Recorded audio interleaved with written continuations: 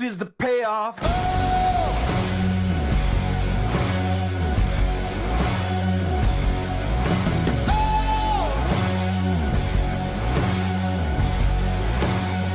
This is the payoff.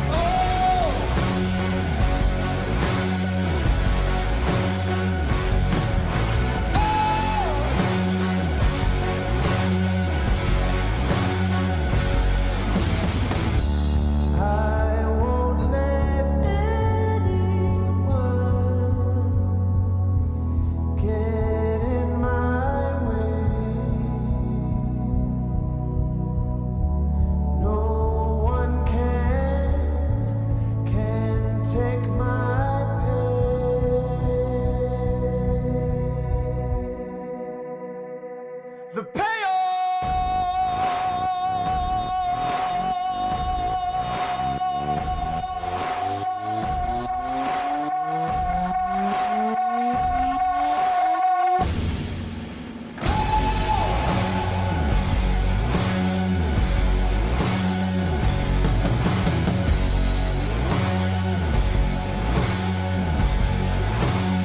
This is the payoff.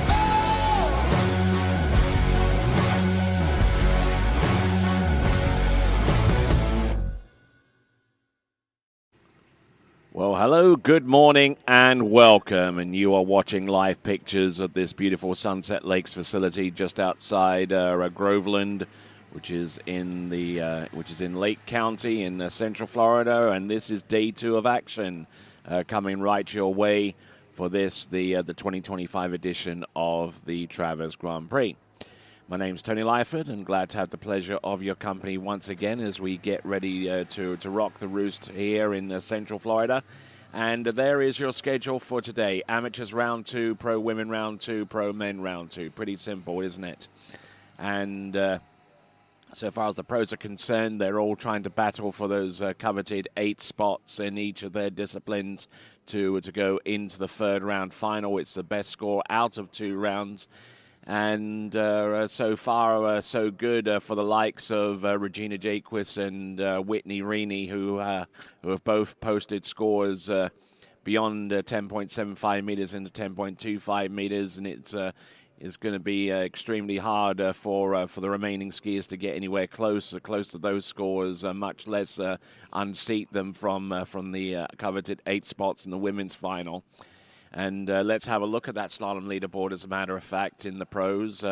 Regina Jaquist, 2 at 10.25 meters. Your current leader by 1 buoy ahead of Whitney Reaney, trying to round off her late season with some good performances. Ali Nicholson and Jamie Bull in a 2-way tie for third right now, with 4.5 at 10.75 meters. And currently in 5th place is Ali Garcia. Her score of 4 at 10.75 meters represents season's best score for her and a new personal best, so well done to her. And indeed, our other competitors looking to try and snag themselves a spot in the final. So far as the men's are concerned, Nate Smith out in front with the best score recorded all season long by any competitor in the pro circuit. 1.5 at 9.75. The only one of 2 skiers to get through 10.25 meters, the other being Freddie Winter with half on that same line length. Charlie Ross, who's had an extremely good season, has gotten 3.5 at 10.25 meters and looking to try and get better than that to fend off a challenge from the likes of Lucas Cornell and Cole McCormick, and indeed Jonathan Travers alongside Rob Hazelwood in a 4-way tie for 4th with 3 at 10.25 meters. In a 2-way tie for 8th that exists between Will Asher and Dane Meckler with 2.5 at 10.25 minutes, and there you see the remainder of the scores, which constitute the top 12. Only 8 of those skiers will advance through to the next round of the competition, right here at the Travers Grand Prix for 2025 out of round 2. There is your schedule on the left-hand side of the screen. There are your current conditions. It's only going to get warmer. It's only going to get a little bit muggier as the day progresses. And if you know anything about the climate in Central Florida around about this time of year, the chances of a pop-up shower and increased wind conditions is still pretty high. So we'll continue to work our way through the list with the amateurs and the pro competition. Okay, so as we get ready for our competition in round 2, let's have a look at a couple of performances from yesterday, starting off with Nate Smith. This is the season's best score. This is 10.25 meters, and we're going to take a look at his successful run on this pass before attempting 9.75 meters and just looking in extremely good shape there, riding that to D3 slalom ski. Oh, and by the way, speaking of D3 and indeed Conley, your chances to win a ski via our audience prize are fleeting, folks. You only got a few minutes remaining to get your entry in before we close out the audience prize competition. Actually, just before 11:30, which is our projected start time, is going to be the cutoff point. So make sure you get your entry in before we go into round 2 of the women's and the men's competition. Make sure you get your entry in for your final chance this season to win yourself a D3 or Conley slalom ski, courtesy of our audience prize competition. Now let's have a look at this 9.75 meters, getting round number 2. Ski stopping cold there, and not exactly the easiest of passes to get a set up on, and the world record is 2.5 on this particular line length, held by the person who you see in ski there, Nate Smith, the current world champion, current world record holder, and current winner of the Pro Tour stop, which took place the last weekend over in Winter Garden. And he said he almost took out the driver. The driver concerned is Scott Greenwood, and he gets to live to drive another day. So let's have a look at 10.25 meters, the attempt on this line length pass from Freddie Winter. Getting a good turn off buoy number 1, and just really just seated that ski in the water and looking strong here. Getting a little bit down course, but still able to pump out some good angle and try and stay ahead of the course as much as he can on 10.25 meters. Certainly on a big old comeback trail here after the injury that he sustained halfway through the season, caused him to not be able to ski the remaining events of the Pro Tour last season. But I tell you what, he is back with a vengeance. And let's have a look at 9.75 meters, in which he scored half a buoy to take the second place going into round number 2. Just blew the tail there, and unfortunately down in the water after half a buoy at 9.75 minutes. But it's probably safe to say that between Nate Smith and Freddie Winter, they've produced scores that have almost certainly put them through into the top 8 and through to the next round, because the likelihood of finding six more skiers that could potentially unseat them from their current positions right now is very, very slim, to say the least.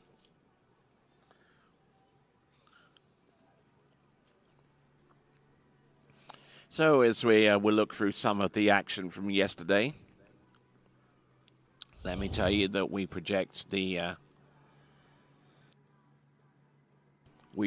pros to start at around about 11:30. That's our projected time. We were running fairly quick yesterday,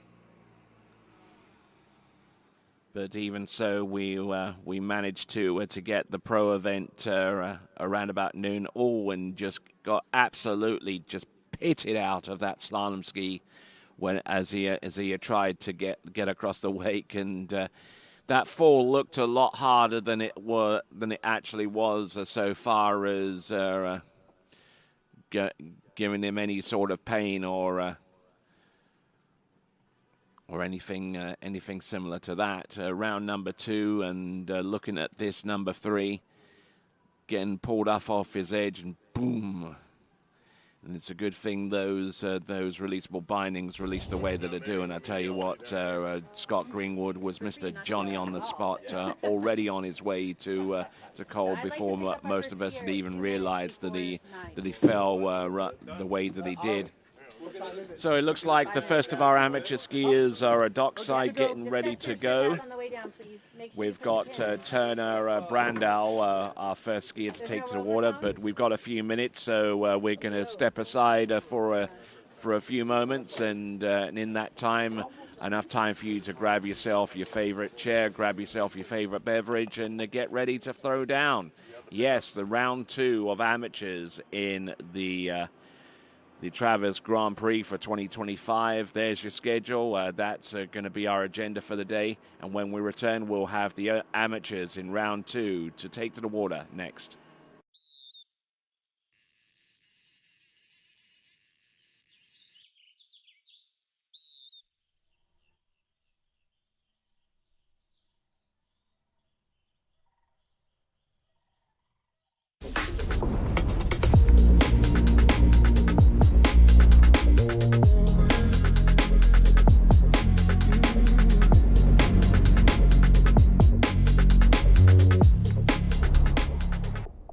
You know us for the sunsets, the bluey skied, the feet flown, and the flip spun.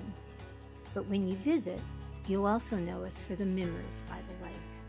Points won and lost, cheers shared, and the dinners together. Skiing is a lifestyle, and at Sunset Lakes, we make sure you enjoy every part of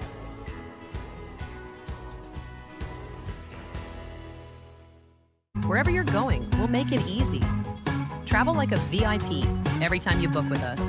Receive perks like complimentary daily breakfast, room upgrades, resort credits, preferred access at thousands of luxury hotels worldwide, trips you actually want to take without the overwhelm from beaches in Portugal to African safaris, a vineyard weekend in Sonoma, or a solo escape to Mexico, curated just for you. Marola Travel. Wherever you're going, we'll make it easy. At JT's Lake Service, we handle everything your water ski lake needs, from adjusting existing courses to full installs, ramp fabrication, jump measurement systems, and technical control for any competition. With over 10 years of lake and ramp experience and a lifetime on the water, we'll help turn any lake into your dream setup. Please contact JT's Lake Services for any questions you may have.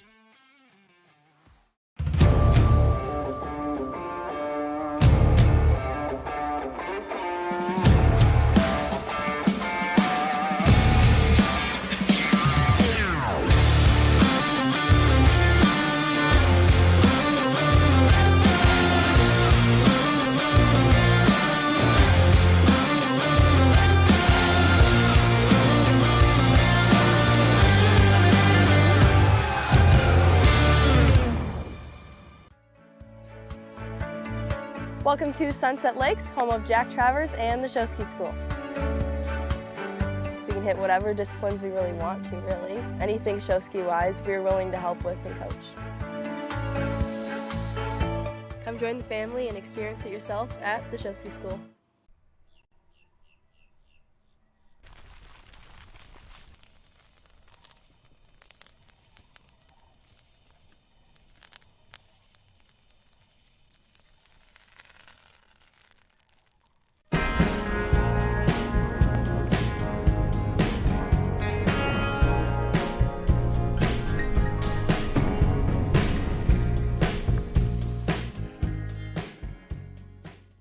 At Jack Travers Water Ski School, we're here to make every moment on the water unforgettable.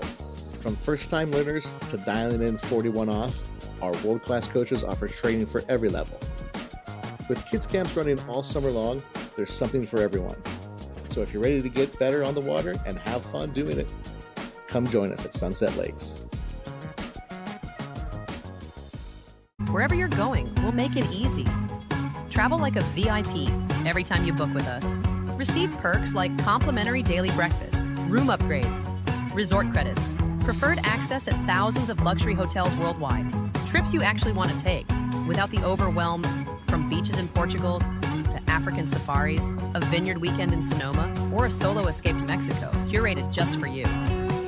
Marola Travel. Wherever you're going, we'll make it easy.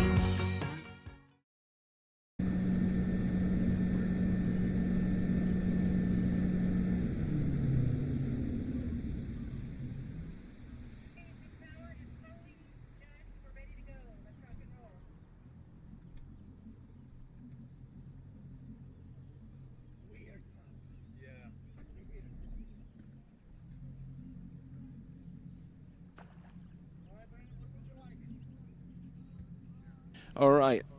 Okay, so we've got the Travers Grand Prix, day 2, round 2. We're switching the amateurs that skied on the back lake to the front lake for their performances in round number 2. So two separate courses over 2 separate days, and our first competitor to go. This is a boys 3 competitor. It'll be Turner Brandau. And I would imagine that this is going to be a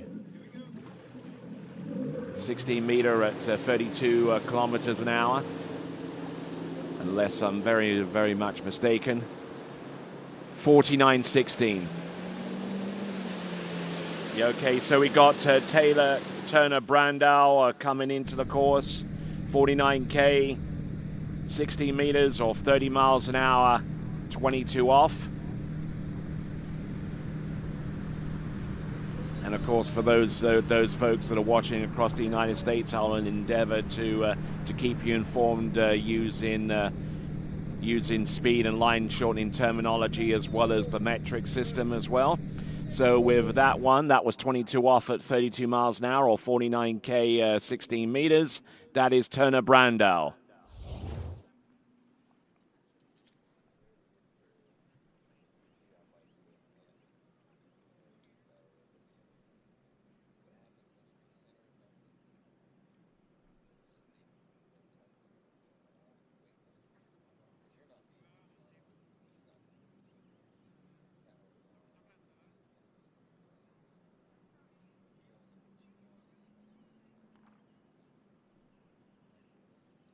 Okay, so Turner Brandau getting ready to go with pass number 2. Maximum boat speed for boys 3, which he is the sole competitor in, is 55K, but he'll be coming in on the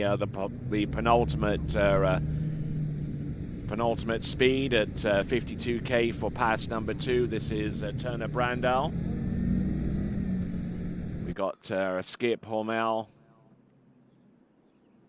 at the helm of that Nautic bike aircraft for 2026.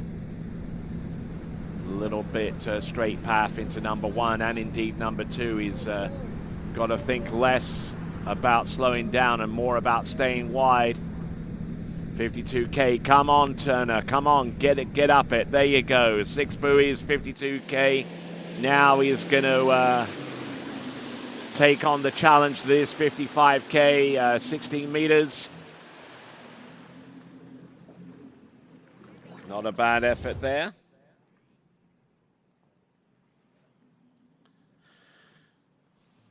So there, just an illustration of his straight path skiing in towards buoy number 1 through the entrance gates, and how long he keeps the ski on a flat surface for, which isn't going to help him down the line. So he's got to try and be more aggressive with his edge change and allow that ski to flip from one side of his body to the next instead of holding it under his body mass. We'll see what he can do here. 55K. Got to not ski with so much fear of having that ski run wide. 55K, 60 meters for Turner Brandau.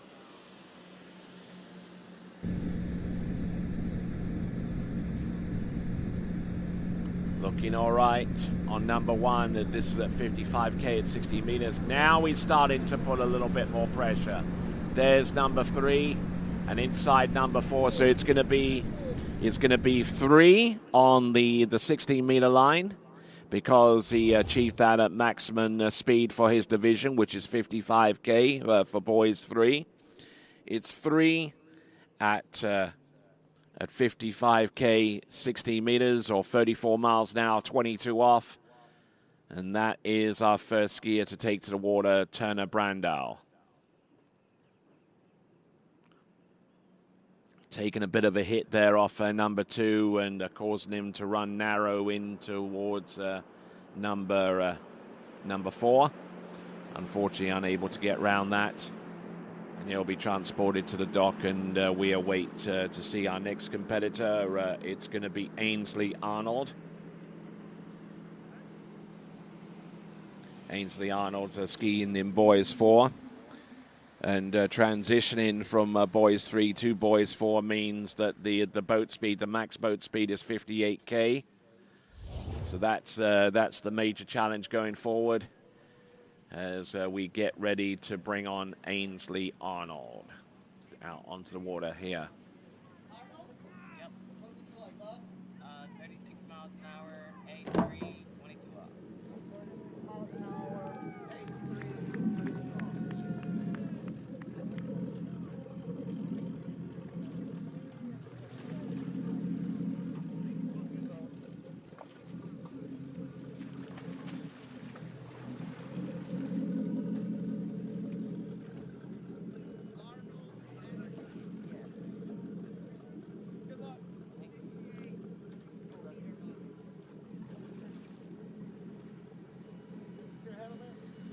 Okay, 58K, 16 meters is the starting line length and speed for Ainsley Arnold.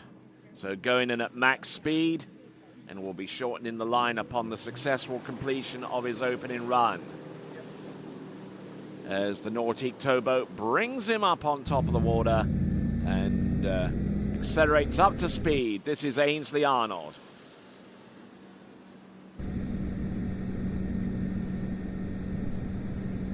A little bit of an early edge change into buoy number 1. This is 16 meters, by the way. He can't afford to be too complacent here as he gets round the 5th and the 6th buoy on 16 meters. Now getting ready for 14.25 meters. Just trying to control his speed a little bit there, going into number 1, into his 135 side. He is a right foot forward skier, which means he should ski neutral on 135 and hammer the 246, which he does, but is smart enough to realize that that on the first pass of 16 meters you can run it relatively easily. 14.25 meters is going to be a little bit trickier, however, but we'll see what Ainsley Arnold has in store for us by way of that run.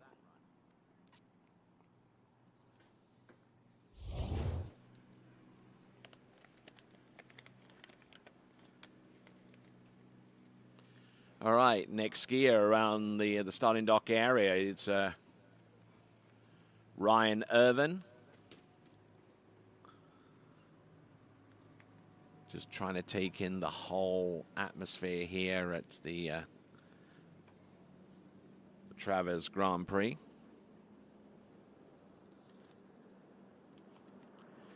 All right, and coming into a course, pass number 2. Ainsley Arnold getting some good angle and is nice and wide, able to backside a lot of these turns, and shouldn't have any problems in running the second pass.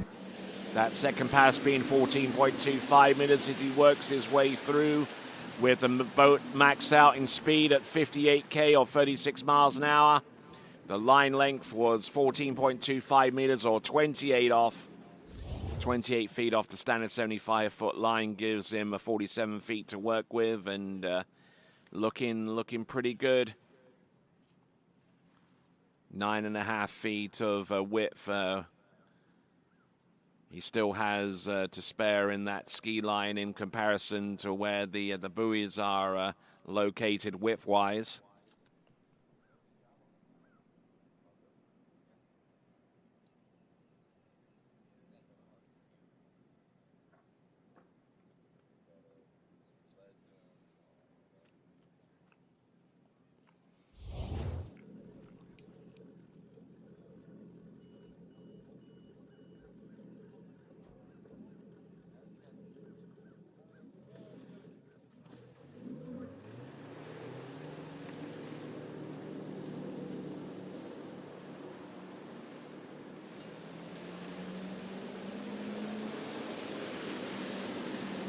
So Ainsley Arnold in boys 4. Let's see what he has. Entrance around buoy number 1. Takes a good hard snap there on 13 meters off 32 off.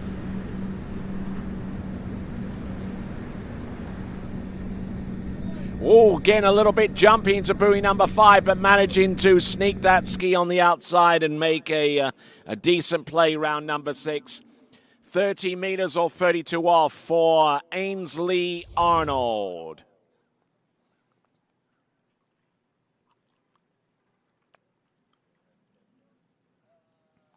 Nicely placing the handle there on buoy number 1 and is able to get across course very, very efficiently here.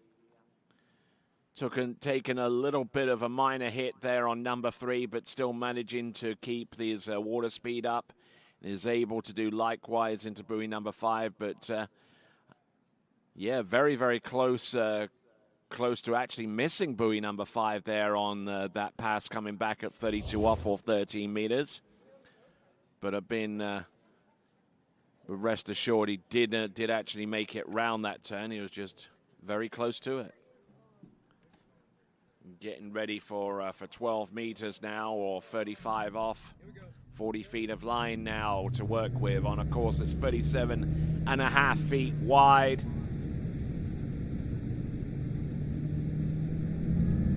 Here we go, boat motoring in towards the course. This now is Ainsley Arnold, 12 meters. Trying to control his momentum and his speed. He's on the back of the ski. Let's see what he's got. He's round number 2. He's still there on number 3. Look at him go round number 4. Ainsley Arnold, look at him go at 58K, 12 meters. That's 35 off. Yay! Ainsley Arnold. There you go.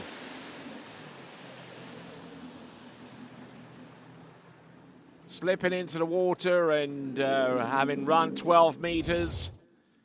Looking a little fatigued out there, but managing to get everything situated on pass number 2.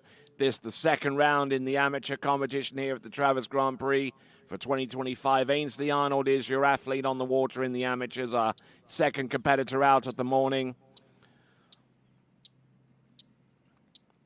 Ainsley Arnold doing a grand job there on 35 off for 12 meters.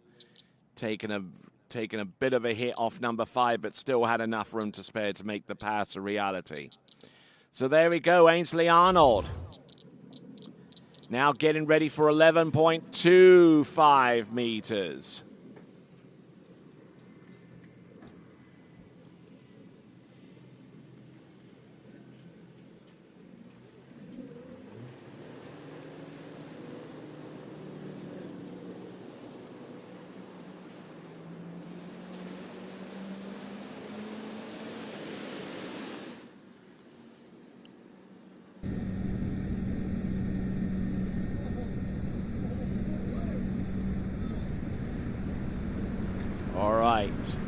Looking good here on 11.25 meters. He's still there. Look at him go. He's round number 4. Can he get outside? Oh, and he bounces off buoy number 5. I'm not too sure whether the ski made an attempt at that turn or if the ski made it outside the buoy line, but he at least gets 4. Getting a little bit twisted into his gate shot into buoy number 1, it has to be said, but he manages to get some sensational angle, which basically saved him on his path towards buoy number 2, taking the hit there off number 2 on the instant replay. And number 3 just sucking up the slack in that line. He's round number 4, but does he do enough to get outside the buoy line? No, I think he's well inside there upon immediate reflection there. So it looks like it's going to be a 4 buoy count at 11.25 meters. 4 provisionally. And I won't see too many problems in the judges agreeing with that assessment as his ski went pretty much inside of buoy number 5. But 4 and 11.25 meters. What a great score for Ainsley Arnold.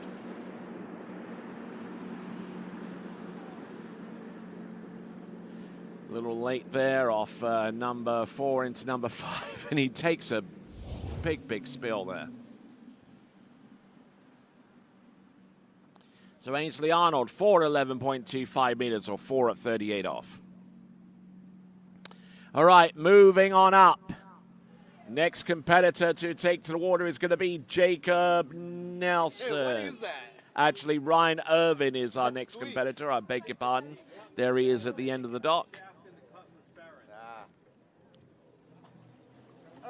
You asked, Chris. All right. There we go. There's Chris on the starting dock. There's Daniel Advarco and Skip Homau at the helm of that towboat. We're 3 skiers deep into this amateur competition.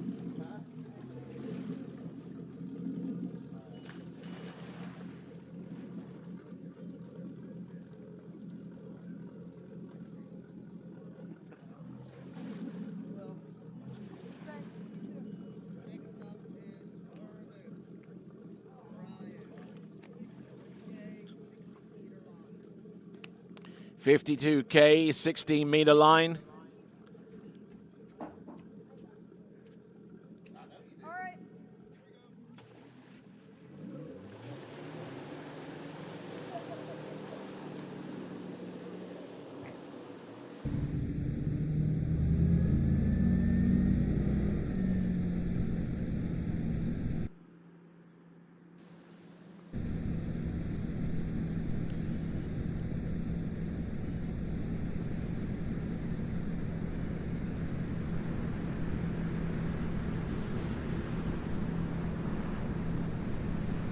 Okay, so on the water at this time is Ryan Irvin, 52K, 16. Oh, having to check up a little bit and see where he was in relation to the gate balls, and he was almost in the point of overrunning the end gates, which would not have been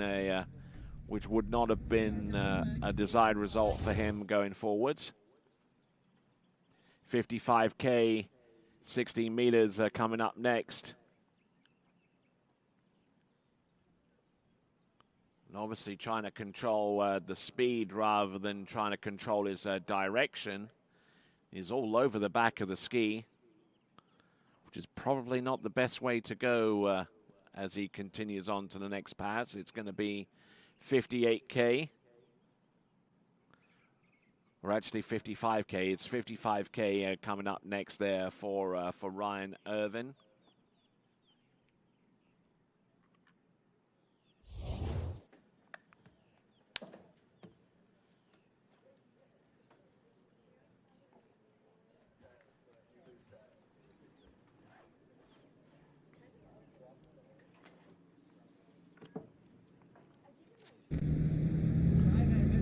All right, here we go, folks.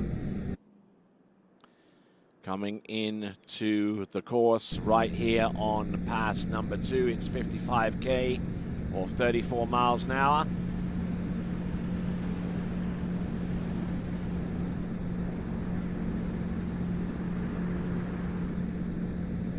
There you go. It's round 4 and 5 and now round number 6. So 55 is under his belt and now getting ready to go to max speed. Line length hasn't changed from the jump. And Not looking too bad out there.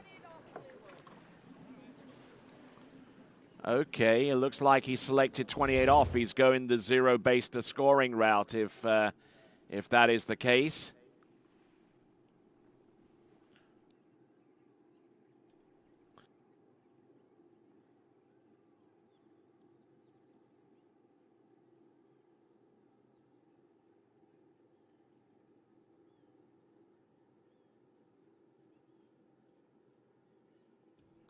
All right there, so going the zero-based scoring route, he's opted not to move up to max speed, which would be 58K instead. He's going a sideways route, keeping the boat speed the same at 55K, but opting to go to the next most difficult shortening, which in this instance is going to be 14.25 meters or 28 off. And that's the flexibility that the zero-based scoring system has to offer. Not too many nations around the world implement this system, but it's certainly a cause for a lot of discussion going forward, and I'm sure that there is a discussion thread on ballerspray.com out there that probably discusses this at length and the merits and the detractors and the proponents of the zero-based scoring system, but I, for one, actually is pretty much in favor of this system.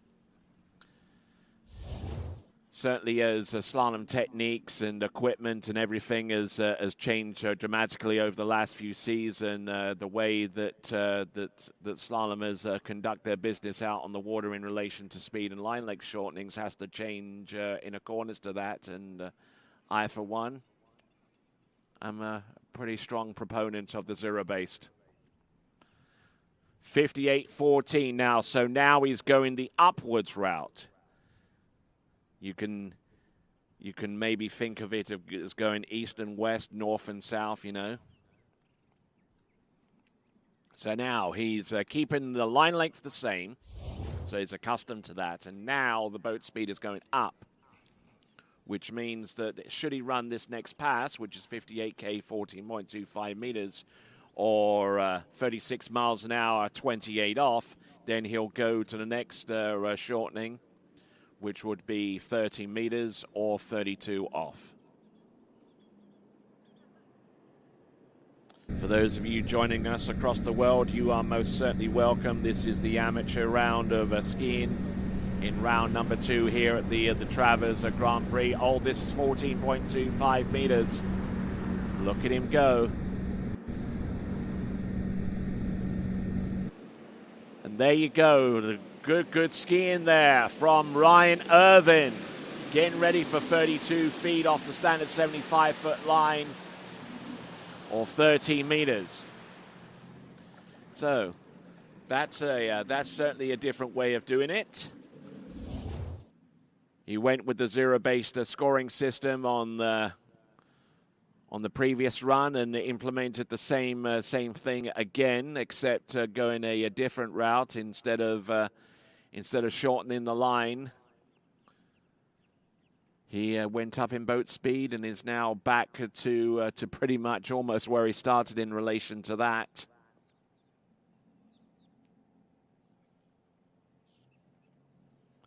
So good skiing there from Ryan Irvin. In boys 4 slaloming, our third skier out, and now he's going to have an attempt at 32 feet off the standard 75-foot line, or 13 meters. The boat speed is maxed out, so there are no other changes to be made to boat speed beyond this point. However, for every complete pass that he has, the line length will be shortened. A little bit straight-legged into his gate shot to try and bleed off the speed. But look at this. This is 13 meters, a little bit down course. I'm not too sure whether he makes an effective play on number 3. My suspicions is he didn't. So it looks like it's going to be 2 on 13 meters, 2 at 32 off at max speed, which is 58K or 36 miles an hour. So not a bad start on buoy number 1. Brought the handle in a little bit soon, which kind of stopped the ski cold on number 1 and resulted in a lackluster angle for number 1 into number 2. And therefore, the cascading effect meant that he wasn't all that early into number 3.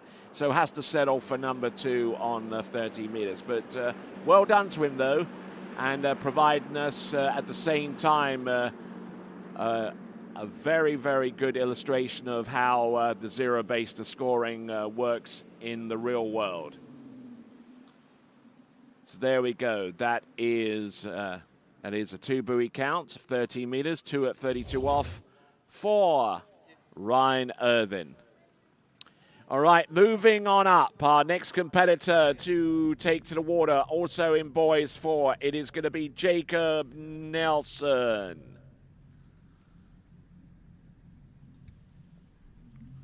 Don't forget, folks, if you want to enter for your chance to win yourself either a D3 or a Connolly slalom skiing, your opportunity is fleeting very, very fast.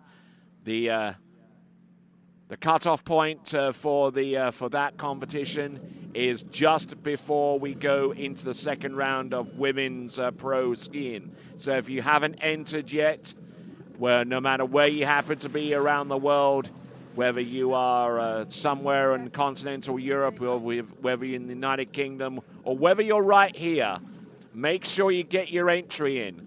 Effectively and accurately predict the podium for this event, and you could win yourself a D3 or a Connolly slalom ski. 58K, 16 meters is the opening pass for Jacob Nelson. He's maxed out on speed. The only advancement he can make beyond this pass, should he run it, will be to shorten down the line. 16 meters, 58K.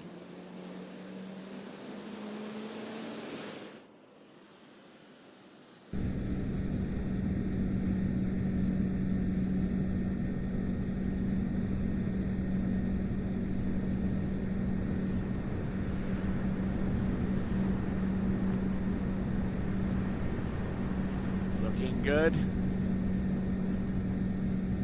Fantastic skiing there. Good athleticism there.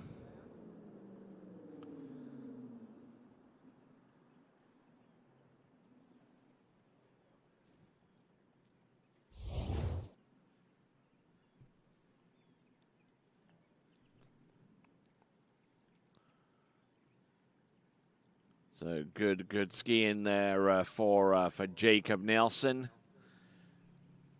He's keeping his water speed up and allowing that ski to work its way nice and wide, allowing him to tighten up on that line as he makes an attempt on the turn and backside in these turns for the most part, and staying on ahead of the course, looking good.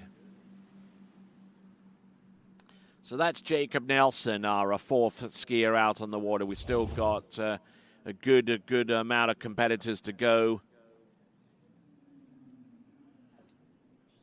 before we round off the round 2 in the amateur competition. Just a reminder that 11:30 is our projected start time for the women's pro round 1. Round 2, I should say. I beg your pardon. So, skier on the water, we've got Jacob Nelson. Oh, getting down course here. He needs to get back into some good rhythm here before time runs out, and he manages to get through that pass of 14.25 meters. It wasn't easy. But he gets the job done and gets ready for 13 meters. Coming up next, it is Jacob Nelson.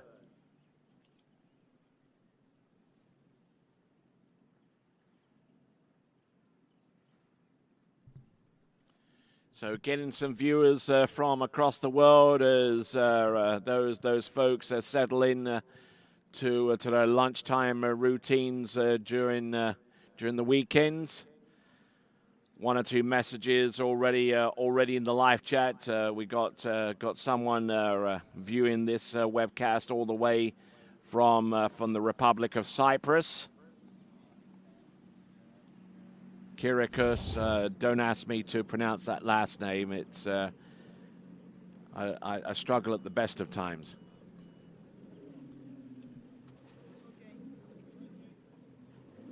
Unless he wants to provide me a phonetic method of pronouncing that name.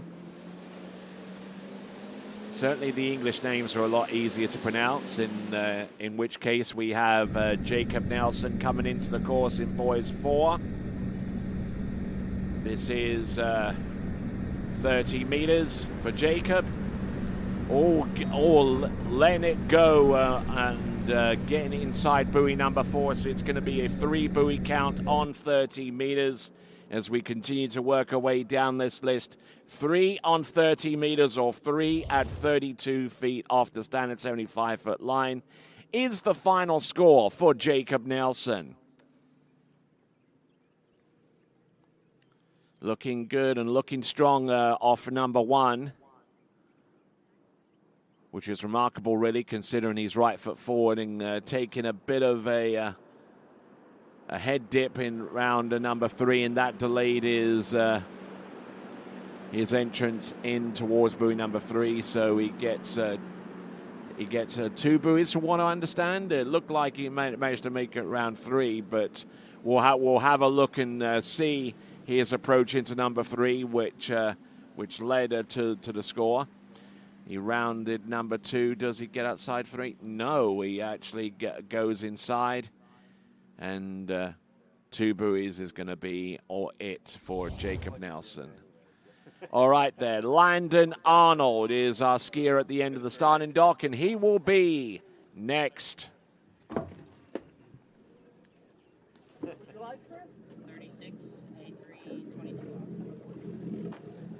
22 off at 36 miles an hour with Alpha 3 on the 0 off. The 0 off system, for those of you that are tuning in and wondering what is 0 off, well, it's basically our cruise control system. A bit like Ron Popeil, we set it and forget it.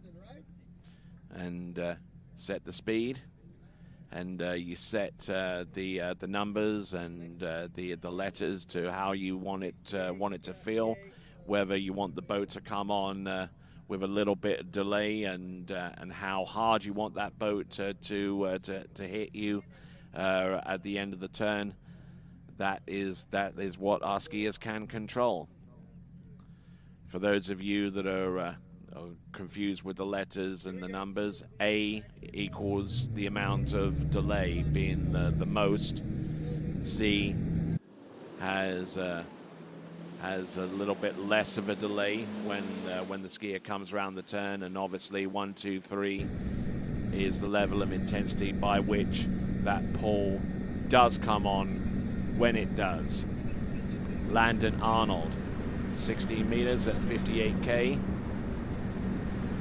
on Alpha 3, which means he has a little bit of a delay towards the exit of the turn before the boat hits him with the intensity that he chooses.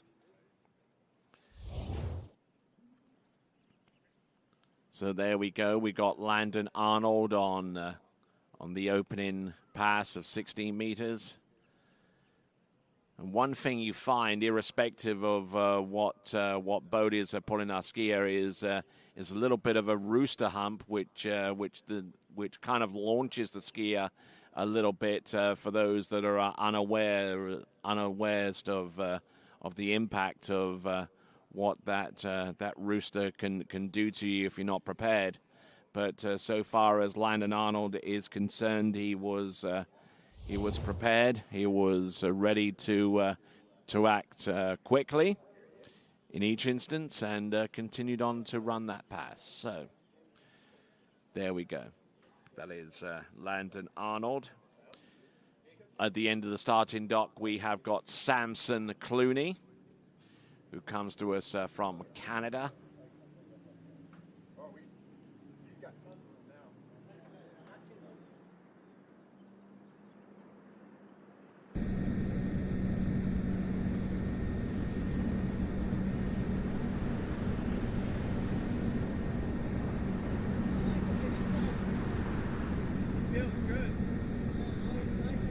Okay, not looking too bad.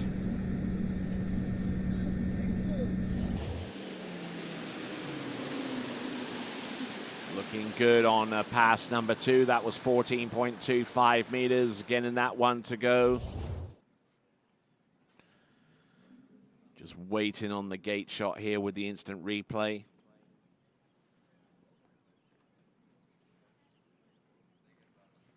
And looking good here.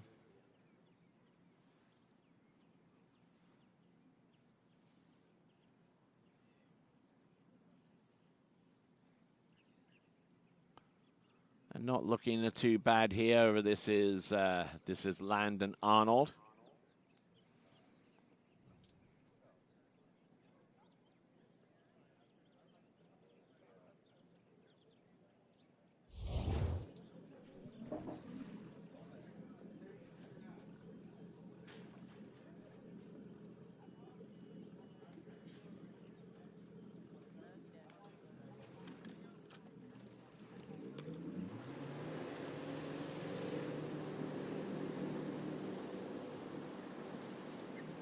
Okay, so Landon Arnold is 3 passes deep into this set now.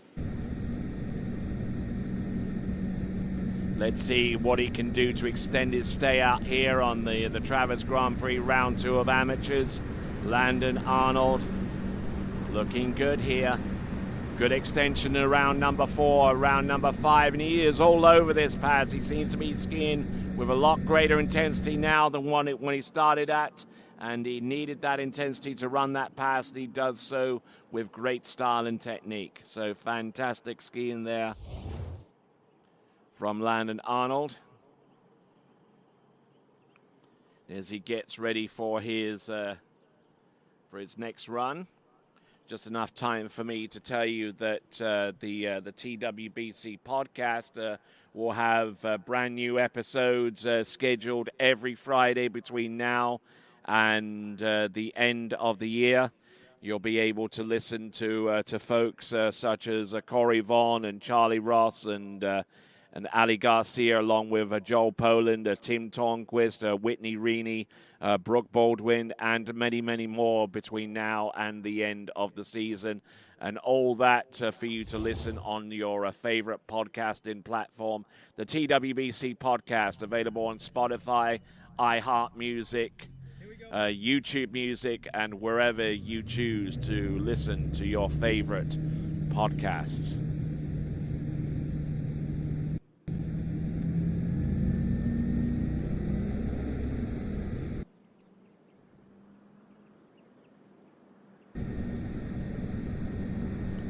Here we go. This is Landon Arnold, round buoy number 1. Good extension round buoy number 2, keeping the flow going round number 3. This is 12 meters, not the easiest of passes. He's round number 4 and 5 and number 6. Yeah, Landon Arnold. Fantastic effort there on 12 meters, getting the job done. Looking good, and let's see what he has in store for us on 11.25 meters, the next pass coming up. Landon Arnold building up his intensity, and he certainly gets it into buoy number 1 and just drives that ski across the back of the boat wakes behind that new Nautique for 2026. Again, a good reach and extension round number 4, and just keeping everything rolling into 5, taking the hit and taking the pass on 12 meters. 11.25 meters is the next one to make his way into. We see on the foreground there Samson Clooney. You see in the background, around about the area of the turn island, is Landon Arnold. And he's going to attempt 11.25 meters.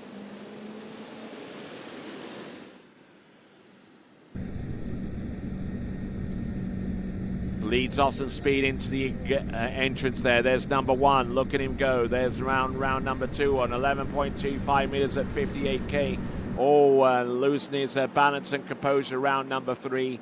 He gets a score of 2.5 for that.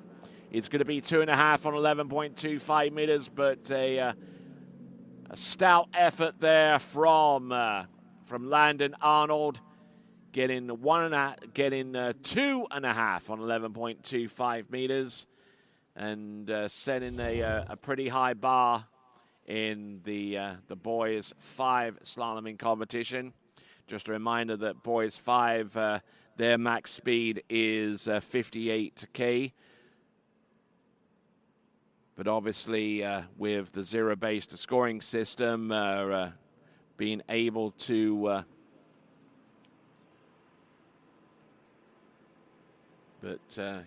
with the zero-based scoring system, you don't have to actually ski all the way to 58k to start shortening the line. That could occur anywhere in your set. But it is done at the expense of buoy count and how many passes away from max speed you decide to implement. All right, there. So that is Landon Arnold with 2.5 at 11.25 meters. Next skier to take to the water, he comes to us from the Canadian province of Saskatchewan, and it is Samson Clooney. Yep, no worries.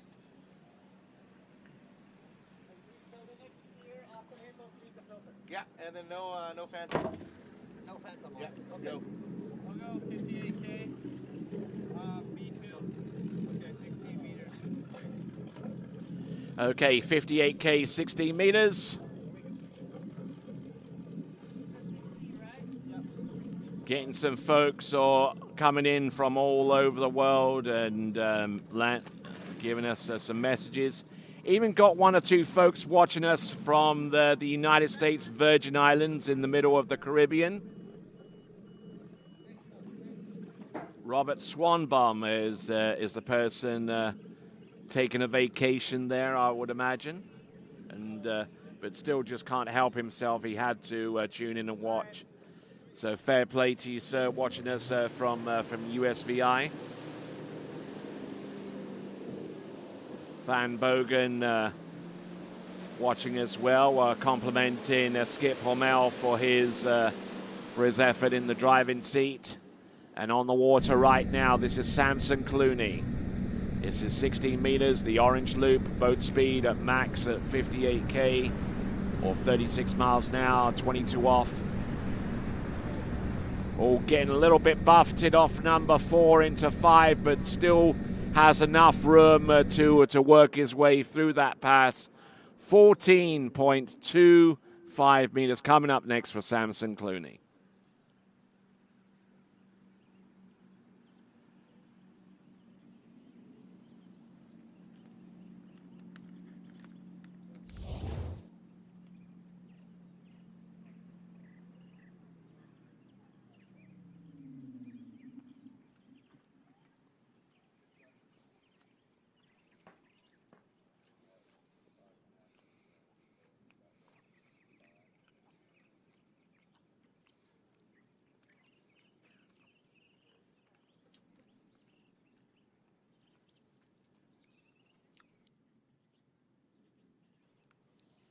All right, so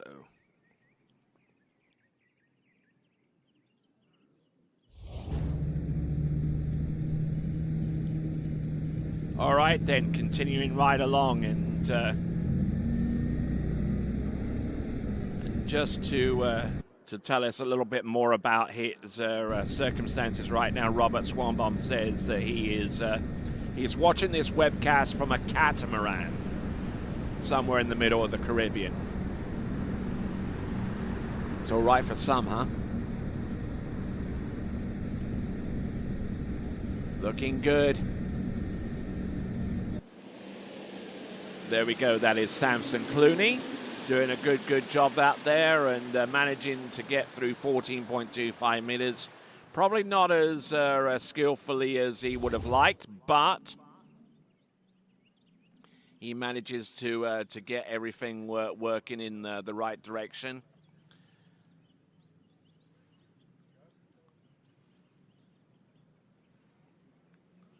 Looking good for at least the first few buoys. Looking at this once again to see if there were any causes for concern.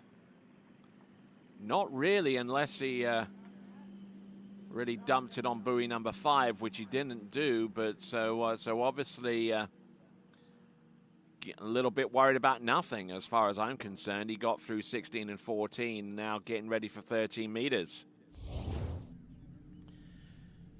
So whilst Robert Swanbaum sails away across the Caribbean Sea in a catamaran, watching this coverage, I got my coffee here. I got my mango chips, and I'm living the Dolce Vita, so to speak. Coming in.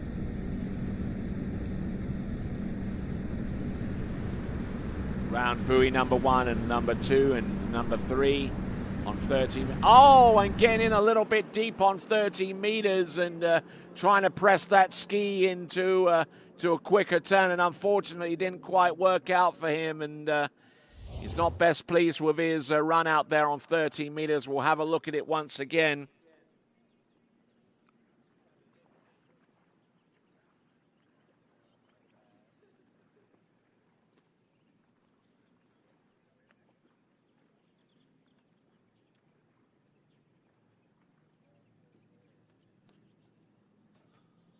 So not up until about number 3, everything was looking okay. But number 4 decided to press the issue, and the consequence you see there very plainly.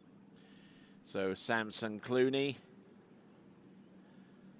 bringing the handle in very sharply on buoy number 1. That probably caused him to lose a bit of angle into number 2, and jockeying on the back of the ski for number 2.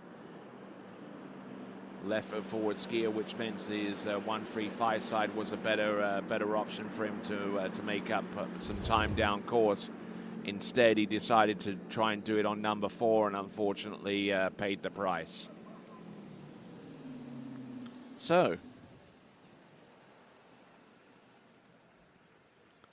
I'm sure that if Robert Swanbaum out there, yes, I'm talking to you, sir, you're watching us from your catamaran in the U.S. Virgin Islands, somewhere in the middle of the Caribbean. If you can send us a photo, of you, there you go. Scan that QR code there, Robert. There you go. You know you want to. Scan that QR code right now, and then that gives you the link to where you can actually upload your photo and be our first watch party in the middle of the Caribbean on a catamaran in the U.S. Virgin Islands. But what is it? It's just in the strut there's a bearing, and it's generally brass with. Yeah, I know Robert well enough to know that you'll get a kick out of that, and we're taking a little bit of a breather. We're unclogging the water intake filter, because if it stays clogged for too long, then the engine runs hot, and once it does that, then that causes a whole cascade in amount of problems. But well-oiled machine here. We got Chris Travers over there. We've got Daniel Advarco. We got Skip Hormel. We've got the remainder of our crew on dockside, and they're all doing a fantastic job with the filter.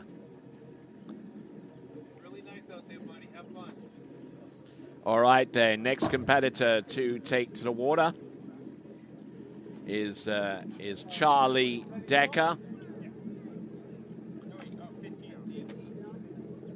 I believe it's 58K is going to be his speed.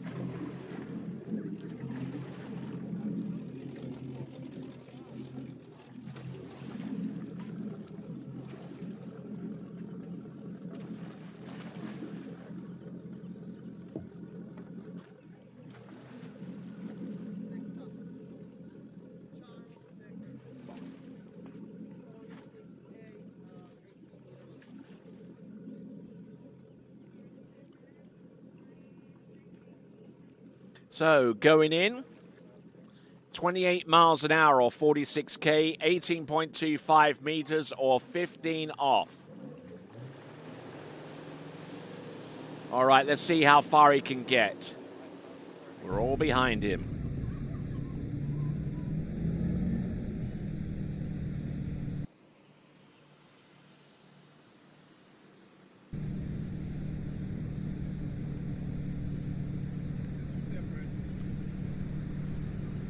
So here comes Charlie Decker with the spray breaking above his knees at this point. Boat speed rather slow in comparison to what we've seen with our previous skiers, but he's out there. He's giving it large and gets through the opening run of 46K, which is 28 miles an hour. He's now going to move to 30 miles an hour, unless he goes the zero base scoring route, in which case the boat speed remains the same, but the line length goes shorter from 18.25 meters to 16. I wonder what he decides to choose.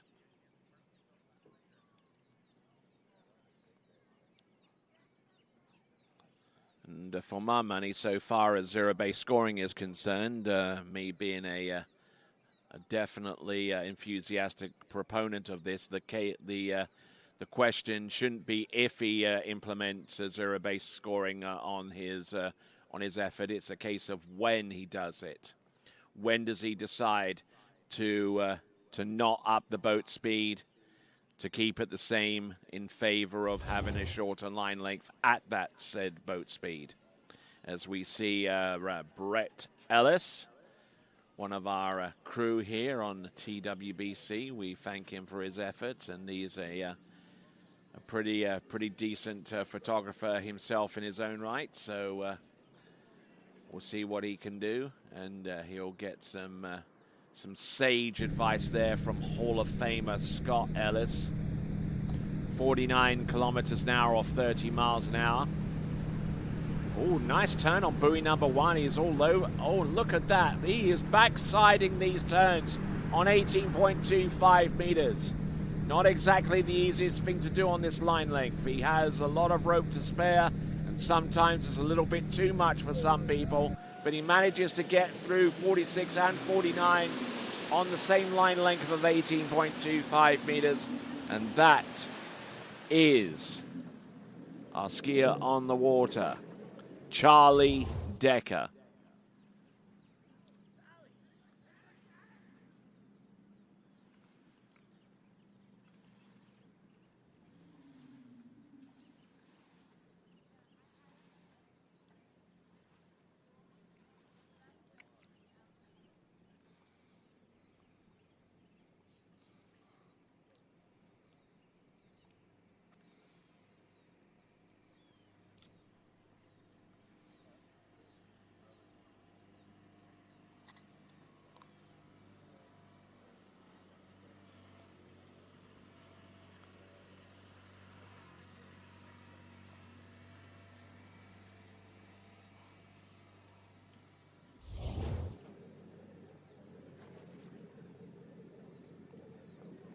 All right there, so moving on from this previous speed and line length, 18.25 meters is still the line length, judging by what I've seen on the screen.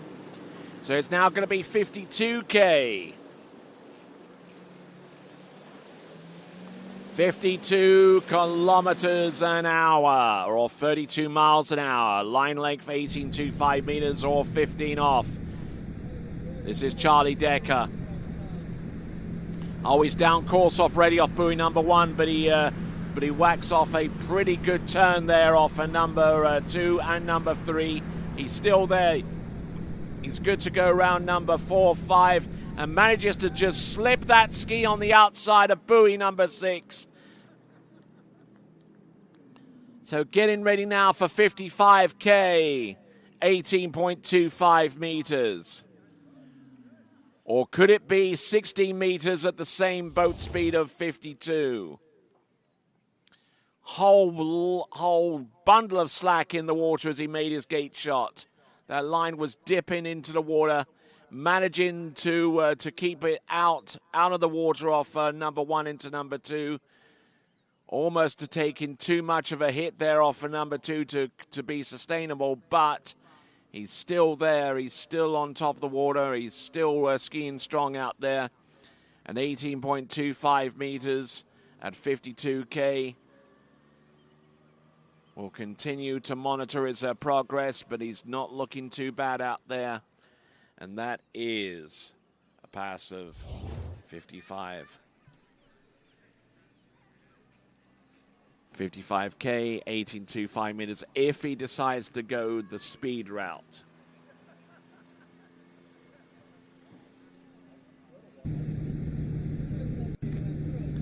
Here we go, accelerating that boat speed. Skip Hormel at the helm. Daniel Dvarko in the passenger seat.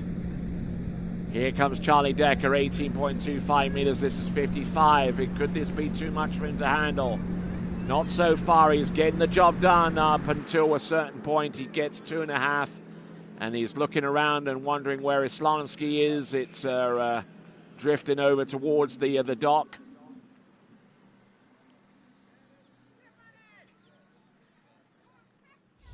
So as he tries to retrieve his ski, let's have a look at the instant replay. Barrels in towards number 1. They're trying not to generate too much speed, which is a little counterproductive. You need the speed to keep yourself on top of the water. Plus, you're better off either doing one or two things, either shortening the line to 16 meters or finding a way to keep the line tight so you can backside the turn and still stay early for the pass. But in this instance, Charlie Decker getting a score of 2.5 for his effort out there at 55K, 18.25 meters.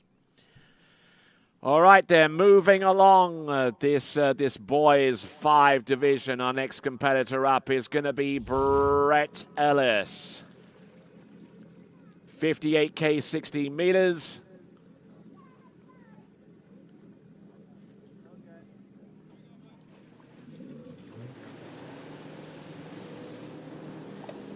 Okay, continuing on, and for those of you folks that want to be part of the Global Watch Party, go to waterskibroadcasting.com/watch party, or click on the QR code when it appears up on your screen.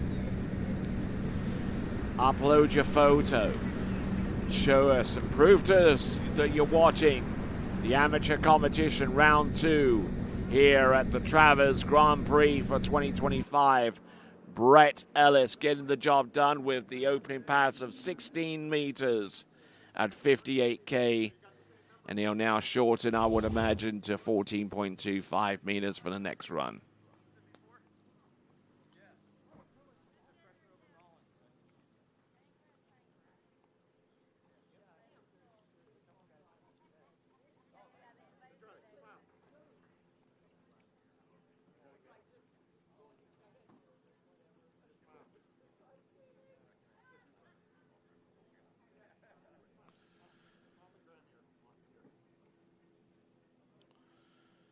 Okay, so Brett Ellis in fine form on pass number 1.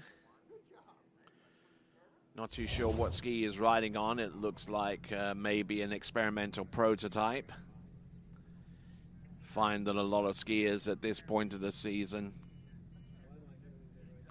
actually, from what I've been told, it's a previous edition of the Maple slalom ski with the blue top on it.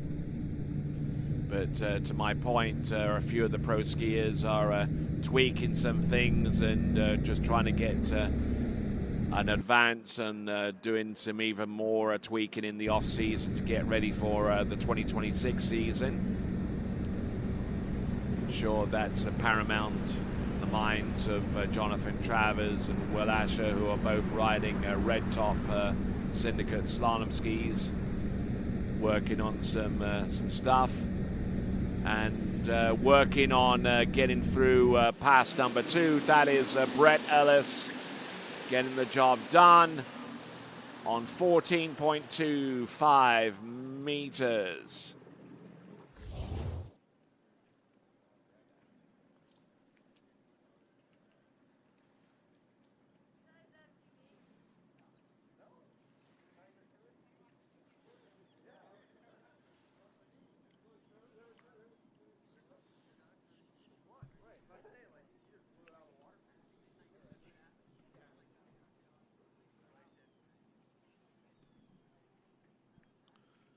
So not looking bad there, Brett Ellis.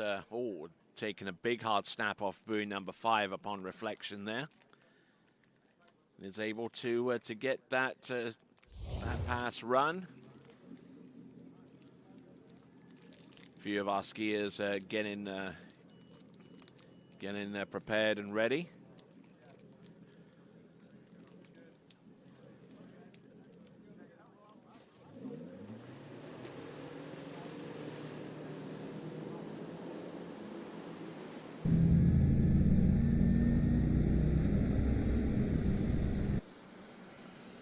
All right, here we go, folks. Coming on in on pass number 3. 30 meters. Brett Ellis just trying to smooth out the wrinkles that he's gotten thus far on this run. Getting the that pass under his belt. 30 meters. Doesn't look like he was at all perturbed right from the get-go, and is able to get through that pass without too many worries whatsoever. So, we've got Brett Ellis.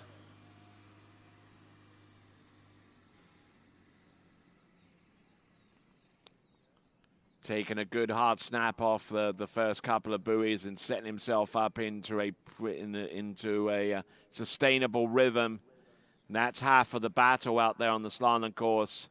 Not so much the strength or the width or the determination that you have to make it through the pass, but just establishing something right off the gut in the first third of the course to make it easier for you to run the pass beyond that point. So we've got Sebastian Hron.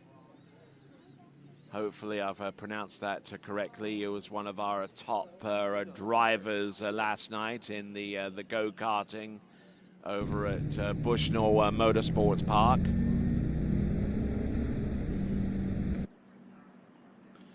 And speaking about other events involved in the Travers Grand Prix, those of you that have yet to shoot in the Travers Grand Prix, you can go over to the gun range right now. Oh, and Brett Ellis getting into a bit of difficulty, and is going to find that the water does get rather shallow rather quickly at that point, and we'll have a look at this start here for Brett Ellis. Getting the extension, but driving that ski towards the buoy halfway into the edge change, which means that the line gets progressively looser. He manages to get round buoy number 3, but he has trouble executing the S-turn. He's behind the boat guides, and he ends up scoring 2.5 for that effort. So 2.5 on 12 meters, the blue line, and that score belongs to Brett Ellis. Getting round number 1 and already thinking about the speed that he's generating and how he's going to bleed it off on 12 meters. And that's another major challenge going forward as you work your way down the line length shortenings. It's being able to react almost counterintuitively to what you're typically accustomed to doing in order to make those shorter line length passes more of a reality rather than a one-off exception. So, as we continue to work our way down this list, it's Sebastian Hron. Hopefully I'll pronounce that right, and I'm not too sure where he is from necessarily. I'm sure that that one or two of our friends along the shore side, or even one or two of the folks that are watching here via the live chat, can provide us with with a little bit of information in that regard. So 58K16 is the information that I have for him thus far for Sebastian Huron. 58K, 60 meters, max speed, short line, and see what he's got. Orange loop for Sebastian Huron.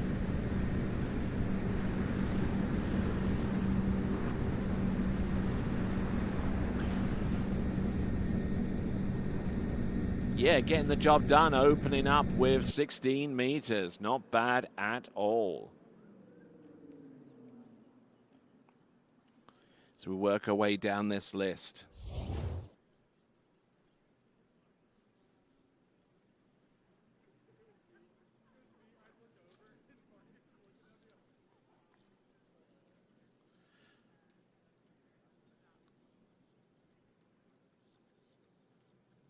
So not looking bad there on pass number one, getting ready for 14.25 meters next. He's already at max boat speed, so he can't go to the next most difficult boat speed because, well, he's already at it. Can start to shorten from here, however, and 14.25 meters is going to be his attempt going next. He is the last of our boys' 5 slalomers. Before we go into girls 2, Piper Brandal is our skier getting set up and ready to go. I don't think there's going to be a change of driver or officials at this point, so she gets to ski behind her skip Hormel, who is driving right now, with Daniel Advarco in the boat.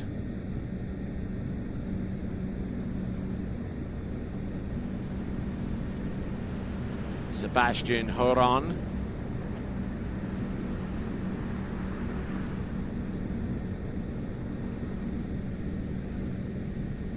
So a good few people watching here with the live coverage right now, and that number is only going to expand as we get closer to the pro skiing, which will start at approximately 11:30 a.m. Eastern Daylight Time. You can check to see what that time is equivalent to in the afternoon in the United Kingdom and in Europe. I'm sure it's in the wee small hours in the morning when it's translated to Australian time, whether it's on the west coast, east coast, and extending out towards New Zealand and the like.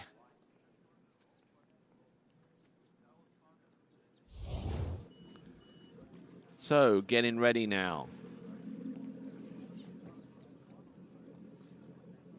Just a reminder to our participants in the Travers Grand Prix that the shooting, the skeet shooting is in progress right now. So if you haven't already partaken in that, those competitors here at the Travers Grand Prix, if you haven't partaken in the shooting discipline, may I encourage you to do so as quickly as possible, so we can get your score and tabulate it against the others.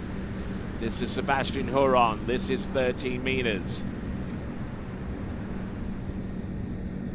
Seems to have a pretty good style, pretty good technique, and able to get it done all the way through from start to finish on 13 meters.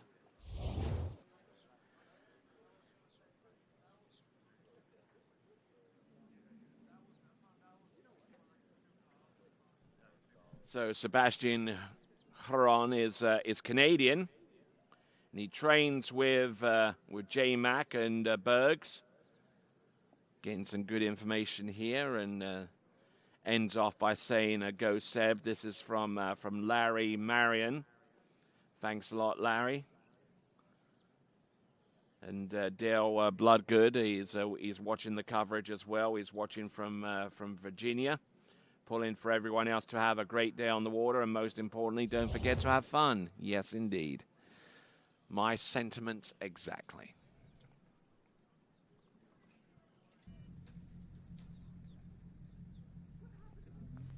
Here we go. All right, then, here we go. Sebastian Huron. Coming to us out of Canada.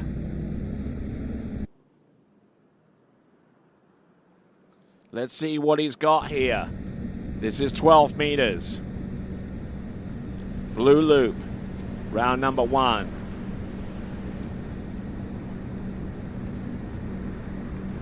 Skis very, very similar to another Canadian skier which I know of, and that is Stephen Nephew. But managing to get that ski sneaked around buoy number 6 on 12 meters.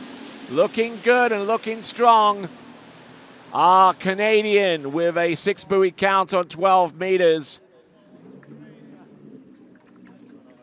Had to struggle a little bit off number 5 into number 6, but he did most of the work in the first 2/3 of the course.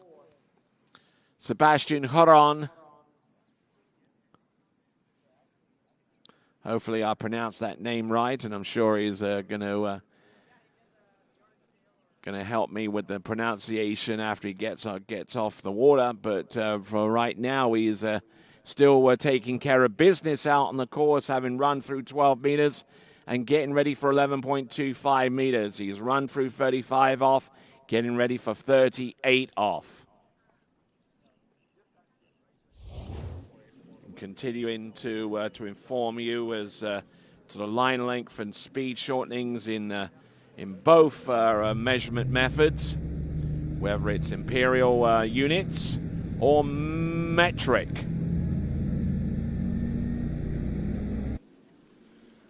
All right, here we go, folks.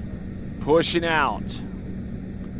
Sebastian Huron of Canada, round buoy number 1, taking a hit there. Round buoy number 2, does he continue to ski? No, but it's a 2 at 11.25 meters. He's as happy as Gilligan out there. And looking in good shape there for a 2 buoy count on 11.25 meters.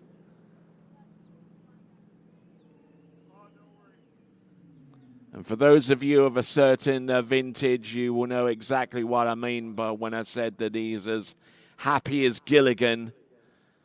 There was a comedy show way back in the 50s and in the 60s and 70s called Gilligan's Island. And if you ever get an opportunity to watch a couple of episodes, I think you'll like what you'll see. A little dated in places, but it works. And, yep. All smiles there for Sebastian Huron with 2 on 11.25 meters coming to us out of Canada. Sebastian Huron, 2 on 11.25 meters or 2 at 38 off. Now we move from the boys 5 division. We now go to girls 2. It's Piper Brandal.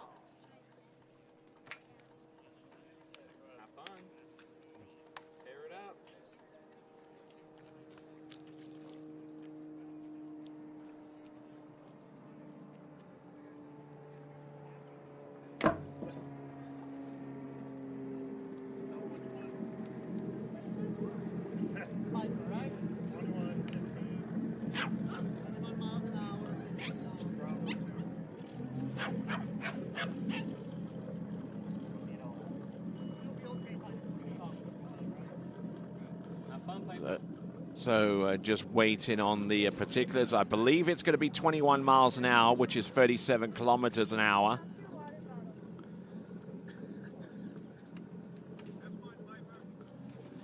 And I believe the line length is going to be 18 point.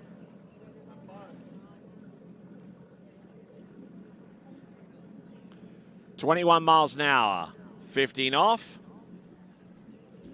Otherwise known as 37 kilometers an hour, 18.25 meters.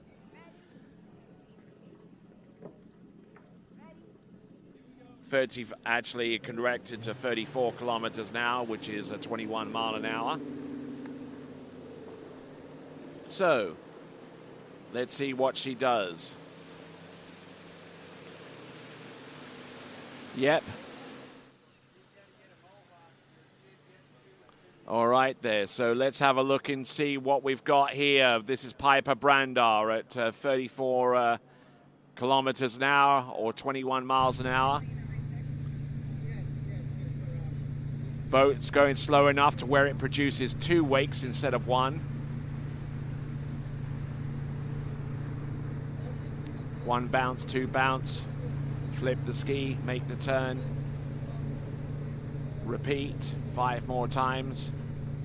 And there you go. That is a 6 buoy count at 34 kilometers an hour. 34 kilometers an hour, not to be confused with 34 mile an hour, which is significantly faster. So that is the equivalent of 21 miles an hour. As we have a look at the opening pass, as she cautiously makes her way through the entrance gates, knowing how important it is to actually get through the gates. Yep, just leaning hard off the tail end of the turn, and having to bend the knees significantly here in order to take the shock up of the wake crossings.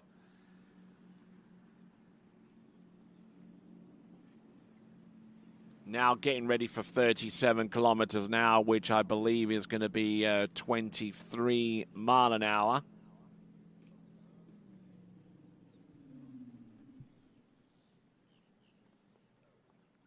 So 37K coming up. And there we go. That is Piper Brandar here at the Travers Grand Prix Round 2 of Amateurs. And we see Katie Nelson in Girls 4 on the end of the dock, looking rather pensive. Now she's looking around and like wondering, what's pensive?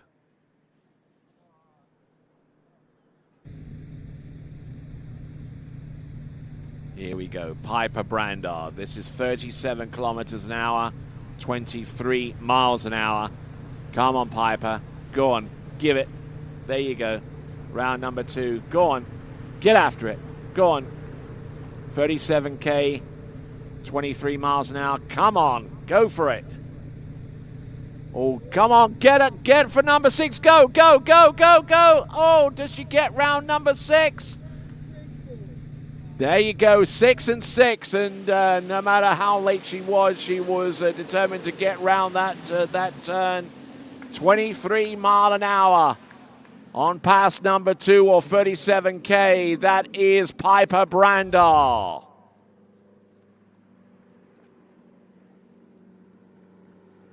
Just getting this one to go and skiing right up to the buoy and then making the turn. She'll find out very, very quickly that that strategy won't work too effectively for the passes to come afterwards.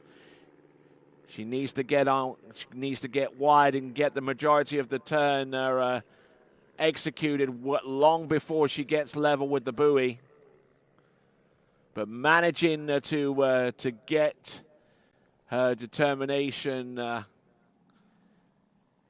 make all 6 buoys on this pass situated. And just barrels in on buoy number 6, a straight path there, and just flips the ski round through the exit gates. That was 37 kilometers an hour, or 23 miles an hour. And here she comes, coming in. It is going to be 41 kilometers an hour now, or 24 miles an hour. Just a little bit over. Look at her go. She's round buoy number 1. She's round number... Oh, look at this. Look at this, though. She's continuing to ski. Come on. Don't run out of steam here on us. Come on. And inside buoy number 5, but a good little performance there at 41K. That is Piper Brandar with a 4 buoy count on that particular run. So good little performance there, encouraging. Mitchell Miller giving us a little bit of encouragement there, Piper in particular. Not too sure where Mitchell is located, but I'm sure that he's He's got a camera and a smartphone and the ability to upload photos via the QR code, which I'm sure will be coming up on your screen very soon for the Global Watch Party. There it is. If you want to send us your photo and let us know that you're watching the coverage here at the Travers Grand Prix 2025, prove it by uploading to that QR code or go to waterskibroadcasting.com/watch party.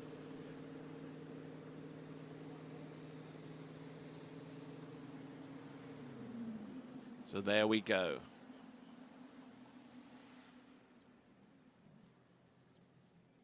So Piper Brandar trying to bleed off the speed, but in more or less the wrong place there in the entrance gates into buoy number 1, and lost a lot of distance down course. And try as she might to claw back that deficit. She is always behind the 8 ball here, but managing to ski extremely well to get round outside buoy number 4, and this is at 41 kilometers an hour. At 24 miles an hour, that is Piper Brandar. All right, moving on from Piper, we now go from girls 2 to girls 4. Girls 2 to girls 4. Our next competitor up is going to be Katie Nelson.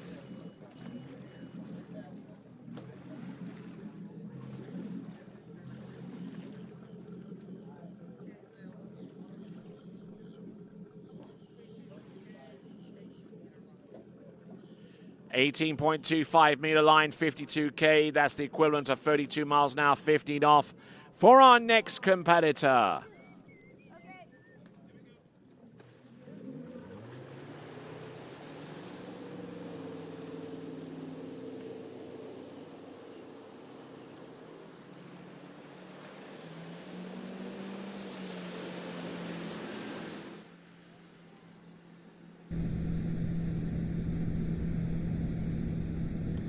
All right, here we go. This is Kate Nelson. 18.25 meters at 52K. If she makes it through that pass, which I'm almost certain she will, it will look good for that opening run of 6 buoys at 18.25 meters at 52K. And that should give her a running total of 52 buoys and counting from that point onwards.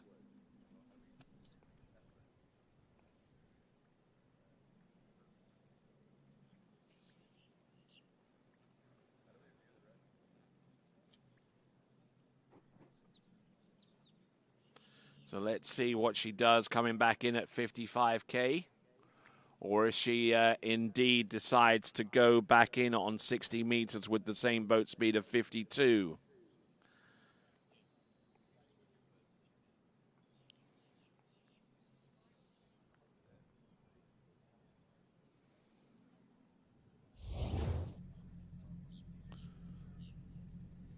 Okay, Kate, here we go.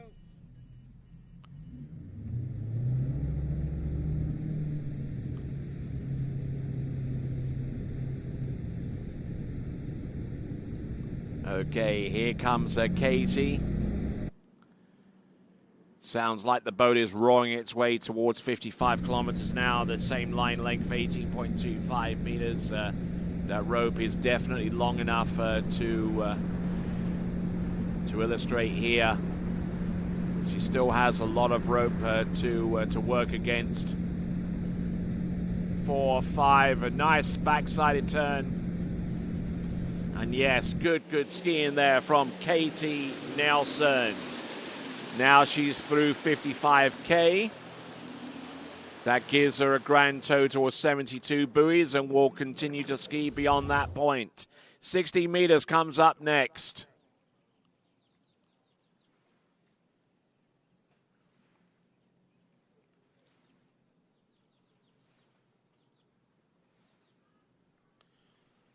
So some great skiing so far in this competition. We've still got a whole bunch of skiers to go before we start thinking about the start of the pro section in the women's competition. We project it to start at 11:30, but do bear in mind it is a projection. It isn't reinforced by any degree of accuracy. It's based upon the amount of skiers that we have on the water and the general average time it takes for each skier to ski, which is about 6 minutes per skier. But if there is a delay or anything between now and then that's going to be reflected with a later starting time. But the earliest we project the women's, the pro women's round 2 to start at approximately 11:30 a.m. Skier on the water, Katie Nelson getting through 16 meters, boat speed 55K. Pass looking pretty immaculate out there.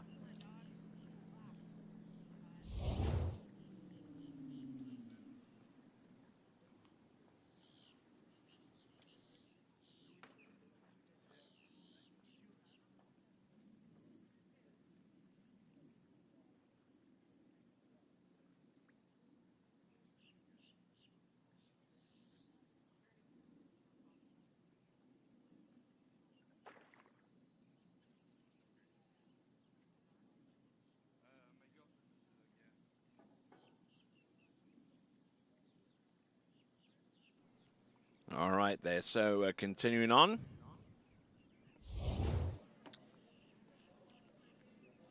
We see Melitine Morel, who has competed for France in a number of competitions at junior level, namely the Junior World Championships last year and the U21 Europeans this season, as well as the U21 World Championships.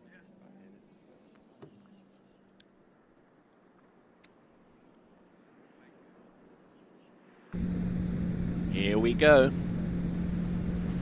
Entrance for Kate Nelson. This is 14.25 meters, or getting a little bit buffeted off number 2. I think she tried to make a play on number 3, but she even convinced herself that she wasn't able to get the ski outside of number 3. So she ends up with 2 on 14.25 meters for Kate Nelson. A good solid effort there from her as she swims into the shore. That is Kate Nelson with 2 on 14.25 meters to round off her effort out there.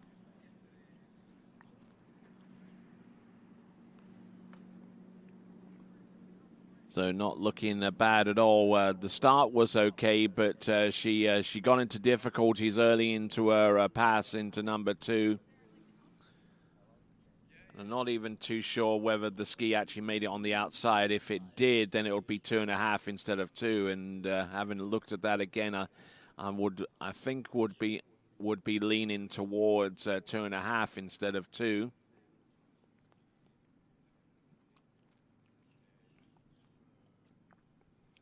There's number 1 and number 2, and just getting broken off her edges and managing to get the ski around number 3. 55K, 14.25 meters for our next skier to take to the water. She comes to us from France. It is Melitine Morel.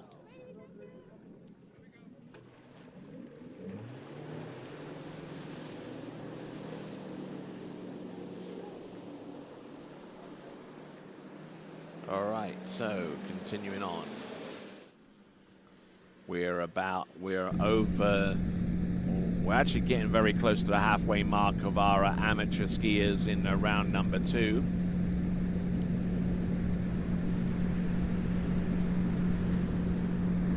This is the amateur round 2. And the skier on the water looking very aggressive out there and just really pummeling that pass on 16 meters. Melitine Morel at 55K.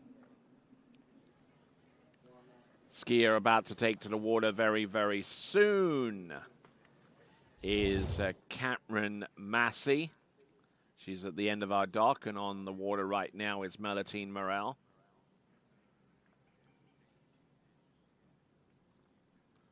Good strike off buoy number 1 and a good extension around number 2.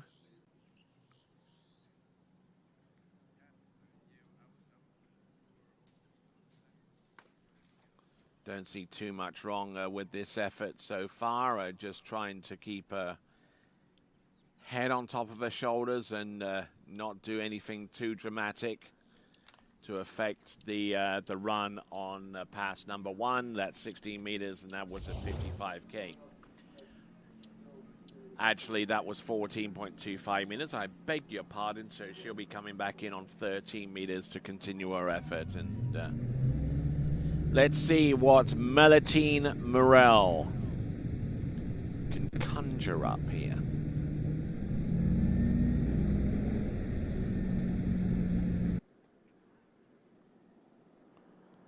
All right, here we go, folks.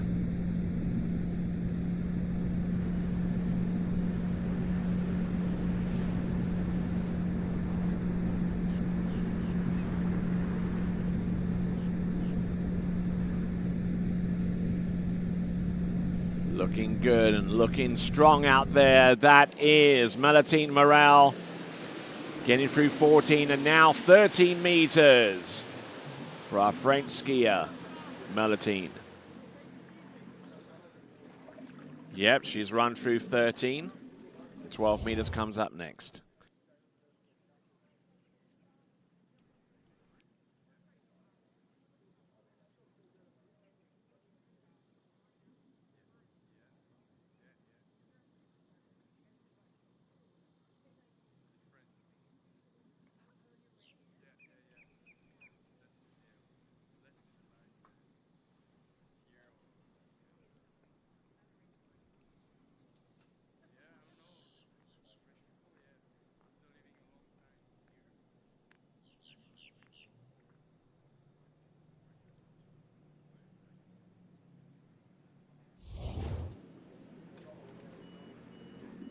Okay, here comes Melitine Morel getting ready for 12 meters.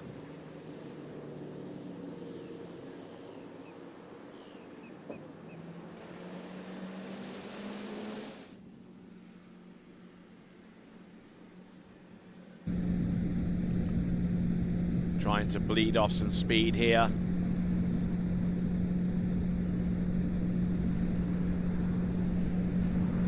Still continuing to take in a lot of pace into her turns.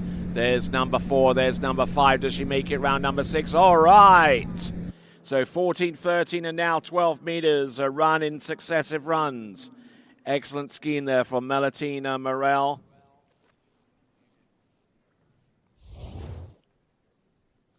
So Melitine Morel, who comes to us from Albertville in the Haute Alps, and Albertville has quite a significant sporting heritage way back in 1992, long before Melitine Morel was actually born, mind you. It held the Winter Olympic Games way back when. So trying to take that on board as Melitine Morel gets through 12 meters. Our coach is Brigitte Leftham.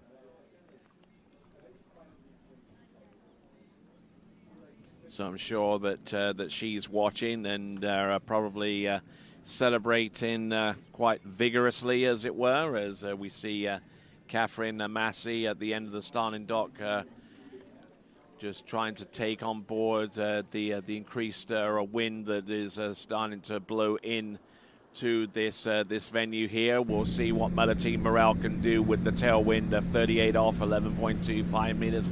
Entrance round buoy number 1. Good hard snap off round 1 and number 2, and she'll be fairly satisfied with that. Not exactly over the moon, mind you, excuse me, but Melitine Morel was skiing to the dock. She'll be halfway reasonably happy with that.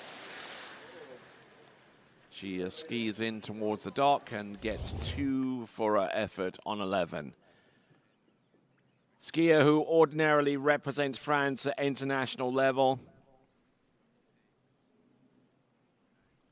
and is putting scores up into 11.25 meters, mostly into 12 meters though. So That is one of her better scores this season. It may actually be her season's best for Melody Morel of 2 at 11.25 meters. Her next previous best score, at least according to the information that I have to hand, was at the European under-21s, where she scored 1 at 11.25 meters for an 8th place finish. So that was Melody Morel. You see the remainder of our schedule on the left-hand side of your screen. I'm Tony Lyford. Glad to have the pleasure of your company once again. You're welcome. So we've got Cameron Massey about to take to the water. I think we are taking a little bit of a break. Not too sure of the reason for that. I think it's probably got something to do with the filter. So every 6 gear we lift up the engine cover, reach in to the filter, empty it out, and continue to ski. Pretty simple process, really. Skip Hormel gets comfortable once again in that driver's seat. He'll be a little while before he has to relinquish that seat to our next driver, who is going to be Scott Greenwood. But in the meantime, we've got Cameron Massey.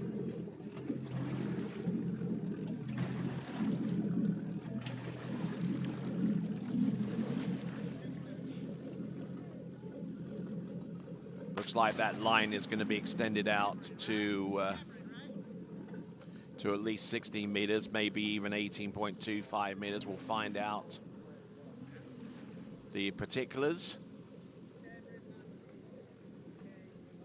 52K, 18.25 meters, otherwise known as 32 miles an hour, 15 off for Cameron Massey.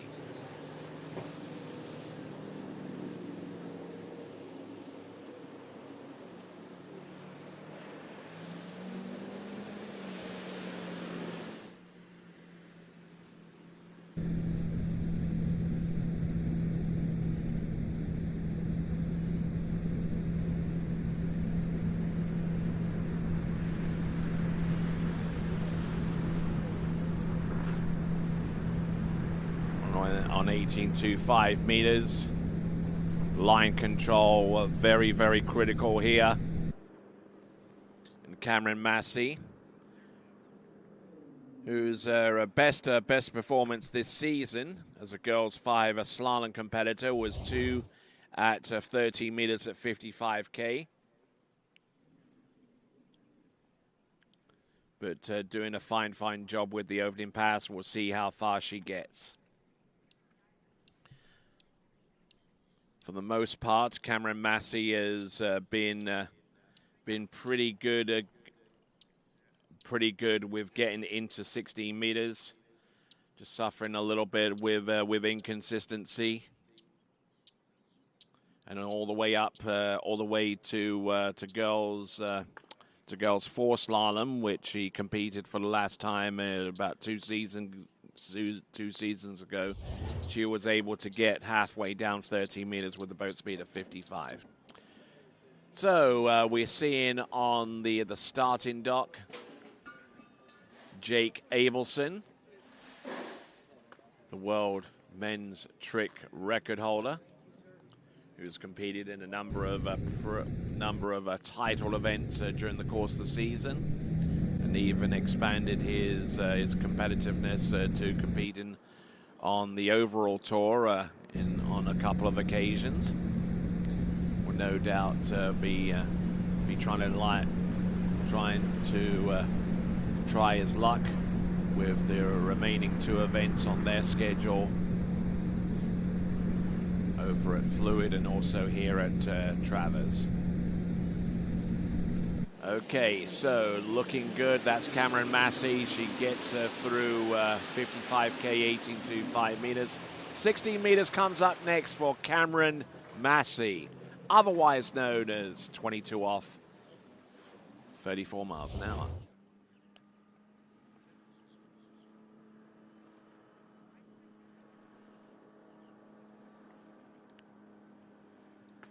So some great skiing here. Just getting prepared for the pros, which will come up within about the next few competitors. I suspect there's going to be at least about maybe about a dozen skiers if I'm reading this right. Just a little over a dozen skiers are remaining in the amateurs for round 2 before we go into the pros for the women in round 2. Just have to tell you that I've run out of coffee.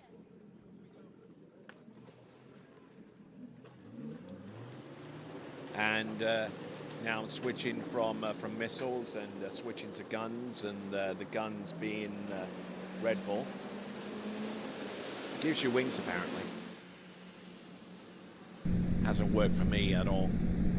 Anyway, Cameron Massey, 16 meters, 55K.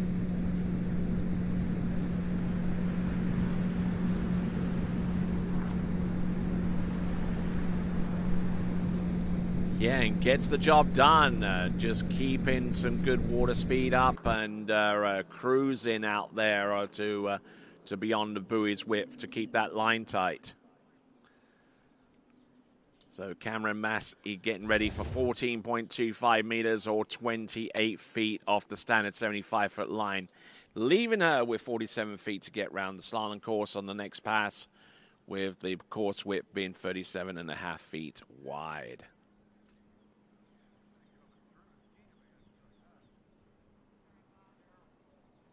For those of you that are relatively new to the sport of tournament water skiing, you are most certainly welcome, and thanking you for choosing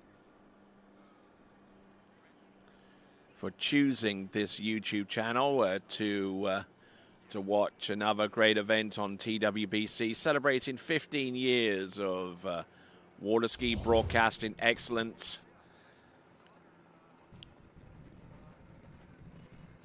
And glad to have you on board. And we anticipate some great action taking place within the next few hours as Skip Hormel getting ready to go. Mashes the throttle and straightens up the boat and brings it in towards the course. This is now 14.25 meters, an attempt thereof. Nicely wide on number 1. Good shot on number 2. A little bit loose off number 2 into number 3, but gets back into it for number 4. She's confident enough to run this. Look at her go. Round 5 is all over buoy number 6, and she gets it to go. There you go. Cameron Massey in great shape there. A bobble or two, but that's to be expected, but managing to prevent herself from going down a little bit early on the 14.25 meters, but we'll see what she does on 13. On 13 meters, she's been able to get about nearly halfway down the run, and previous to her effort there in the girls' 5 at the Fluid Fall record a few weeks ago, or actually last week, come to that. She was able to get 2.5 of 30 meters last weekend. We'll see if she can get some way close to that. This is Cameron Massey, 30 meters. The start is going to be critical here. We'll see what she can do on that Conley Deviate. Oh, and speaking of Conley, you can actually win a Conley ski if you can accurately predict the results on the women's podium. Go to waterskibroadcasting.com/play for more details and to enter for our audience prize competition. Here we go. Cameron Massey on 13 meters. Can she make it onto 12? Oh, and getting all kinds of discombobulation going on around buoy number 3, and unable to settle back down into the rhythm that she set herself up on the opening third of that run. But Cameron Massey, I think this is probably her best score of the season, judging by what information that I've been able to obtain about her previous performances.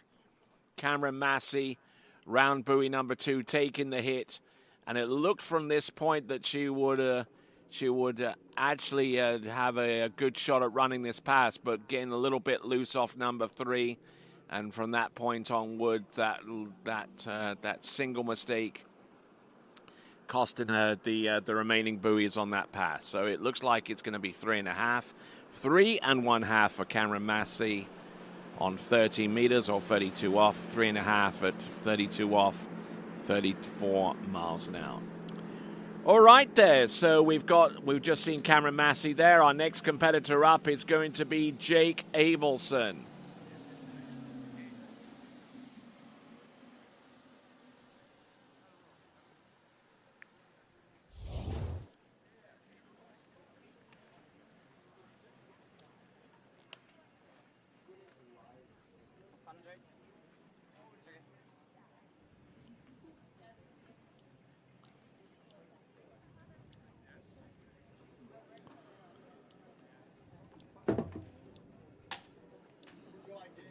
B1, 36 miles an hour, 28 off.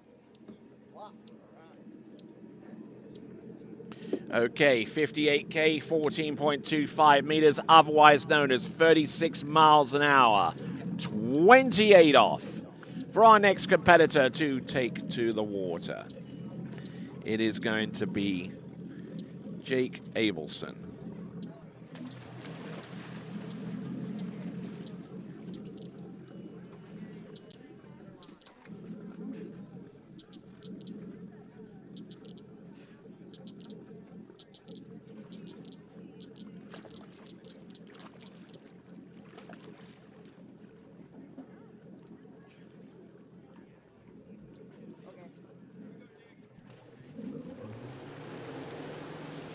All right, let's have a look and see.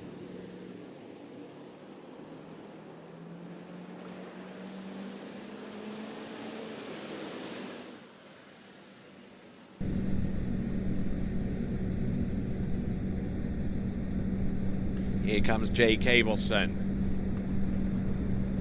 A supreme talent in the tricking event. Not only has he won titles with that event, but he's also won the junior jumping world title last season at the Lakes of Casting Stone in the World Junior Championships in the U17s. And out of the 3 events that he regularly competes in insofar as his overall package is concerned, slalom is the least strongest out of the 3.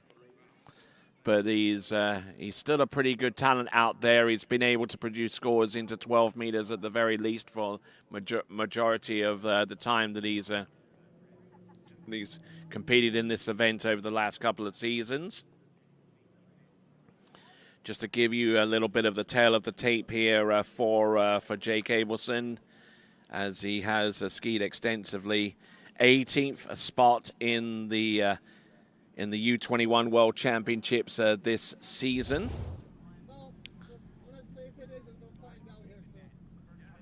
In the Junior World Slalom Championships, he got as high as 6 with his score of 2.5 and 11.25 meters there last season in the U17 World Championships.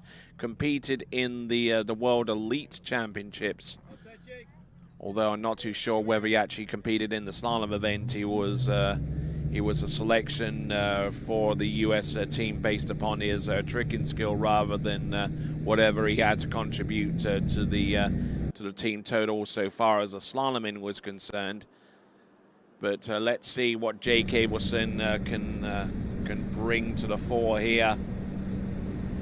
Jake Abelson scored 4.5 on 11.25 meters.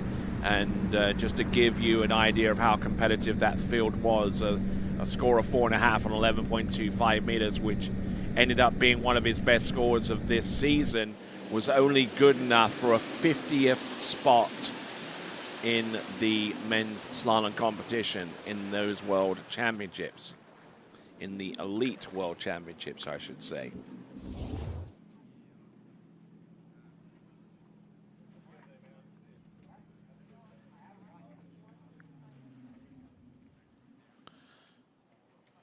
But looking at his skiing,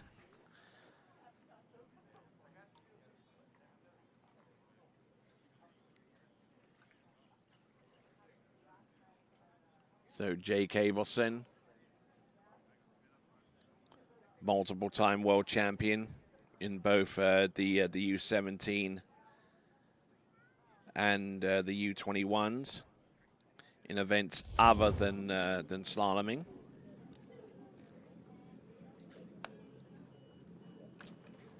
And Jake Abelson, as far back as 2021, experienced the glory of being on a podium at a world championship event at elite level for the first time in 2021. Scored the bronze medal right here at the ITS Sunset Lakes facility. Looking good. Just trying to plant that ski in the water and just keep it there for as long as possible to allow for it to fully rotate and keep him ahead of the course.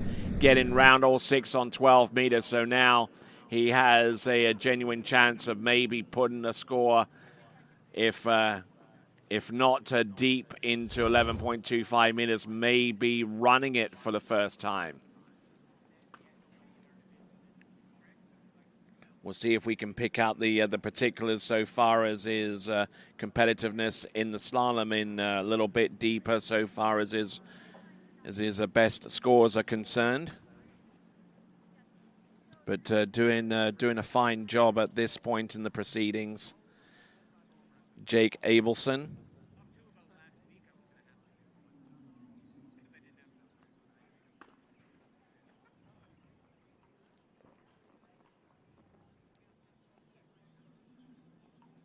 Okay, so Jake Abelson, he's scored 4.5 at 11.25 meters. As I mentioned, at the Elite World Championships, were a 50th place finish there.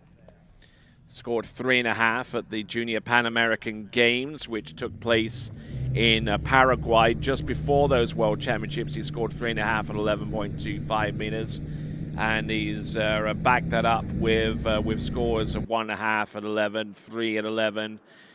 I think you pretty much sense where we're going with this. He's been pretty consistent with getting into this pass, but not quite as successful getting through it. Here he comes.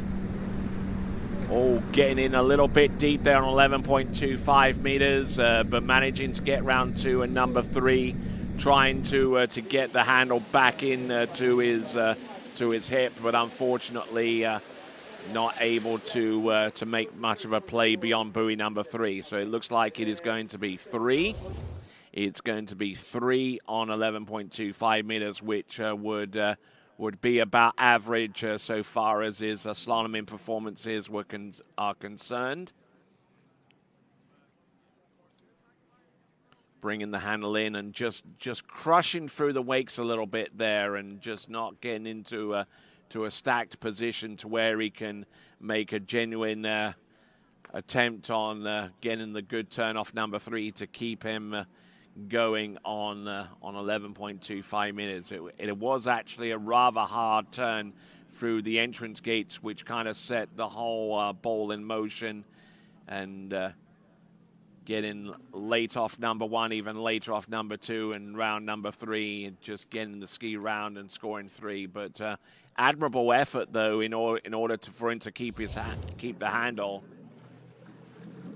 So we'll continue right along. Our next competitor up is going to be Serhii Danyurski, 58K, 14.25 meters.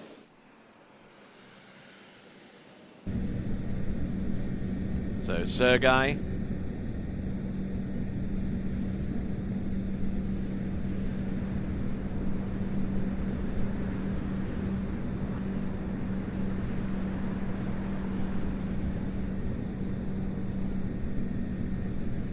So good skiing there from Sergei.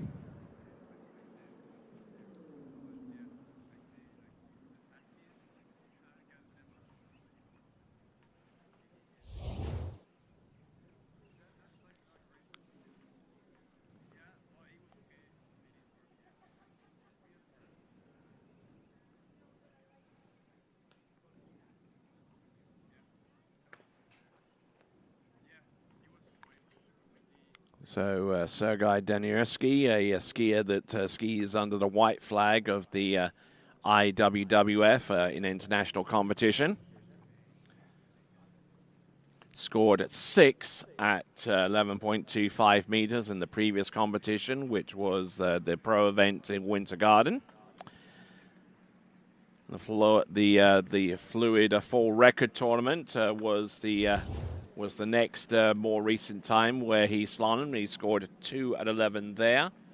Backed it up with 2 at 11 at the European U21 Championships over at the IWWC. That is the Internationale Wien Wasserski Club.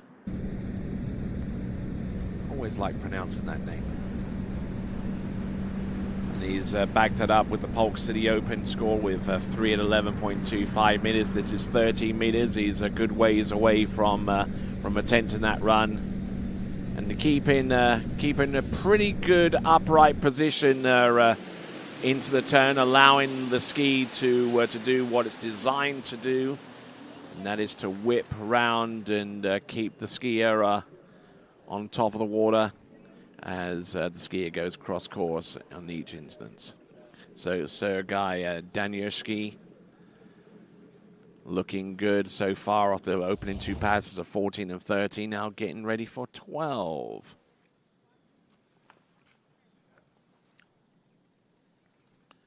All right, for those of you that have just joined us from wherever you happen to be around the world, thank you very, very much indeed for tuning in.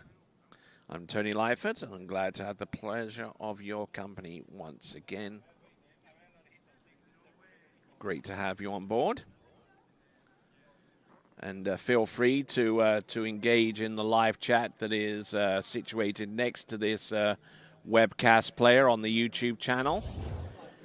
And also subscribe to the YouTube channel. We have on our YouTube channel nearly 16,000 subscribers now. We're trying to make a push to make that closer to 17,000 before the year's out, possibly.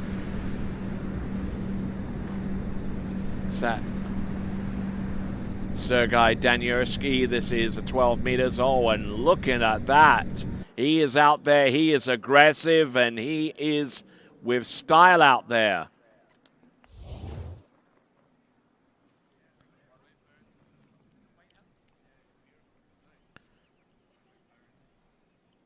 So, Sergei Danielski got 6 at 11.25 meters. Trying to replicate that kind of a score with the effort to come up next on the same line length, 11.25 meters, and we'll see if he can have a pop at 10.75 meters. Yeah, Mitchell Miller here, who is one of our frequent chatters, is rather concerned that I've run out of coffee.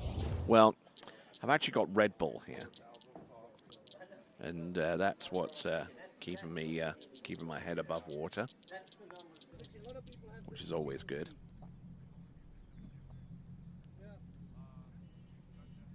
So Sergei Danielski getting ready for pass number 4. 11.25 meters. The start is going to be critical here.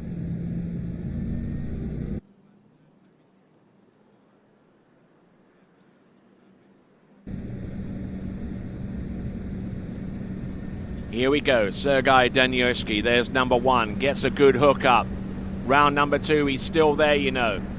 Round number 3, keeping the flow going, keeping a singular speed going into the turn and at the end. And ladies and gentlemen, the second time he's run this pass! Yes, Sergei Danielski getting the job done. And it's now just a few seconds away from attempting 10.75 meters a pass that he has only ever seen once before. And that was last weekend in Winter Garden.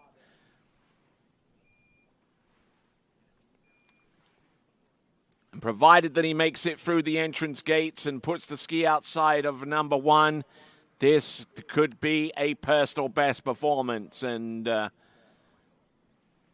points are earned by each team based upon their personal best, their handicap, as it were, going into this tournament. So the more skiers that you have on your team able to exceed their previous best score, the better.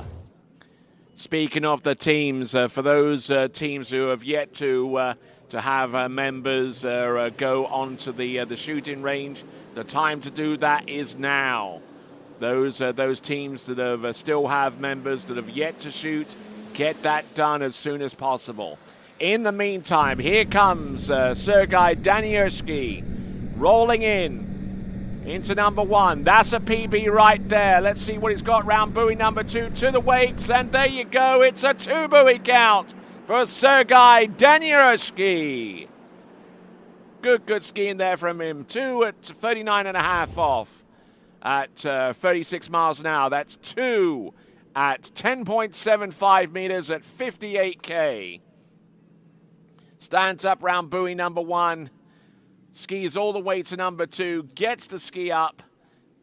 Doesn't have any designs on making it round buoy number 3. But at the moment, he's a third the way down the course on 10.75 meters. So he is, dare I say again, as happy as Gilligan.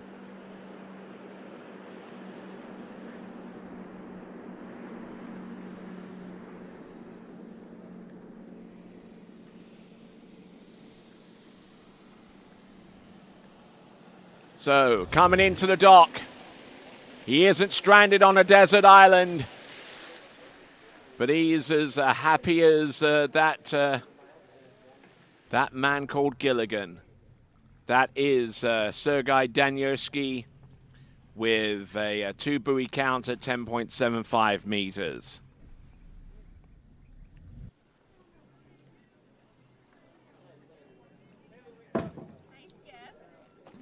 And Sasha, gotta love this message, Sasha Danielskaya, his sister, good job, finally caught up. Very, very glib. I'm sure that Sergei will have plenty to say about that response.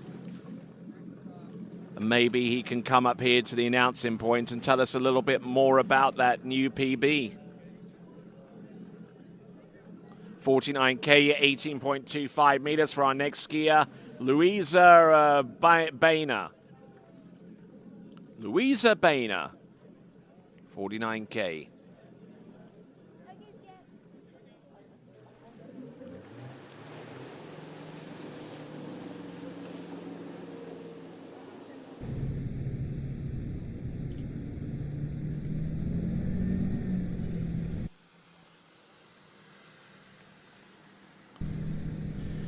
All right, there, here we go, folks. This is Louisa Baena. Entrance round number 1. This, I believe, is 49K. The line length is 18.25 meters. This is the last skier that we'll see in the amateurs in round 2 before we go into a driver change. And getting the job done there. I don't know if she was a little bit intimidated by the scoring there from Sergei Danielski. But she's just trying to concentrate on what she needs to do and do the best that she can under the circumstances. Good turn, good back-sided effort there on buoy number 1. A little flat-footed into number 2, not allowing for that ski to get fully from one edge to the other. And this is where it kind of starts a little bit whenever you let that energy go towards the boat. The ski runs flat and makes the whole task of staying wide and staying with the tight line that much more difficult.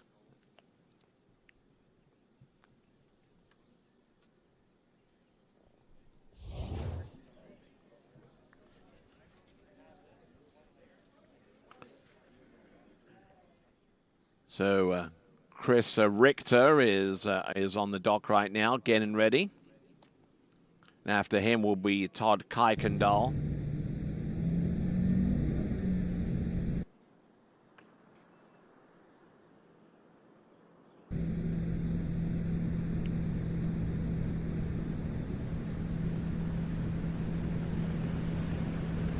Louisa Boehner on 18.25 minutes at 52K. Trying to control the speed, just trying to control her momentum out there and getting it done. 2 passes deep, 49 and 52K, otherwise known as 30 miles an hour and 32 miles an hour in quick succession. Line length hasn't been shortened yet, but we'll see if that happens within about the next pass or two.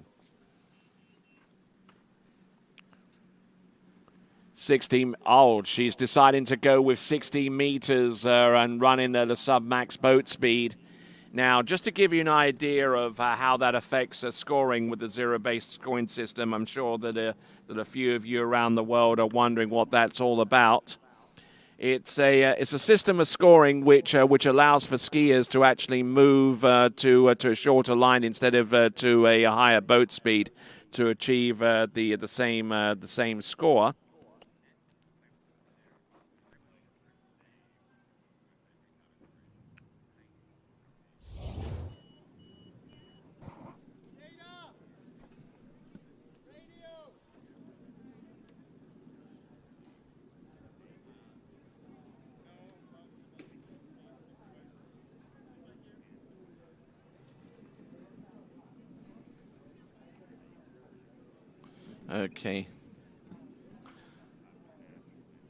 Okay, so they're trying to figure out whether she can implement zero-based scoring as she is a skier from. Looks like she is going to go to 16 meters, irrespective of whether that score is going to be kosher in regards to how it compares with what she's done in Europe. Not every country has the zero-based scoring system.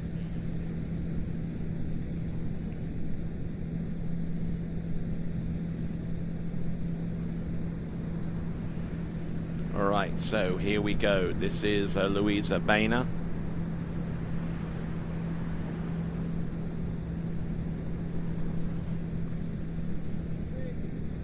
And not bad, getting through that run. Nicely done there for Louisa Boehner. Now, as promised, let me try and explain some facts here regarding the zero-based scoring system for those of you that are not quite up to speed. Now, a previous pass was, what was that? That was at 52K, right? 52K, 18.25 meters. And having run that pass, she would have gotten 66 buoys, okay? So, but instead of going to 55K, by which had she run that pass at 55K at 18.25 meters, she would have gotten 72 buoys. She went the sideways route and decided to go at 16 meters. And by running that pass at the same boat speed at 52K, she would have received the exact same 72 buoy count. Now, from here on out, if she was to stay with 16 meters and up the boat speed up to the maximum, then she would score 78 buoys.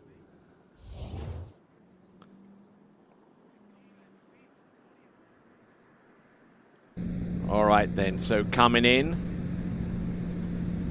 This is 55 now. She's keeping with the 16-meter line and now going to max speed. And from here, her options are back to where they were originally. She gets round number 4 and to the wakes. So it's going to be a 4 buoy count. 4 buoys at 22 off 55K. 4 at 22 off 55K. That gives her a grand total of 76 buoys. So there we go. That is Louisa Boehner. She is our last of our female athletes in the amateur round 2. We're going to have a driver change. It should take us a couple of moments. The boat driver should run a simulation pass up and down. Louisa Boehner getting in a little bit of difficulty there with the instant replay on that pass of 60 meters at 55K, having run 60 meters at 52K for the previous run. So with that, as she returns to the dock, we'll take a little bit of a timeout here, and when we return, we will continue on with our next competitor, who should be Chris Richter. He's our first of our men's 5 competitors. He's actually our only men's 5 competitor, I should say. And with that, we will continue with the Travers Grand Prix for 2025. I'm going to step aside, and when you come back, hopefully you'll have a comfier sofa and some more beverages to keep yourself hydrated. So when we come back, the remainder of the round 2 of amateurs to come right after this.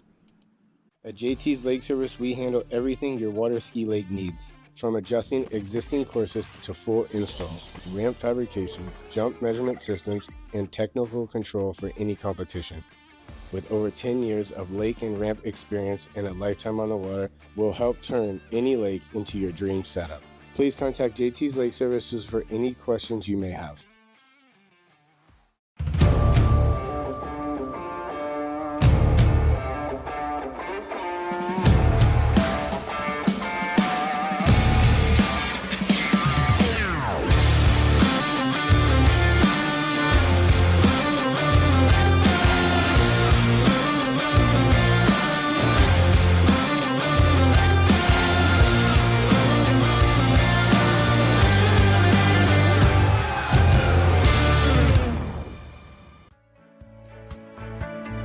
Welcome to Sunset Lakes, home of Jack Travers and the Show Ski School. We can hit whatever disciplines we really want to, really. Anything show ski wise, we're willing to help with and coach. Come join the family and experience it yourself at the Show Ski School.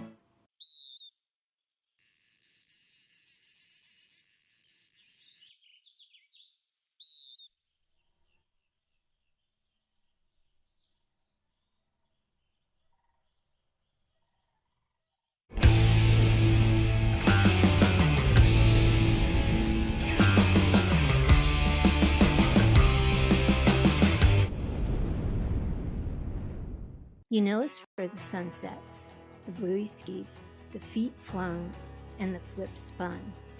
But when you visit, you'll also know us for the memories by the lake. Points won and lost, cheers shared, and the dinners together. Skiing is a lifestyle, and at Sunset Lakes, we make sure you enjoy every part of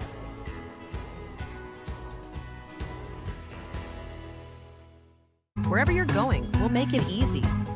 Travel like a VIP every time you book with us. Receive perks like complimentary daily breakfast, room upgrades, resort credits, preferred access at thousands of luxury hotels worldwide, trips you actually want to take without the overwhelm from beaches in Portugal to African safaris, a vineyard weekend in Sonoma, or a solo escape to Mexico, curated just for you. Marola Travel. Wherever you're going, we'll make it easy. At JT's Lake Service, we handle everything your water ski lake needs. From adjusting existing courses to full installs, ramp fabrication, jump measurement systems, and technical control for any competition. With over 10 years of lake and ramp experience and a lifetime on the water, we'll help turn any lake into your dream setup. Please contact JT's Lake Services for any questions you may have.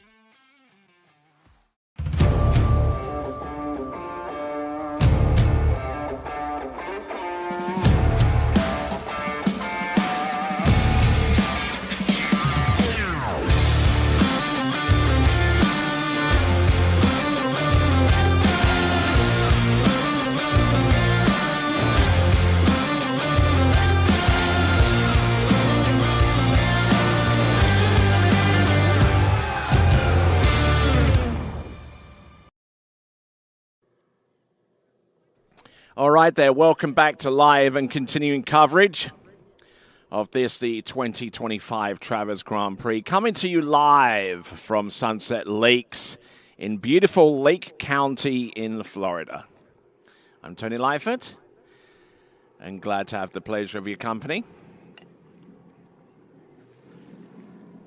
First competitor out on the water after our driver change in the amateurs for round 2 is going to be Chris Richter. And as you can see at the top of the screen, the pros should be starting at around about noon, which is in about 45 minutes away.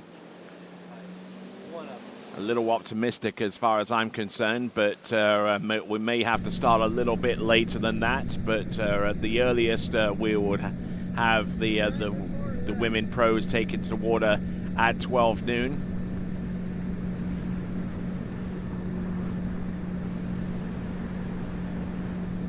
Chris Richter,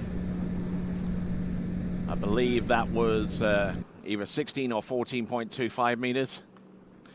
14.25 meters at 55K. 14.25 meters, yep, 14.25 meters at 55K. That gives him a running total of 84 buoys at this time.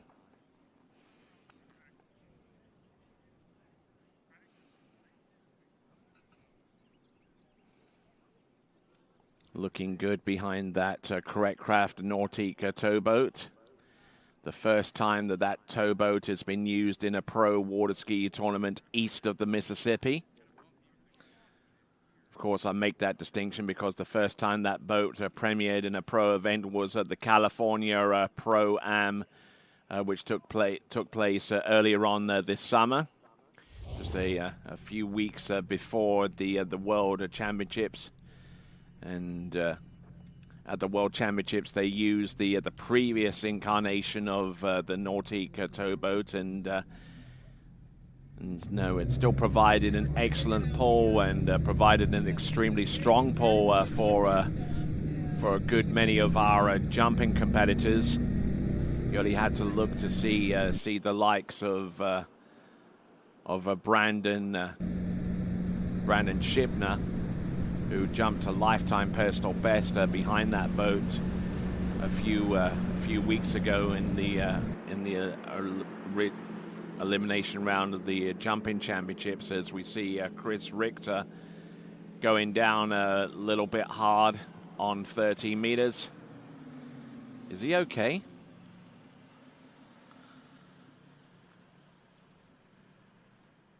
Yeah, that might have been a cause for concern, and I think the actual system that he has on his ski is one of those releasable Velcro plates that is on the good slalom ski with those power shell bindings. Yep, and he definitely got released out of that slalom ski. Tried to try and get behind the boat and get some leverage against it, but nothing was doing there for him. For Chris Richter.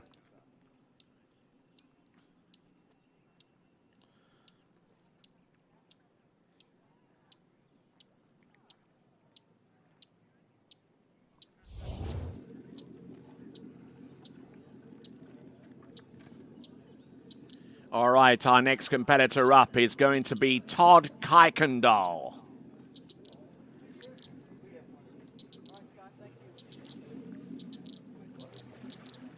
$13-meter start. 13 meters or 32 off, boat speed 34 miles an hour or 55K. Men's 6 for Todd Kuykendall.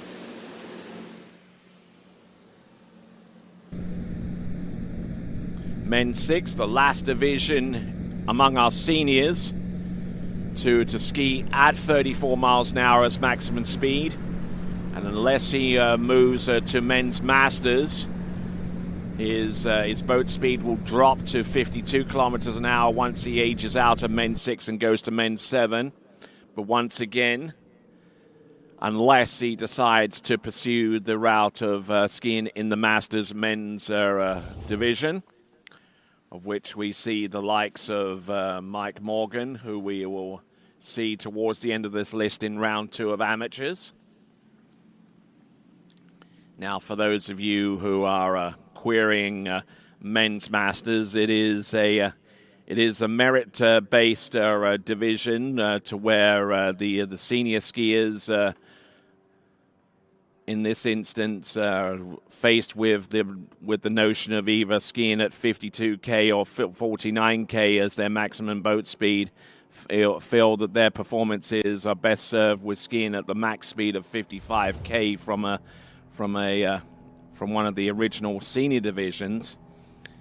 So it was created as a way for those types of skiers to be competitive and maintain their max boat speed being at 55K instead of moving to slower speeds of like 52 or 49.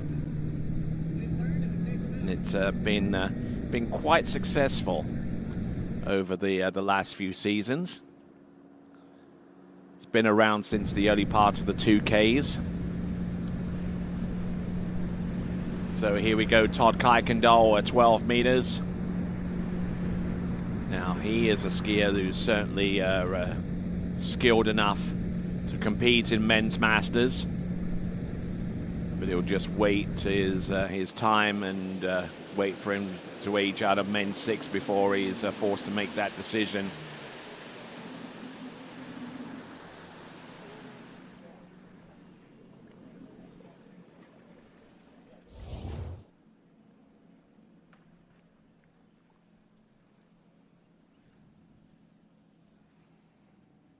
Bringing the handle up a little bit high off that turn, but managing to still stay stable and use that water speed effectively enough to initiate the turn and then exit the buoy very, very smoothly and very efficiently. That is Todd Kuykendall. We've got about 9 more skiers to go before we move on to the pros. We project the pros starting at around about 12 noon. But if any delays were to creep into our schedule between now and then obviously that projected start time will have to be altered to accommodate. So here we go. This is Todd Kuykendall.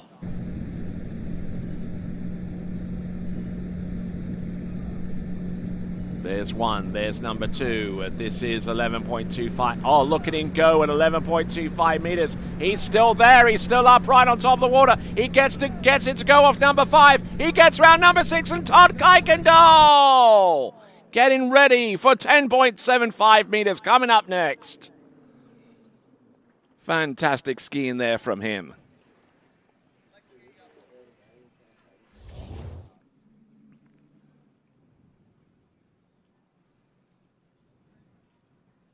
Fantastic skiing there for Todd Kuykendall.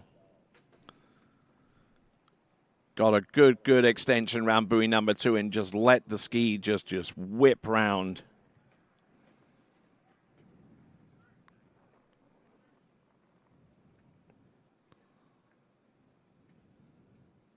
Todd Kuykendall, who skied as recently as last weekend in the San Marcos River Ranch free-round fall slalom, where he got 2 at 10.75 meters in every single round. He had 3 rounds to ski, and he was consistent enough to run 2 at 10.75 meters in every single round, so well done to him.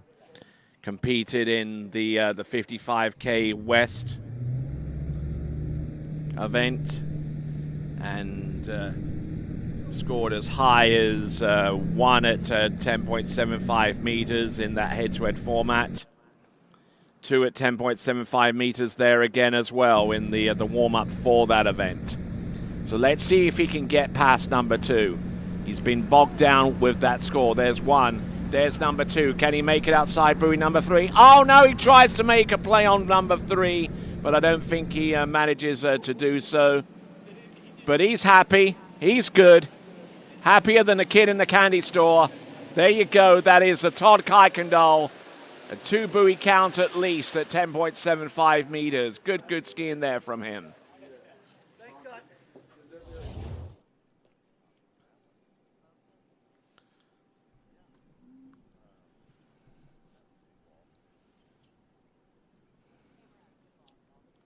So great skiing there. Getting round number 2, handle up a little bit high. That delayed his exit. And, plainly inside on buoy number 3. So a score that's pretty much a given there almost for most of the performances that we've seen from him this season. 2 at 10.75 meters. So well done to him. Next competitor up is going to be Doug Rooker. And he'll be competing in men's 7. And a reminder that men's 7, their max speed is 52K. 14.25 meters, 52K for Doug Rooker.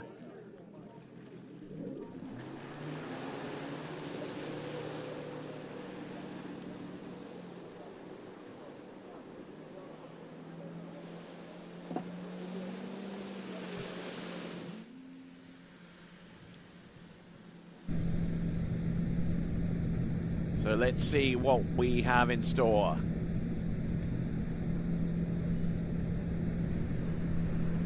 Doug Rooker on 14.25 meters. Keeping a good intelligent head above his shoulders there and not trying to overdo it, but managing to make a good impression on 14.25 meters his opening run. Getting ready for 13 meters. It's going to be Doug Rooker.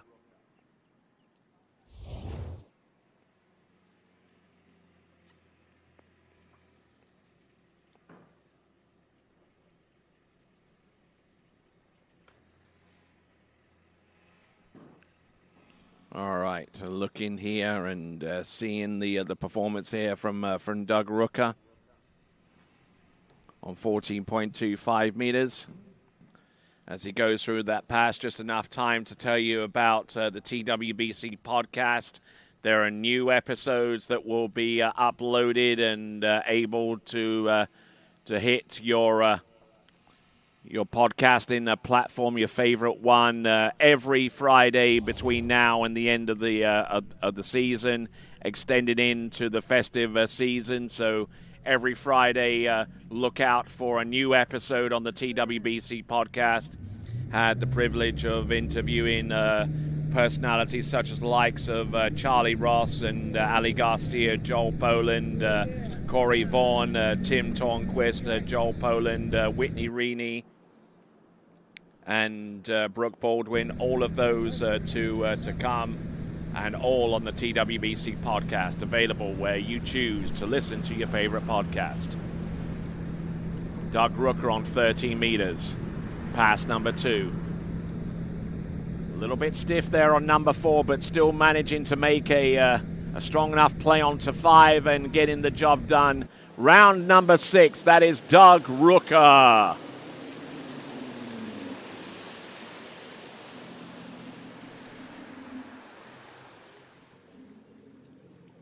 Wind starting to pick up here, and we're seeing some sort of spots of rain in the area as well. We'll keep an eye on both meteorological elements going forwards.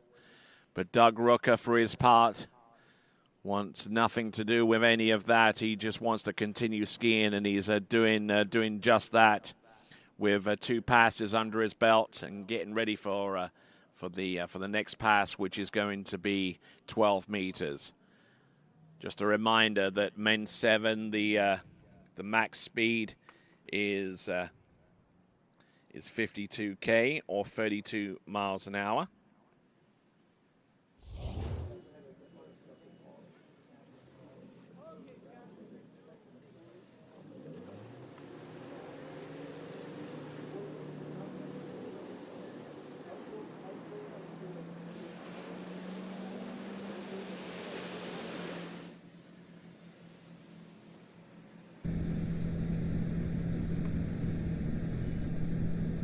Okay, this is 32 miles an hour, but it's at 12 meters. Oh, getting a little bit bogged down on number 2, but he's still there on 12. Look at him go. This is Doug Rooker. Round number 5. Can he make it outside buoy number 6? Oh, yeah, you betcha. 14, 13, and 12 in successive runs. Doug Rooker. Some great athleticism there. Stayed in with the pass all the way through to the end. And some great, great skiing there from him. Absolutely no two ways about it. Doug Rooker. Let's see if I can find some previous results here. So Doug Rooker skis over in the Tivoli Gardens up there in the north, in the Midwest. Is a resident of Fenton, which I believe is in Michigan. He's a retired high school social studies teacher, a man after my own heart. Absolutely. I love social studies. I do a little bit of substitute teaching myself on that very same subject. So Doug Rooker getting ready for 11.25 meters. His best, his scores at this season have been in the range of 2s and 3s and 4s and 1.5s. Let's see if he can make a break beyond the 2/3 moment, 2/3 portion of this run coming to us from the Midwest. Here comes Doug Rooker. There's number 1. There's number 2. Can he make a play on number 3? Yes, he can. Does he get to the wakes? Yes, he does. But does he actually get round number 3 to score that turn? We'll have to wait and see. So it's Doug Rooker. 2 buoys at least, and that could end up being 3, based upon what the judges conclude with his attempt on that turn. A nice extension round number 1. Again, a little bit broken over into number 2, which caused him to be a little bit late off that turn. Now watch the ski going round buoy number 3. Yes, clearly outside number 3. And S turns with the best of them, getting the line tight through the next set of boat guides, and clearly a 3 buoy count for Doug Rooker. 3 at 11.25 meters is the score there for him. So well done to Doug Rooker for his effort out there. Next skier to take to the water is going to be Steve Gilmore.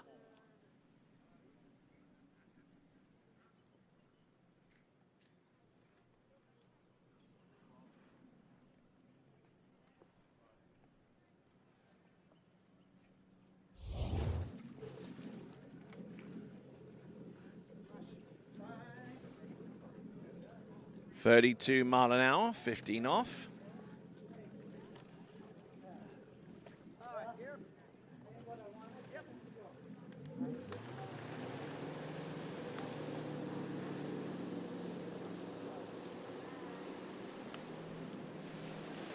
Okay, so Stephen Gilmore.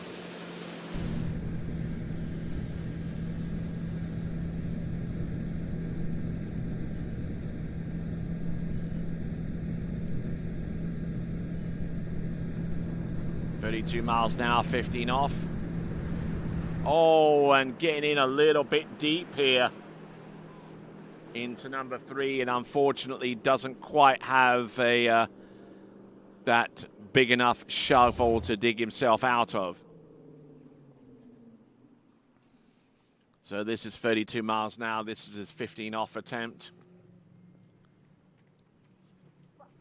But got that backsided turn and just needed to trust in that a little bit instead of trying to control his speed into the turn. And unfortunately, his preoccupation with that aspect of his slaloming caused him to fall around buoy number 3. So there you go. That is a score of 2.5 on the opening pass. A little bit unfortunate there for Stephen Gilmore.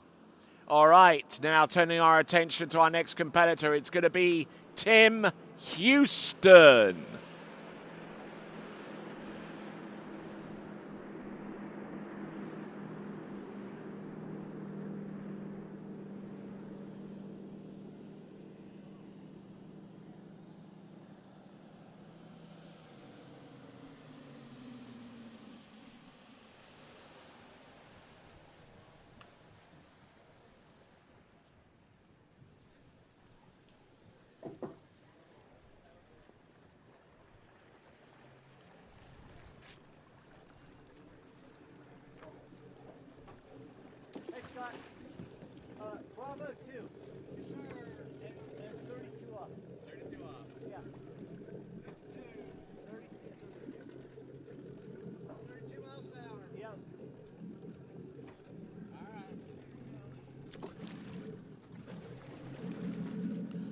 All right there. So Tim Houston,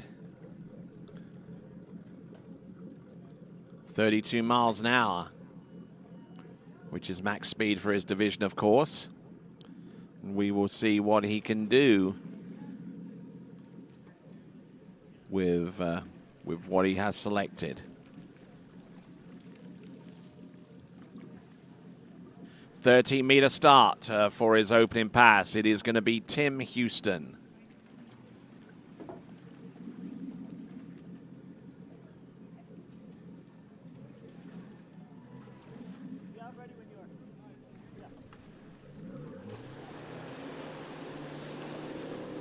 All right, let's bring on Tim Houston, a 13-meter attempt on his opening pass. He's had a pretty good fall season. He's produced scores in the range of 4s and 3s and the odd 2. So he's been able to get that far down, 10.75 meters, on a fairly regular basis.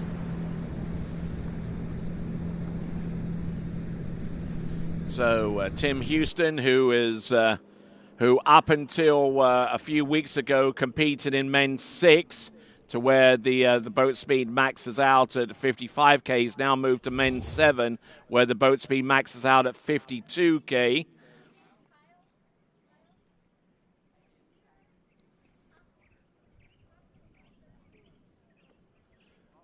So Tim Houston, who got a 6th place finish at the Southern Regionals this year, was 5th at the Good Water Ski National Championships over in Bakersfield in California, or rather Irvine in California, more specifically. A 5th place finish there in men's 6. And then after that tournament, he aged into men's 7. So these last few weekends have been his first excursion into a slalom event where his maximum boat speed is at 52k, and that's kind of the story a little bit with Tim Houston. And the other story that needs to be told is the fact that he has graciously provided assistance for the TWBC webcast throughout the entirety of the season. So we thank him for that too. Tim Houston, who owns a Cadillac dealership not too far away from here. And I'm sure that he is as giddy as everyone else is with the prospect of an 11th team on the grid in Formula One starting next season with Team Cadillac F1, with Sergio Perez and Valtteri Bottas there being their 2 drivers. And I'm certainly looking forward to seeing how they fare in their first ever season of F1. And I'm sure too Tim Houston will no doubt have a big 70-inch TV at his dealership there on each of the F1 weekends in which Team Cadillac will be a participant of. Tim Houston opening 2 passes, has successfully run 13 and 12, now getting ready for 11.25 meters.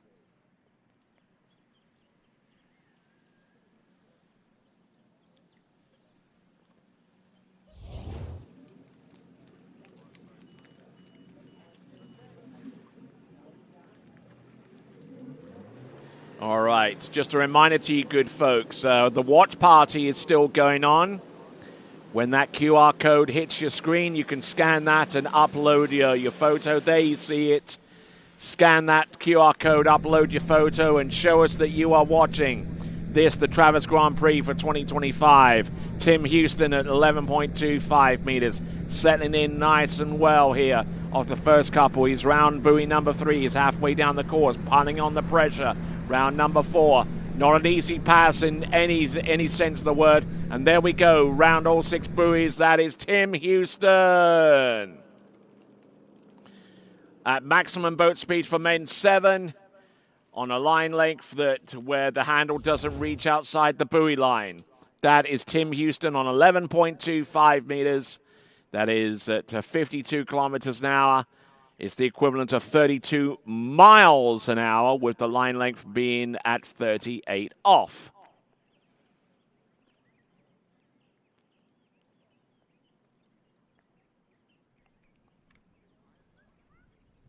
So what a great great set so far for Tim Houston, and in those events where he's competed in men's 7, he's been the winner of those events, whether it was the Oki Fall Classic on the 14th of September, the tournament the day before, and then the tournament days that he skied in the weekend before that. So he's had quite a remarkable set of rounds of slalom skiing. So let's have a look and see Tim Houston coming on in.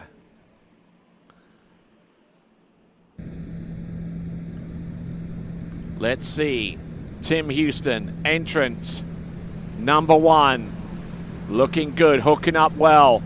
Tim Houston, round number 3. Can he make it outside number 4? Yes, he can. Can he make it outside number 5? Not quite, but he gets 4, and that will probably end up being tied for one of his better scores of this first season in which Tim Houston has competed in men's 7. So there you go. That is a 4 buoy count. That equals his best score of this fall season in men's 7 for Tim Houston. Produced 4 at Hobe Lake. Produced another 4 over at the ski club at the Palm Beaches at Okahili Park not too long ago.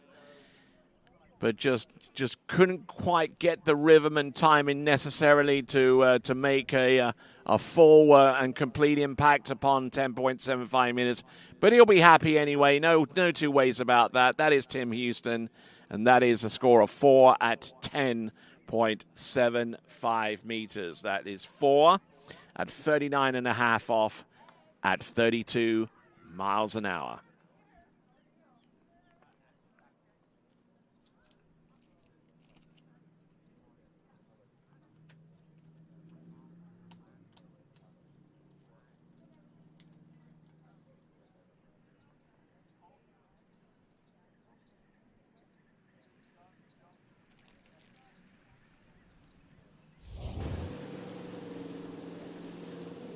All right. Okay, 52K at 14.25 meters for Skip Hommel. 28 off. There's number 1. Losing a little bit of his balance off buoy number 1, and that line tightening up on him very, very quickly off that turn. He's going to have to ski with an intelligent head on his shoulders if he's to run this pass, and he does so. It's a 6 buoy count, and it is 14.25 meters for Skip Hommel.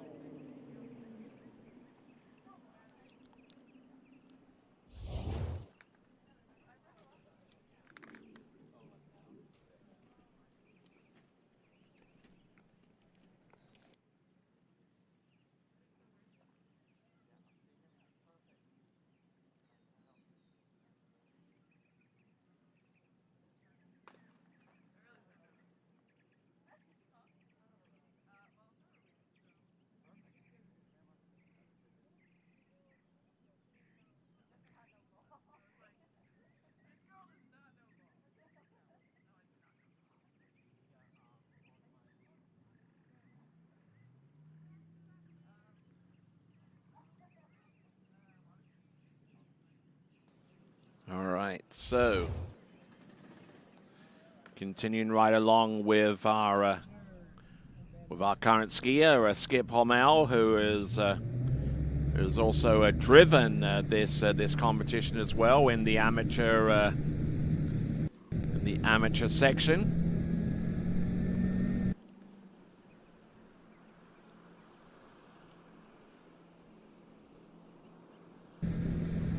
So let's have a look at Skip.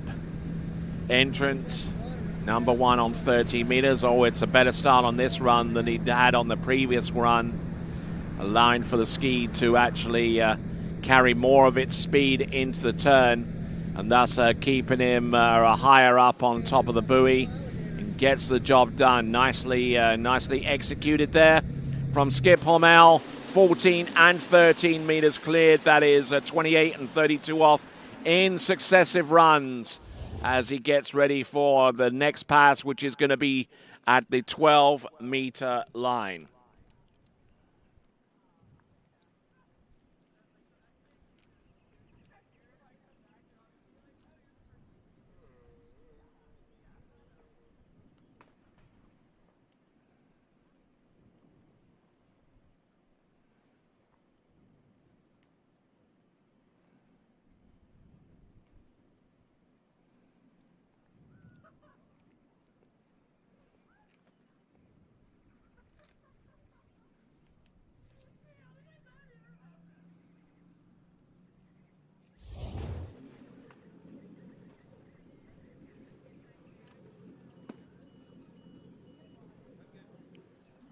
So Skip Hormel just looking at some of his results in men's 7. His most recent tournament was at an event called the September Slalom Slam, as it were. Scored his best score being 2 at 11.25 meters for a second place finish there. Let's see what he can do here and now on 12. He gets round number 4, a little broken over into number 5, and even more broken over into number 6, but still able to get the ski flipped out onto the outside of the buoy line. So great skiing there for Skip Hormel on the 12-meter line, and has a genuine shot at maybe making some inroads here in the men's slalom event in men's 7.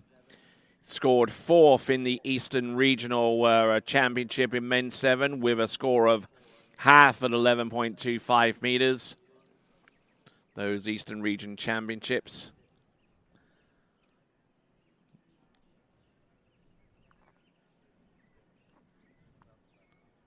Took place in Avon in Connecticut.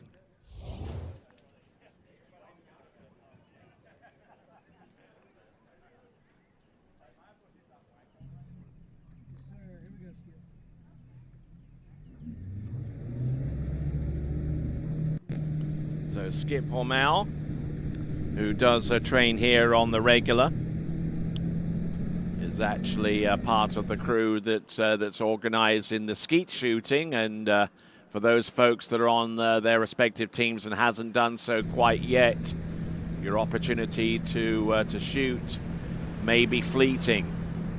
Skip Hormel getting round number 1 and number 2, round number 3, and brings the handle up high, scores halfway down the run on 11.25 meters. That's one of his better scores of this season. So big ups there for our skier that's returning to the dock.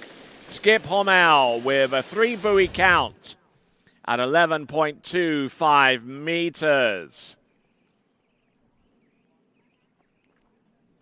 So we're now moving from men's 7 to men's 8 for our next competitor. But before that, let's have a look at the instant replay of Skip Hormel. Getting round number 3, but losing a bit of his speed into the turn, and unfortunately getting a little bit bogged down. But Skip Hormel, 3 buoys, 11.25 meters, about his average for this season. In the meantime, we will see Dave Mann coming up very, very soon. But before we take him out into the water, I think it's time that we emptied the filter. The water intake filter on the boat, get some of those weeds out of the system. Once we get done with that, then we'll continue on. But it looks like the boat is probably delaying that for a little bit, at least until we bring Michael DeMello out onto the water. But in the meantime, Dave Mann is about to take to the water. I believe 52K is his max boat speed. It is, being men's 7. He is actually men's 8, by the way.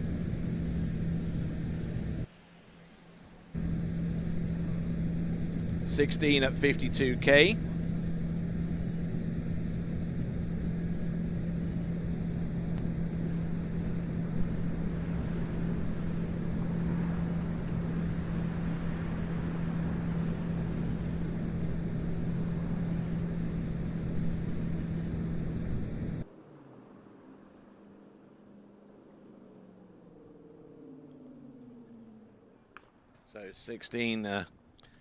So 16 meters, 52K in men's 8.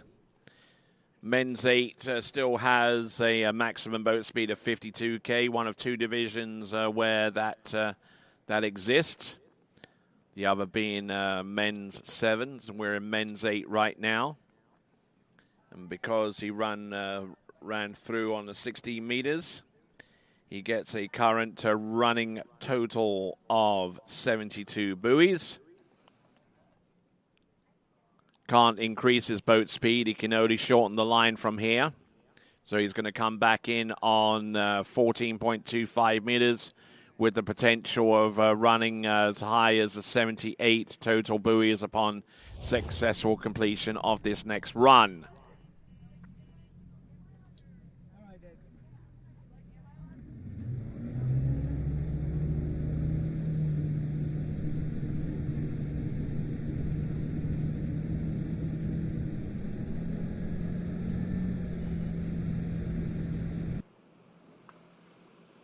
All right, here we go, folks. Coming on in.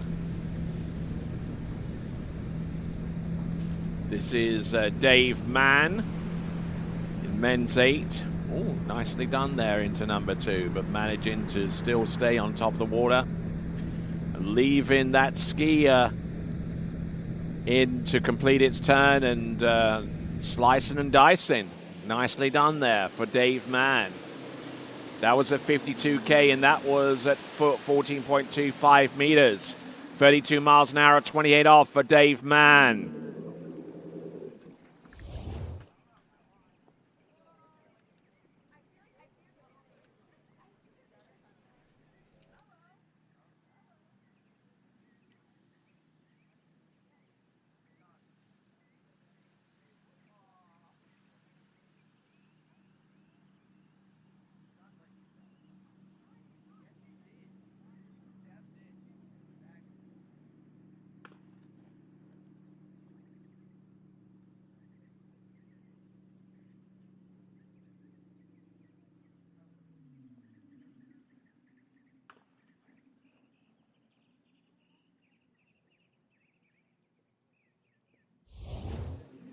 So Dave Mann, 2 passes to the good right now. 16 and 14, I beg your pardon now. 13 meters comes into play.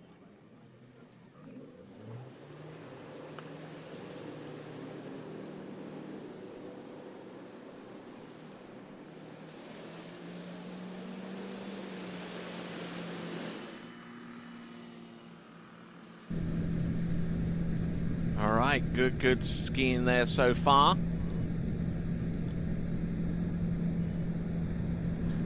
Oh, a little bit squirrely coming into number 2 for Dave Mann, and just leaving his ski behind him on 13 meters, and now swimming into shore, having scored 1.5.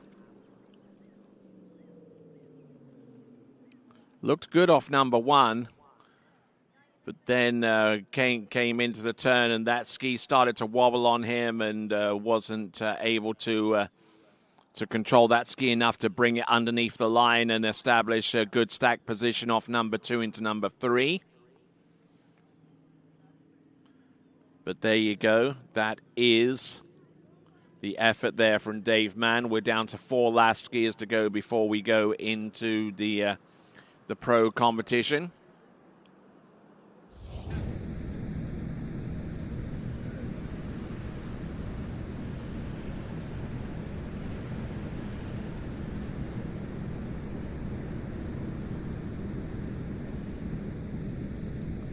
So with the time at 5 minutes to noon.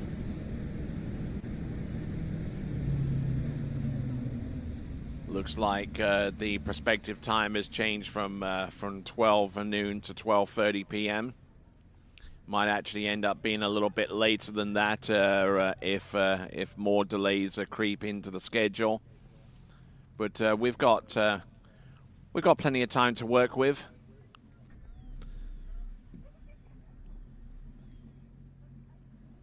We have nearly 20 pro men slalomers, and we have about a dozen pro women's competitors.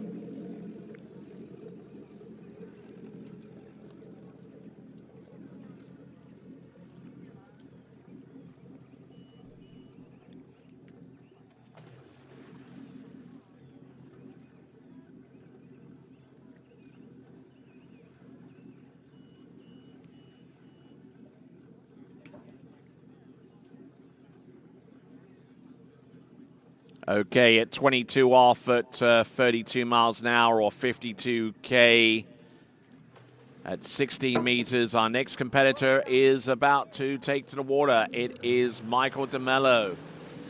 Huge shout out to him and his family for providing us with the assistance necessary to make this broadcast and this event and in its entirety a reality year after year.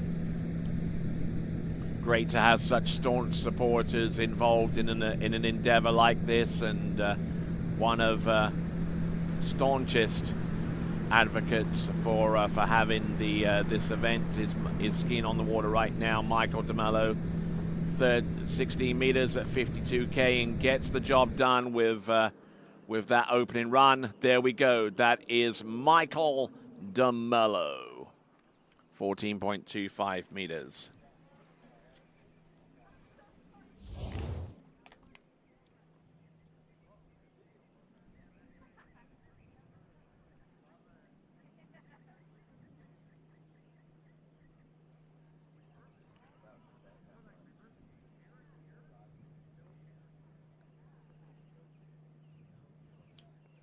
So Michael DeMello hasn't really competed all that much during the course of the season, but his scores have varied between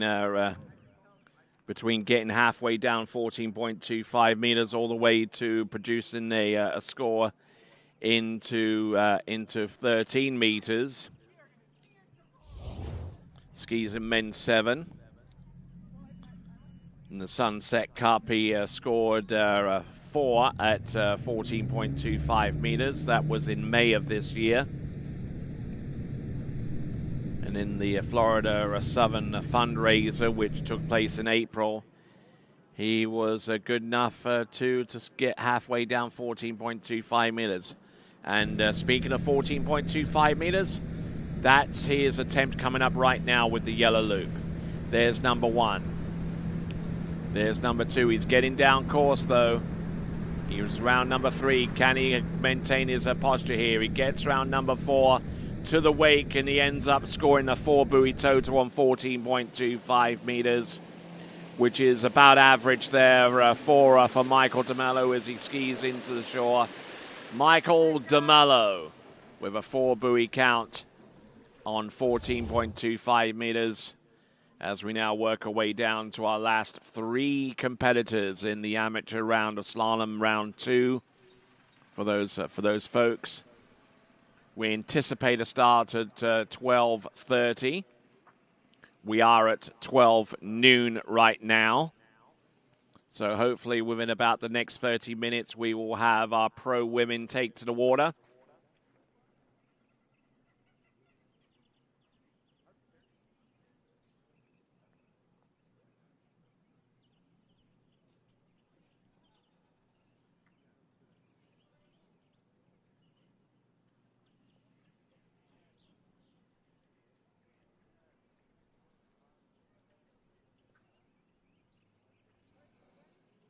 Okay, so Terry Early is our next competitor. Same line length, same boat speed, 52K, 16 meters. also known as 32 miles an hour, 22 off.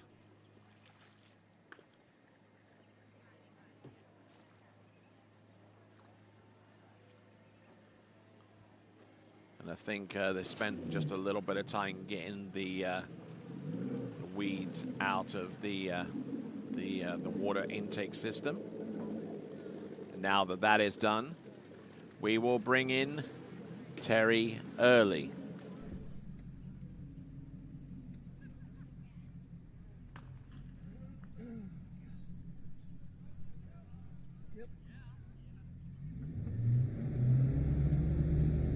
All right, the boat up to speed, making its turn round the eastern island. Accelerating up to speed. The boat is now maxed out at 32 miles an hour for men's 8 slaloming.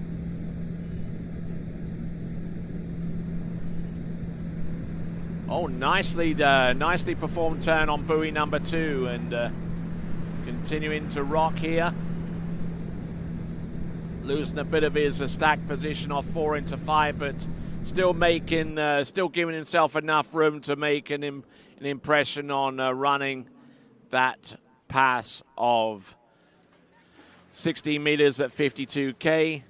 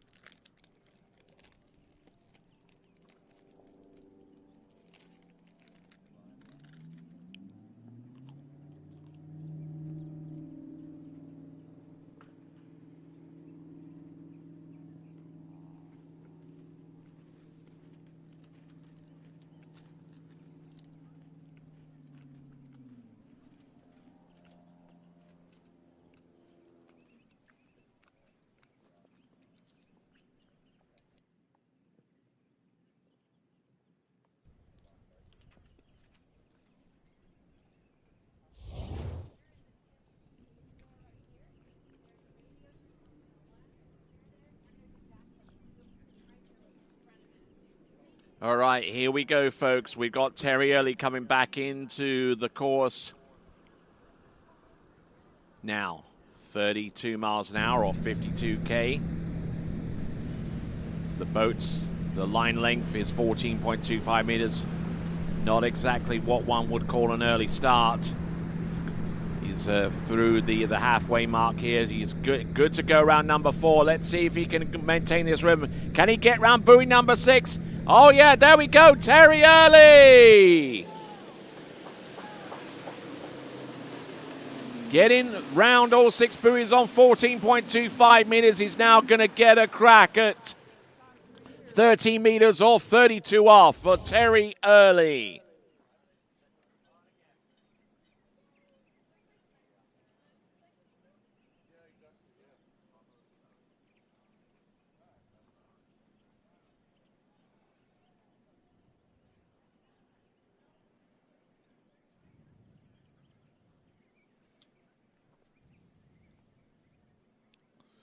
So Terry Early, who competed recently at the Sunset Club and got 4 at 22 off, which he's already succeeded.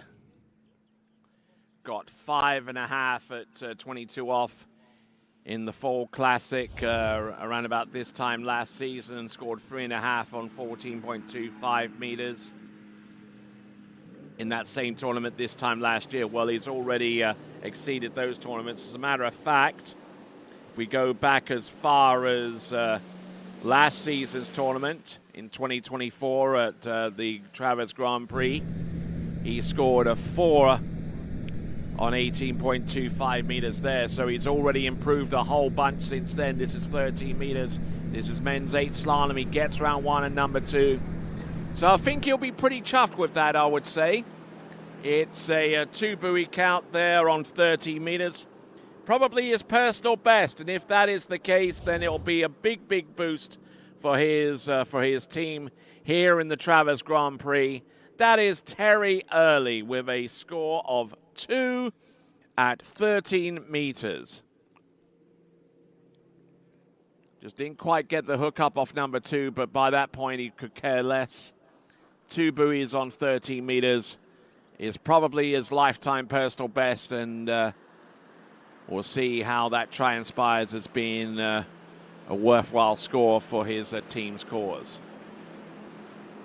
Little on the back of the ski, couldn't really make it to turn all that well as a result, but as I said before, he should be happy that he got in round 2 on that line length, having cleared 16-14 and 2 on 13 meters. That is Terry Early.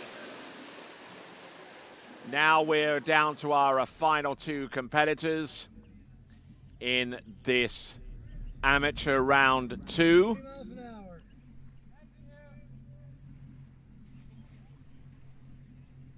Good job, Terry.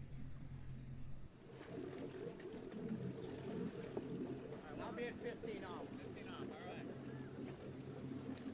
All right, so skier on the water, about to take to the water, I should say, is Randy Torley. Yes.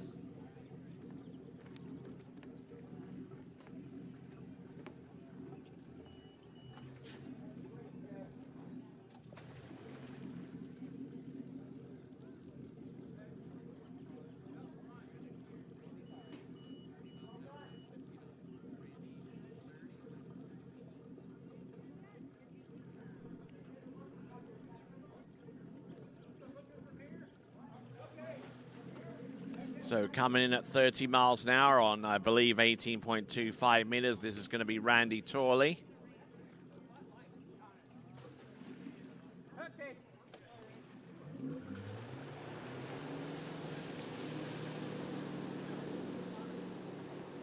Right on top of the water now, 18.25 meters. In the previous in one of the previous Travers Grand Prix that he competed in, he's yet to run a complete pass since 2022, at least according to the records that I have for him skiing in this event. So, oh no, and that unfortunate streak continues on to this day there for Randy Torley. So he managed to get through the entrance gates and get a nice cruisy number 1 and setting himself up well for number 2. Just not allowing himself to get wide enough and to give enough room to backside that buoy as well to keep him ahead of the course. Number 3 didn't look all that bad, considering he is left foot forward. That was probably one of his simpler turns to execute, and unfortunately just pushing on the ski, sinking it, and it is a case of goodbye, Mr. Bond.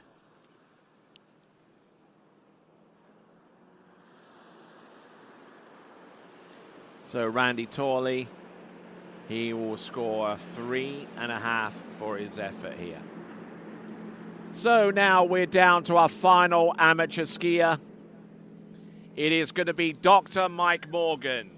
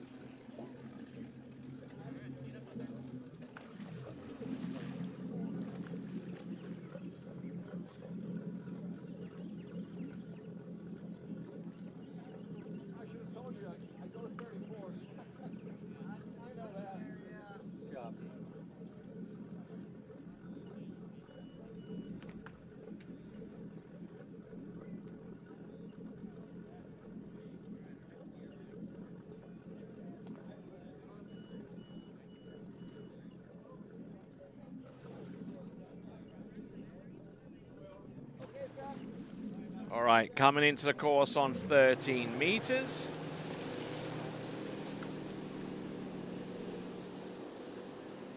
Is Dr. Mike Morgan.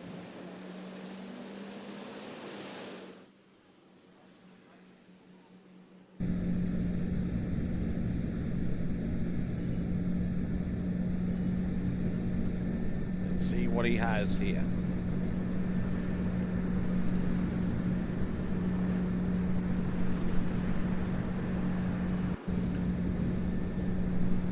He seems to have a pretty good clip out there on the water. Dr. Mike Morgan.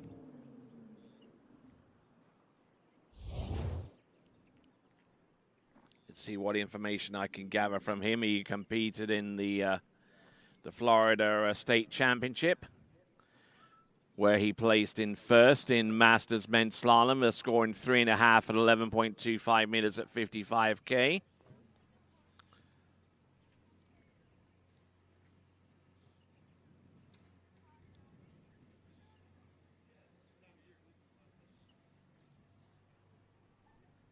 So Mike Morgan, who I believe is aged around 63,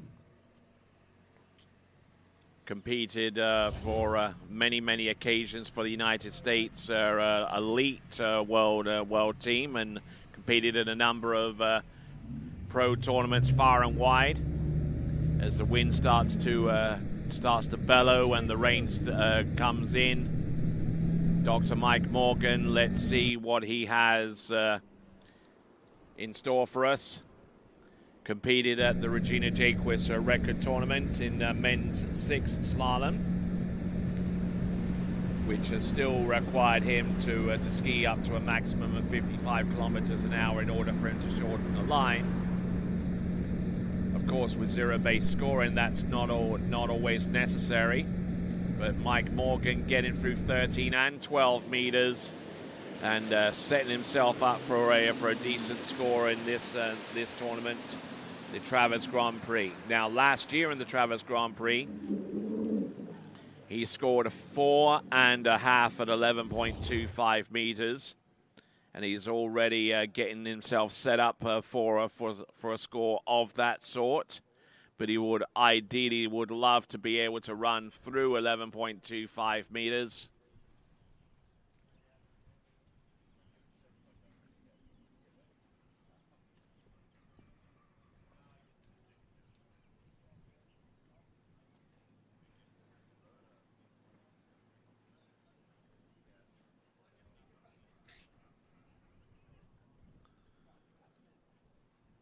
So Mike Morgan getting ready now. He's gone through 13 and 12. Just trying to work the wind strategy. Could have gone in on 14 naturally.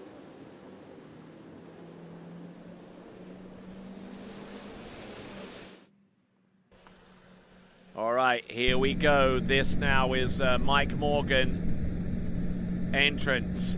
Number 1 at 11.25 meters. He scored 4.5 on this pass this time last year.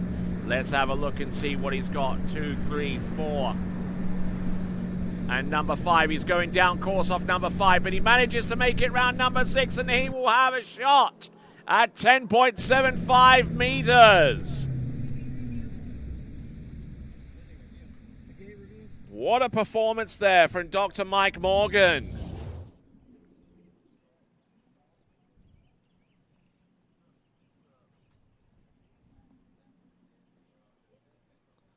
So looking in fantastic shape here. Good energy from one side to the next. Good extension into buoy number 3. And Dr. Mike Morgan is looking in very, very good shape on this run. As I mentioned, skied with distinction on a number of occasions across the world, especially in Europe. Didn't have an especially great time in one of his trips to Europe many, many years ago, because as he was crossing the road, he forgot that the traffic runs on the left-hand side of the road in the United Kingdom. He ended up being knocked down by a vehicle, and that didn't exactly help matters when it came time to compete in the United Kingdom all those years ago. That was way back in the 80s. Here we are in 2025 with Mike Morgan getting ready on 10.75 meters. Oh, look at this. He's there on on number 2. And I don't think he got on that ski outside of buoy number 3 with the handle in his hand. So I don't think he'll get a fraction of 3. He'll get 2 at the very least.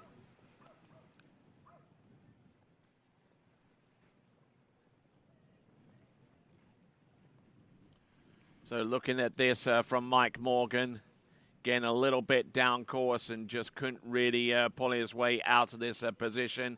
He gets round number 3, but I don't think he had the handle in his hand for that. So if the judges prefer to view that performance with a little bit of generosity, it'll probably either be 2 1/4 or 2 1/2, but it may end up being 2 at the very, very most here for Mike Morgan. So let's have a look at this again. For number 2, we know that's the last score that he got at least. Actually, I think he got that ski on the outside of the buoy line with the handle in his hand. All right, then. So that's Dr. Mike Morgan. Our next action that we will see here, right here at the Travers Grand Prix for 2025, will be the women's slalom. Stick around, folks. We got a little bit of a weather delay coming your way, but when we return, we'll have the women's slalom in the Travers Grand Prix in the pro section coming to you next.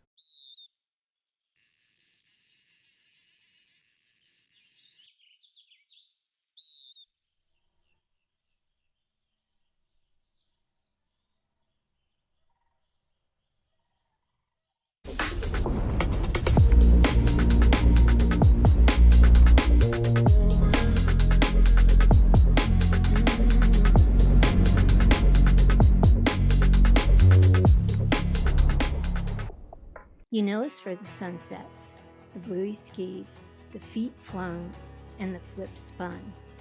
But when you visit, you'll also know us for the memories by the lake. Points won and lost, cheers shared, and the dinners together. Skiing is a lifestyle, and at Sunset Lakes, we make sure you enjoy every part of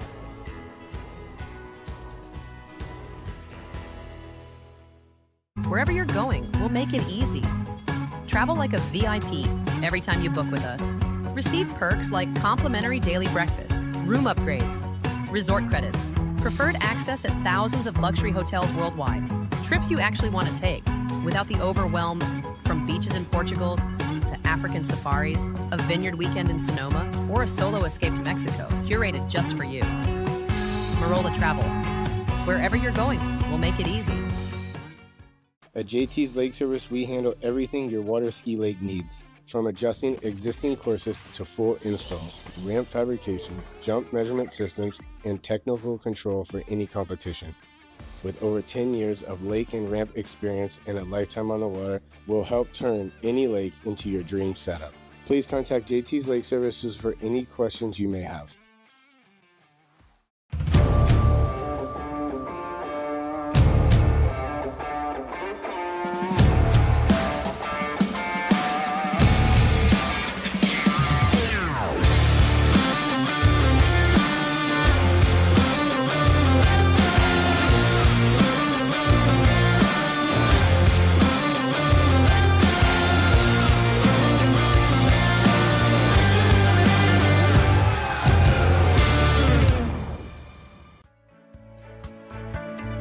Welcome to Sunset Lakes, home of Jack Travers and the Show Ski School.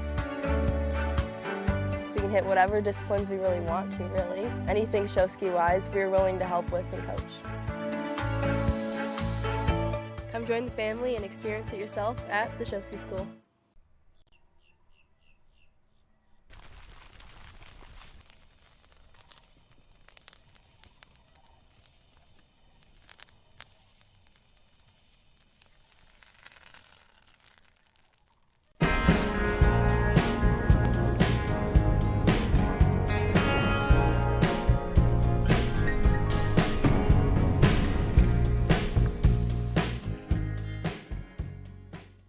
At Jack Travers Water Ski School, we're here to make every moment on the water unforgettable. From first-time learners to dialing in 41 off, our world-class coaches offer training for every level. With kids camps running all summer long, there's something for everyone. So if you're ready to get better on the water and have fun doing it, come join us at Sunset Lakes. Wherever you're going, we'll make it easy. Travel like a VIP every time you book with us. Receive perks like complimentary daily breakfast, room upgrades, resort credits, preferred access at thousands of luxury hotels worldwide, trips you actually want to take without the overwhelm from beaches in Portugal to African safaris, a vineyard weekend in Sonoma, or a solo escape to Mexico, curated just for you. Marola Travel. Wherever you're going, we'll make it easy. At JT's Lake Service, we handle everything your water ski lake needs. From adjusting existing courses to full installs, ramp fabrication, jump measurement systems, and technical control for any competition. With over 10 years of lake and ramp experience and a lifetime on the water, we'll help turn any lake into your dream setup. Please contact JT's Lake Services for any questions you may have.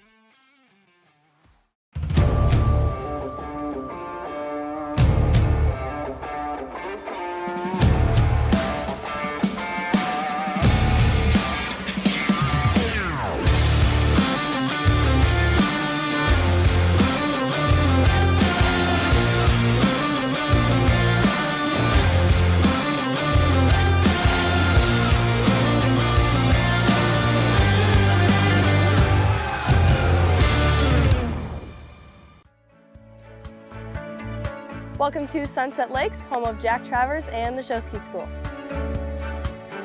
We can hit whatever disciplines we really want to, really. Anything show ski wise, we're willing to help with and coach. Come join the family and experience it yourself at the Show Ski School.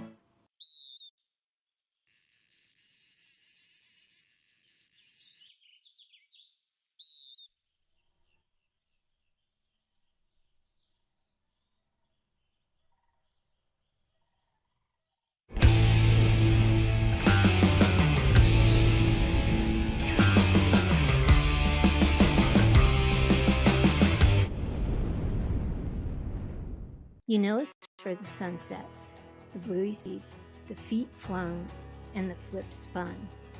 But when you visit, you'll also know us for the memories by the lake. Points won and lost, cheers shared, and the dinners together. Skiing is a lifestyle, and at Sunset Lakes, we make sure you enjoy every part of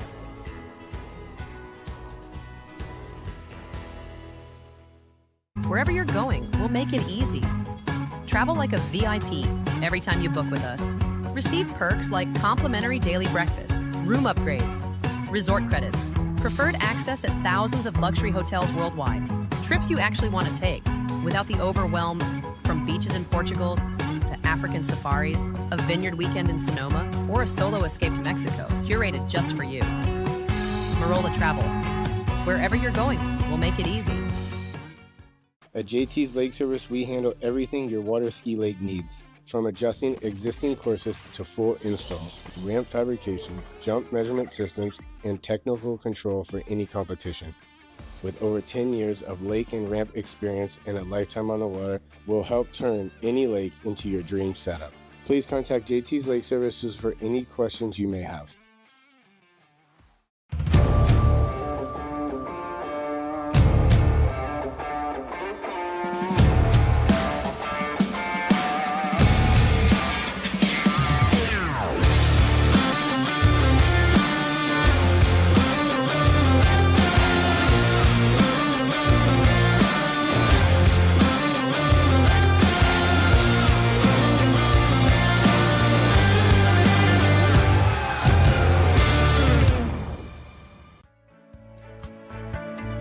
Welcome to Sunset Lakes, home of Jack Travers and the Show Ski School.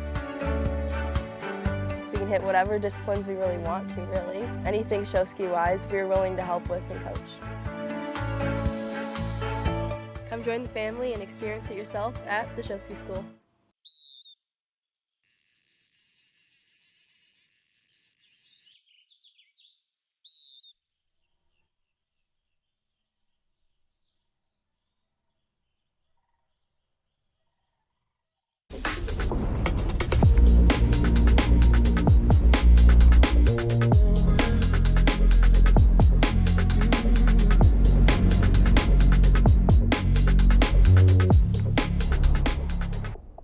You know us for the sunsets, the bluey ski, the feet flown, and the flip spun. But when you visit, You'll also know us for the memories by the lake. Points won and lost, cheers shared, and the dinners together. Skiing is a lifestyle, and at Sunset Lakes, we make sure you enjoy every part of it.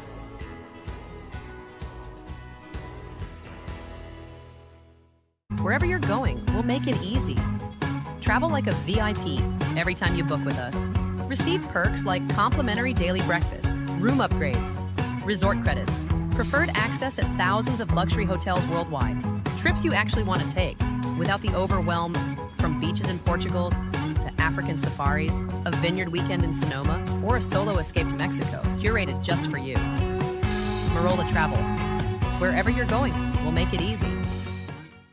At JT's Lake Service, we handle everything your water ski lake needs. From adjusting existing courses to full installs, ramp fabrication, jump measurement systems, and technical control for any competition. With over 10 years of lake and ramp experience and a lifetime on the water, we'll help turn any lake into your dream setup. Please contact JT's Lake Services for any questions you may have.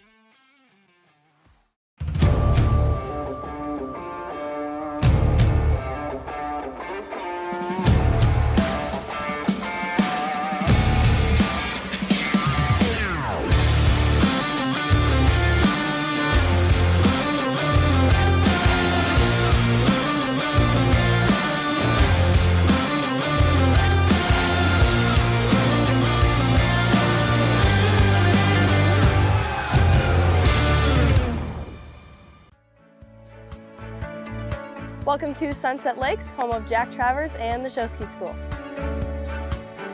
We can hit whatever disciplines we really want to, really. Anything show ski wise, we're willing to help with and coach.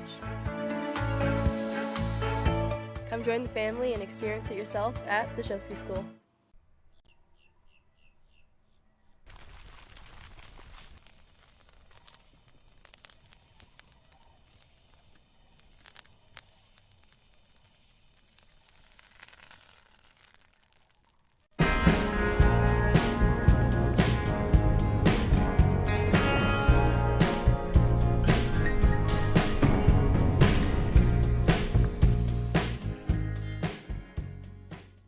At Jack Travers Water Ski School, we're here to make every moment on the water unforgettable. From first-time learners to dialing in 41 off, our world-class coaches offer training for every level.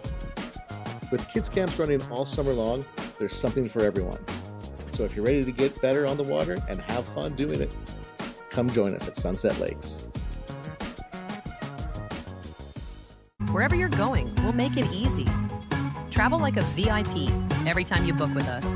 Receive perks like complimentary daily breakfast, room upgrades, resort credits, preferred access at thousands of luxury hotels worldwide, trips you actually want to take without the overwhelm from beaches in Portugal to African safaris, a vineyard weekend in Sonoma, or a solo escape to Mexico, curated just for you. Marola Travel. Wherever you're going, we'll make it easy. At JT's Lake Service, we handle everything your water ski lake needs. From adjusting existing courses to full installs, ramp fabrication, jump measurement systems, and technical control for any competition. With over 10 years of lake and ramp experience and a lifetime on the water, we'll help turn any lake into your dream setup. Please contact JT's Lake Services for any questions you may have.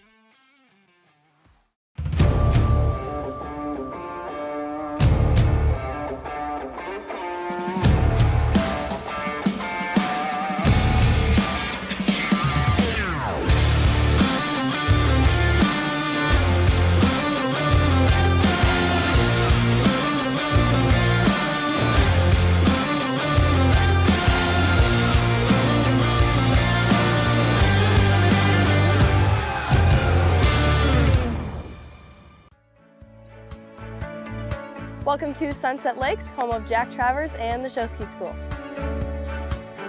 We can hit whatever disciplines we really want to, really. Anything show ski wise, we're willing to help with and coach.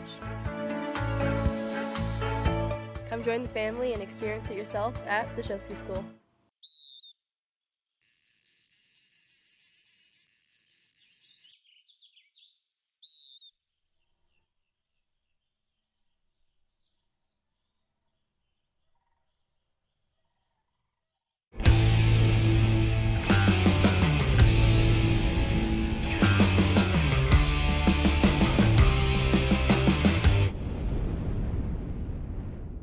You know us for the sunsets, the bluey skied, the feet flown, and the flip spun. But when you visit, you'll also know us for the memories by the lake. Points won and lost, cheers shared, and the dinners together. Skiing is a lifestyle, and at Sunset Lakes, we make sure you enjoy every part of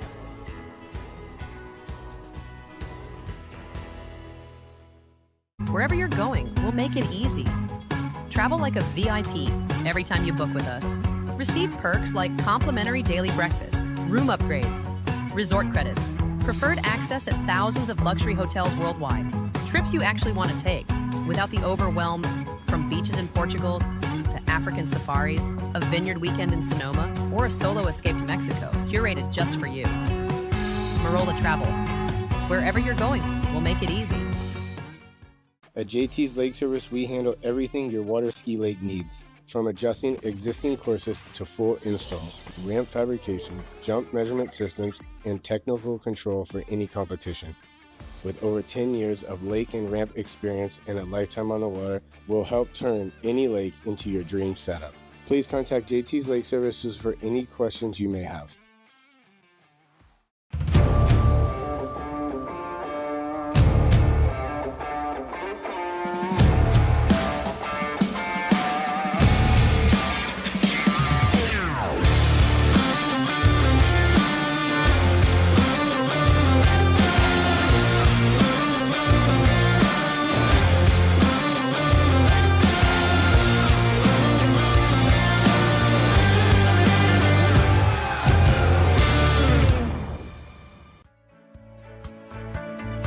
Welcome to Sunset Lakes, home of Jack Travers and the Show Ski School.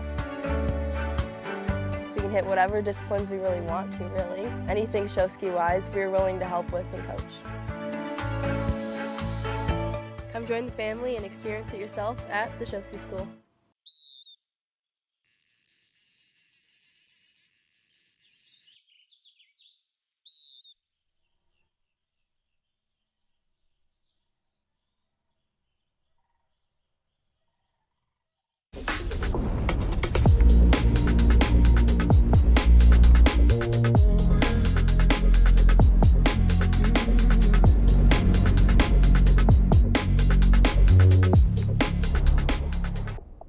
You know us for the sunsets, the bluey skied, the feet flown, and the flip spun. But when you visit, you'll also know us for the memories by the lake. Points won and lost, cheers shared, and the dinners together. Skiing is a lifestyle, and at Sunset Lakes, we make sure you enjoy every part of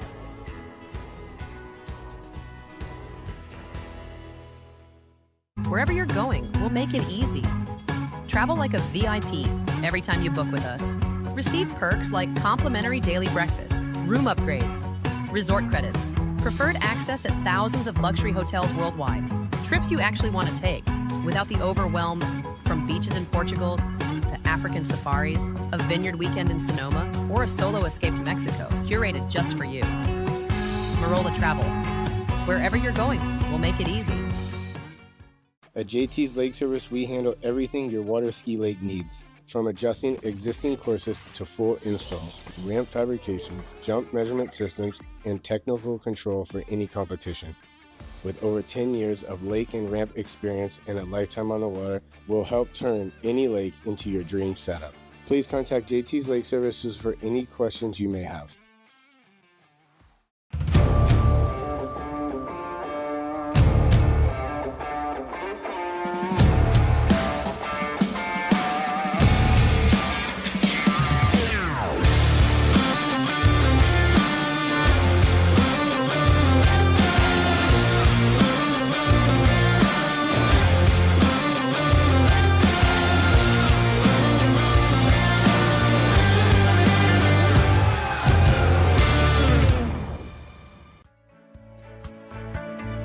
Welcome to Sunset Lakes, home of Jack Travers and the Show Ski School.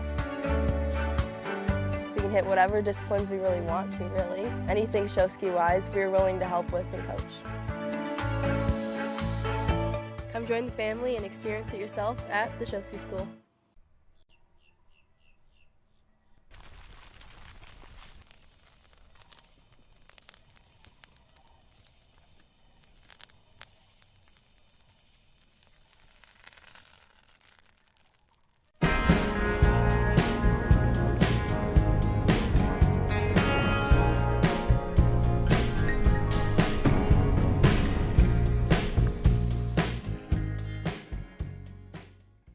Jack Travers Water Ski School, we're here to make every moment on the water unforgettable. From first-time learners to dialing in 41 off, our world-class coaches offer training for every level. With kids camps running all summer long, there's something for everyone. So if you're ready to get better on the water and have fun doing it, come join us at Sunset Lakes. Wherever you're going, we'll make it easy. Travel like a VIP every time you book with us. Receive perks like complimentary daily breakfast, room upgrades, resort credits, preferred access at thousands of luxury hotels worldwide, trips you actually want to take without the overwhelm from beaches in Portugal to African safaris, a vineyard weekend in Sonoma, or a solo escape to Mexico, curated just for you. Marola Travel. Wherever you're going, we'll make it easy. At JT's Lake Service, we handle everything your water ski lake needs. From adjusting existing courses to full installs, ramp fabrication, jump measurement systems, and technical control for any competition. With over 10 years of lake and ramp experience and a lifetime on the water, we'll help turn any lake into your dream setup. Please contact JT's Lake Services for any questions you may have.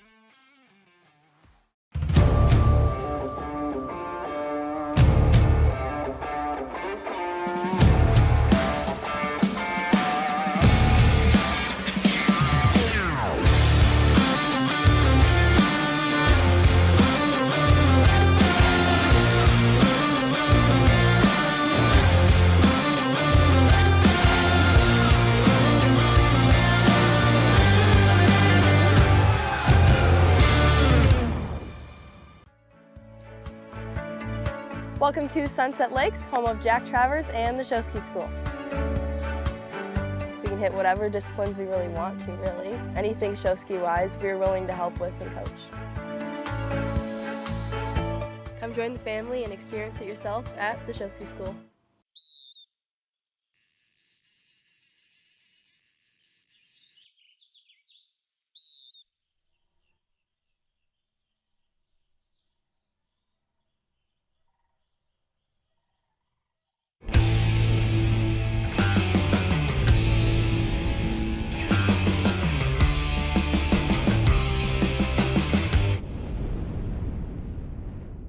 You know us for the sunsets, the bluey skied, the feet flown, and the flip spun.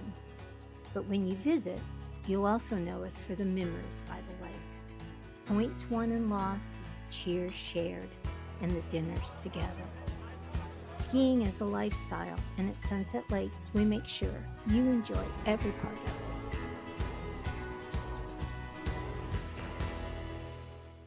it. Wherever you're going, we'll make it easy. Travel like a VIP every time you book with us. Receive perks like complimentary daily breakfast, room upgrades, resort credits, preferred access at thousands of luxury hotels worldwide, trips you actually want to take without the overwhelm from beaches in Portugal to African safaris, a vineyard weekend in Sonoma, or a solo escape to Mexico, curated just for you. Marola Travel. Wherever you're going, we'll make it easy. At JT's Lake Service, we handle everything your water ski lake needs. From adjusting existing courses to full installs, ramp fabrication, jump measurement systems, and technical control for any competition. With over 10 years of lake and ramp experience and a lifetime on the water, we'll help turn any lake into your dream setup. Please contact JT's Lake Services for any questions you may have.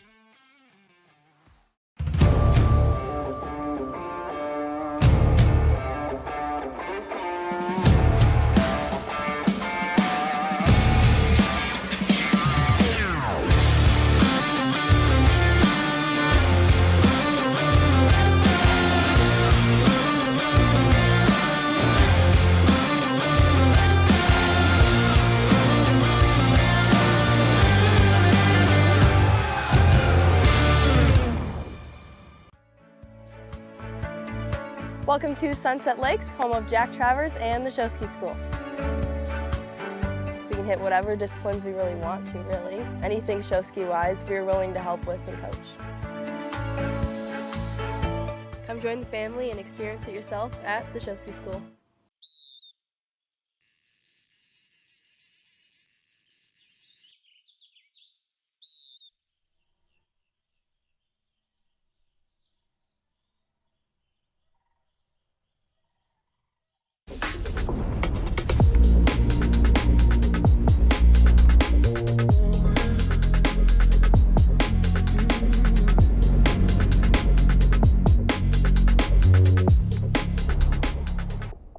You know us for the sunsets, the buoy skied, the feet flown, and the flip spun.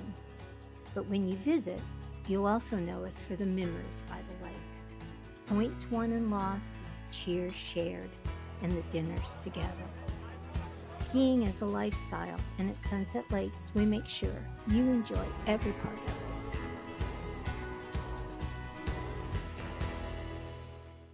it. Wherever you're going, we'll make it easy.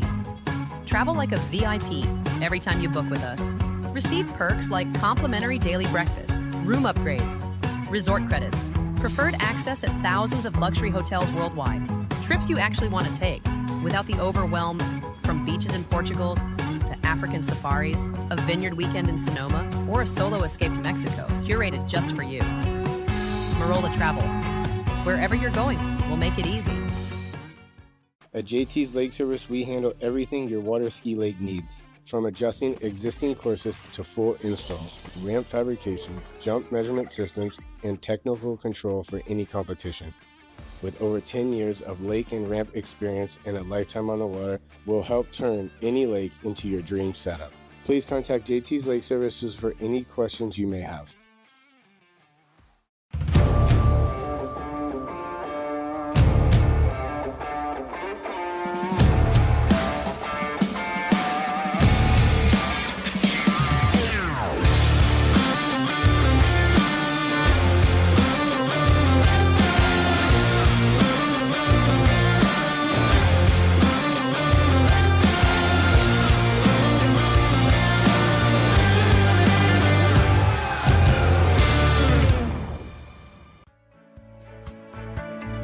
Welcome to Sunset Lakes, home of Jack Travers and the Show Ski School. We can hit whatever disciplines we really want to, really. Anything show ski wise, we're willing to help with and coach. Come join the family and experience it yourself at the Show Ski School.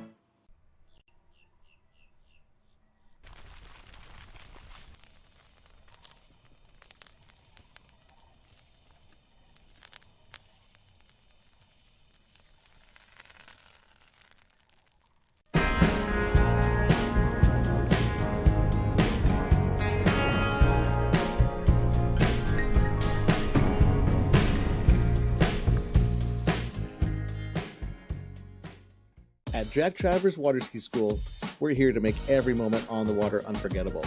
From first-time learners to dialing in 41 off, our world-class coaches offer training for every level. With kids camps running all summer long, there's something for everyone. So if you're ready to get better on the water and have fun doing it, come join us at Sunset Lakes. Wherever you're going, we'll make it easy. Travel like a VIP every time you book with us. Receive perks like complimentary daily breakfast, room upgrades, resort credits, preferred access at thousands of luxury hotels worldwide, trips you actually want to take without the overwhelm from beaches in Portugal to African safaris, a vineyard weekend in Sonoma, or a solo escape to Mexico, curated just for you. Marola Travel. Wherever you're going, we'll make it easy. At JT's Lake Service, we handle everything your water ski lake needs. From adjusting existing courses to full installs, ramp fabrication, jump measurement systems, and technical control for any competition. With over 10 years of lake and ramp experience and a lifetime on the water, we'll help turn any lake into your dream setup. Please contact JT's Lake Services for any questions you may have.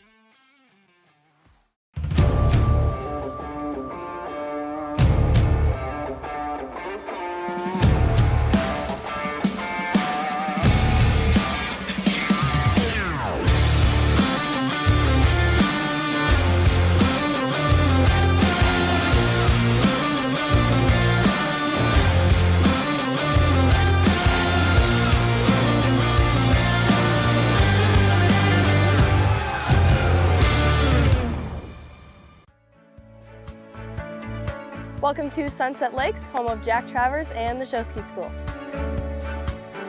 We can hit whatever disciplines we really want to, really. Anything show ski wise, we're willing to help with and coach. Come join the family and experience it yourself at the Show Ski School.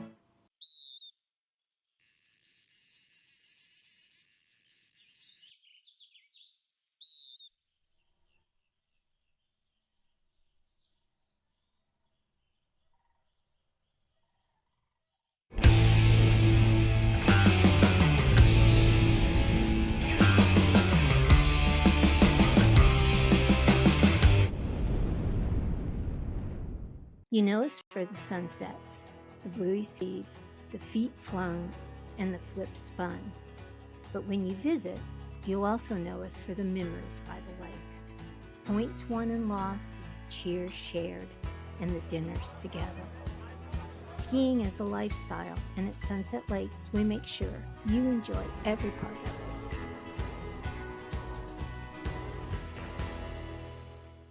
it. Wherever you're going, we'll make it easy. Travel like a VIP every time you book with us. Receive perks like complimentary daily breakfast, room upgrades, resort credits, preferred access at thousands of luxury hotels worldwide, trips you actually want to take without the overwhelm from beaches in Portugal to African safaris, a vineyard weekend in Sonoma, or a solo escape to Mexico, curated just for you. Marola Travel. Wherever you're going, we'll make it easy. At JT's Lake Service, we handle everything your water ski lake needs. From adjusting existing courses to full installs, ramp fabrication, jump measurement systems, and technical control for any competition. With over 10 years of lake and ramp experience and a lifetime on the water, we'll help turn any lake into your dream setup. Please contact JT's Lake Services for any questions you may have.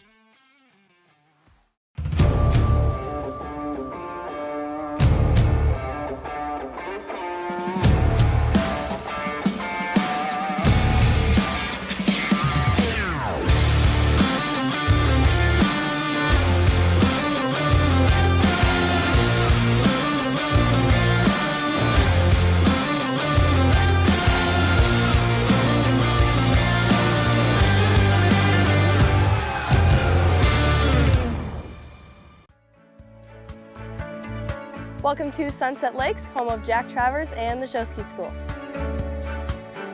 We can hit whatever disciplines we really want to, really. Anything show ski wise, we're willing to help with and coach. Come join the family and experience it yourself at the Show Ski School.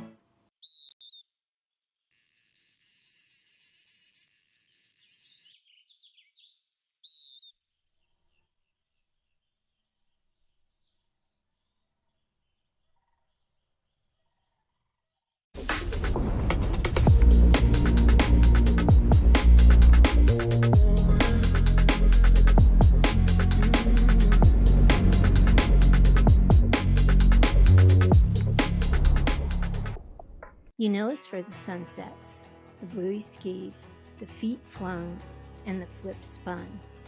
But when you visit, you'll also know us for the memories by the lake. Points won and lost, cheers shared, and the dinners together. Skiing is a lifestyle, and at Sunset Lakes, we make sure you enjoy every part of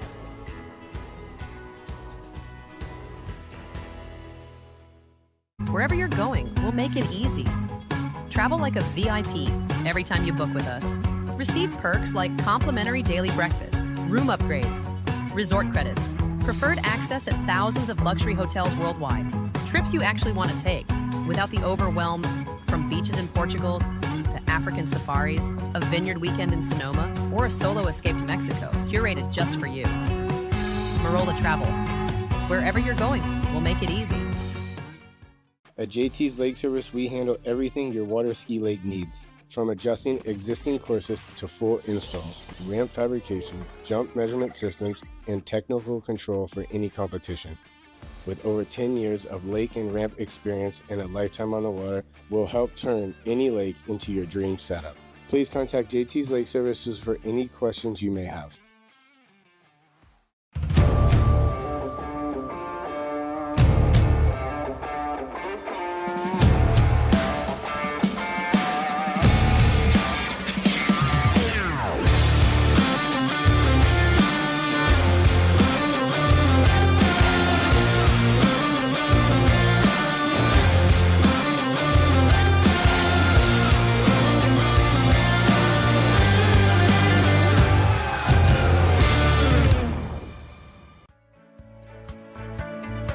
Welcome to Sunset Lakes, home of Jack Travers and the Show Ski School.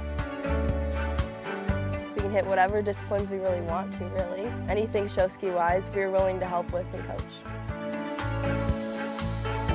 Come join the family and experience it yourself at the Show Ski School.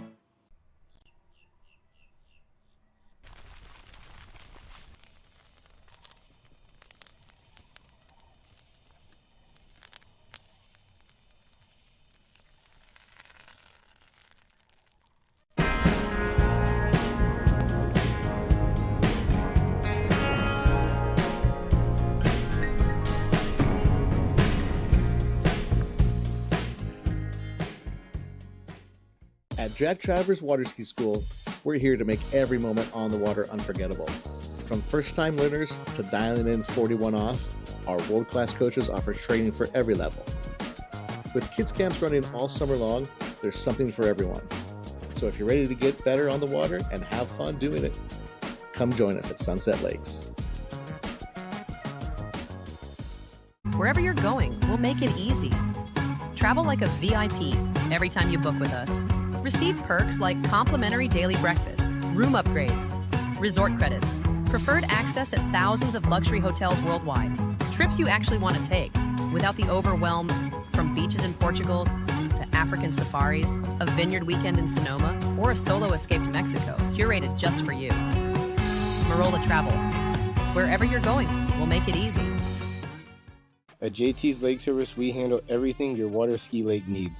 From adjusting existing courses to full installs, ramp fabrication, jump measurement systems, and technical control for any competition.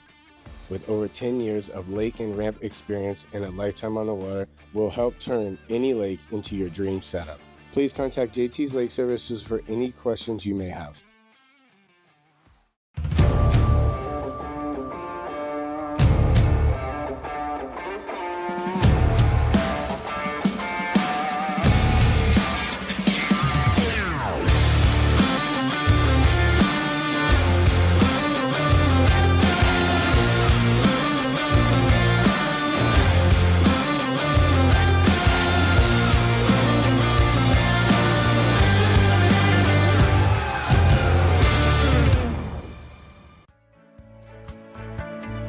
Welcome to Sunset Lakes, home of Jack Travers and the Show Ski School. We can hit whatever disciplines we really want to, really. Anything show ski wise, we're willing to help with and coach.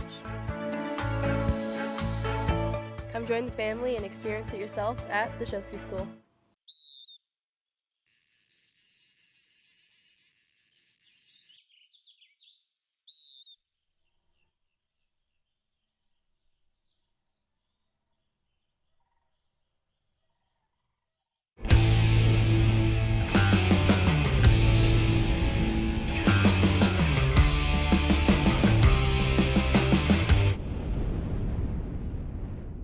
You know us for the sunsets, the buoy skied, the feet flown, and the flip spun. But when you visit, you'll also know us for the memories by the lake. Points won and lost, cheers shared, and the dinners together. Skiing is a lifestyle, and at Sunset Lakes, we make sure you enjoy every part of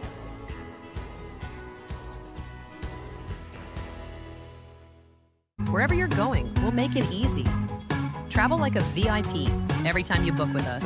Receive perks like complimentary daily breakfast, room upgrades, resort credits, preferred access at thousands of luxury hotels worldwide, trips you actually want to take without the overwhelm from beaches in Portugal to African safaris, a vineyard weekend in Sonoma, or a solo escape to Mexico, curated just for you.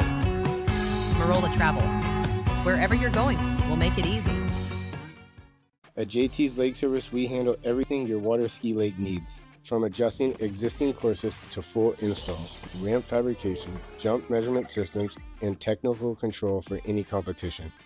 With over 10 years of lake and ramp experience and a lifetime on the water, we'll help turn any lake into your dream setup. Please contact JT's Lake Services for any questions you may have.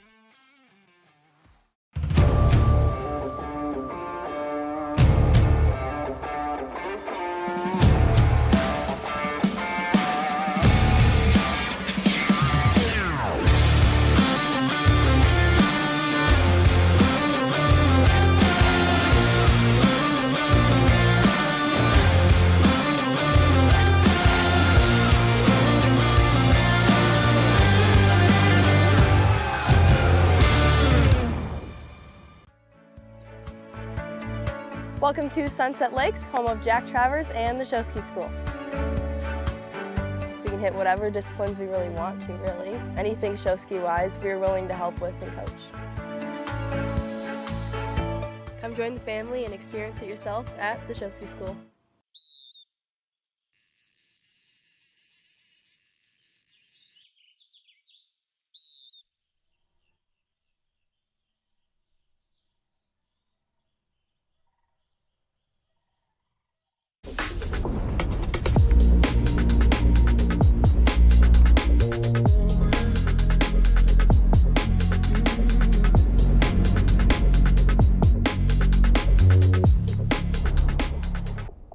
You know us for the sunsets, the buoy skied, the feet flown, and the flip spun.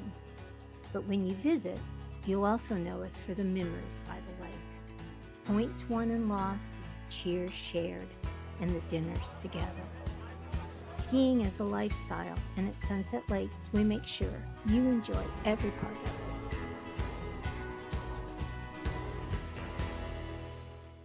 it. Wherever you're going, we'll make it easy. Travel like a VIP every time you book with us. Receive perks like complimentary daily breakfast, room upgrades, resort credits, preferred access at thousands of luxury hotels worldwide, trips you actually want to take without the overwhelm from beaches in Portugal to African safaris, a vineyard weekend in Sonoma, or a solo escape to Mexico, curated just for you. Marola Travel. Wherever you're going, we'll make it easy. At JT's Lake Service, we handle everything your water ski lake needs. From adjusting existing courses to full installs, ramp fabrication, jump measurement systems, and technical control for any competition. With over 10 years of lake and ramp experience and a lifetime on the water, we'll help turn any lake into your dream setup. Please contact JT's Lake Services for any questions you may have.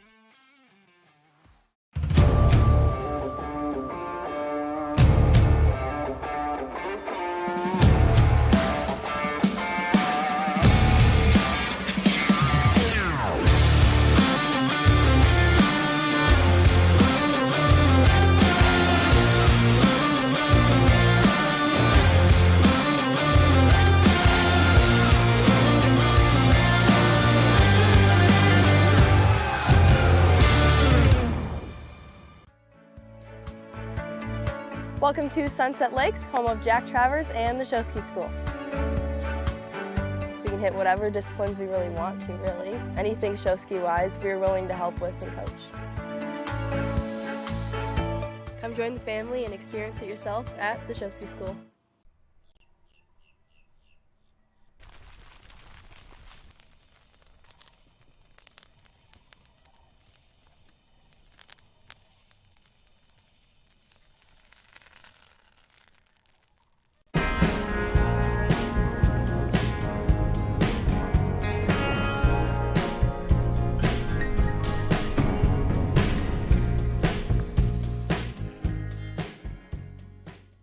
At Jack Travers Water Ski School, we're here to make every moment on the water unforgettable. From first-time learners to dialing in 41 off, our world-class coaches offer training for every level. With kids camps running all summer long, there's something for everyone. So if you're ready to get better on the water and have fun doing it, come join us at Sunset Lakes. Wherever you're going, we'll make it easy. Travel like a VIP every time you book with us. Receive perks like complimentary daily breakfast, room upgrades, resort credits, preferred access at thousands of luxury hotels worldwide, trips you actually want to take without the overwhelm from beaches in Portugal to African safaris, a vineyard weekend in Sonoma, or a solo escape to Mexico, curated just for you. Marola Travel. Wherever you're going, we'll make it easy. At JT's Lake Service, we handle everything your water ski lake needs.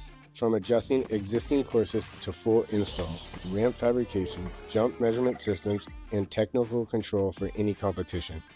With over 10 years of lake and ramp experience and a lifetime on the water, we'll help turn any lake into your dream setup.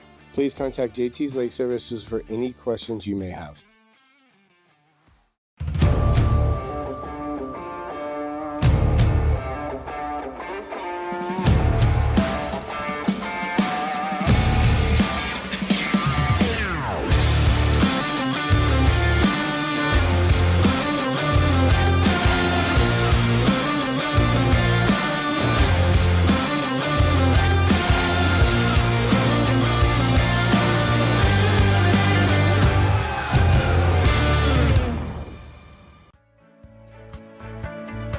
Welcome to Sunset Lakes, home of Jack Travers and the Show Ski School.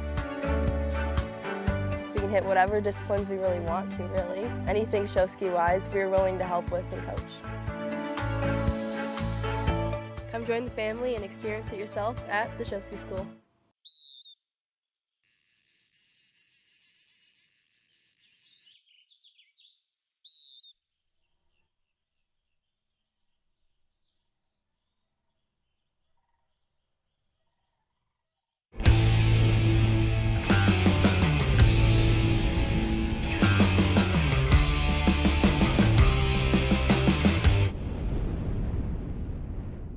You know us for the sunsets, the buoy skied, the feet flown, and the flip spun.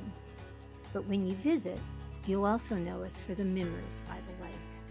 Points won and lost, cheers shared, and the dinners together.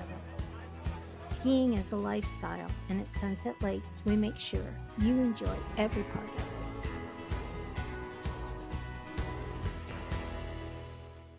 it. Wherever you're going, we'll make it easy. Travel like a VIP every time you book with us. Receive perks like complimentary daily breakfast, room upgrades, resort credits, preferred access at thousands of luxury hotels worldwide, trips you actually want to take without the overwhelm from beaches in Portugal to African safaris, a vineyard weekend in Sonoma, or a solo escape to Mexico, curated just for you. Marola Travel. Wherever you're going, we'll make it easy. At JT's Lake Service, we handle everything your water ski lake needs. From adjusting existing courses to full installs, ramp fabrication, jump measurement systems, and technical control for any competition. With over 10 years of lake and ramp experience and a lifetime on the water, we'll help turn any lake into your dream setup. Please contact JT's Lake Services for any questions you may have.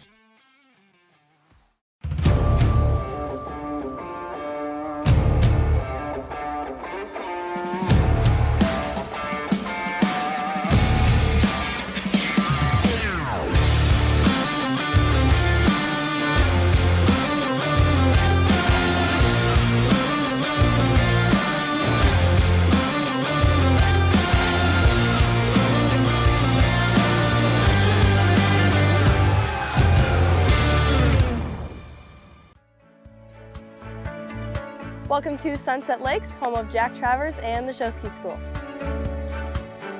We can hit whatever disciplines we really want to, really. Anything show ski wise, we're willing to help with and coach. Come join the family and experience it yourself at the Show Ski School.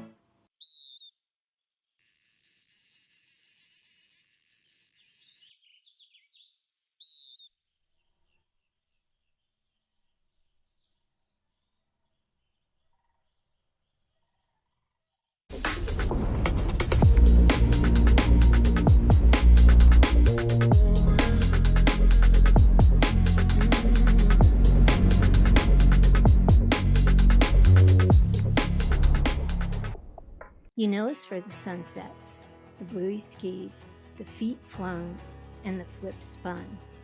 But when you visit, you'll also know us for the memories by the lake. Points won and lost, cheers shared, and the dinners together. Skiing is a lifestyle, and at Sunset Lakes, we make sure you enjoy every part of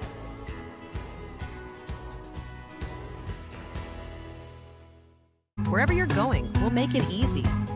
Travel like a VIP every time you book with us. Receive perks like complimentary daily breakfast, room upgrades, resort credits, preferred access at thousands of luxury hotels worldwide, trips you actually want to take without the overwhelm from beaches in Portugal to African safaris, a vineyard weekend in Sonoma, or a solo escape to Mexico, curated just for you. Marola Travel. Wherever you're going, we'll make it easy. At JT's Lake Service, we handle everything your water ski lake needs. From adjusting existing courses to full installs, ramp fabrication, jump measurement systems, and technical control for any competition. With over 10 years of lake and ramp experience and a lifetime on the water, we'll help turn any lake into your dream setup. Please contact JT's Lake Services for any questions you may have.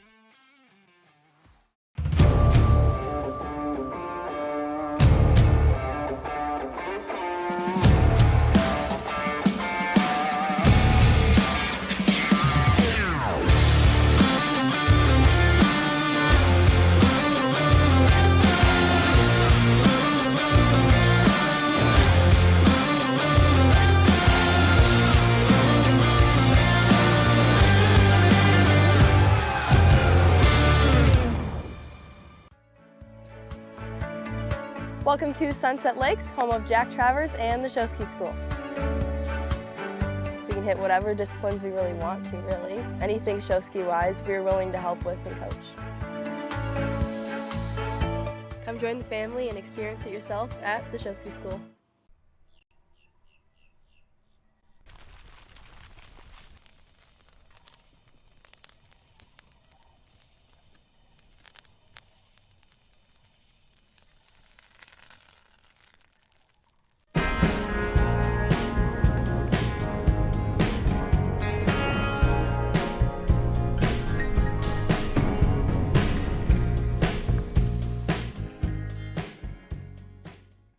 Jack Travers Water Ski School, we're here to make every moment on the water unforgettable. From first-time learners to dialing in 41 off, our world-class coaches offer training for every level. With kids camps running all summer long, there's something for everyone. So if you're ready to get better on the water and have fun doing it, come join us at Sunset Lakes. Wherever you're going, we'll make it easy. Travel like a VIP every time you book with us.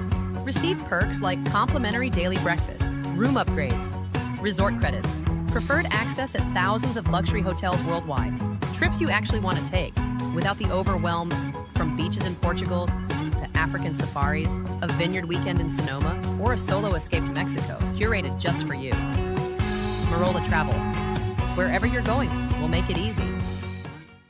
At JT's Lake Service, we handle everything your water ski lake needs. From adjusting existing courses to full installs, ramp fabrication, jump measurement systems, and technical control for any competition. With over 10 years of lake and ramp experience and a lifetime on the water, we'll help turn any lake into your dream setup. Please contact JT's Lake Services for any questions you may have.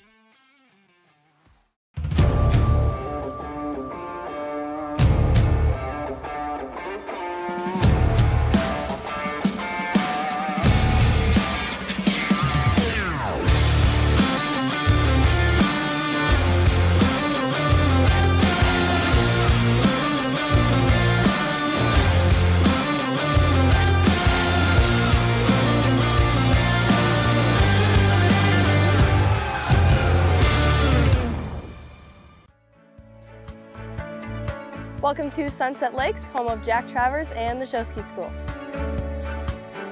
We can hit whatever disciplines we really want to, really. Anything show ski wise, we're willing to help with and coach. Come join the family and experience it yourself at the Show Ski School.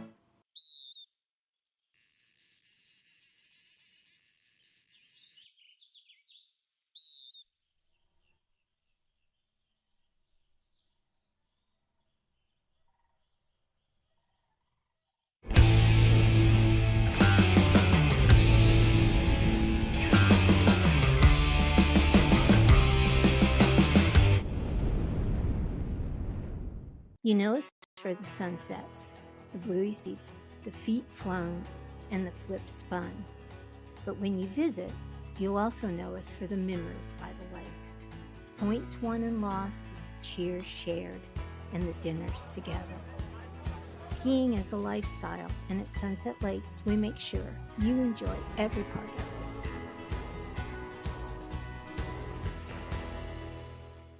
it. Wherever you're going, we'll make it easy. Travel like a VIP every time you book with us.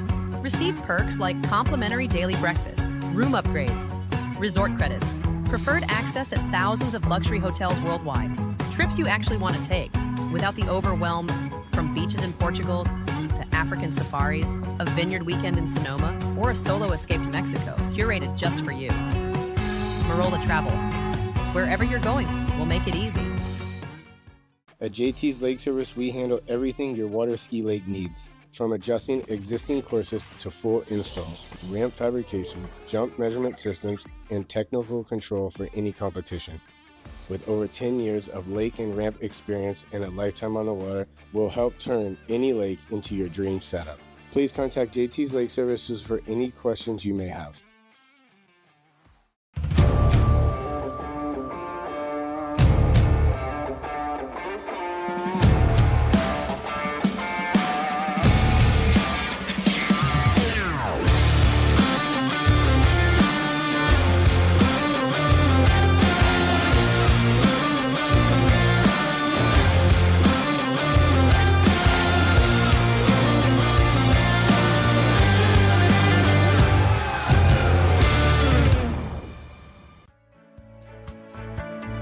Welcome to Sunset Lakes, home of Jack Travers and the Show Ski School.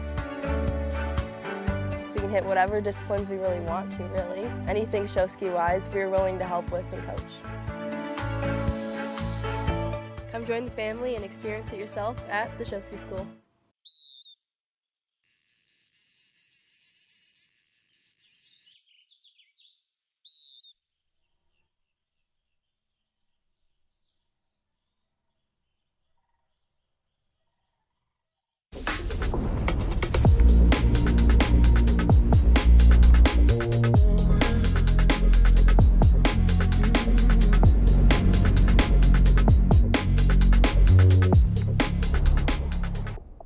You know us for the sunsets, the buoy skied, the feet flown, and the flip spun.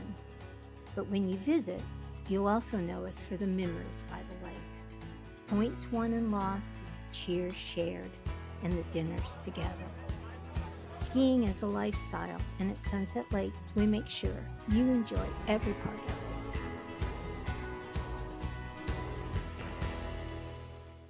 it. Wherever you're going, we'll make it easy. Travel like a VIP every time you book with us. Receive perks like complimentary daily breakfast, room upgrades, resort credits, preferred access at thousands of luxury hotels worldwide, trips you actually want to take without the overwhelm from beaches in Portugal to African safaris, a vineyard weekend in Sonoma, or a solo escape to Mexico, curated just for you. Marola Travel. Wherever you're going, we'll make it easy. At JT's Lake Service, we handle everything your water ski lake needs. From adjusting existing courses to full installs, ramp fabrication, jump measurement systems, and technical control for any competition. With over 10 years of lake and ramp experience and a lifetime on the water, we'll help turn any lake into your dream setup. Please contact JT's Lake Services for any questions you may have.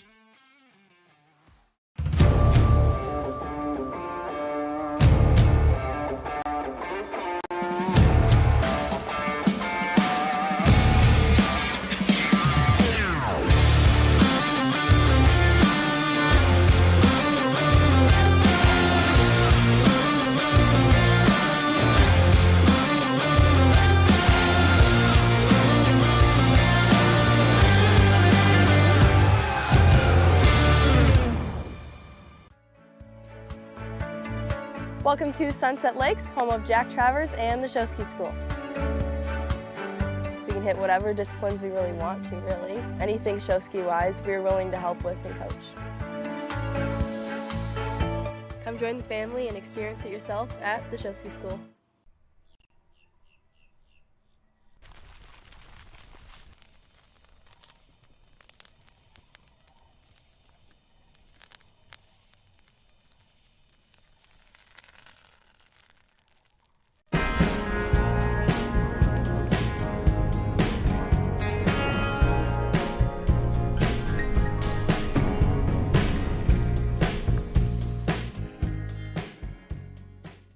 At Jack Travers Water Ski School, we're here to make every moment on the water unforgettable. From first-time learners to dialing in 41 off, our world-class coaches offer training for every level.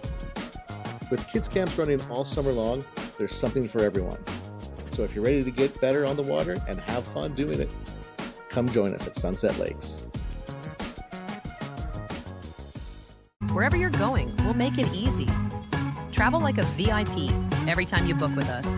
Receive perks like complimentary daily breakfast, room upgrades, resort credits, preferred access at thousands of luxury hotels worldwide, trips you actually want to take without the overwhelm from beaches in Portugal to African safaris, a vineyard weekend in Sonoma, or a solo escape to Mexico, curated just for you.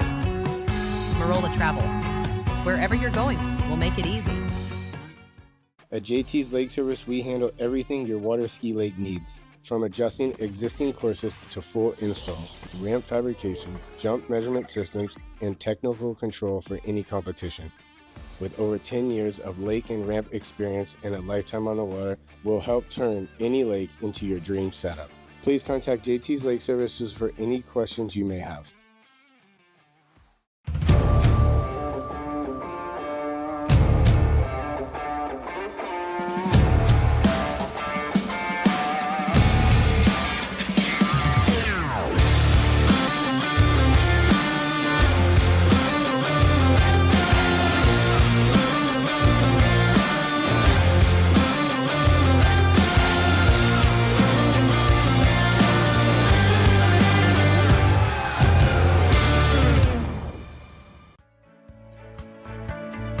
Welcome to Sunset Lakes, home of Jack Travers and the Show Ski School.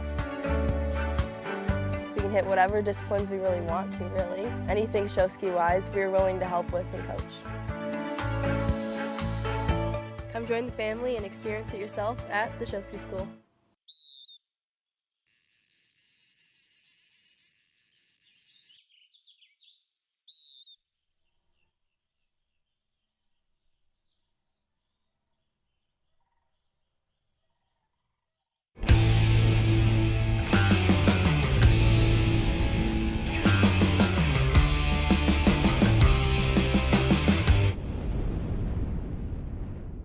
You know us for the sunsets, the bluey sea, the feet flown, and the flips spun.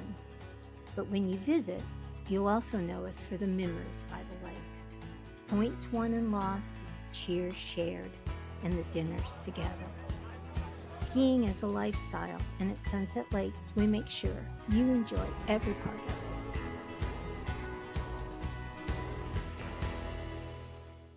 it. Wherever you're going, we'll make it easy. Travel like a VIP every time you book with us. Receive perks like complimentary daily breakfast, room upgrades, resort credits, preferred access at thousands of luxury hotels worldwide, trips you actually want to take without the overwhelm from beaches in Portugal to African safaris, a vineyard weekend in Sonoma, or a solo escape to Mexico, curated just for you. Marola Travel. Wherever you're going, we'll make it easy. At JT's Lake Service, we handle everything your water ski lake needs. From adjusting existing courses to full installs, ramp fabrication, jump measurement systems, and technical control for any competition. With over 10 years of lake and ramp experience and a lifetime on the water, we'll help turn any lake into your dream setup. Please contact JT's Lake Services for any questions you may have.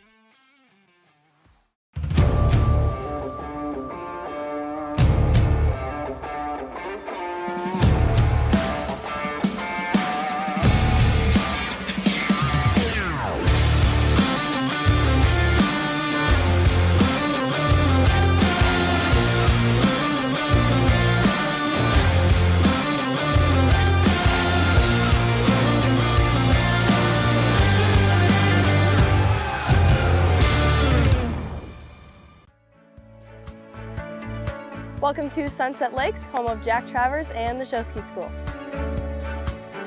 We can hit whatever disciplines we really want to, really. Anything show ski wise, we're willing to help with and coach. Come join the family and experience it yourself at the Show Ski School.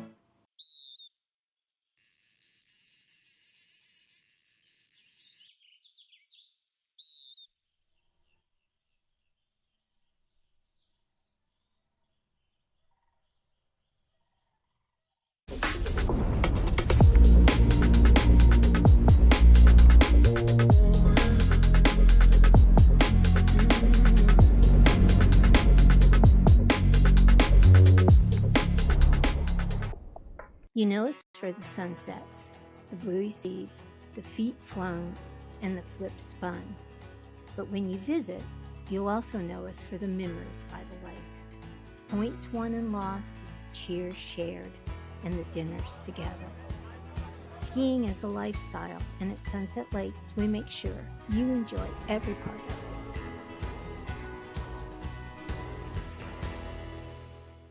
it. Wherever you're going, we'll make it easy. Travel like a VIP every time you book with us. Receive perks like complimentary daily breakfast, room upgrades, resort credits, preferred access at thousands of luxury hotels worldwide, trips you actually want to take without the overwhelm from beaches in Portugal to African safaris, a vineyard weekend in Sonoma, or a solo escape to Mexico, curated just for you. Marola Travel. Wherever you're going, we'll make it easy. At JT's Lake Service, we handle everything your water ski lake needs. From adjusting existing courses to full installs, ramp fabrication, jump measurement systems, and technical control for any competition.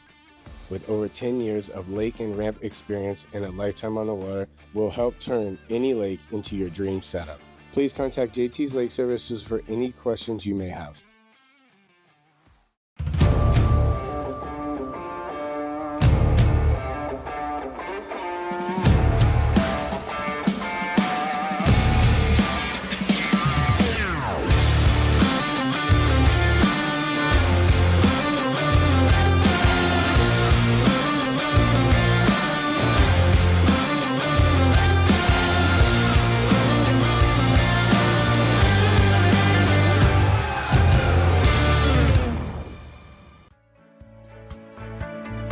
Welcome to Sunset Lakes, home of Jack Travers and the Show Ski School. We can hit whatever disciplines we really want to, really. Anything show ski wise, we're willing to help with and coach. Come join the family and experience it yourself at the Show Ski School.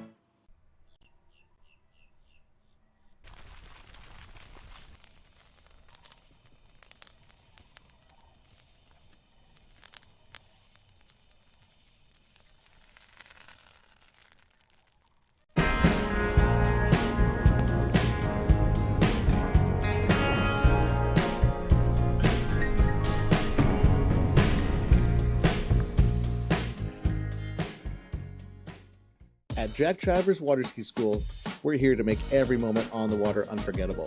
From first-time learners to dialing in 41 off, our world-class coaches offer training for every level. With kids camps running all summer long, there's something for everyone. So if you're ready to get better on the water and have fun doing it, come join us at Sunset Lakes. Wherever you're going, we'll make it easy. Travel like a VIP every time you book with us. Receive perks like complimentary daily breakfast, room upgrades, resort credits, preferred access at thousands of luxury hotels worldwide, trips you actually want to take without the overwhelm from beaches in Portugal to African safaris, a vineyard weekend in Sonoma, or a solo escape to Mexico, curated just for you. Marola Travel. Wherever you're going, we'll make it easy. At JT's Lake Service, we handle everything your water ski lake needs. From adjusting existing courses to full installs, ramp fabrication, jump measurement systems, and technical control for any competition. With over 10 years of lake and ramp experience and a lifetime on the water, we'll help turn any lake into your dream setup. Please contact JT's Lake Services for any questions you may have.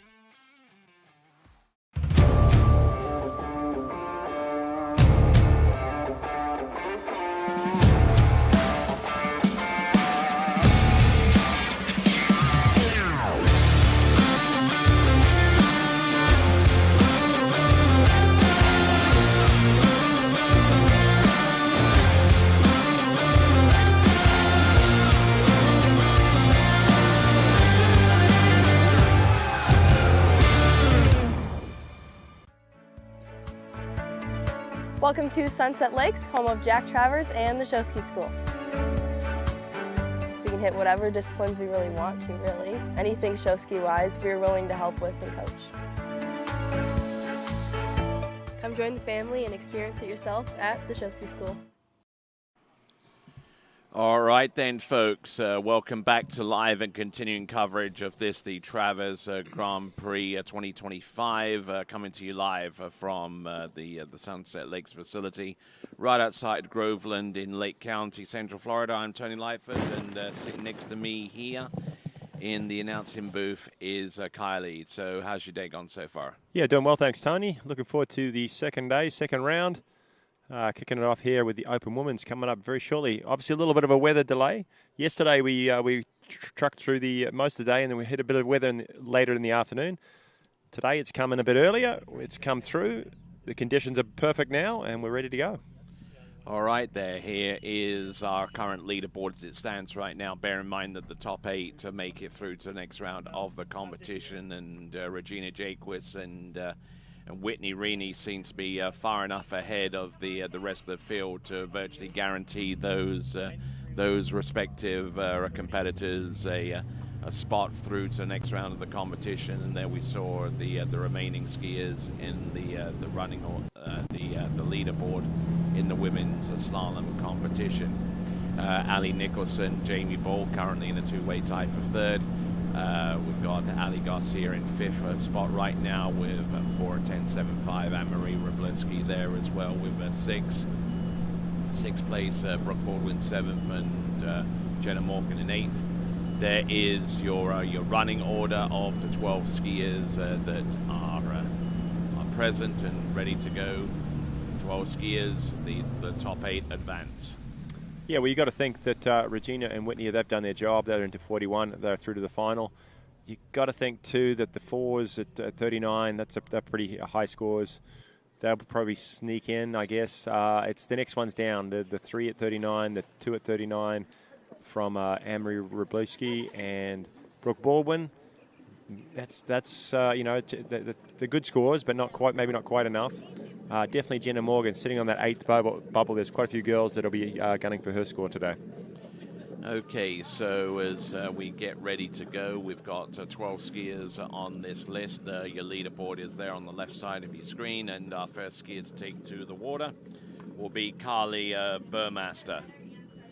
And Carly, she's got a little bit of an uphill struggle if she wants to be a part of that 8 skier party. She's got to come through with pretty much a lifetime best score to stand any chance here. Yeah, for sure. She had early fall at 35 off yesterday. come up 2.5 at 35 was her score. She's new to these pro events. She hasn't skied too many, so I think she was just enjoying the experience. Hopefully she wants to, get a better score today into 38, somewhere where she'll be happy. Whether she's, her goal of getting into the final, I'm not sure. Just gaining valuable tournament experience, skiing alongside these top pros. Carly Burmaster with a 13-meter start. Probably not all that familiar with starting on this particular line length, but having said that, she gets the job done. Opening pass, 6 at 13 meters, and getting ready for 12. Yeah, so most of our women competitors have hit their 13-meter start, or 32 off start, somewhere along the lines. All very accustomed to it. Maybe a couple of these first ones, it's going to be a bit of a shock to go out there and go straight into 35, 38 so quickly. But they'll make the right adjustments. All right, then. And for the first time today, let's check in on dockside with Chris.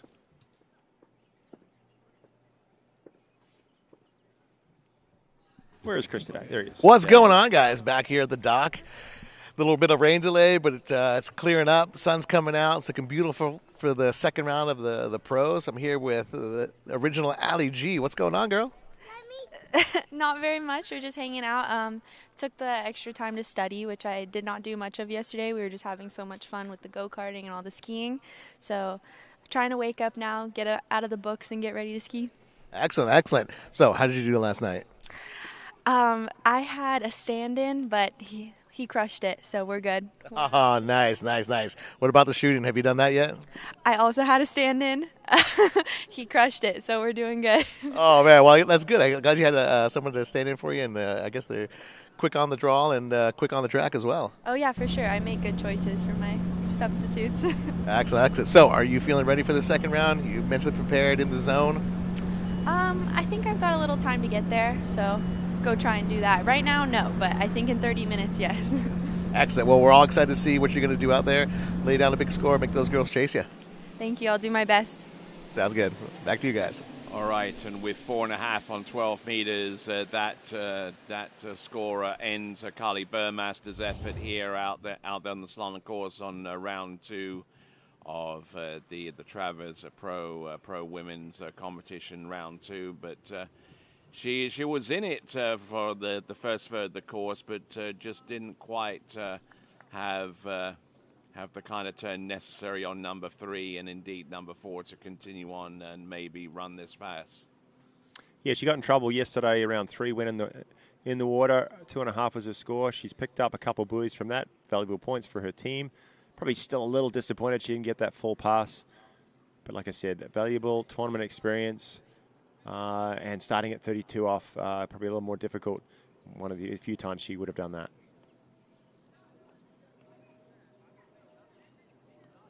Not a bad effort, though. Managing to get as far as buoy 5 here on the return pass towards the dock on 12 meters. But just brought the handle up too high. Yeah, it's a shame, isn't it? Yeah, she could have had that. Yeah, she did make a mistake at 3 and got a little down course, but she was still in the pass at 5 and could have completed it all. Next skier, though, leaving the dock, it is Jessie Baruso. She scored half at 38, half 11.25 yesterday. She's with a group of girls that just kind of went down early on that pass. The leader of them was Jenna Morgan, and she has that 8 spot. It's 2.5, 11. That's the score that really Jessie is looking at today to try and surpass, to have any sort of shot of going through to tomorrow's final top 8.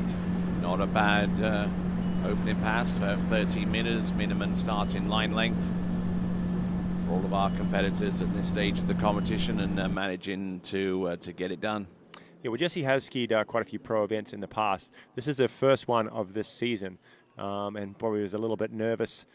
She has a season's best of 3 at 38, so that's the score she's looking for to get in this round to have any sort of chance. It's 3 will get her into the 8th spot right now, with a few skiers remaining that will have something to say about it. All right, we'll see how things transpire as we see Alicia Bagnoli get ready on dockside for her go out there on the course.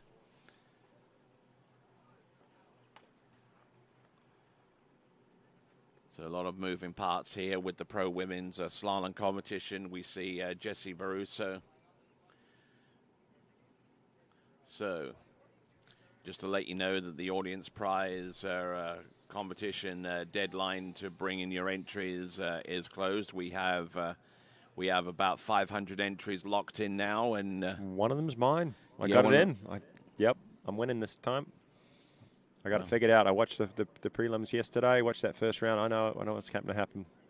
Okay. Yep. We'll see.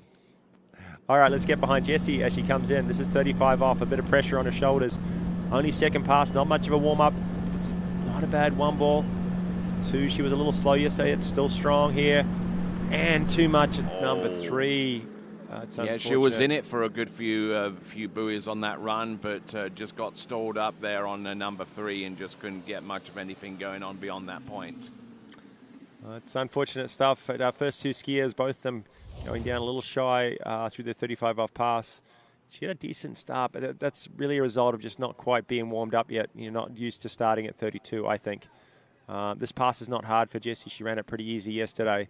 But second pass just didn't quite have the tempo, and then was a little rushed at number 3.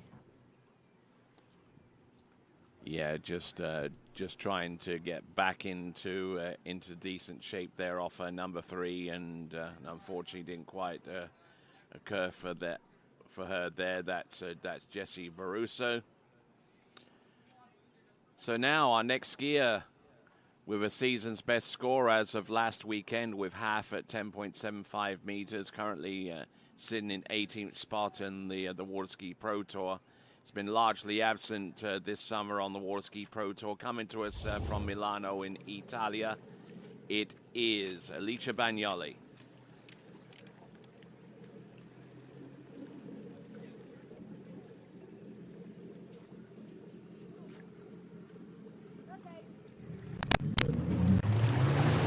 All right, on top of the water.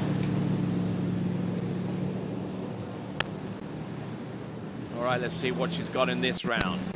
She managed to get into 12 meters in the round previous to this, but needing something a little bit more substantial here and now to maybe unseat one of the skiers that's currently in the top 8 at this time. Alicia Bagnoli, 13-meter start. And it's not a bad effort there as she works to fully recover from the injury that she sustained in January. And with that in mind, let's check in with Chris on dockside. What's up, guys? On the dock here with none other than Jenna Morgan. How you doing today? I'm feeling good. How about you? Oh, I can't complain. Like I said, the rain's gone, the wind's gone. It's nice and calm. You're no stranger to flying the friendly skies. Are you ready to cruise down the course and throw up a big score? Yeah, I'm excited to see what I could do today. So, yeah. Excellent, excellent. Any, what's your preparation? What's your mindset out there? Kind of just have the same mindset as yesterday and maybe attack a little bit more, and I think I'll be better off. Yeah. Excellent, excellent. I'm excited. We're excited. I know people watching at home are excited. So go out there, rip it up. Thank you. I'll try. Back to you guys. All right, that was Jenna with Chris, and here we see inside the boat Scott Ellis, who was interviewed for a recent episode of the TWBC podcast. You can listen to that episode by going to Spotify or to YouTube Music or even iHeart Music, and check out the latest edition of the TWBC podcast, available and wherever you choose to listen to podcast episodes. Okay, Alicia Bagnoli coming in. This is 35 off. And a little down course, maybe at number 3. But she's such a strong skier, so much experience. And she's probably my favorite or the strongest contender this morning to kind of change things up in that top 8. She has a personal best of 3 at 39, a season's best of half at 39. So really between her and Alana Jones, it'll be coming out next. The other ones that are going to have something to say about the score that Jenna Morgan had, 2.5 at 38, which is the current cut. They can go far beyond that.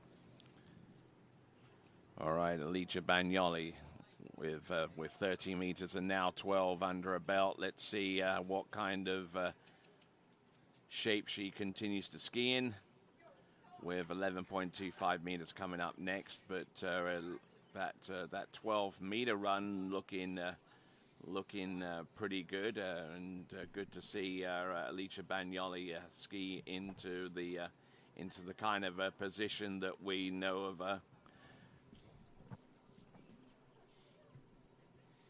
So great to see her, and let's see if she can continue to exert her will upon these passes coming up.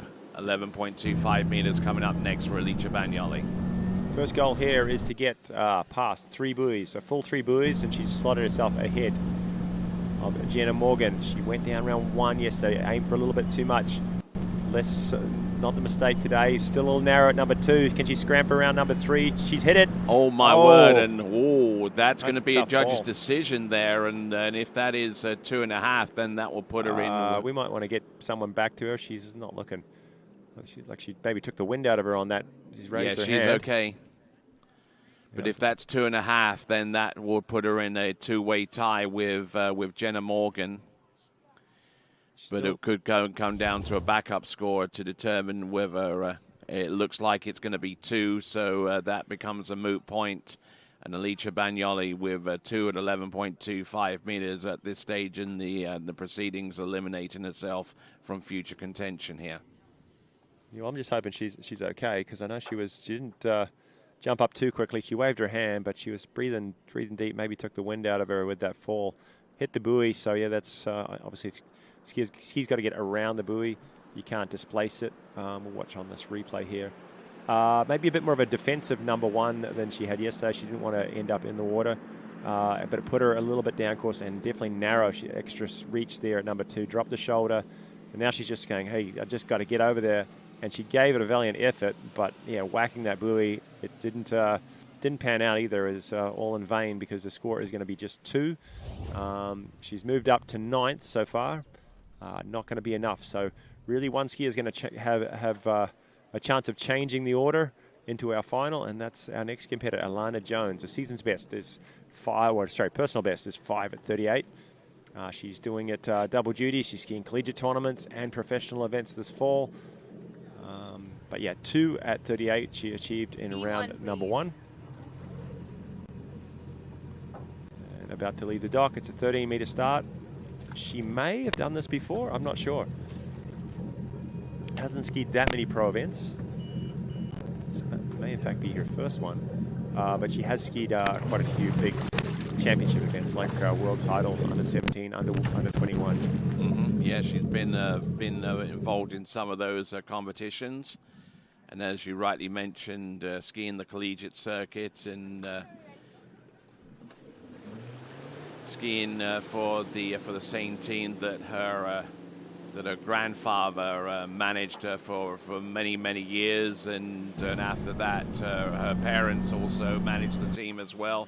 So coming to us originally from Church Point in Acadia Parish in Louisiana and skiing for the Raging Cajuns of Louisiana Lafayette, this is Alana Jones.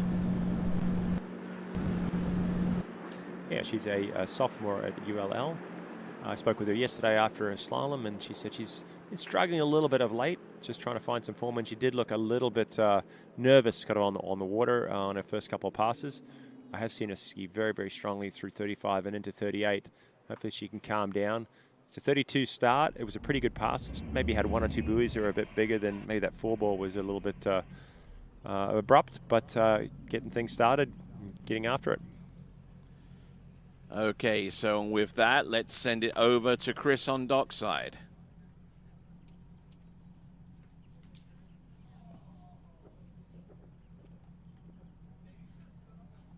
AutoZone. Hey, what's up, guys? Here with one of my favorite pro skiers, Brookaboo Baldwin. How you feeling today? Pretty good. I'm excited. A little espresso before you ski is always a good little trick. Oh, I can imagine. Is that kind of that European rubbing off on you a little bit? Yes, but I also am used to having my nap around this time of the day, so I need a little espresso as a little pick-me-up. Oh, that'll be good out there. That'll get you going. Yeah, for sure. I'm excited to ski. The weather was a little bit... Oh, thanks, Jamie. Yummy. That looks good. Good stuff made by Alex Travers, so yeah, made with lots of love. Excellent. So I heard you were kind of a beast on the go-kart last night. Yeah, we don't need to make it that big of a deal, but I was pretty good. 75, 2 or 3. Uh-oh, my espresso. Uh-oh. Yeah, you were going pretty fast out there. And as I imagine, you'll be going even faster out there on the water. Are you ready? Yeah, I'm excited. Today is going to be a better day. I feel it, a little bit more awake, and yeah, I'm ready to go. Excellent. Again, we're all excited. Can't wait to see you out there. Tear it up. Thank you. Back to you guys. We just saw Elena Jones, unfortunately, standing up on the 12-meter line and just not getting the kind of start that she really needed in order to make an impact on the competitors that are currently occupying the 8 top spots right now. So with that basically would lock in the 8 skiers going through to the final. Jenna Morgan coming up next, currently in 8th spot. Yeah, our first 4 skiers all had a shot to try and change things up. Unfortunately, just coming up short. 3 of our competitors missing 35 off, which is a little less than yesterday. Definitely the impact of a 32 off start, I think. And this morning the weather's been a bit average. We've sort of been sitting around, maybe a bit cold, but not really getting going, and then a bit of a slow start to their rounds of competition. So not being able to achieve what they wanted. And now we'll move on to the first of the girls that will be in the final tomorrow. And that's going to be Jenna Morgan. She posted a 2.5 at 38 yesterday. Very close to her best of the season. And a little bit of a free round of competition. Of course, it's for seeding. And just getting used to the 32 start and the conditions out and the boat and everything out here at Sunset Lakes.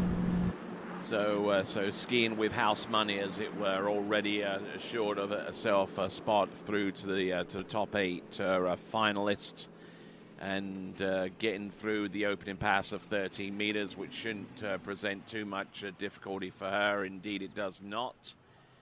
And so that was our skier on the water, Jenna Morgan, with a best score this season of 3 at 11.25 meters, which she just so happened to come within half a buoy of that best of the season yesterday.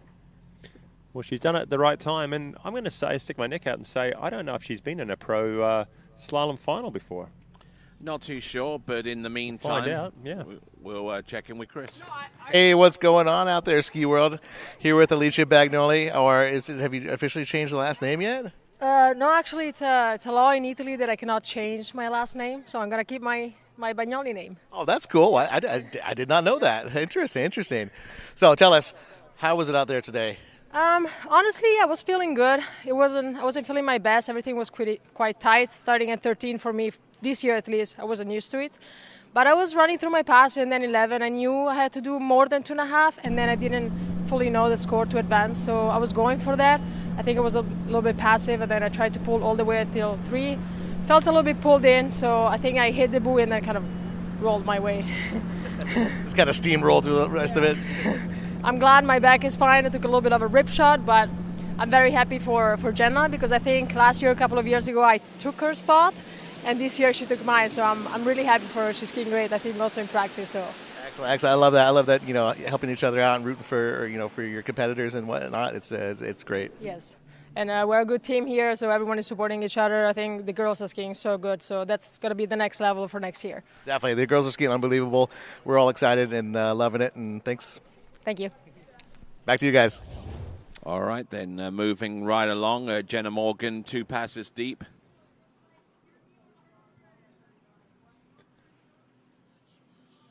All right, yes, so on your replay there, we actually show Jenna Morgan showing why she has made maybe her first pro final. I'll confirm that for you guys shortly, but showing why she has earned her right to ski again on Sunday. Looking tight, up course, very on time, through the wakes, maintaining a position.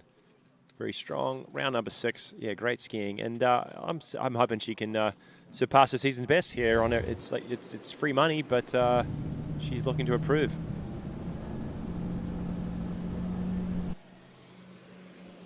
.38 off. It's the big pass. Ooh, it's a little bit of a slow one. Can she hook up around number 2? Another full 2 buoys. She's in the final. nothing's going to change with the seating. To change anything, she would have had to run the complete 38 off pass. The next score above her is Brooke Baldwin, who's going to be coming out next. She achieved the 2 at 39. So she'll be first off the dock in the final. Yep. So from now on out, it's kind of seeding. What are these next 7 women going to do? Seeding and just kind of figuring things out, getting dialed in on Sunset Lakes here behind the new Nautique and getting ready for tomorrow's final. All right, so that is Jenna Morgan. She'll be happy in the knowledge that she did enough yesterday to qualify for the third and last round, which will take place tomorrow. For those of you kind of wondering around about what time we would start proceedings tomorrow, the third and last round of the skiing, which I believe will include some amateur action, will start at about 8 a.m. Tomorrow morning. 8 a.m. tomorrow morning is the projected start time for the events, which will start the conclusion of the 2025 Travers Grand Prix, coming to you live from Sunset Lakes in Lake County, Florida. Skier about to take to the water is going to be The 32, Brooke 82. Baldwin. So yeah, 8 o'clock tomorrow morning, we'll be kicking this event off with the amateurs. Pros, we're looking at around 11:30. You think we're going to be on the water with the pro women's final, followed by the pro men's? Yep, I would anticipate that to be the case. Yeah. Get the lunch. She is a little sleepy. She's taking her time getting her binding on. Maybe she didn't need that extra espresso she was talking about. But yeah, she did well yesterday. It was a 2 at 39. Looked really strong through 38. Just maybe didn't quite get the hook up at number 1 at her 39. She has run that pass in a record tournament before. We will see her in the final tomorrow. She's currently sitting in 7th. Season's best is 3 at 39. She competed across at the World Championships in Macheto, made the finals there in slalom, also made the finals in tricks. Okay, so now with 6 skiers remaining after this set here, this now is Brooke Baldwin. Now Brooke Baldwin not looking too bad out there with her set so far, a third of the way down the course now through the halfway mark on 13 meters. And just looking at her go round number 5 and round number 6. So that is Brooke Baldwin. And we'll check in with Chris on dockside. Hey, what's up, guys? On the dock here, post ski set with Jenna Morgan to the pro scene. But this is, I think, maybe one of your first times that you've had to start at the 32 off instead of 28 off. Did that kind of come into play a little bit? Yeah, I mean, everything came up a little bit faster, but I kind of liked it in a way, but I just kind of screwed up my gait at 38, and it kind of just went downhill from there, but it felt still really good, and it was kind of fun. And fun is what it's all about. I know I've seen you practice, and you've been getting down the line a little bit more at 38 and running it every now and again, and you're feeling more confident, and hopefully we'll be able to see that in some more upcoming events. I know you're getting stronger and looking really good out there. Yeah, thank you. A bit of a bummer, but we'll try again next time, and yeah. That's right. Keep fighting the fight. Back to you guys.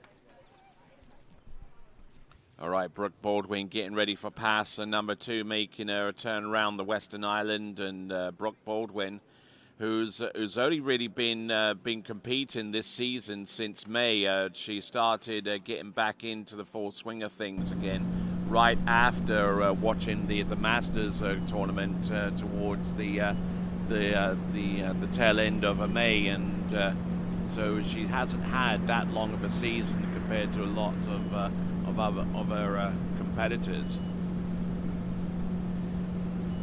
But she's looking pretty good, looking fresh out there, and getting the job done with pass number 2. It's gone through 13 and 12, and that is Brooke Baldwin. Yeah, so Brooke was interviewed earlier and was bragging a little bit about her go-karting last night. We've going to have a few competitors and a little bit of smack talk today, and about what they achieved last night. 76.231 was her time. That's pretty handy. That's right up there. Yep. And I've got your time, Tony. Just I don't see it on my. I've got a sheet of everybody's scores here, but I didn't see yours. Don't worry, it doesn't need to be there. Sub 76, 231. Maybe, I don't know. Anyways, had the opportunity last night of actually interviewing Brooke Baldwin for a future edition of the TWBC podcast.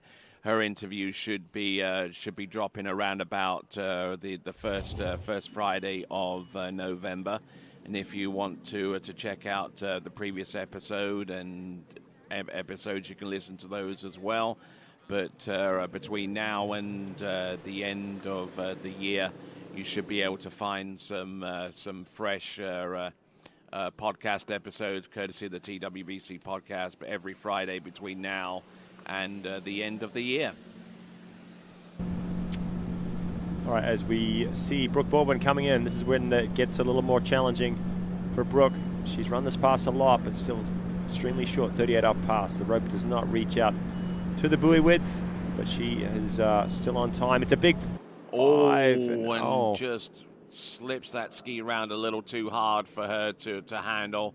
So it is going to be 4.5 on 11.25 meters.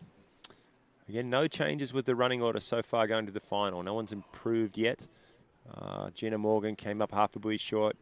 Brooke Baldwin's going to be a few buoys shy in round 2 compared to what she did in round 1. And obviously not really changing anything for their team scores. I'm sitting here with all the race results from last night. I've got a lot of the shooting as well. A lot of the skiers have not gone over and completed their skeet shooting yesterday or today. So yeah, if you're on site and you want to get that done, head over, get some shooting done so we get the scores in. Now from here, I don't know quite how all this information's plugged into the formula to figure out who's winning, but I do see some average scores. And for the racing last night, the team in front, you want to have a guess, Tony? No idea. All right, it's team number 7, Jamie Bull and Thibaut Dyland. They had an average time of 74.659, so that's kind of how they do it. They got 5-6 skiers on the team, and they average out everybody's times. And they are leading right now, so congrats to them from the go-karts. Kind of hard to tell on the shooting.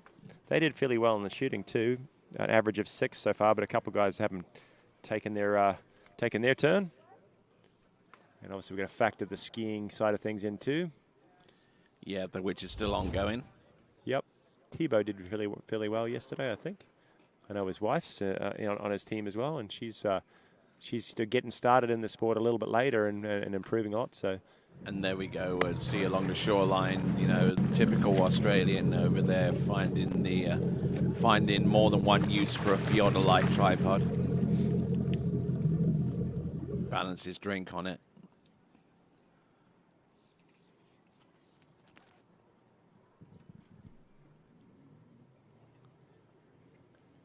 So Brooke Baldwin trying to avoid the weeds a little bit there on her exit away from the course.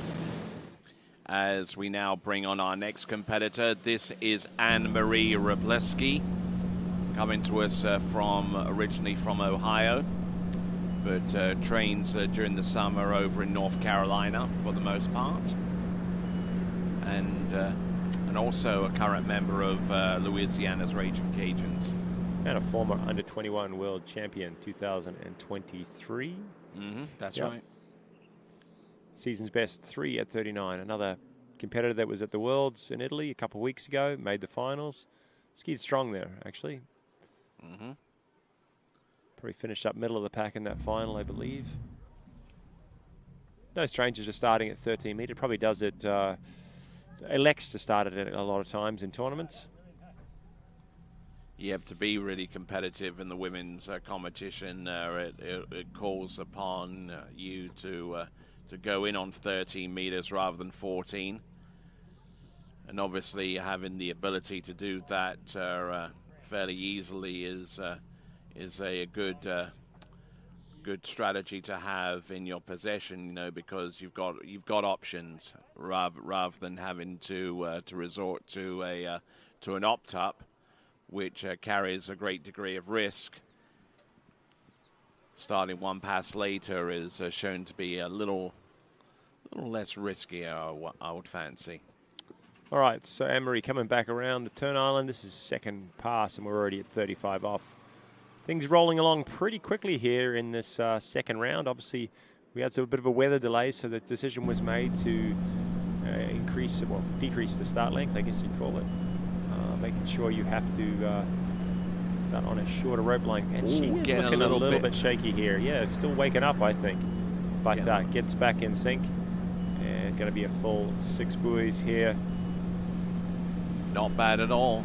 A little high-sided on number 2, but every other turn on that side of the course seemed to be okay. She is a righty, which means she shouldn't have any trouble turning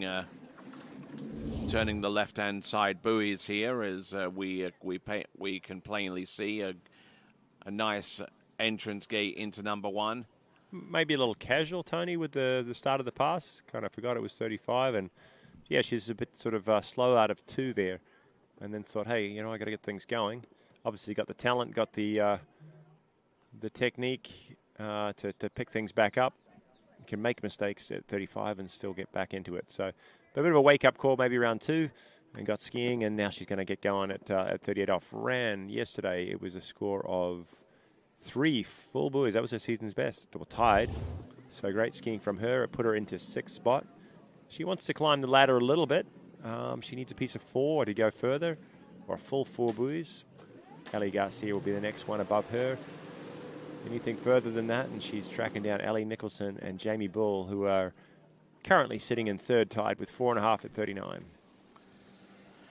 All right, here we go. This is Anne-Marie Robleski riding that Conley slalom ski. Believe it may actually be a different brand, but we'll double check on that in just a moment. Yeah, she's now doing it for HO Syndicate. That's a Works 01. Oh, into handle trouble up high. again. Oh no, yes. Or did fancy inside taking at the number hit 6, there. we believe. School full 5. A little similar to Brooke Baldwin, was going well there and then made a little bit of an error. Finally, Brooke is out of the water. That's good to see. She was taking a bit of a long swim there, avoiding some weeds. But yeah, falling short at 38 off. Another competitor. Just one relatively innocuous mistake there on number 5, and that just basically cost her the run on 11.25 meters, and any opportunity that she harbored in terms of making it up higher on the running order for the 3rd and last round final. Yeah, strange there. She got the pass off to a better start. She was a bit attacked it right from the get-go. Maybe a little bit of a slower fall, but definitely just made an error there at 5. Think just maybe checking up a little bit of a safety turn, and yeah, not enough. Inside number 6. 5 full buoys at 38 off. She's not too stressed about it. She's already in the final, in a decent spot. She'll be 3rd off the dock.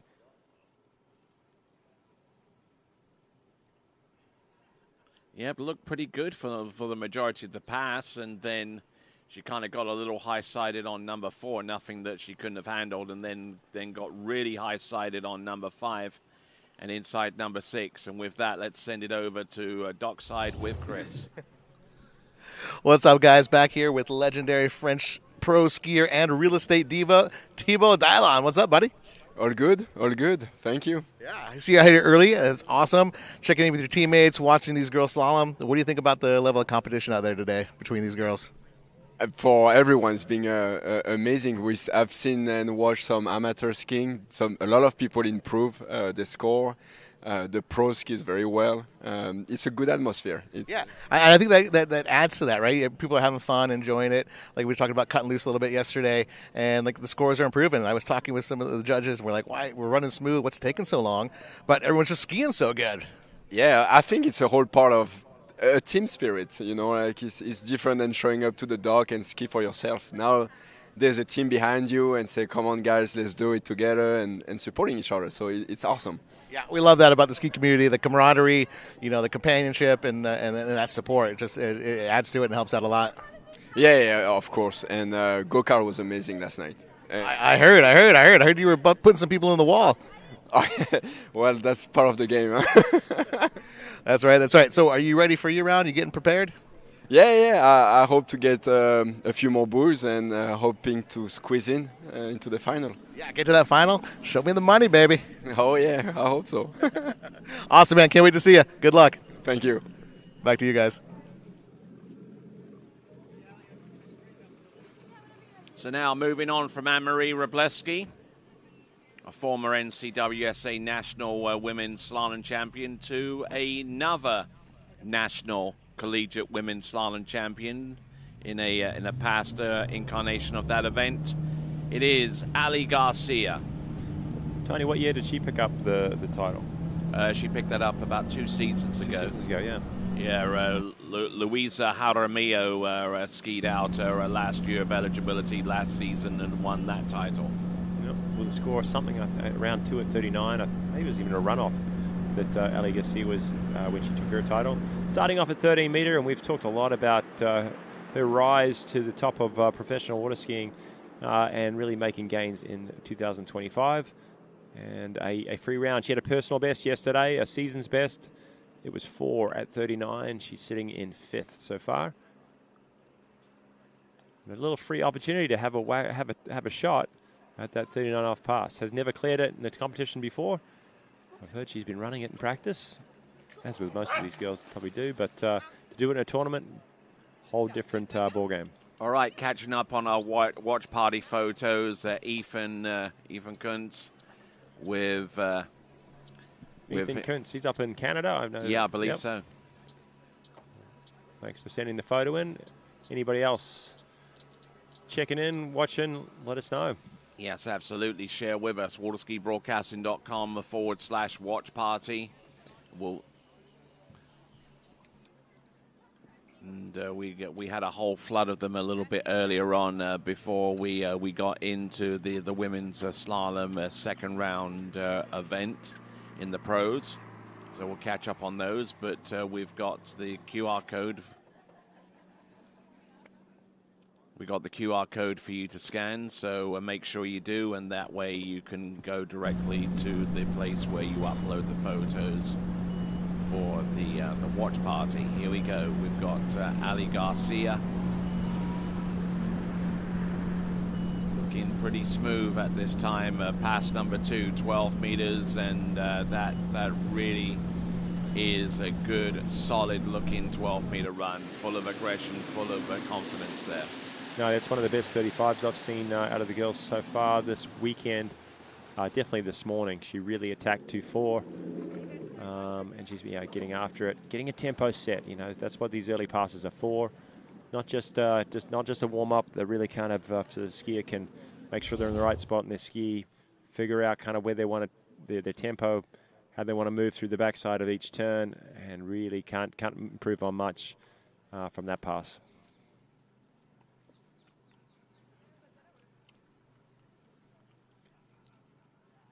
Gregorio Delate. Giorgio Delate. I beg your pardon. Where is he watching from? That looks cold.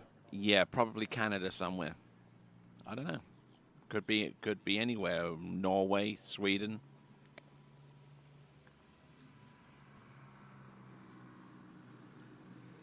All right then. So we got a few more of our watch parties about to be shown up on the screen very, very soon. But in the meantime, let's have a look and see what Ali Garcia has by way at 11.25 meters. The purple loop. Let's see what she's got. There's number 1, bringing the handle down nice and low. Doing likewise on number 2, and good to go for number 3. Let's see if she can continue. Yep, she's got it. It hasn't been done this morning, has it, Tony? That's the first pass through, 38 off. Yes, absolutely. Yeah, a couple of girls that did it yesterday failed this morning. Maybe not quite as motivated. The adrenaline not going because they already had their berth into the final. But not Ali Garcia. Didn't have the best one. The 135, that handle's coming up kind of high there, isn't it? Putting her back. She's relying actually on her offside right now, which she's standing square and just cranking that good slalom ski around. Again, here at number 3, sits back a little bit, handle sneaks up. That's the only era I think she's having right now. The skiing's looking good. She got to 4 at 35, having similar 135s yesterday, didn't she, Tony? But it was a 2.4. She wasn't scared on that side. She cranked them through, and even the 4 she made a play at. just came up a little bit inside number 5 yesterday. But definitely the onside needs a little bit of work. If she can fine-tune that, keep the handle low, stay over the ski, then hopefully she's going to be having an onside to match her offside. Paul Winman joining us. Absolutely. Rock on, yep. Yeah, doing a good job out there with the with his watch party. There we see Ali Nicholson getting ready to go. She'll be next up after the conclusion of Ali Garcia's effort, and let's see what she does on 10.75 meters. Her personal best is 4 on this line leg. And she tried to make a play on 3, but just a little bit too little too late on that one, so it's going to be 2. But it's a good run of performances. She got 4 in the previous round and 2 buoys less this time around, but she does at least have the opportunity to conjure up some magic in the third and last round of competition. Not quite the smile that we saw in her face after yesterday. That's a skier's face that's like, yeah, no, I left something out there today. It wasn't the one ball. We saw it sneaking in at 38. 35 was brilliant, but the 38 was delayed on a 135 side. You cannot make it up on your offside when you're that far down course and that slow coming out of 1. She tried her best. It's a score of 2 at 39. Still our best score we've seen so far today. 4 skiers remaining in this round 2. Yeah, we got Jamie Ball and Whitney Reaney and Regina Jaquist coming up fairly soon. But before those 3, our 4th skier from last off the dock is going to be Ali Nicholson.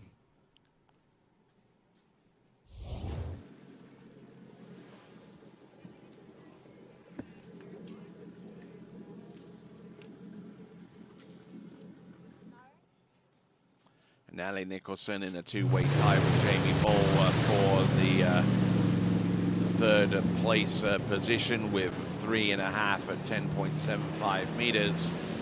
So looking to try and differentiate themselves going forwards, trying to see if one can get above the other. Both time with 3.5 at 10.7. 4.5 at 10.75 meters in the round previous to this. Ali Nicholson. Yeah, round number 6 at 13 meters. Looking at her scores from last night, the go-karting 77.34. So not too bad in the go-karts, but her team coming up 13th. She's on board with Nate Smith. He did pretty good. He's pretty good, quick in a kart. But yeah, the team was down a little bit, so they got some ground to make up in the shooting and in the skiing. Well, Nate Smith did his job yesterday in the skiing, didn't he? 1.5 at 43, his season's best. But it's a team score, and everyone needs to fire. Everyone needs to go well.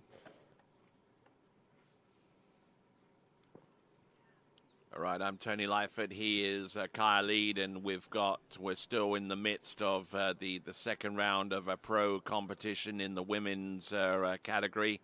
We've already determined who is through to the next round of the competition among the top 8, and it was exactly the same 8 that came out of the first round to determine the future fate of those skiers. So nothing has changed there. We'll start with Jenna Morgan in the finals and work away from there. And we are about halfway down the list of skiers that could potentially be a part of the 8-skier final. And Ali Nicholson on 12 meters has a technique all of her own. She looked really good yesterday. I thought the 38 off came off really, really well. And 39 was hers for the taking. She got a little down course, as you do at 39 for these girls, but made a big turn at number 5, and then just got a little bit antsy. I think in only 1 buoy to go, she was looking at that 6 ball and tried to get going and got ahead of the ski. So it was hers for the taking, unfortunately falling right at the end, but looking really strong. She skis her a lot. She knows what this course is like, and I expect her to have a good crack at it again today. Indeed, looking aggressive and just trying to temper that down a little bit there with the first couple of runs and save her energy for some of the passes that require a little bit more aggression out of her and more commitment to each turn. She's run through 13 and 12. 11.25 meters is next. And there you see the current IWWF World Slalom Champion. It is Jamie Bull. So Damien is having a bit of a watch, but she's supposed to be working, isn't he? I don't know. Yeah. What is it they say? If you're having fun at your job, you never work a day in your life. There you go. I think the whole crew around here on the TWBC webcast has a good time. A lot of passion for the sport and enjoy being here and supporting these skiers and getting this footage out to you guys at home. And speaking of that, it's Ellie Nicholson running through 38. A little bit of a check-up at number 4. Oh, and hopefully full pass. Getting round number 6 there on that run. Another skier through it. Ali Garcia was our first one this morning. 2 at 39 was her best. This is Ellie Nicholson's time. So things a little on the sleepy side this morning, I reckon, here at the tail end of this Open Women's. Hopefully these girls are going to kick things up a notch. It was a long day yesterday, I think. We had some delays, and we had to sort of push on later into the afternoon, and then everybody ducked off to the go-karts, and they're probably down up at that, getting their runs in till something like 10 o'clock last night, and then having to wait a little bit this morning as the average weather rolled through with a bit of rain, bit of wind, and then it's cleared up nicely, though. So, hopefully these girls are going to kind of find some energy and start posting some big scores and get us all excited. The men's are going to come up next. 23 men's skiers, and that's, tell you what, that's some challenges for the top 8 and that coming up pretty soon.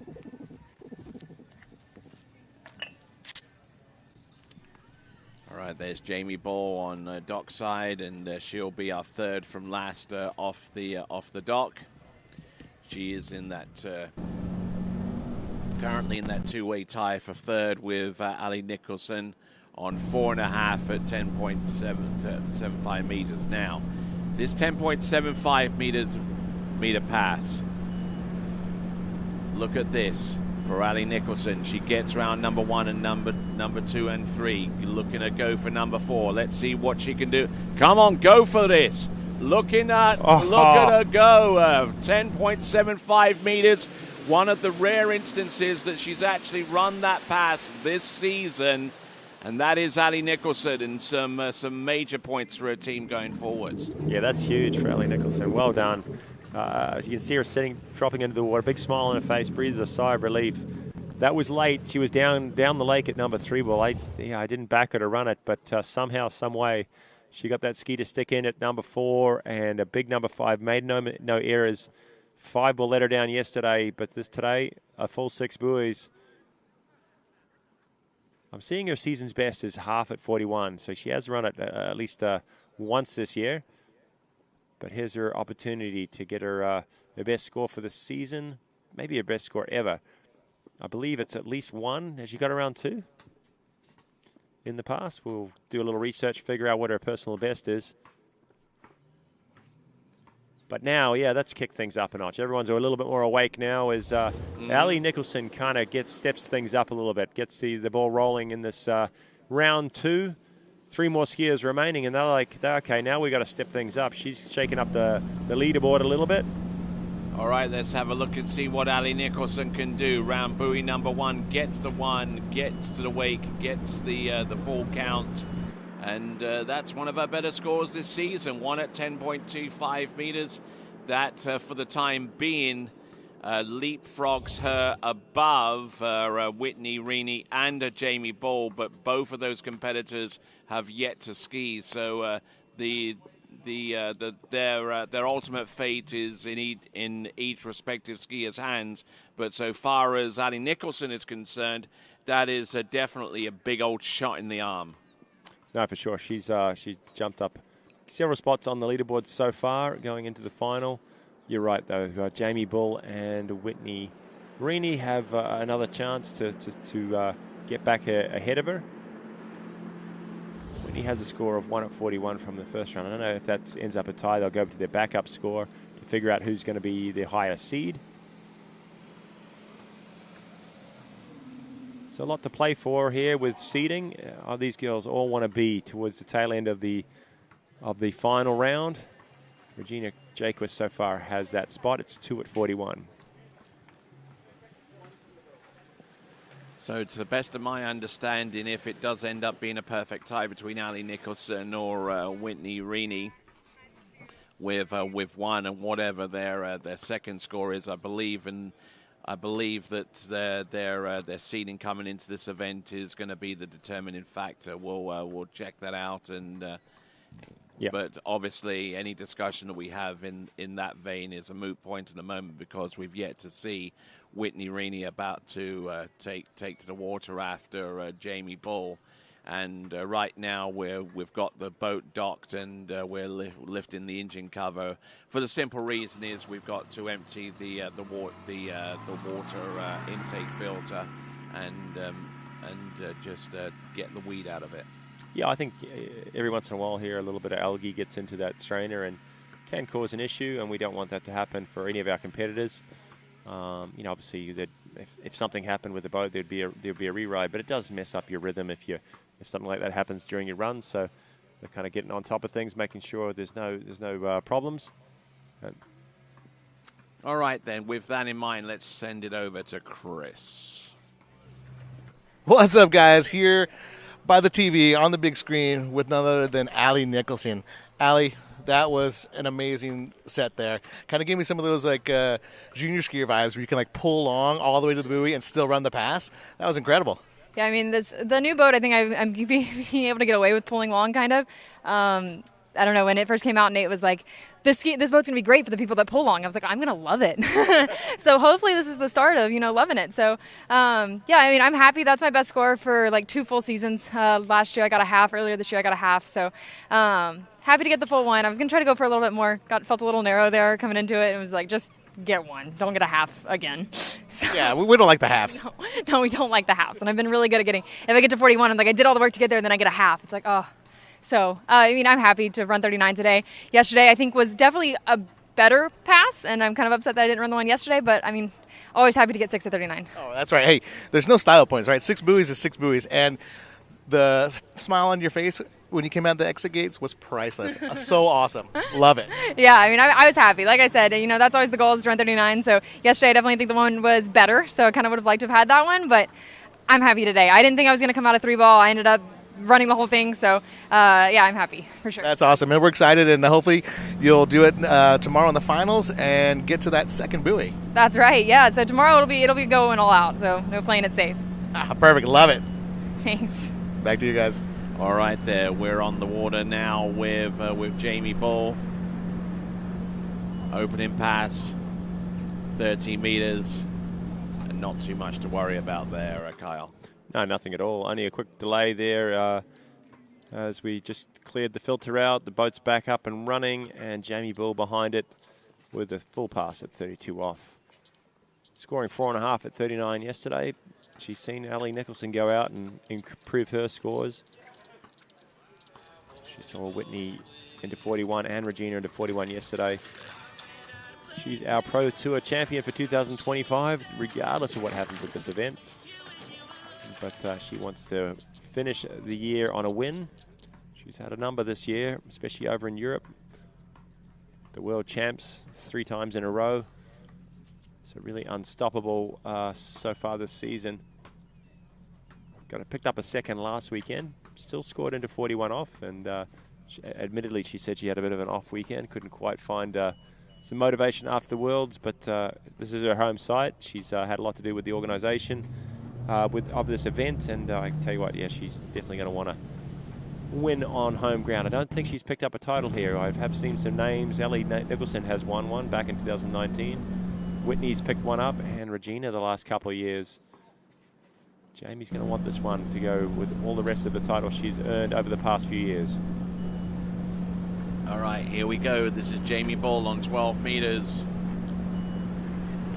Getting a good swing on the outside of that towboat outside the buoy line, and just backs off a little bit off number 5 just to stay upright on top of the ski and gets that pass on 12 meters under a belt. Very, very nice indeed. Getting ready for 11.25 meters. Coming to us originally out of North Bay in the province of Ontario in Canada. That is Jamie Bull, the current and 3-time world slalom champion. Yeah, and more importantly for this weekend, the leader in the go-karts for her team. So she stepped it up last night. And every time she's on the water, we talk about the Canadian national record that's sat around for quite a while. It's Whitney Reaney's. It's 2 1/4 at 41. She's been so close. She's had a lot of 2s. You know, with all the titles she's won, the Worlds, she's always, you know, there and thereabouts of 1, 2 at 41. But she's been so close to the 3 as well, Tony. She's I've seen her have some big turns at 2 and just come up short, throw the ski. This is the sort of round, though, that she has an opportunity to do it. You know, there's no pressure on this round. She's got her place in the final. She'd like to be seated a little higher, yes. But, yeah, conditions are perfect. It's her home site. Great. Scott Ellis behind the wheel. Everything's set for big scores, and hopefully she can just feel free this round to kind of let things go, go big at the start of 41 if she gets there. And we'd love to see it really step things up this morning. Okay, looking strong out there, and Jamie Bull there with all 6 on 11.25 meters, and not looking ever in doubt on that particular run. As soon as she made that gate shot towards number 1 and went into her edge change, you knew that she had a full grasp of this run right from the get-go, at least in the first third of this run there, Kyle. Yeah, she's letting go here, and that's what's good to see.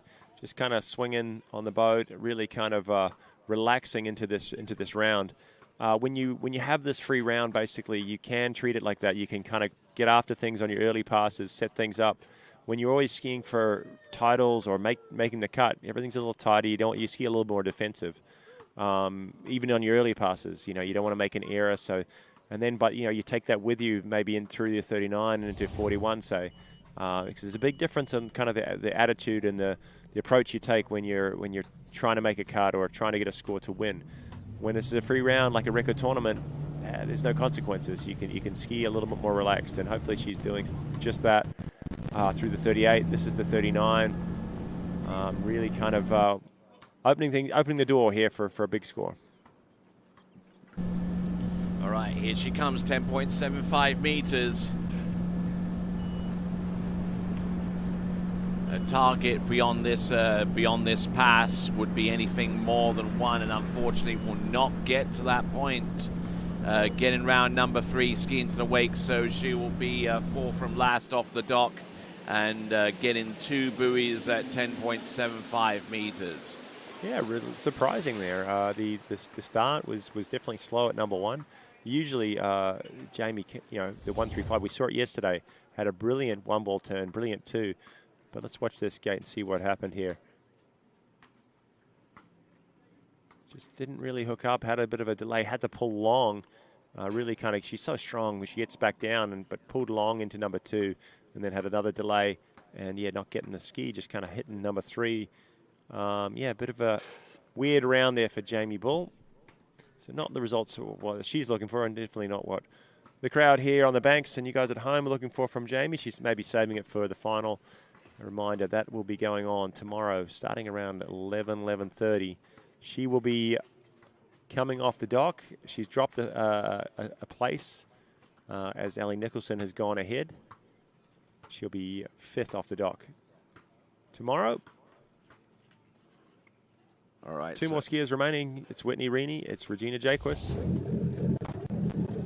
Indeed. So as we continue on, our penultimate skier about to take to the water is going to be Whitney Reaney, former world slalom champion, multiple-time Masters slalom champion, multiple-time Moomba Masters slalom champion.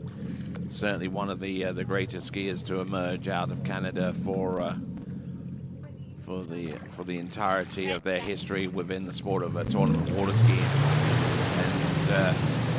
And as Whitney makes her way into the course, Whitney Reaney. now she started off with C1 yesterday on the 0 off setting, and now she's going to revert back to A1. Now, why would she want to go that route, I wonder there, Kyle? I have no idea, Tony. That's confused me a little bit, but because she skied so well yesterday. You know, she really kind of dialed things in and had a great score. Looked good. She seemed happy with everything yesterday. So, but maybe just trying something else something out on these early passes. She's got another free round that's trying to improve seeding. So she can experiment. All right, as we see Regina Jaquist on the dockside, just to tell you that last night I interviewed Whitney Reaney for an edition of the TWBC podcast, and that episode drops on Halloween night, and she does mention a couple of revelations, including one thing that she will not do next season. And I'll keep you in suspense on that one, but you can check it out for yourself on October the 31st, the TWBC podcast with Whitney Reaney. That drops down on October the 31st. Something she's not going to do. Not going to do. Did she already make an announcement about this a little bit, or? No. No? Okay.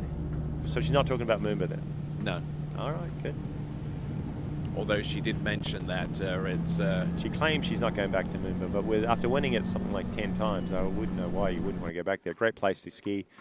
All right, back to the water. It's 35 off. Whitney Reaney staying with A1. Looking pretty good on this one too. Obviously, the change is not affecting what she's doing behind the boat. No, doing pretty good right now with that setting, you know, and Whitney Reaney winning the Moomba Masters for the 10th time. That actually was one of the tournaments that she used to qualify for the US Masters, and by her own admission, having a little bit of an off season, but you just never, ever count out Whitney Reaney out of contention for a high placement in tournaments such as this. And I mean, let's remember that she won the very last Water Ski Pro Tour stop of the season last time around. That was in Miami in 2024, and she came through and won that tournament. So.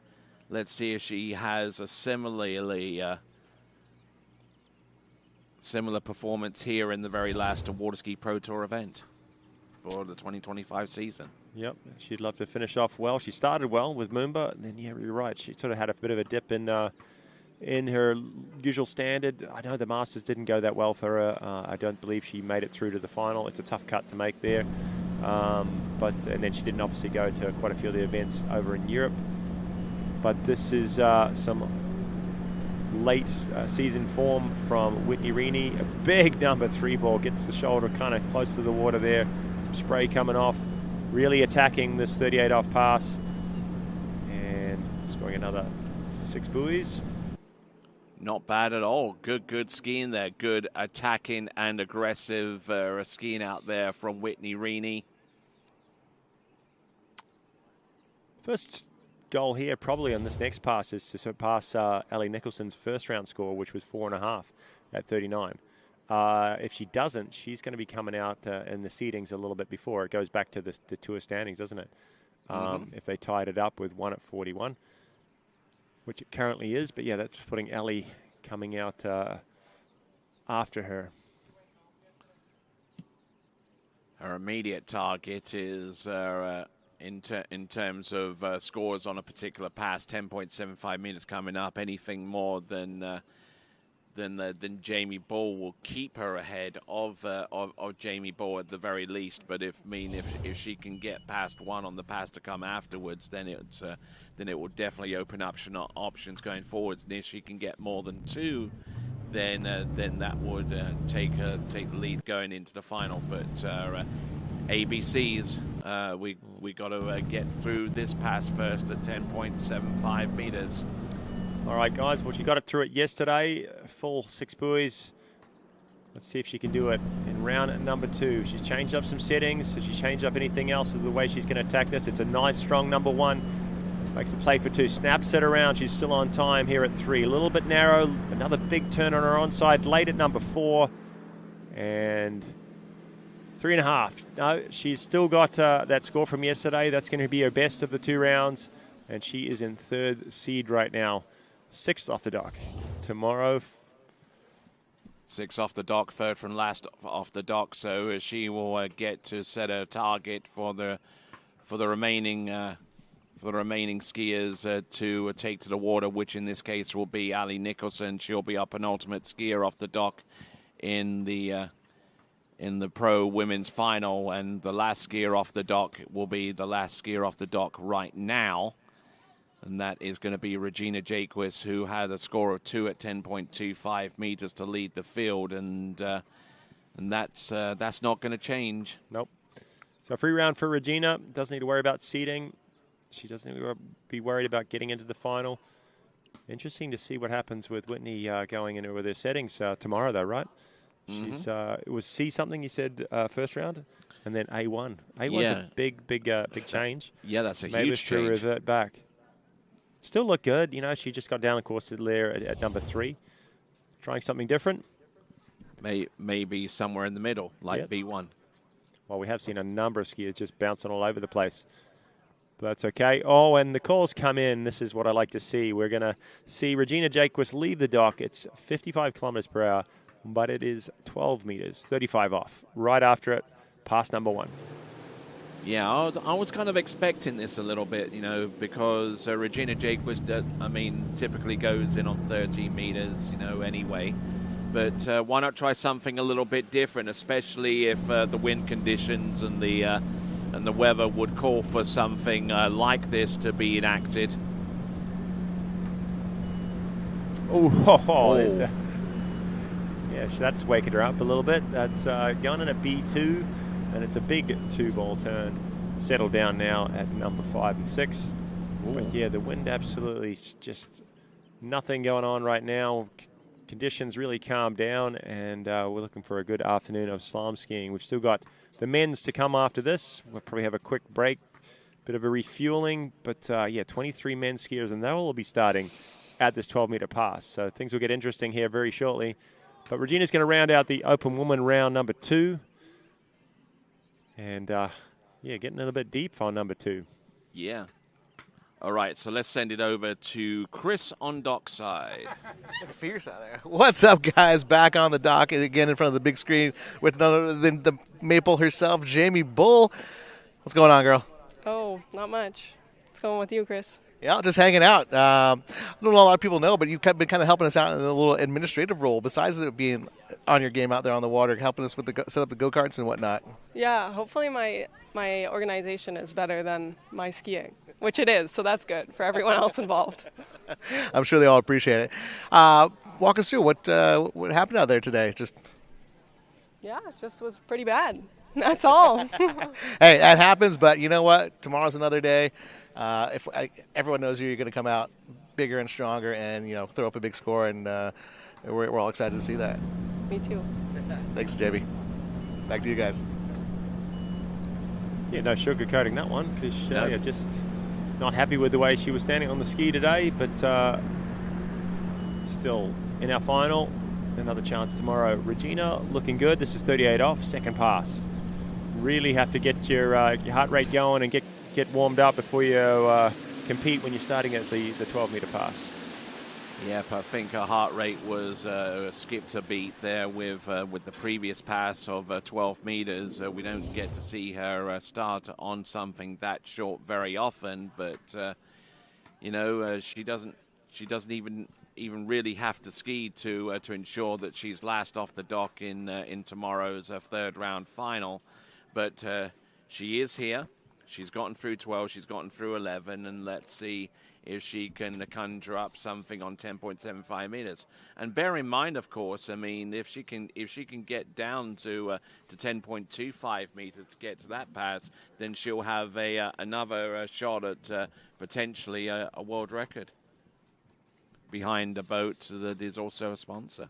No, for sure. We've seen Ellie Nicholson kind of step things up this morning. She's the only one out of the girls that have got through 39 with one at 41 and a season's best. Regina Jaquist, she's run 3 a number of times so far this year, but this is her opportunity. Perfect conditions. Behind her sponsor's boat, the Ski Nautique, and this is her 39 off. Maybe and a different strategy. She's gone 12, so she'll have 39 and 41 from the other end. A little bit of a different setup. Everyone seems to like that the coming in from that far end. Got to get through this one first. She's on time. Maybe not quite as clean as yesterday, but it's a full pass. It's 6 at 39. And yeah, this far end, everyone seems to think that, hey, it's a little deeper. The ski sits in the water, that you can kind of control your turning a little bit easier. Sometimes from the dock end, it's a little fast running on in your gates. Mm-hmm. So who knows? Little strategy coming into play for Regina Jaquist. All right, let's see. Let's see what she has for us. She's already run 12, 11, and 10.75 meters. And it's all going to come down to the gate shot on the start for Regina Jaquist. Her world record performance set about, about 3 years ago now. Yep. With a score of 5 at 10.25 meters, and 10.25 meters is ahead of her. Yep, this is the pass. And when she did that, she didn't have the best one. She has that ability to get things back down, and she really roped 2-ball and got sort of her rhythm started right there. Yesterday, she had a really good 1-ball. A little bit of a slight delay, but pretty strong, but didn't quite manage to hook up at 2. Let's see what she's got today, though. It's her turn, her chance. Relishing the conditions, relishing the opportunity. Here she comes, 10.25 meters. There's number 1, gets a good hook up. There's number 2, she's still on top and gets 2 at 10.25 meters. Exactly the same score as yesterday. So no change in score in this round compared to the previous round. So coming to us out of Santa Rosa Beach in northern Florida, that is Regina Jaquist with a 2-buoy count at 10.25 meters. Looking a little pensive as she sort of drops in the water, wondering kind of what she needs to change. Looked like she actually didn't have the best gate, but came off one a little bit quicker, and then just try to push things, and you have to do that at 41. Came around, maybe over-rotated a touch, and that ski sort of stalled on her a touch, and there's just no room for errors, and even fraction of a second, fraction of a delay, and you're out of the game. So as she sunk in the water, she was going, okay, more information, more thoughts to go into the final and see what she can achieve tomorrow. All right, right you are. So we'll see the tail end of that run with 2 buoys at 10.25 meters. And let's have a look at that leaderboard after 2 complete rounds of pro women's slalom. Regina Jaquist will be our last skier off the dock come tomorrow's third round final. And she will be going to the water right after Ellie Nicholson, who is our current runner-up, and by backup score, she will be our penultimate skier to take to water. Whitney Reaney, currently 3rd place right now. Jamie Bull in 4th. Ali Garcia 5th. Anne-Marie Robleski in 6th. Brooke Baldwin in 7th, and our 8th and final person to make it through to the 8th skier women's slalom final is Jenna Morgan. So, and one last time in this round, let's send it over to Chris on dockside. What's up, guys? Back in front of the big screen with Reggie Cheese Jaquist, and you were definitely cheesing it up out there. That 39 was super smooth. It was like, Dory, just keep swimming, just keep skiing. It was, yeah. No, it felt really nice. So kind of frustrating to have that good of a 39 and a good gate and 1 at 41 and below it at 2-ball, especially being a righty. So that's a little frustrating. I know. Check out this 1-ball. This thing is legit. That was insane. And we're like, oh, she's going to get like deep into this pass. And then what the heck? I don't know. It's super annoying and unfortunate because That should have been more than 2. Well, you're in the final round. You've got another round, so we'll see it. Hopefully, go down next round. My team up because still I'm a negative with 2 at 41. So You got to get at least a piece of 3. Get some points. I know, got to get not in the negative for my team. Yeah, they're not going to be too happy with that. No, they're not. So, you guys ready for shooting? Have you shot yet? I did. I improved significantly. Last year I was 0. The year before I was 0. This year I was 6. Heck yeah, I'd say that's quite an improvement. That is a great improvement. And I did better at go-karting last night too. Oh, even better. PBs all around, and we're hoping to see a PB tomorrow. That will work. Awesome. Can't wait. Thanks. Back to you guys. All right, then. So that concludes round 2 of the women's slalom. We're going to go into round 2 of the men's slalom in just a few minutes. We're taking a quick break, but stick around because we'll go straight to that event in just a few minutes. You are watching live and continuing coverage of the 2025 Travers Grand Prix coming to you live from Lake County, and we'll be back right after this. You know us for the sunsets, the buoy skied, the feet flown, and the flip spun. But when you visit, you'll also know us for the memories by the lake. Points won and lost, cheers shared, and the dinners together. Skiing is a lifestyle, and at Sunset Lakes, we make sure you enjoy every part of it.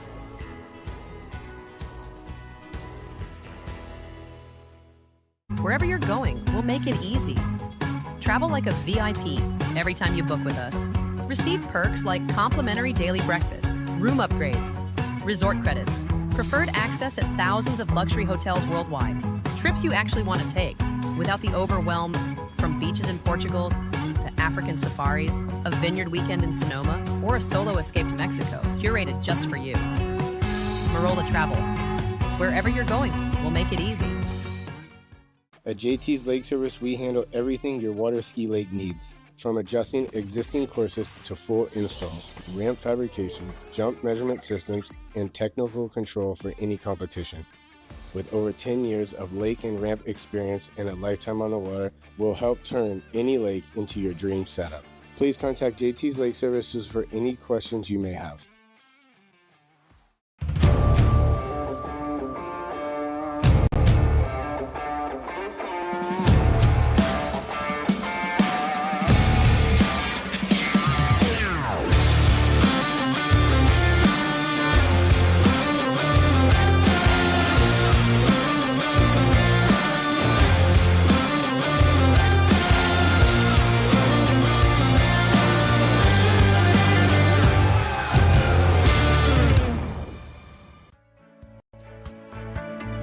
Welcome to Sunset Lakes, home of Jack Travers and the Show Ski School.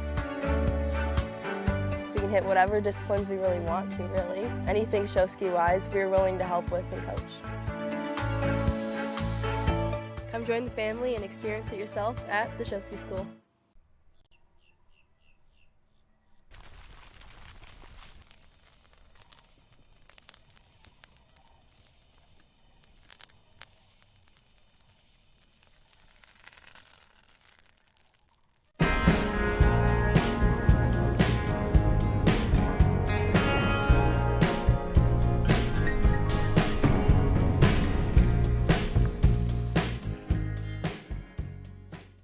At Jack Travers Water Ski School, we're here to make every moment on the water unforgettable. From first-time learners to dialing in 41 off, our world-class coaches offer training for every level. With kids camps running all summer long, there's something for everyone. So if you're ready to get better on the water and have fun doing it, come join us at Sunset Lakes. Wherever you're going, we'll make it easy. Travel like a VIP every time you book with us. Receive perks like complimentary daily breakfast, room upgrades, resort credits, preferred access at thousands of luxury hotels worldwide, trips you actually want to take without the overwhelm from beaches in Portugal to African safaris, a vineyard weekend in Sonoma, or a solo escape to Mexico, curated just for you. Marola Travel. Wherever you're going, we'll make it easy. At JT's Lake Service, we handle everything your water ski lake needs. From adjusting existing courses to full installs, ramp fabrication, jump measurement systems, and technical control for any competition. with over 10 years of lake and ramp experience and a lifetime on the water, will help turn any lake into your dream setup. Please contact JT's Lake Services for any questions you may have.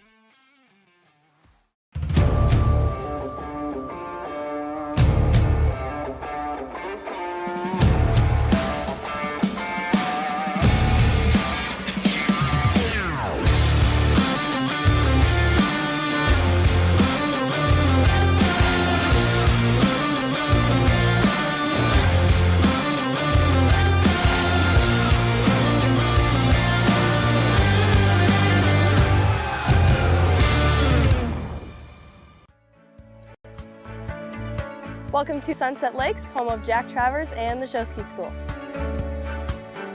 We can hit whatever disciplines we really want to, really. Anything Showski-wise, we're willing to help with and coach. Come join the family and experience it yourself at the Showski School.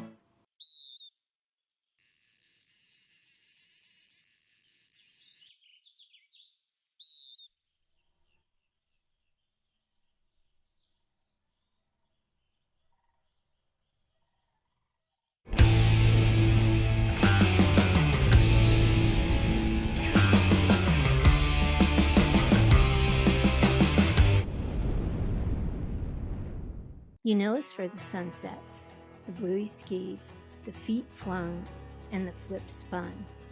But when you visit, you'll also know us for the memories by the lake. Points won and lost, cheers shared, and the dinners together. Skiing is a lifestyle, and at Sunset Lakes, we make sure you enjoy every part of it.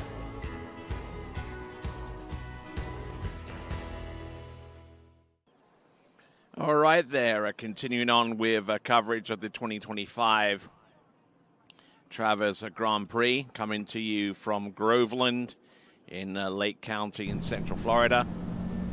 There we see Scott Greenwood there, and we also see Zane Nicholson up on the screen, joining us with his watch party.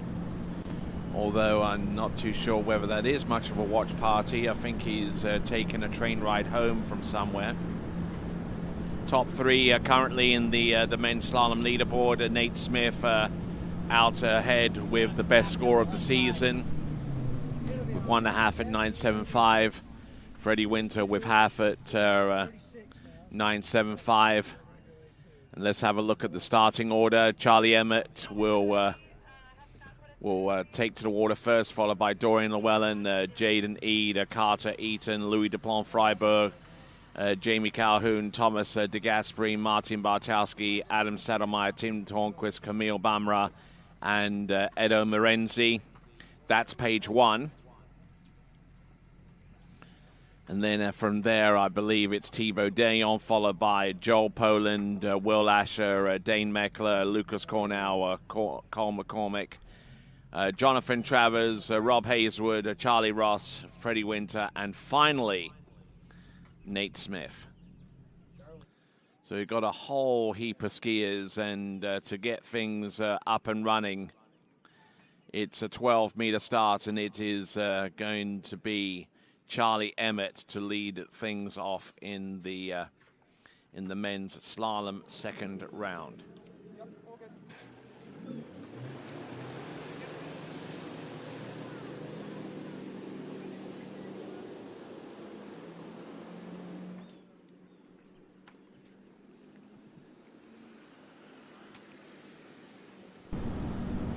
Working his way in towards the slalom course, a 12-meter start for Charlie Emmett.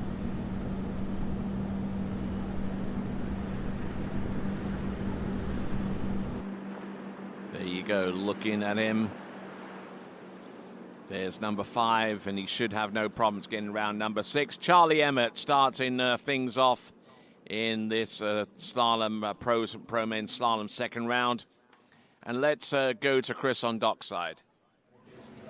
What's up, guys? Lakeside here with my man, Cole McCormick. What's going on, buddy? Nothing much, just hanging out. Still got quite a while before I ski, but pretty nice out. The cold front cooled everything down a little bit, so pretty nice out. Yeah, it's feeling good. Everyone's a little frisky. We're on point, getting in the zone. So, heard there's a little bit of a beef going on between you and fellow competitor Dorian Llewellyn yesterday with your fantasy football teams. There's no beef. He's just salty that his team is all injured right now, so he's trying to take out his frustration on interviews. Maybe you should save that frustration for on the water. Yeah, that'd be good. We need him to run 39 today. That'd be lots of points for us, man. That's we're doing pretty good in the team competition. Everyone's been shooting well. Dorian lit it up on the karting track last night, so if he can puts out a normal score, we'll be pretty good. I think for pretty close to the podium. I would think. I mean, I don't know. I have to check scores, but yeah. Yeah, he's definitely capable of doing it. He's, he's. I've seen him run it in practice, so I know he's capable of getting, getting deep 39 or running it, getting a few 41. So hopefully he can do that. Like I said, add some points to your team. Might have to check in with fellow competitor or your fellow teammate Jamie Bull. She's been doing the go-kart stuff, so maybe she has some inside information. Yeah, well, Jamie's not on my team this year. Dorian and I are the team captains, but yeah, I don't know. I think Dorian's gonna run 39 today. I mean, he's been saving it all year for this moment just to give our team lots of points. I believe in him, so he's going to go out there and get her done. Excellent. And how are you feeling after that crash yesterday? Fine. Honestly, I'm more sore from the go-karting. John ran into me and crashed me twice last night. I'm more sore from that than I was the crash. I mean, that crash, although it looked crazy, I didn't take really any force. I kind of slid on my back and my butt, so I didn't really nothing's really sore from that, I don't think. Excellent. So, needless to say, you're ready. We're ready to watch you out there on the water. Good luck out there. Thanks, Chris. Back to you guys. Okay, so 4 buoys there for Charlie Emmett on 11.25 meters, and to add to the points that were made there in that interview, he wasn't the only one to be pushed off the track at least a couple of times by the same person. Chris Travers pushed me off the track twice as well, and I was on for some good laps there, unfortunately, so I just need to remember that for next year. All right, then. So as we continue along, and we see Tom Nathan, one of our watch party enthusiasts. So looks like Tom Nathan rehabbing from knee surgery or something along those lines, but. Wishing him the best of luck going forwards as he continues to watch and be enthralled by the slaloming talent that we have on offer. We've just seen Charlie Emmett go through with 4 on 11.25 meters. And on the water is a current world overall men's champion, Dorian Llewellyn.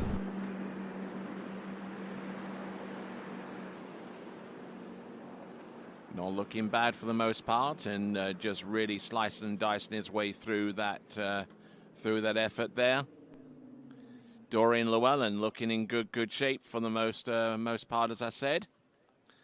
On the opening run of 12 meters, the minimum starting line length is 12 meters now for our participants in the men's pro slalom round 2, due to some weather delay, which has kind of affected our scheduling from this point onward.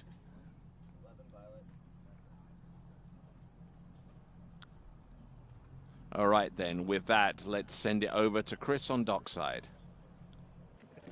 What's up, guys? Back here, street side now with Corey Vaughn. Saw you last week at Mastercraft Pro. I mean, you've been killing it all season, podiums, running the Deep 41, and I see what happened here. Tell us about it. Yeah, well, I was enjoying a week of training down here in Florida, excited for this, our last event, and was skiing really well, actually. We're feeling good about things. My last training set of the season made a little collision with 3-ball at 41. I was in good shape trying to go, but that little nudge on the buoy did something, made my ski skip out, and when it came back in, nothing was in the right position, and broke this ankle up pretty good, apparently. Broke it in 4 places and tore a bunch of ligaments. So now it's just a comeback track and try to get back some of those good feelings right where I left them off. Yeah, definitely. The guys had some injuries over the seasons. They've come back stronger than ever, and we're hoping the same for you. Hope it's a speedy recovery, clean recovery, and you're back out for the season.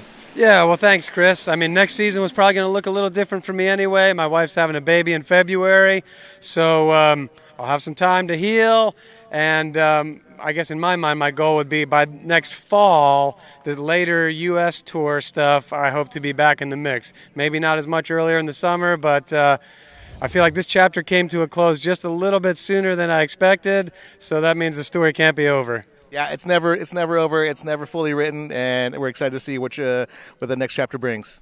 Thanks, Chris. Much love to everybody at home. Thanks for watching. See everybody soon. Back to you guys. All right there. So best of luck. Commiserations there to Corey Vaughan for not being in the shape necessary to compete. But commiserations to him, and best of luck going forward. I'm sure that the new year is going to be quite busy for him for other reasons aside from on-water activities. So let's have a look and see, shall we? We've got Dorian Llewellyn. He's run the opening 2 passes of 12 and 11. He's now on 10.75 meters and needing to at least get past 2.5 at 10.25 meters to stand any chance at all of making an appearance in the 8-skier slalom final, and it's not going to happen here, unfortunately, with Dorian Llewellyn getting really late off number 5, managing to sneak the ski round number 6, but not enough to perform the S-turn.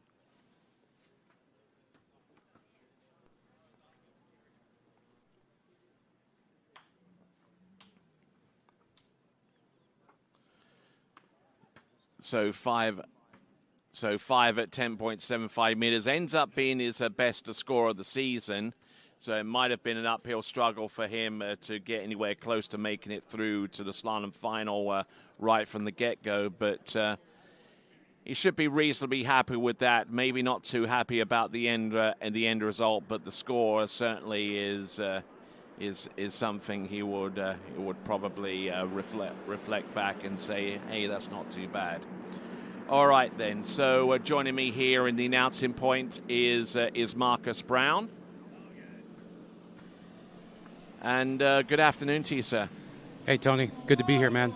Good. Fun to be sitting next to you. You're a legend in the sport, so thanks for oh. letting me share space. Oh, come on. No, I'm not.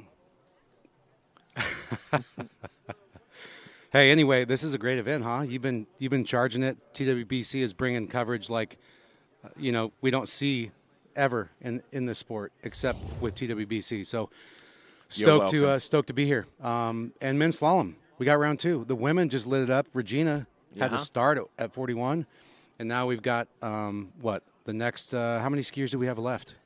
All right, we've got about 21 skiers left. 21 skiers left. Beatriziani and friends checking in on the coverage there, are tuning in from Italy, probably in Roma, where she is a native of. Would have been nice to have seen her in this part of the world at this time of year, but scheduling conflicts and other stuff kind of made their presence felt. As we see, we've got Jaden Eade, a skier for Louisiana Warhawks, University of Louisiana at Monroe. He is a freshman at that fine educational institute in northeast Louisiana, and not looking too bad on 12 meters. Every single one of our competitors in this round compelled to start in at least 12 meters. That's a tough way to start a tournament round, 12 meters for a lot of people. I mean, these are pros, but still, it's not easy to come out cold 35. Absolutely. You just got to be on your game right from the get-go. Yeah, you just have to, your rhythm's a little bit quicker. You have to be ready for a little bit more load. But he's been coming on the last couple of years, and obviously you see, even though he's still a youngster, he's looking solid out there. And he is the current IWWF World Boys U17 Slalom World Champion from last season over at the Lakes of Casting Stone. And he won that title via a runoff against his pro. And with that in mind, let's check in with Chris on dockside. Hey, what's up, guys? Back on the street side here with my big baby bro, JT. What's going on, man? Oh, not much. Just happy to see the weather is cooperating, and we got the men's second round on the way. Yeah, it's finally calmed down. It's nice and calm. Seeing you running around, organizing the tournament. Again, we appreciate all that hard work you do for us. So hopefully you got some time now to settle down and get focused for this round. Yeah, I got a good group of people behind me, so I'm just going to chill out for a little bit and get ready to go ski. Excellent, man. That's what we're talking about. So, heard you were in the final round for the go-kart last night. Where did you end up? Dead last. Well, hey, like Poochie said yesterday, if you're not first, you're last, right? Yeah, totally. It was pretty scary, actually, with Cole and I got in a pretty big little pile up. But other than that, it was a lot of fun last night. The boys and I had just racing is a lot of fun, competitive, and it was just a lot of fun. And we're back on the water now, and just kind of have a second round that I can go out there and enjoy myself and hopefully make the finals. Excellent. We're excited. I'm always rooting for you, and love to see what you can do out there this afternoon. Thanks, man. Back to you guys. All right there. So Team Houston there we see up on the screen. And how'd you do with your go-karts there, Marcus? You know, I think I finished close to the top 10 last night in the final heat. Will and I were bumping a little bit. I think Will was a little more aggressive than I wanted to be, so I kind of just let him do his thing. But how about Jaden there? 38 off, second pass, looked pretty good. Yeah, absolutely. It looks in very, very good shape there. So I like how calm, like right there at 4-ball, little tip rise, but he doesn't freak out and drop the shoulder. He just stays balanced, finds his feet again, and stays composed. Like the way he moves his feet from 5 into number 6 there, making sure that he's got good direction and good pre-turn action going into number 6. So his season's best is 2, it looks like, right? That is correct. He's probably, he's going to need to get through this and take a good shot at the start at 41 to have a chance, but he can do it. People are skiing lights out this weekend. All right, here he comes, 10.75 meters. A little bit slow at 1, slow at 2, but he's not panicking. Still there. Yeah, that's how he does it sometimes. Look at this, round number 4. He barrels into number 5. Go. Can he make it round buoy number 6? Oh, yes, sirree! Yes, wow. Absolutely. And he'll start moving on up here on the rankings here. If he can get halfway down 10.25 meters, ooh, that's going to be scary for some of our competitors. That's the first 39 for the day for the guys. Yeah, that's the first one of today anyway. So watch this, Tony. He brings that handle in very, very quickly. Actually, not a bad one, but he's doing the same thing on 2.4 that he was at 38. But again, he stays composed right there, falls out the back, but he recovers position really quickly. And as soon as the boat loads him, he's in position, and that means acceleration, that means angle, that means direction. A lefty, which means that he can attack 135 and do it with quite a bit of vigor and still stay upright. I don't think it's fair. 3 onside turns. I don't think it's fair. No, but with but 2.46, your right foot forward. You got a good gate shot into number 1. True. You're a lefty, Tony. Yeah, I am a lefty. Yeah. I'm also right handle up. All right, so we got a 41. Left handle up, I should say. He's going to need a start here. Let's see what he can do. Here we go. Decent speed on the gate. He's a little slow out of 1. It's going to be tough for him to get a piece of 3, and he gets a full 2. Not bad. Ties the season's best. Yes, indeed. He'll come away with this with a tied season's best. Unfortunately, it won't elevate him into the top 8, but he'll be halfway reasonably pleased with that. So looks like we got our folks from Waterski Italy. They're doing their Italian tour right now, and they're settling into their evening meal. Dennis there from Waterski Italy, along with Thomas Gustafsson and that crowd there, and we're getting all types here with the Global Watch Party, Marcus. Yeah, it's pretty cool. They're over there in Italy right now, having a good time, some dinner, some drinks presumably, and they're watching water skiing here. It's international, man. Indeed, it is. What a sport. All right then. So as we continue, and Thomas, by the way, he was one of the original photographers back in the day. Yeah, he was. He was one of the most well respected. Look at this gate. I thought he was actually quite good, maybe a little long, and so he had a little extra speed and skied into the boat, it looked like. But it's hard to tell because it's 41 off. It's going to be hard. But either way, he needed to get the ski rotated and get out of one ball a little bit quicker than he did to get a chance to turn two. Yeah, to keep good line tension and not have to deal with a slack or anything else of that matter at the end of the turn at 41 off at 10.25 meters. Now, here's a skier that's seen his stock rise in the last few months. Coming to us from the last frontier, that is Alaska. This is Carter Eaton. Good kid, really good human, and talented skier. Have van will travel. Yeah, I know. That van's been everywhere. That was a nice opener for 35. Yeah, 35 off, looking pretty smooth and dialed in. And Matthew Flipak watching in as well with our global watch party. I'm not too sure where this photo is coming from, but it's coming from a lakeside facility. I think that might actually be up in Santa Rosa Beach. Did you just make that up? No. I'm just trying to pick various elements in the background to see if there are anything I recognize. But anyway, let's go to Chris on dockside. What's up, guys? Back lakeside with Dorian D-Man-Llewellyn. So, I know you're a little disappointed out there with that score, kind of like how your team's doing this year in the Fantasy League. You're 1-2. 2-1. Oh, 2-1. My bad. Yeah, no, I mean, it's all right. You know, I didn't feel like I got a great turn at any buoy at 39, but I kept fighting through it, which I didn't do yesterday at all, so I was happier about that. But, yeah, I mean, I turned 5, and I don't know, I kind of thought coming into 6 I was all right, and I edge changed, and maybe that's where the whole fantasy thing, you know, I feel good, and then my team comes up a little short, you know, maybe I'm just too complacent. But, yeah, there's a lot to work on, but 5 at 39, fighting through that pass and getting close is good. I just definitely disappointed a little bit. Yeah, it's always a solid score. You always want more, and you're definitely capable of that, and we've seen that out there on the water. And you know, it was great. Hopefully that transfers into Sunday for the football games. So Oh, look at this! Yeah, excited, and I'm excited to see if Carter can get around 6 here at 38. How on earth? Well, that was is sick. that Yeah, if my possible? fantasy team can do that and hold on through the end and take the slack out the gate like Wow. Carter just did, then I think we'll be all right. So Then we'll be good. Excellent, man. Well, we're all excited to see what happens with that, and appreciate it, man. yeah, thank you guys. Back to you guys.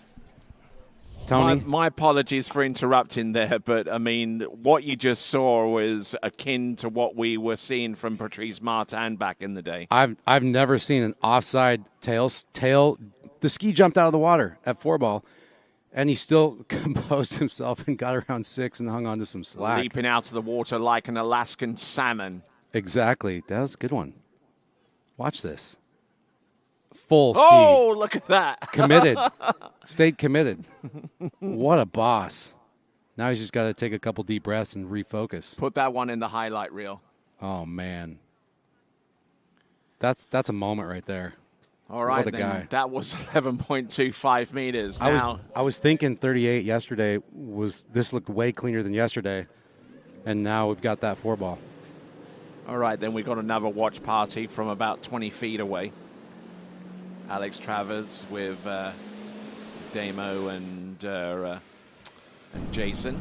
39. He got 1.5 yesterday. He's going to need a start. Carter Eaton. Decent start. Little loose into 2, but he turned it. Oh, yeah, whipping that ski Stay round calm. on number 2 into number 3. Oh, a little no. bit late on number 4. Oh, but he's elbow. still there. Look at that. Slam dunk. So we've had Patrice Martin Wow. and Mike Shaylander in the same set. Same set. 2 back-to-back passes. Unbelievable. He's just giving us like a history lesson right here. Yep. Round 2. What a pass, man. And I don't think even Louis Duplon-Freiberg can believe what he's just seen out there as we see Camille and all the remaining skiers getting ready to go. But let's look at this number 1. A little bit loose into number 2, a little bit tail heavy there off number 2 into number 3, but the remaining 2/3 of the pass is what basically kept him in the game there, Marcus. Yeah, he looked pretty good. I mean, even into 4, he was a little loose, and he had no rope at the backside of the ball, And so he came into 5, and he's like, I got to do something, and he did that. Ooh. And he hung on to it somehow. But what a most improved award maybe goes to this guy. I mean, it could be your skier of the day, maybe. Well, yeah, but just overall this year, he committed to the van life, tournaments, and look at how it's paying off. All right, there we have Alex from Greece tuning in as well via our global watch party. Now he's worked this hard to get to this pass. Let's see what he's got. There's number 1. Not bad, but he's not going to be able to turn 2. Dang. He will ski for the wakes, and he won't be able to make it into the top 8. But fair play to this man. I mean, come on. That was pretty unreal. That whole performance. This gate, to me, looked decent, but right there, you see, he just gave the handle out just a little too quick, and when he comes back to the handle, there's really nothing to support him, nothing to ski into.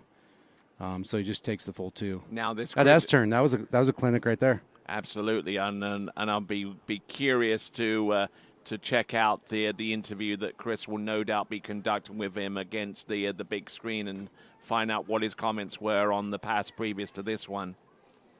Man, what a performance! Full pass better than yesterday, so that's pretty solid.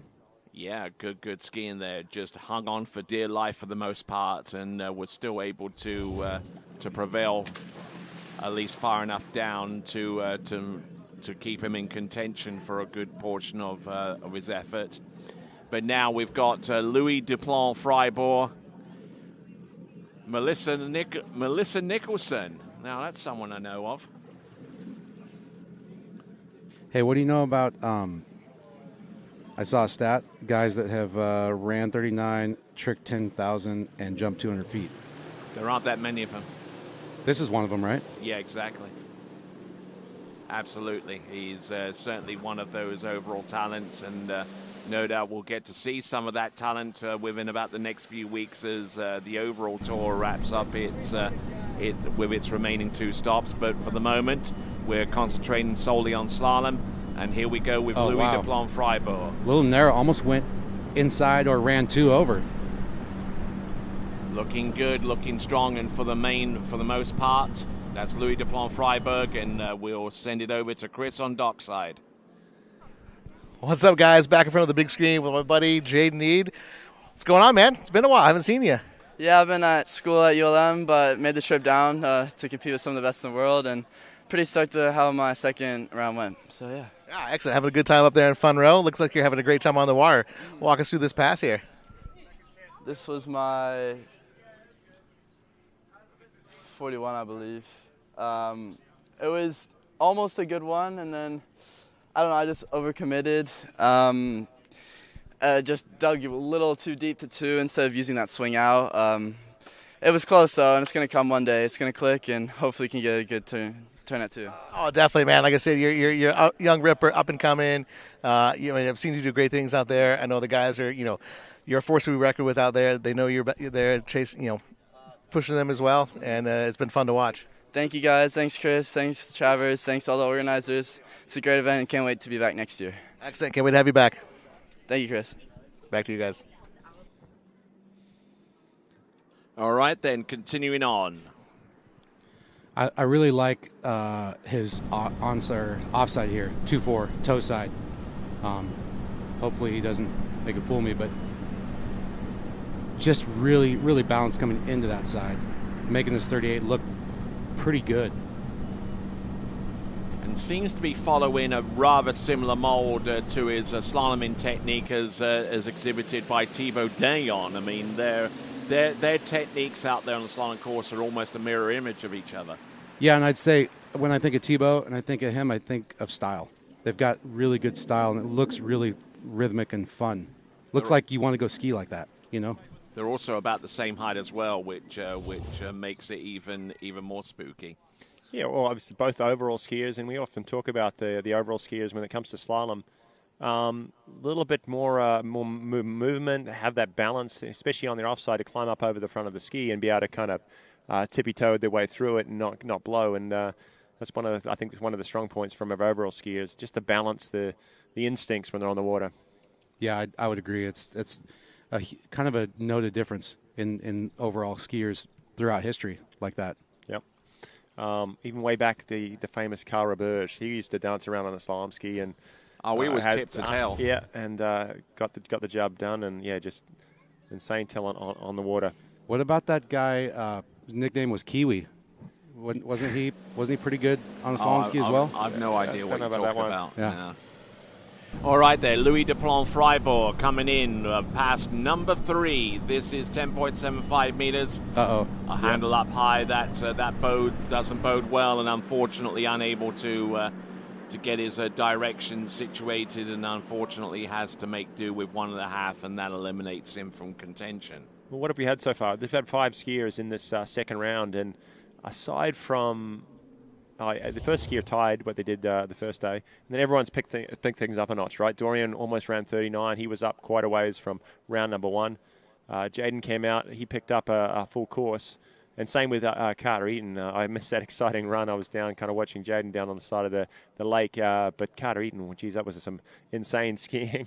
But, everything's picking up. That we talked about maybe a little bit of a sleepy women's round of competition. Everything sort of stayed even par all the way through, aside from Ellie Nicholson, who really sort of got the fire going. But this men's, there's a lot to play for here. All right, then. So as we see Louis Duplan Freiburg ping the handle, let's send it over to Chris. What's up, guys? Back in front of the big screen with Carter Eaton. Holy cow, man. You've got some of that Alaskan cold water in your veins. I don't know how you pulled off this 38. It was insane. I think at one point your fin actually popped out of the water. We're like, oh, he's down. And somehow caught the rail, back off and early for the next buoy. Yeah, I mean, real time, I was like, I blew the fin. Oh, I'm back in. But I've got a FAFO on the fin, so I figured I'd show that off a little bit and then go to 39. And, yeah, man, that was a blast. Actually, walk us through this here. What's going through your head? Absolutely nothing. It was awesome. That was a really fun set. Nothing going on upstairs, which is the only way that happens. I'm sure I'm smiling into 5. I don't know. One of these days I'll run that pass without shortening my spine out the gates, but it wasn't today.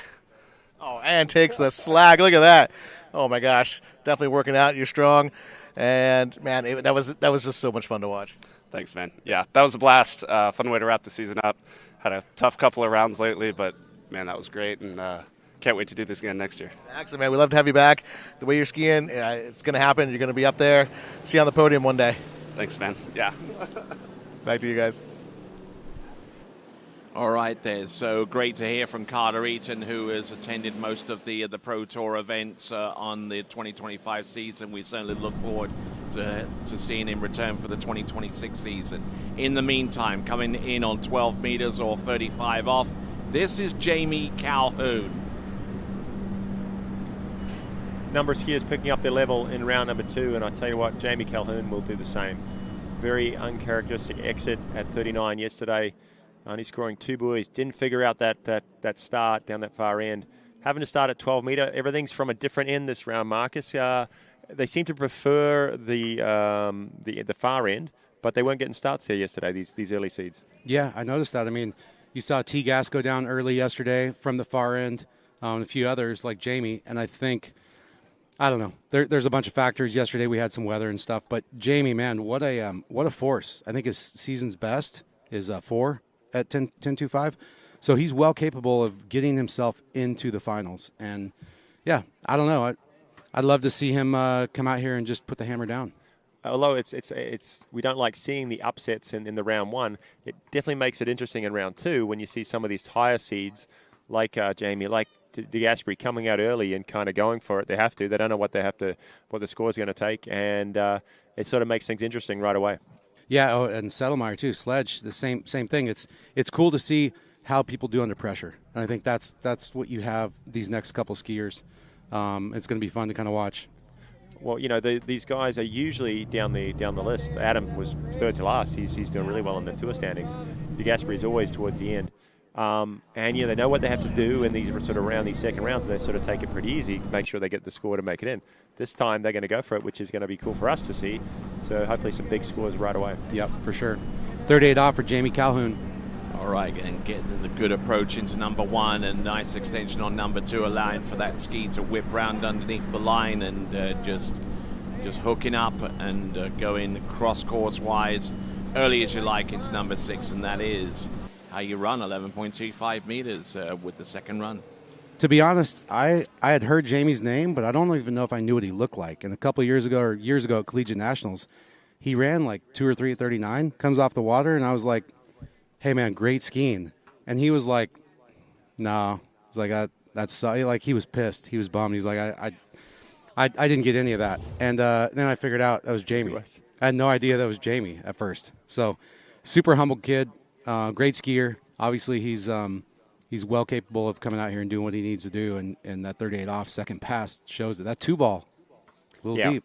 Yeah, a little deep, but I think he's just trying to get his tempo for 39. You know, he knows he needs to get the ski working on his offside, and when he does, he has a beautiful offside turn.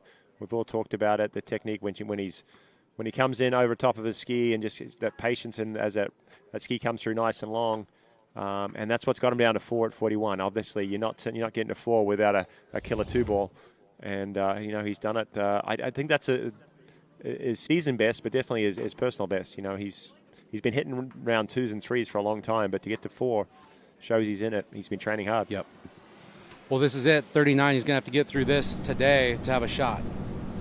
Here he comes, Jamie Calhoun out of Ontario in Canada. Looking good on the first wall. That's all right. He can still do this. Yes, he can. Stay calm. There he goes. Get back into the game. Wow. 10.75 meters. Not the easiest of runs. He's giving Carter a run for his money on recovery moves today. Unreal. Yeah, to do that at 39 is just incredible. What?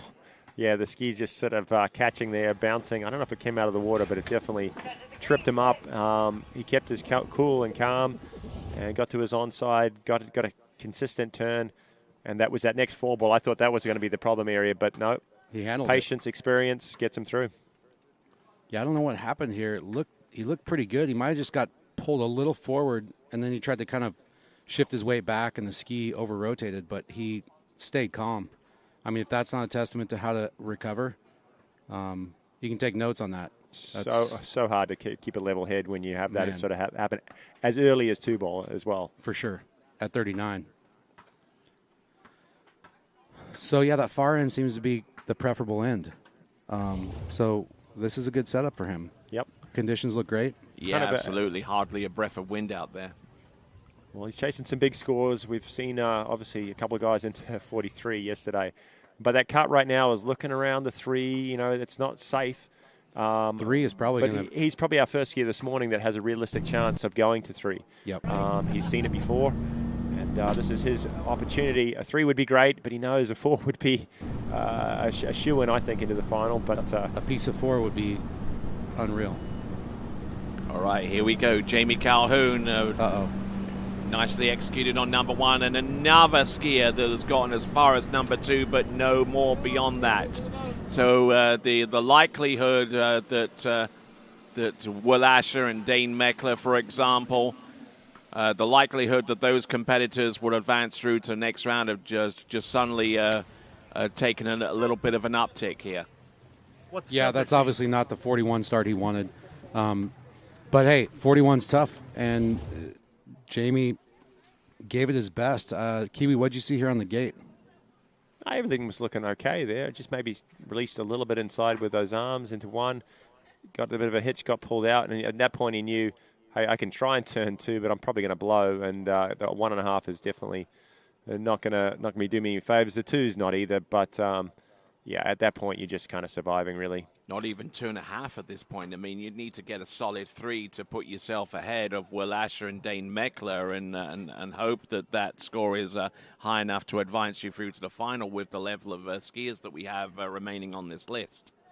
I feel like, I mean, personally, that end of the lake kind of feels claustrophobic, and I feel like I've seen a couple skiers at 41 a little narrow and a little slow on the gate. Down that end. Yeah, so it's funny, though. I watched yesterday a lot of the guys that train here a lot, the Cole McCormicks, John Travers, there's a couple other ones, and they were working really hard on the gate pull out. They're really making sure that they got out there. They're lefties, so they got to get some width. But they were making sure they didn't run out of speed down that end, and that's what got them way to some good starts and secured those 39s of coming back. Yep. I think that's a deal breaker. All right, then, and with that, we'll continue on with the competition, and Thomas de Gasperi is our next competitor up, the 12-time. Yes, you heard me right. 12-time Italian stallion. Is that what you're talking about? No, Italian stallion. No, European Open slalom champion. Yeah. Yeah. Wow. 12 times. Yes. Don't make me go into. So, yeah, I mean, eyes to the water right now because this is the one that's going to upset the apple cart, isn't it? Is he the veteran? Is he the oldest guy out here? Him or one Will? of the oldest. Which one's? He's older, a little older than Will. Is he? Okay. Yeah, he's got a lot of experience. Here he comes, Thomas de Gasperi. And he's hungry. He's a little mad after yesterday. Yeah, and last weekend too. Yes, last weekend he fell short, and we don't see that from him very often. So consistent to deep 41. He missed 39 in the final last weekend. All right, then, and with that, let's send it over to Chris on dockside. What's going on, guys? I'm sitting lakeside, enjoying this nice sea with a great view. The sun is shining. I'm here with Louis Duplan Freiburg. What's up, buddy? All good. Just skied. I'm happy the way I skied. I wish I could pull buoy at 39, but I'll get on that for the next tournament. Yeah, you're looking a little solid out there. Heard you had a little tiff with Brooke there about her coming out of the water. You weren't helping her out? It's just a couple of weeds that you have to go through, and it can be scary, but we had to Sand Lake, so it only gets better than here, so I did not get why she was getting scared, you know? That's all good, man. Anyways, again, great pass out there. I wish you had some more buoys. Would love to see you in the finals, but there's always that next tournament. Of course. Excellent, man. Can't wait to see you out there. Me too. Thanks. Back to you guys. Those shoreline weeds are giving people a little bit of the EBGBs. Yeah. I heard somebody, top men's slalom skier, sound like a little girl yesterday coming out of the water. I don't want to name who it was, but it was disappointing. I think it even happened today. Anyways, let's have a look and see what we've got from Thomas de Gasperi, 11.25 meters. Skiing on an asymmetric slalom ski. That's a big word, Tony. Asymmetric. So he skied very late in the day yesterday after a bit of a pause with weather, and the sun came out a little bit. And he had a little bit of glare, I think, on his 38 off pass coming back. He didn't look that comfortable. He did miss 39. He didn't have a problem with glare. That was the pass coming back. But, yeah, he was sort of maybe hadn't found his rhythm yet. That looked better. Yeah, somebody mentioned the glare in his set yesterday, but I think to your point, he wasn't able to find his rhythm at 38, and that's key, especially right now when you're starting at 32 or 35. But he looked solid on that pass, second pass of the day. He's looking like he's locked in.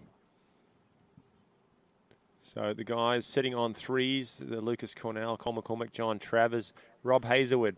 They'll all be sitting there keenly watching this. And they're definitely Will Asher and Dane Meckler. They're the ones on the bubble right now. They're tied 8th with 2.5 at 41.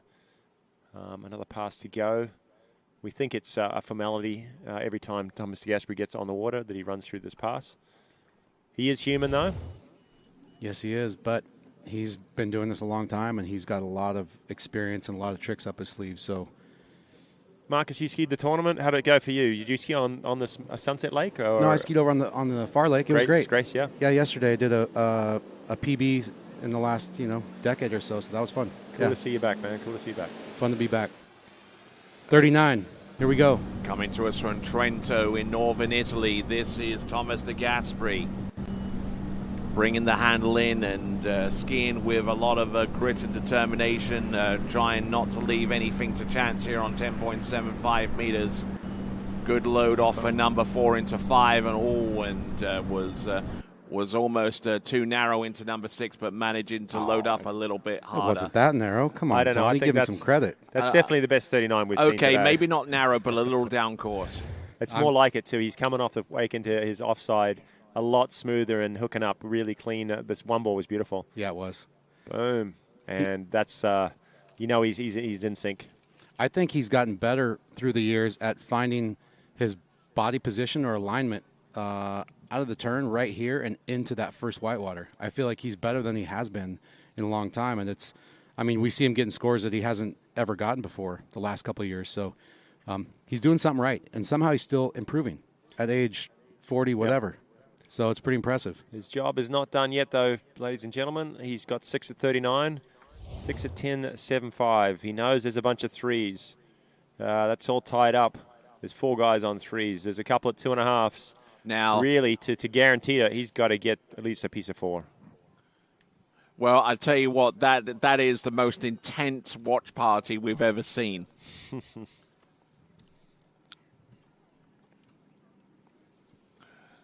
Thomas had better looks like a tiger. Had better come through here. Otherwise, the cat will come for him. All right. He knows he needs at least 3, but he's going to want more. He looks a little slow on that gate still. It's going to be tough. Slow on number 1. He's going to need a big 2. Oh, it's not look the 2. At this. And he's inside buoy number 3 and joining a whole slew of others on 2 at 10.25 meters. And he eliminates himself from future contention here with 2 on 10.25 meters. And, man, this record's getting old. Yeah, it's easy to say sitting here watching, but, you know, if I was out there competing, and I'm sure you're saying there, Marcus, down that end, you just really make sure you got your speed up on the gate, because I think you're right. He was slow. You almost saw a bit of a trip move in as the rope sort of pulled him before he started going, and then it wasn't the one ball that he had at 39. I mean, I've seen him have a bad one and still hook up at 2. He had to push it. He tried for it. Yep. But another skier, 2 at 41 in the second round, and it's not enough. You know, it's hard when you know what you need to do. You're capable of 4, maybe 5 at 41, so you're trying to be conservative, but it looked to me like he was a little too conservative on the gate width and gate speed, and it ate him up at 1 ball. But 2 at 41 off, the veteran out here, you know, under pressure, that's pretty sensational skiing.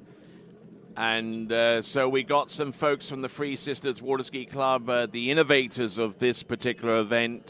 Jonathan Travers and the crew here took their inspiration to produce something along the same lines. And here it is, a tribute to their innovation in England, the Free Sisters Water Ski Club, with an event that they inspired the Travers Grand Prix for many, many years. Here we go. This is Martin Bartowski. All right, he scored a 3 at 39. He looked good yesterday, I thought. He got through his 38 well, and just was a little bit off tempo, was losing ground, losing width, and, you know, he kind of stood up going to 4, so I can't quite make it. So everything looks good. He's just got to find that little bit more width, a little more angle, and keep him on time at 39, coming up soon. Okay, Chris is on dockside now. Hey, what's up, guys? On the dock now with my buddy Tim T. And so I'm just kind of come across a funny story. So your teammate last night ended up staying out till 3 a.m. doing who knows what. Who knows? But nothing can come good when you're out till 3 a.m. And then one of your other teammates, I guess, told him that he didn't have to ski today, but he did have to ski today. Yeah, apparently, you know, one of my teammates told this guy, like, oh, you're fine, go out and party, have a good time, like after the go-karting race. And yeah, she misunderstood the running order for today, so it turned out he was about to ski today, and I think he missed his opener. So we're not looking that good in the team event. I mean, I think I'm going to have to put up a huge score to make up for that one. Oh, you're definitely going to have to carry the team. They're hoping you're going to, like, take down 41, get some big points. I mean, yeah, that's the plan. I mean, after all of this, I think I need to do that. Awesome. I'm excited to see it. I know you can do it. Yeah, thank you, Chris. Yeah. Right on, man. Good luck. Thanks. All right, there. Here we go. Martin Bartowski, 11.25 meters. Not looking too bad. A little narrow on 3 and 4. Big number 4, wasn't it? Yeah, huge, and almost fell in on that one, but getting round all 6 buoys. That is Martin Bartowski from Slovakia. So he's doing some double duty this weekend too. He's actually piloting the boat for some of the amateurs. He's one of our top drivers, senior driver. He drives a lot of events, and a lot of our top skiers. You like to get behind him. He's great. He drove me. He drove you, felt unreal. Yeah. He drives a lot of our events. And then afterwards, he gave me some tips. Like, hey, this is what you felt like. Like, thanks, buddy. Did he give you any mango chips? He did not give me mango chips. Ah. I'm sorry. There's that big 4-ball on the replay. Just got a little bit deep there, but his onside is pretty strong. That wouldn't have phased him too much. So has he found the recipe that's going to get him through 39? He looked good. He's kind of had a couple sets up here during the week, came and kind of practiced driving, practiced skiing, just to feel things out, and was going through 39 then. I believe he kind of ran inside 3 in his practice runs at 41. He's got there before. He's been a finalist in quite a few pro events. He's got the potential. He just, like you said, he's got to keep his composure. Yesterday, I think he had a pretty good rhythm at 39, and he's going to need that and then some right here. Most of our skiers have improved this morning or today in their second round, figured things out. It's a good number 1, and leans a little bit much at number 2, but still on time. There we go. Come on, Martin. He's still going, ducking and diving through the last pass, and the tail blows at number 5. He knows it. He knows he had that pass. Yeah. Wow. Looked pretty good. A little slow out of 4, but other than that, I thought he was in that. Yeah, there was a little bit extra movement at the end of some turns there, but I thought, like you said, I thought he had it. We saw some of the early passes just kind of ducking the head and shoulders on the offside at the end of the turn. He does use his upper body sometimes to get that ski to turn on his offside, and maybe just a little bit much with a little bit much speed at number 5, a little anxious. One boy left. It's really hard to stay calm at that point. Yep, indeed. The 5-ball blues, we know that. I still thought he was going to come out of it okay. Yeah, I don't know. No, that's a strange fall for Martin. Yeah, my theory is you got to have the ski out of the way at the backside of the buoy, and sometimes you get stuck on the front of it, and the tip does weird things, especially when you have a little speed. 5-ball blues, Marcus. Have you got some stories about that? Was there any pass in your career that you got stuck at 5 for a long time before you finally ran it? Probably early on in juniors, maybe. But 5 at 35. Yeah, exactly. That was a tough one. 35 is not a great rhythm pass ever. So it's like you want to get through that and learn to run 35 at 34 or 36. That's tough. I got 4 at 35, 5 at 35. 2 years running. Finally ran it. They cut my gates. I didn't know lefties had 5-ball blues. Oh, yeah. All right there. So we've got a watch party. Dale and Harper, blood good. And they're wishing Corey the very best of luck in his recuperation and best of fortunes for whatever else that Corey is involved with within the next few months. And getting ready for our next competitor. This should be the sledge. This is Adam Sadomeyer. So going from Slovakia to Czechia. Give his full name. Sledgehammer. Come on. Yeah. So excitement levels. Respect, Tony. Come on now. Excitement levels went up when Jamie Calhoun came out because he had a chance of setting a score. Same thing with Thomas de Gasperi. Both of them coming up short with the 2 at 41. But this is kind of the next challenger, really. He's one of those guys that he's third on the tour standing, so he's had a good year and has been to round 3 many times, even 4s. An early exit from him yesterday at 39. Is he one of the best overall skiers? Oh yeah, of course he is. Yeah, he had the record kind of before the last sort of wave of overall skiers, the Joel Poland story, and and he was overall world champion as well. Overall world champion, record holder for he held it for a long time too. Yeah. Amazing talent on a slalom ski though. Oh yeah, for sure. And you got to appreciate his slalom, Marcus. The intensity level, I think, he really gets after it. Oh, yeah. All right, with TWBC apparel, purchase now. Go online to waterskibroadcasting.com/shop. Or if you're here, you can purchase TWBC apparel right here, courtesy of splashthreads.com. You can check those guys out now. The one thing that I'm looking forward to seeing and looking to see if any of our remaining competitors have the boldness to do it, but what about an opt-up straight through to 10.75? 35-39? 35-39. Maybe, but everybody likes that in, so I feel like they're going to save that for 41. Yeah. We did see that last year, though. I'll speak about that. Martin Bartelski actually did that last year and ran 39. And then Jaden went out right after him and did the same thing because it was a bit of a tail went off the dock. Yeah. So they had that 39. And those guys were, at that stage, they were looking to run 39. You know, the 41 was bonus. Yeah. They were trying to run it, and they did. All right, then, here we go. This is Adam Saddlemeyer on Charlie 1. A lot of our skiers are running with the letter C in this competition. He's so good at, and back to your comment about overall skiers, Kiwi, he's really good at moving his body, advancing his body towards center line once he hooks up with two hands. Yeah. If you watch him out of 2 or out of 4, once he gets his second hand on the handle, he starts advancing his body ahead of his feet before he gets to the first whitewater. And he really gets that acceleration that I think a lot of people are looking for, which gets him direction. Well, that's a really technical analysis of his slalom, which I appreciate. But what I like about his skiing is, I mean, it's he grits his teeth and he gets it. Sometimes he's not. You know, you watch some skiers and you appreciate how light, how they stand on their ski. He just, he's strong. He can be down course. He can get in deep, and he makes it look interesting. He makes it look like it should, because slalom is a hard sport, and he really kind of doesn't mind getting in deep and spray going everywhere and still gritting out the extra buoy or two where that gets him into the finals, onto the podiums. Don't forget he's got a chip on the shoulder because he knows he needs a full 3, if not more, to get him a spot in the finals. Mm-hmm.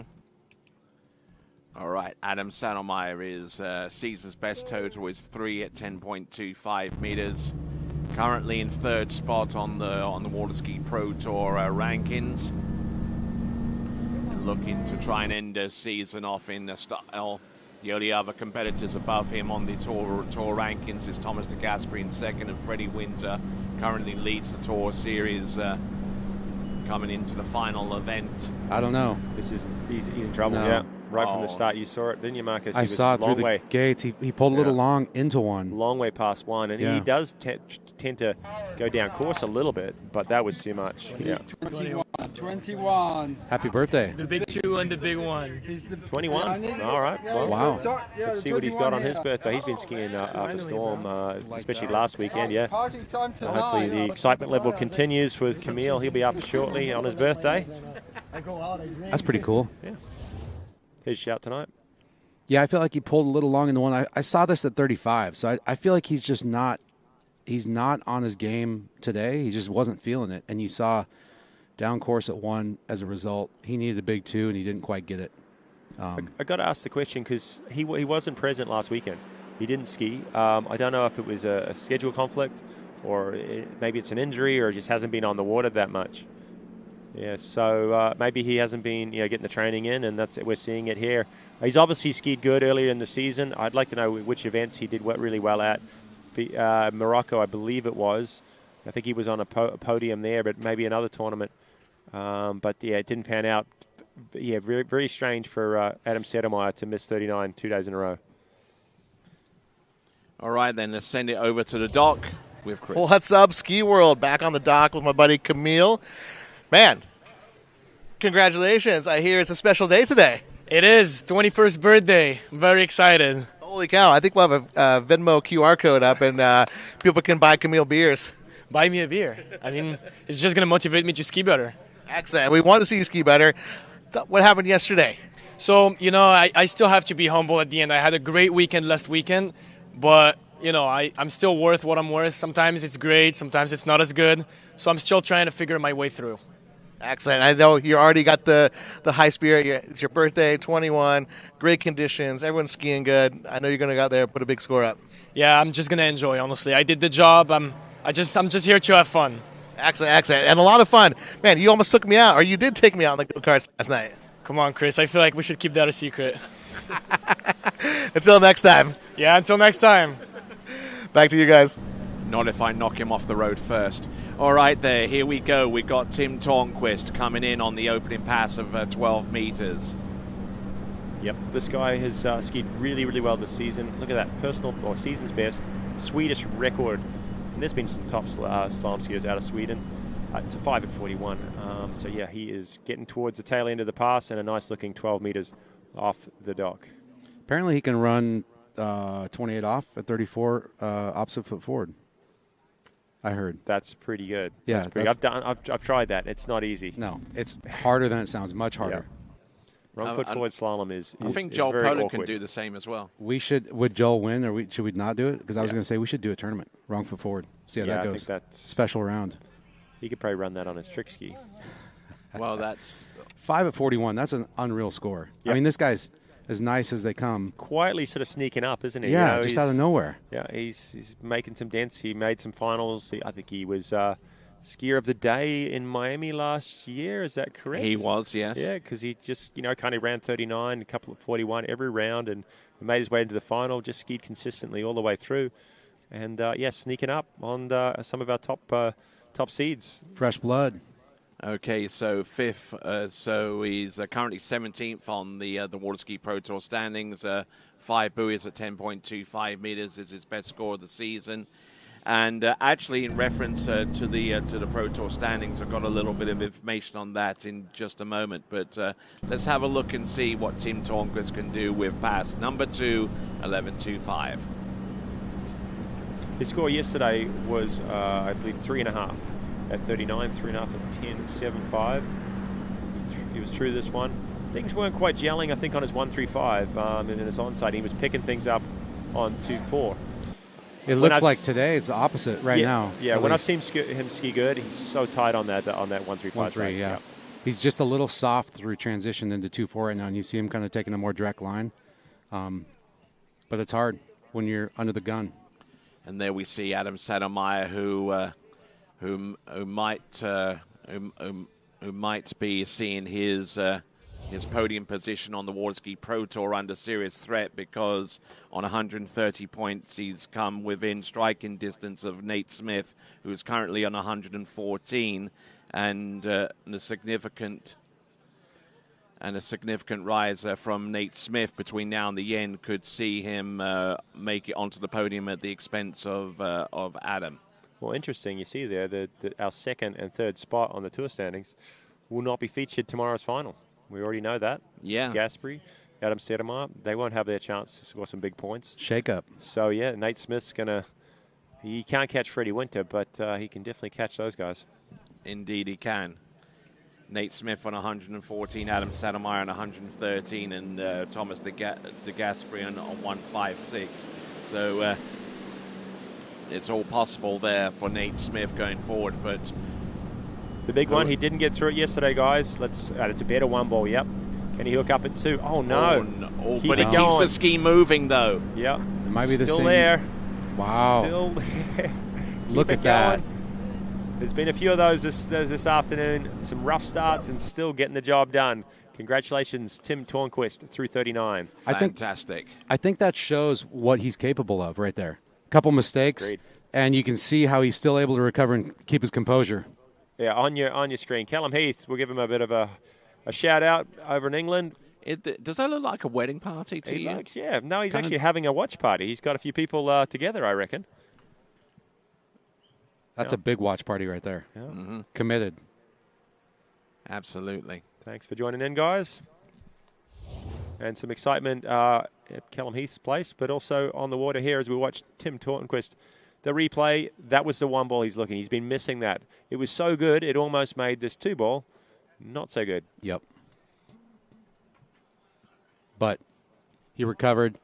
You see, like you said, when he's on, that 135 can kind of dig him out of a hole.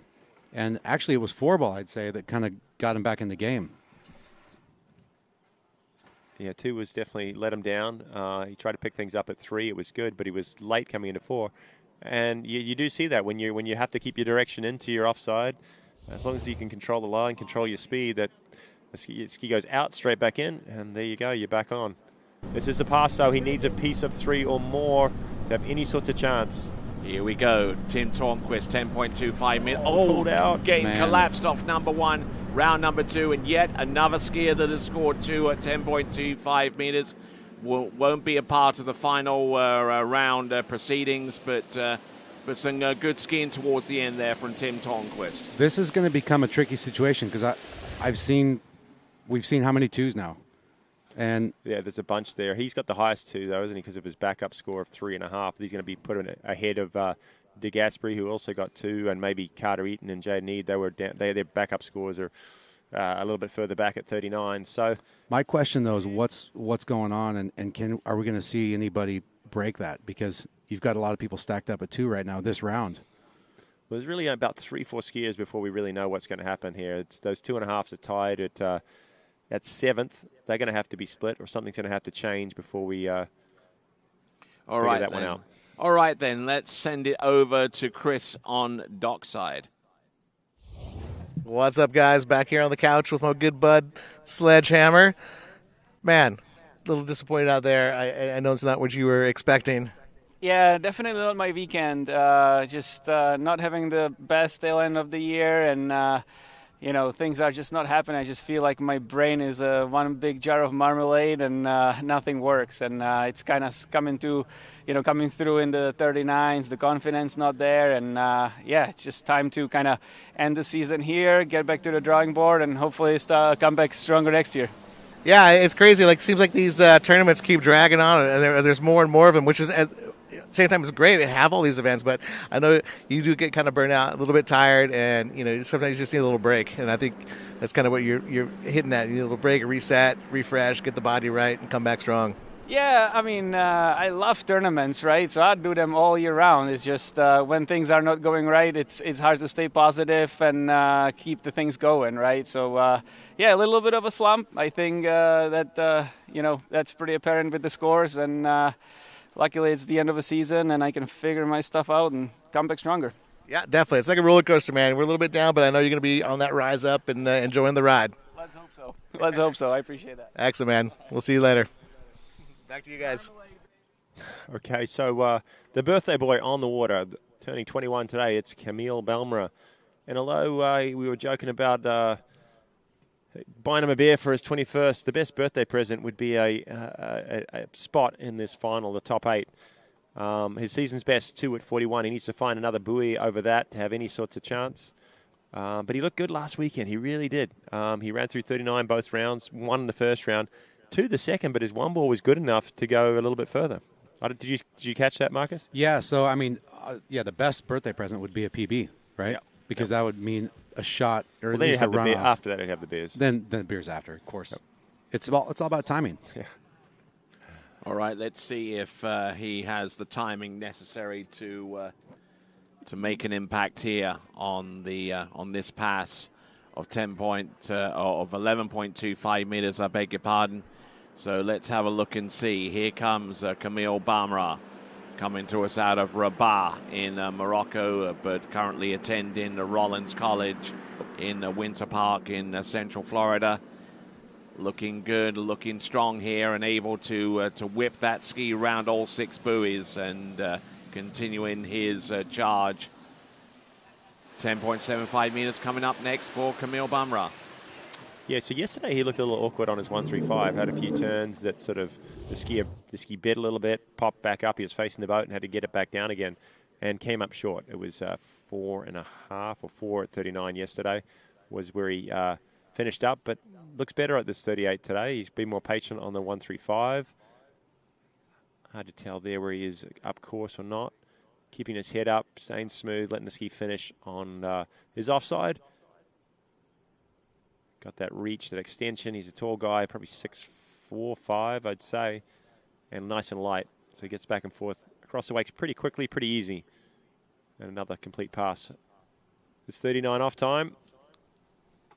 We've seen a lot of skiers improve today and go through this pass, but none of them catching the vital score that they need. And one by one, they end up falling short, and that cut is still looking around that 3 ball at 41. We've got about 4 more skiers remaining before we're going to really know. We've got 12 skiers total remaining. 4 or 5 more, and we'll know our top 8 and what it's going to take. And this is where this format. Tight. This is where this format round, 2 rounds, top 8 go through, best score gets interesting. It's right around now, like these last few skiers. It's really kind of okay. What can we do? They've got to go for it. I didn't think that 38 looked as clean as yesterday, but I feel like it might have been a nice wake-up for him. I feel like he might be more on his game here. Okay. All right, then, here we go. This is Camille Balmera back into the course. This is now 10.75 meters all getting a good start off number 1. Looking okay on number 2. A little bit discombobulated into number 3. He's all over the show into number 4. Can he rescue this? Unfortunately, not in time. So 4 buoys in 10.75 meters is going to be the score in this round for Camille Bumrah. Well, it's not the fairy tale ending we want for his birthday, but you can see the smile on his face as he kind of came up from 4. That's what I like. When he's on the water, he's always having fun. He's enjoying the sport. It was a big 1 ball. It kind of bit a little bit at the end, and he sort of kind of overdid it here at 2 as well. Come out of position, the touch. He had a bit of a funky edge change, weight crossing there into 3. He's fighting here. He still had an outside shot, but he's getting down course. Had to go for the big 4. He needed that big 4, and he did not get it. You know what I saw at 1 ball was just a little too much ski in the water. And I think at 39, when you get that tip to bite like that, unless your last name's Jaquist, it's really hard to like ski out of that and manage that into the next side. But, man, still a great skier. We probably haven't seen the last of him, I wouldn't say. Oh, no, he's just getting started. He's also skiing collegiately. He's going to be heading up to the Collegiate Nationals. They're out on the West Coast mid-October. He's going to be one of the favorites there. Is competing for Rollins College. He's got some teammates who'll be saying, challenging him a bit. And obviously, Charlie Ross is probably the clear favorite, and the new collegiate Charlie record holder.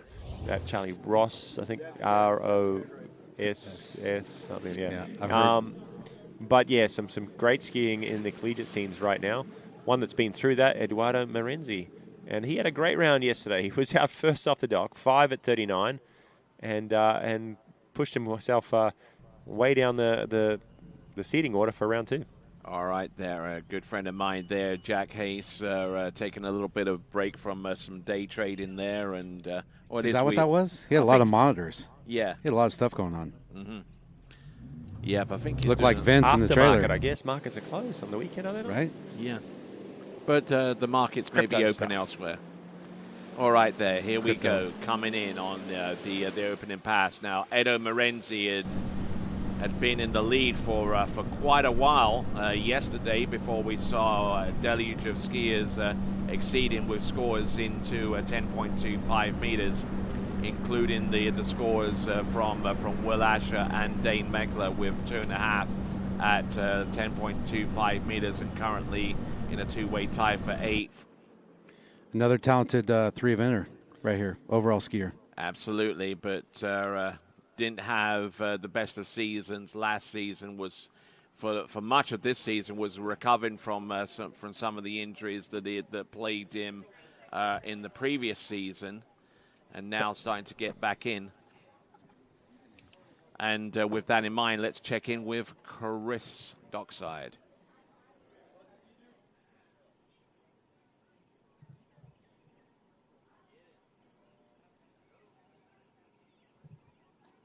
Hey, what's up, guys? Back on the dock with Buddy Camille. A little bit better than yesterday. Looked pretty solid out there, man. Was it those birthday vibes? I mean, the birthday vibes a little bit. You know how it is. It was hard to focus, honestly. I had a big party planned for tonight, so I was kind of excited, honestly. Awesome. Maybe we can put that up on the screen as well. The address. Everybody's invited. Bring your friends. It's going to be a huge bash. Well, you know, I have an objective set for next year. I really want to come up to the Pro Tour and run as many 39s as possible.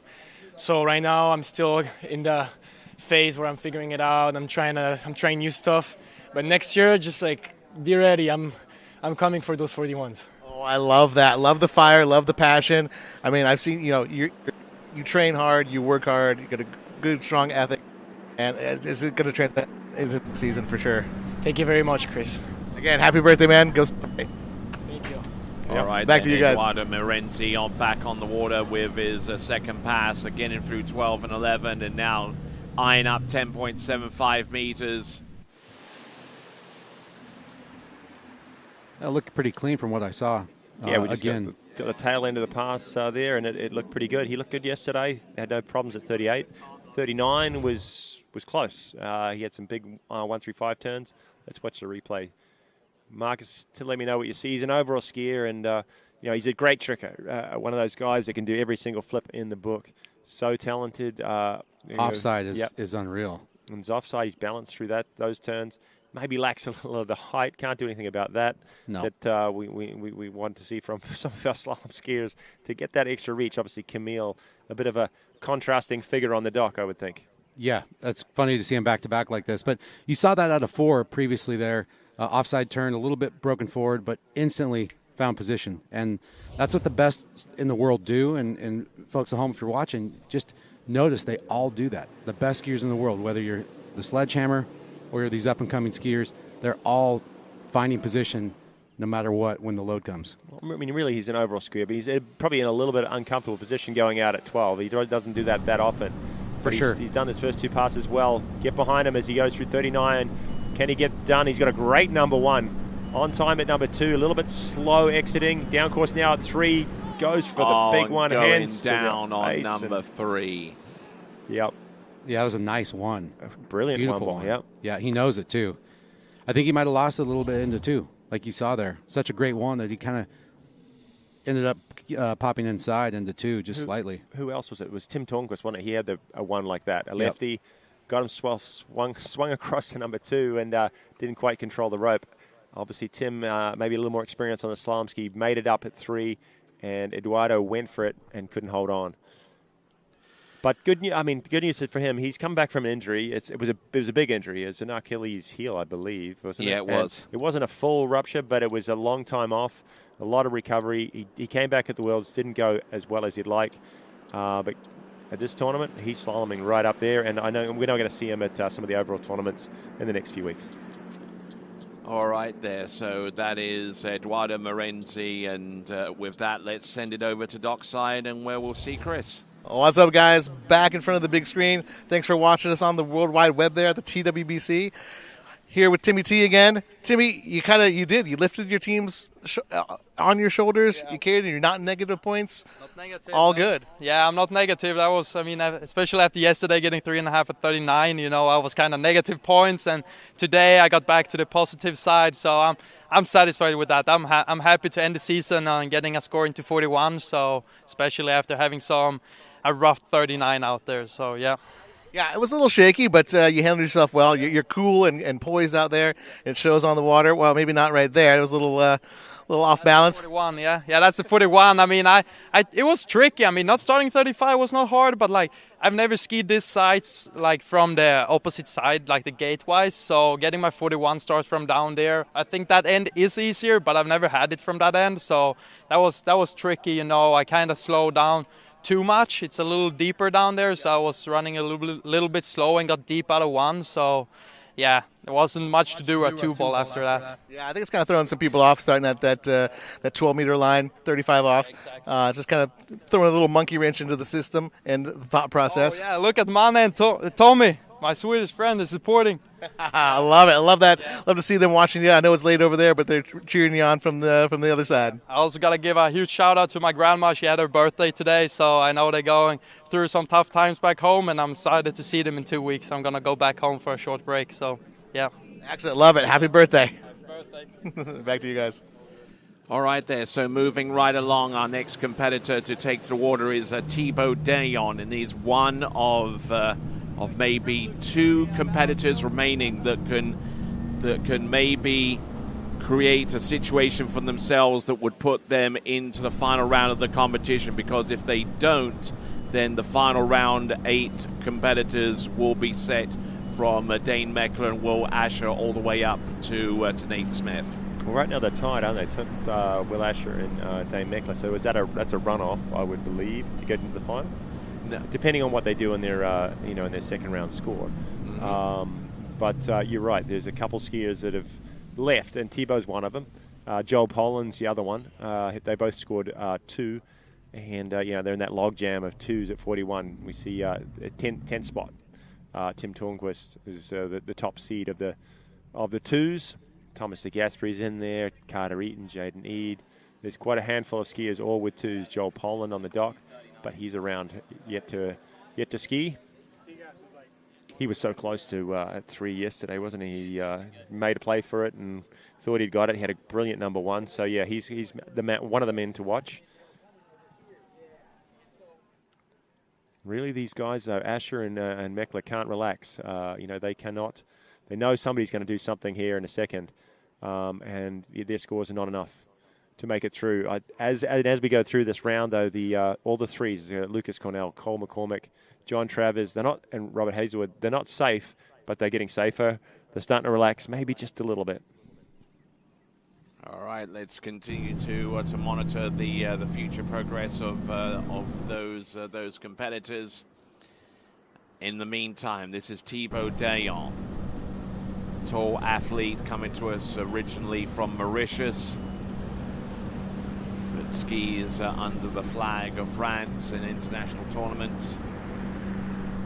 Not looking to, almost left that one bite the dust there on number 4, but managing to ski his way out of that little tricky situation there, Kyle. Yeah, for sure. Thibaut is a great slalom skier, and he's been skiing his best ever this year, a 4 at 41 earlier on in the season. But the last couple of tournaments I've seen him, he's had some erratic moves. Kind of ended up in the water at 2 at 39 last weekend.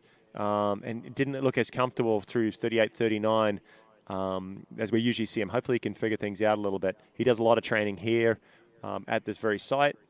But yeah, just sort of maybe overworking. I don't know, overworking his ski, probably maybe overworking in his job too. He sells a lot of real estate around this area. He and sells maybe houses. Not getting the time on the water that he'd like. Indeed.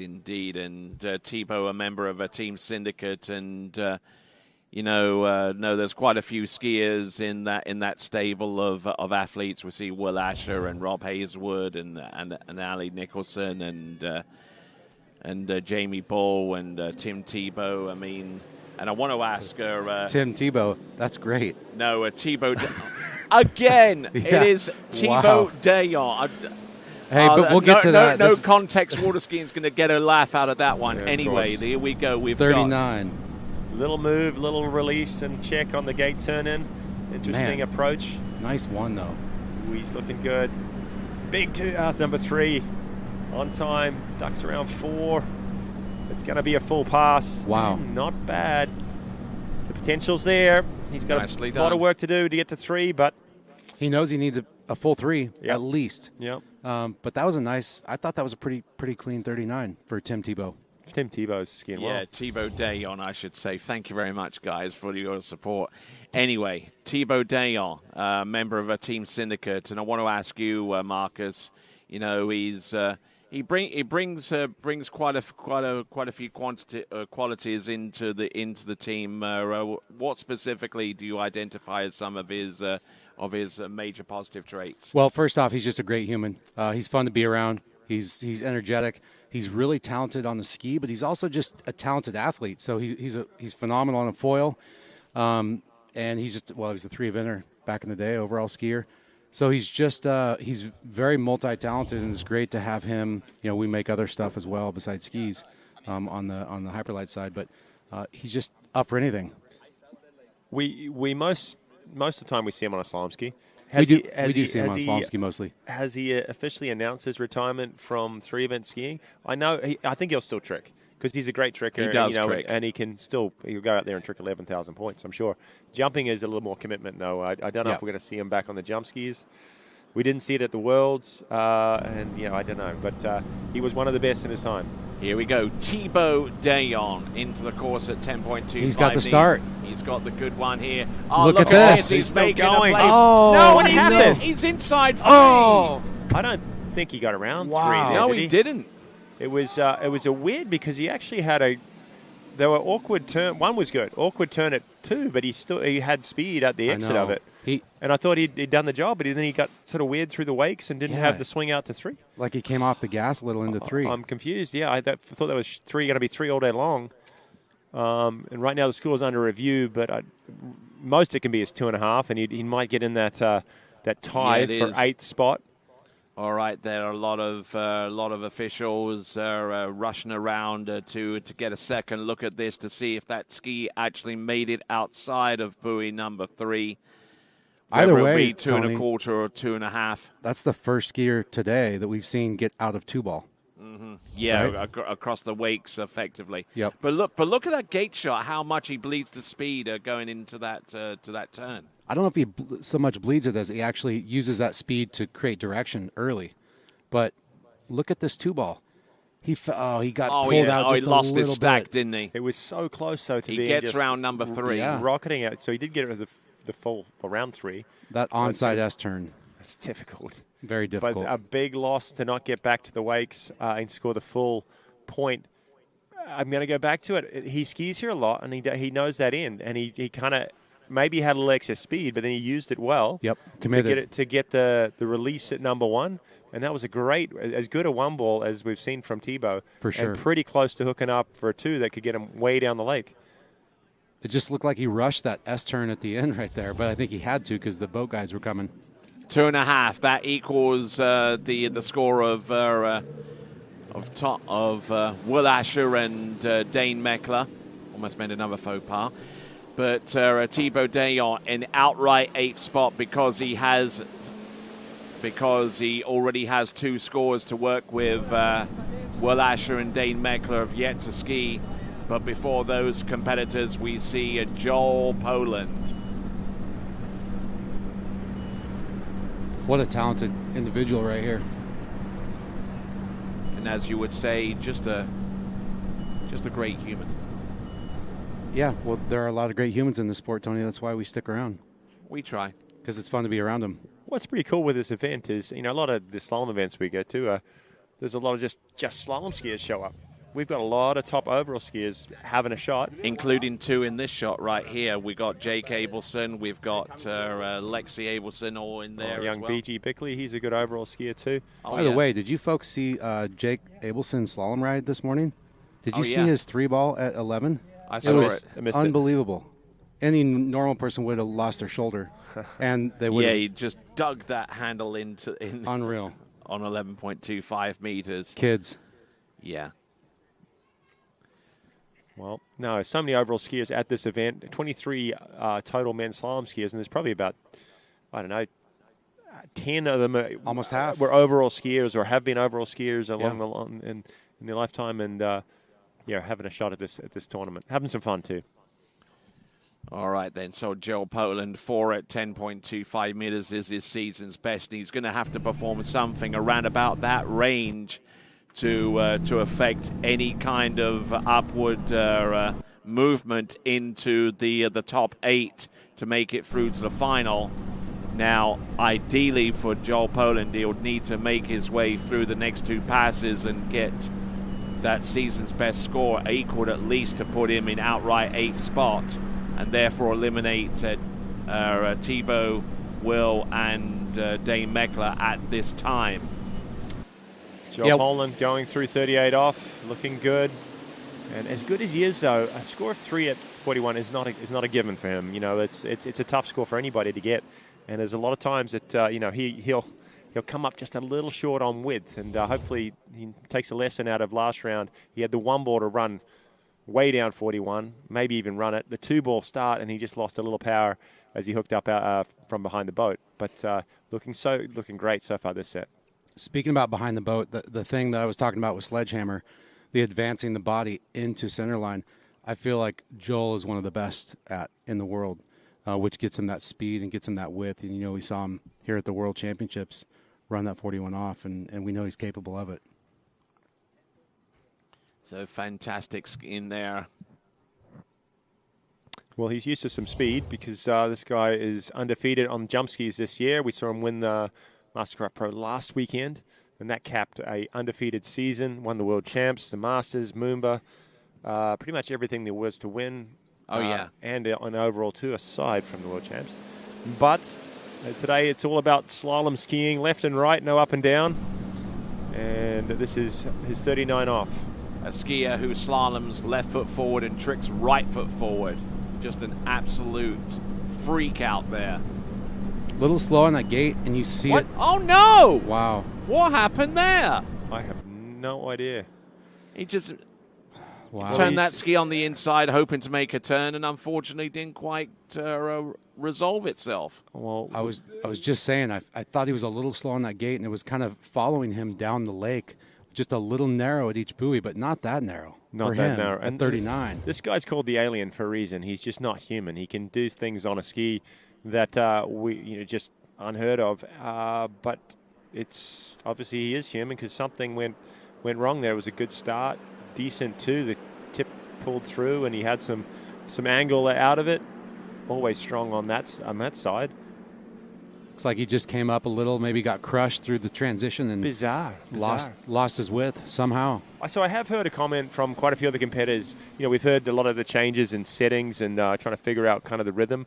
It's a new boat. It's slightly different. But they say you got to stay on it long. You got to stay and get your carry out. Otherwise, you can come up short pretty easy. So a mistake there from Joel Holland. Yeah, for sure. Unfortunate mistake because, you know, he's one of the best at any given day, and to see him come up short right there. Just marginally inside there on number 4. It looked like it was going to be one of his better passes at 10.75 meters all season, but it was not to be. So Joel Poland eliminated with 3 at 10.75 meters in the final round, and now we come down to the nuts and bolts, the nitty gritty here. Well, Tony, we know 7 of the competitors, I think, that are going to be in this final. Do we not? No. Yeah, is anyone guaranteed yet? Well, we've got 7. Yeah, all of them tied for 4th right now, and the competitors marked 1, 2, and 3. That's Smith, Winter, Ross, 1, 2, and 3 in that order. Then you've got Cornell, McCormick, anything can really Travers, change. and Hazelwood. If the next 2 go to 3, Will and Dane can shake things up. Yeah, because then you'd have a tie at 3. Yeah, big tie. All right, then, here we go. This is Will Asher coming into the course 5 at 10.25 meters, his best score this season. Now, compare that to last season where he was actually able to get into 9.75 meters in Morocco. And Will Asher. What's the mind frame to this, Marcus? He's, in and out. He's been there and done that and won everything. But right now he's on the outside, and what's his attitude to what's he going to do? Is it going to go for a stand-up 3? Is he going to try and turn it and go late? What's the plans? Let me think about that. We'll answer that after we go to the dock. Yes, indeed. What's up, guys? Back in front of the big screen with my good friend, the real estate diva, Thibaut Dylon. What's up, buddy? I'm good. Thank you, Chris. Good, man. Hey, what went on out there? It looked like you had a solid start out here. Yeah, I wanted to get way more speed on my gate for the second round. I was like, I want to risk it all, and I had too much speed, but I haven't done much 41 lately, so I'm happy. It's my level right now, really. I would have loved to get my S-turn together. It would be more interesting for the others, but that's the way it is. Hey, they say no risk it, no biscuit. Let's see if it pays off, and yeah, you might need to do a little work on that S-turn. Yeah, and I'm a tricker. Should be easy. I know you're kind of nimble, man. Like you got the balance. You should be able to do that with no problem. Yeah. Usually, I told my wife actually I don't miss a S-turn. I don't fall on the S-turn, but this time it happened. Well, there's always another round. Hope to see you in the final. We got 2 more competitors to go to see if you make it. Again, hope you make it to that money round, buddy. Thanks, Chris. All right, here we go. Will Asher, 11.25 meters. Skiing on a red Syndicate slalom ski. Anything you want to comment on in respect to that, Marcus? Not really, but I did want to get back to Kiwi's comment about where Will's head's at right now, and I can't speculate on that. But if I had to, I'd say he's just trying to find his center, trying to trust the training, go out and do what he knows how to do. He's not looking at numbers. He's just trying to find that rhythm, that feeling that he knows he can find, and then trust that that's going to take him where he needs to go. But right now, he's 3 is not safe, but it's a play, right? Yeah, you're getting if you get a 3, you're getting another chance. Really, you'd be in a runoff or you'll be in. But turning 3 is risky unless you're early. Interesting you say that about Will, because I have heard him in a few interviews. he's been there and done it so much that he's in the sport for a different reason now. It's not about like accolades and titles and stuff like that. 100%. He just wants to kind of see what he can do, enjoy the experiences he has on the water, and see what he can kind of get out of this moment. So enjoy the ride. I think we've seen in all sports elite athletes struggle with the transition, and I feel like we're watching the transition of Will Asher to the next phase of life in real time while he's still competing. Yep. That's my personal take, and it's really fun to watch because he's enjoying it more now. Yep. Here we go. Will Asher coming in on 10.75 meters, needing this good gate shot, and gets it round buoy number 1, round number 2. And finding some of that form that has helped him redefine the sport over the last few years and even decades. And there you go. That is Will Asher getting through that pass of 10.75 meters. And the target is still very much within reach for Will Asher, former world slalom champion and 9-time medalist at in the World Championships. In this round 2 of competition, we've seen some skiers, some really good skiers, have trouble with 39. Some miss it, and some make it look very, very awkward, very, very hard. Nothing hard about that. That was a formality for Will Asher. Looked very strong all the way through, and seems like he's setting himself up for a good shot at that magical score, the 3 ball at 41. Yeah, and the question now is, you get a full 2, and you're in a tie for 8th with 2.5 as a top score. But he's obviously thinking 3.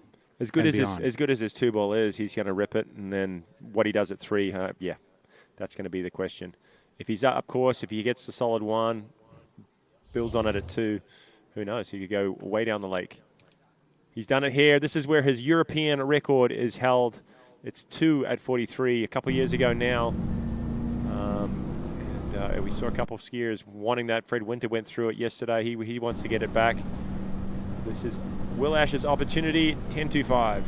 Here he comes. A little slow on that gate. Oh, there's number 1. He's there for number 2. A little bit high-sided off 2 into number 3. He will ski for the wake. He will get the 3, and he will tie with a number of other competitors, Rob Hazelwood, Jonathan Travers, Cole McCormick, and Lucas Cornell, all in a tie right now. Actually, Will Asher, because of the fact that he's already skied this second round, having 2 scores, is in 4th place by himself. The other tied scores with 3 for skiers that have yet to ski are all a tie for 5th. It's going to get interesting here. Really interesting. I thought he had a decent gait. He got a little crushed right there into transition, but nailed 1. And then I couldn't see him come out of 2, but he obviously had loose line, and he knew he wasn't going to try to turn 3. Not a bad start, though. Yeah, very Probably good the best start we've we've seen. seen. Said he was slow on his gates. Maybe that affected him a little bit at number 1. Climbed up on the front of the ski. Got it to engage, and he was off to 2. Was wanting a bit bigger at 2 there. The handle did sneak up on him. And, we've seen him throughout the years just absolutely crush 2 ball. But when that rope's up around your ears, it's very, very hard to get moving quickly off the buoy. Delayed, a lot of speed into 3. Even Will Asher, as talented as he is, can't make a turn going that quick and that narrow at number 3. Nope. But he gets the full point, and it puts him at a chance. All right, then, and another skier who comes into this competition with a chance of making it through into the top 8. This is Dane Meckler. His best score this season, 5 at 10.25 meters. Currently 7th on the Water Ski Pro Tour standings, and he's a slalom skier who has redefined what it is to be able to succeed in slalom skiing whilst not being all that tall. No, he's probably one of the shortest, if not the shortest, I think, that's ever run 41 off. And check out the watch party. There's Bradshaw. Cheers. Back to Dane, though. 3rd time's a charm, and I'll say it one more time. Advancing your body ahead of your feet into first whitewater is how you get speed and angle and direction. And Dane, I think, is the best in the world at it. And he's proved that time and time again, especially off the onside. All right, then. Let's send it to Chris on dockside. What's going on, guys? Back here on the dock with a good buddy, Will Asher, Mr. Will I Am. Man, looked pretty solid out there. 3 at 41. Kind of into the next round. Well, no, I don't think I'm in the next round yet. I think we still got to wait. It's a respectable score. It feels nice out there. I wouldn't be surprised if everyone after me goes, and they should run more buoys. So, I'll be looking forward to watching those guys ski. Yeah, it's kind of crazy. Yesterday we had that storm come through, that little bit of wind kick up, a little bit of the glare, and then everybody's kind of knocking down 41s, getting deep into it. And then today we've got perfect conditions, and the scores just haven't been up to par. What's your thoughts on that? We threw down some pretty hard lap times last night. I hear reports of people's ribs are a little sore and arms are a little tired, but this event's about having fun. Like you said it to me last week. It's like, dude, it's the last event of the year. Just go out and have fun. It's like, you're so right. And so I'm just trying to enjoy the moment and be here and watch some great skiing. Excellent. I know it's always good to see a smile on your face. Love watching you out in the water. Super strong. Again, hope to see you in the finals. Thank you. Yeah, we'll see. Back to you guys. All right, some great skiing there from Dane Meckler, and I don't think I really need to tell either of you two individuals here in respect to the slalom event that when he ran 10.25 meters in the runoff situation in the World Championships in 2023, he attempted it from the direction that he will be taking it should he get to that point. Was that 23 or 21? I believe that was... Joel was 23. Would have been 21, yeah. 21, yeah. Yeah. But yeah, you're right, from the same end, 4 far years end. ago now. But he's come a long way since then. He sort of has been so much more consistent since that time. He's figured out a way to get to 3 and 4 very, very, very often. He's got a lot more podiums under his belt. He got his first win last year at Mastercraft Pro, 4.5 at 41. He was so close last weekend to pull it off again, going 5 at 41 in one of the earlier rounds, 4 in the final. He's on form. But right now, he's got to get into the final to have a shot at the title. 6 at this pass right here. Let's sit back and watch a little bit of textbook slalom skiing. And wow, that's a beautiful pass so far. Did not look like 39. Nope. Fantastic skiing, and the amount of traction that he gets from side to side, absolutely incredible. Just sets the edges and just goes across, and looks like we got another watch party. Is that Natalie? I think she's a women's audience prize winner with that C1 right there. Maybe. Did she win that at another event? She did at a previous event. Yeah. Yeah, there she goes. She's having a little party with her slalom ski. Good stuff. Mm-hmm. Speaking of Conley, look at that guy. Game face. Yep. He's ready. Skied well yesterday. But doesn't really know what it's about to happen. He doesn't know whether he's got to go for it, whether he's in, whether he's out. It all comes down to Mr. Dane Meckler. What a nice 39. I mean, it doesn't get really much cleaner than that, especially when you're, 5'9"? How is it possible for a skier of his stature to be able to backside these turns at 10.75? He's technically doing things really, really good, and his timing is impeccable. He's a slalom skier, isn't he? Yeah. The one that everybody, who appreciate the sport sit back and watch and try to pick and figure out what he's doing so well. Especially lefties. Yep. Not a lot of lefties Especially like lefties, that. Yeah. All right, then, here we go. This is Dane Meckler. He needs at least 3 to advance. Here he comes. There's number 1. Gets it to go. Round number 2. That's a great 2. Oh, look He's at going this. down. His best approach into number 3 that 4. we've seen. He's round number 4. Will not make the pass, but he makes enough of an impression here to put himself provisionally through to the next round of the competition from... Wow, and that changes a lot. That just opened a can of worms right there. It puts him in, I think, unless all these next few skiers kind of also get 4, but he's pretty close. Well, that puts him clear of Charlie Ross, certainly, with Charlie Ross yet to ski. There's no one really in yet. We everyone's got to have another go, so it can change a lot. But we now have a potential big tie. Huge tie. Dawkins going to come back to backup scores. Yep. This round between the threes. Asher obviously has already had his score. He had a 2.5, and that's going to be kind of the mark to get ahead of Well, that's the 3 scores to get ahead. So you see that right there, that replay? He was narrow at 1, but when he hooked up, he moved. Right there, he's moving towards the wake again.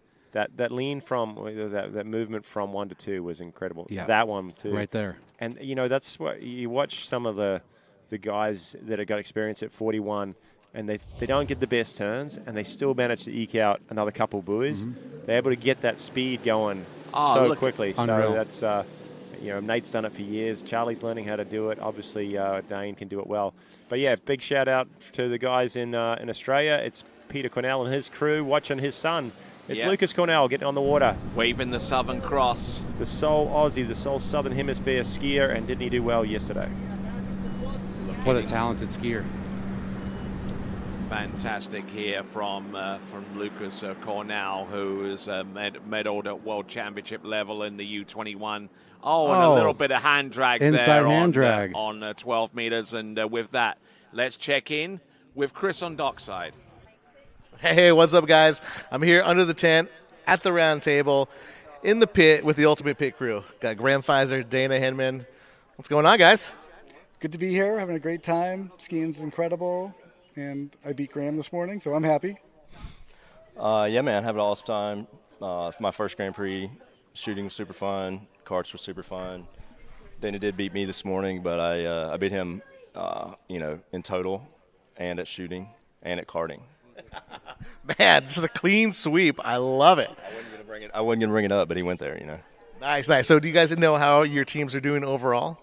No idea. I don't know. I don't even know how you guys score it with the shooting and the karts. I thought maybe JT just kind of makes stuff up, but he's known to do that from time to time. So, yeah, I don't think we're doing too well, but everyone loves a comeback. Definitely. Was that like Kim Kardashian? Anyways, glad you guys are out here. Love having you at the tournament. Thanks for coming out, and let's get back to watching some of this killer skiing out there. Back to you guys. Back to the water. It's Lucas Cornell, and it's 38 off already. Hand drag round 6, showing that he's pretty relaxed. He's pretty chilled. He's our champion from last year, 2024. Grand Prix champion with a score of 4.5 at 41. And showing just how much he can achieve. What stands out? Somski. What stands out to you, Kiwi, about his technique?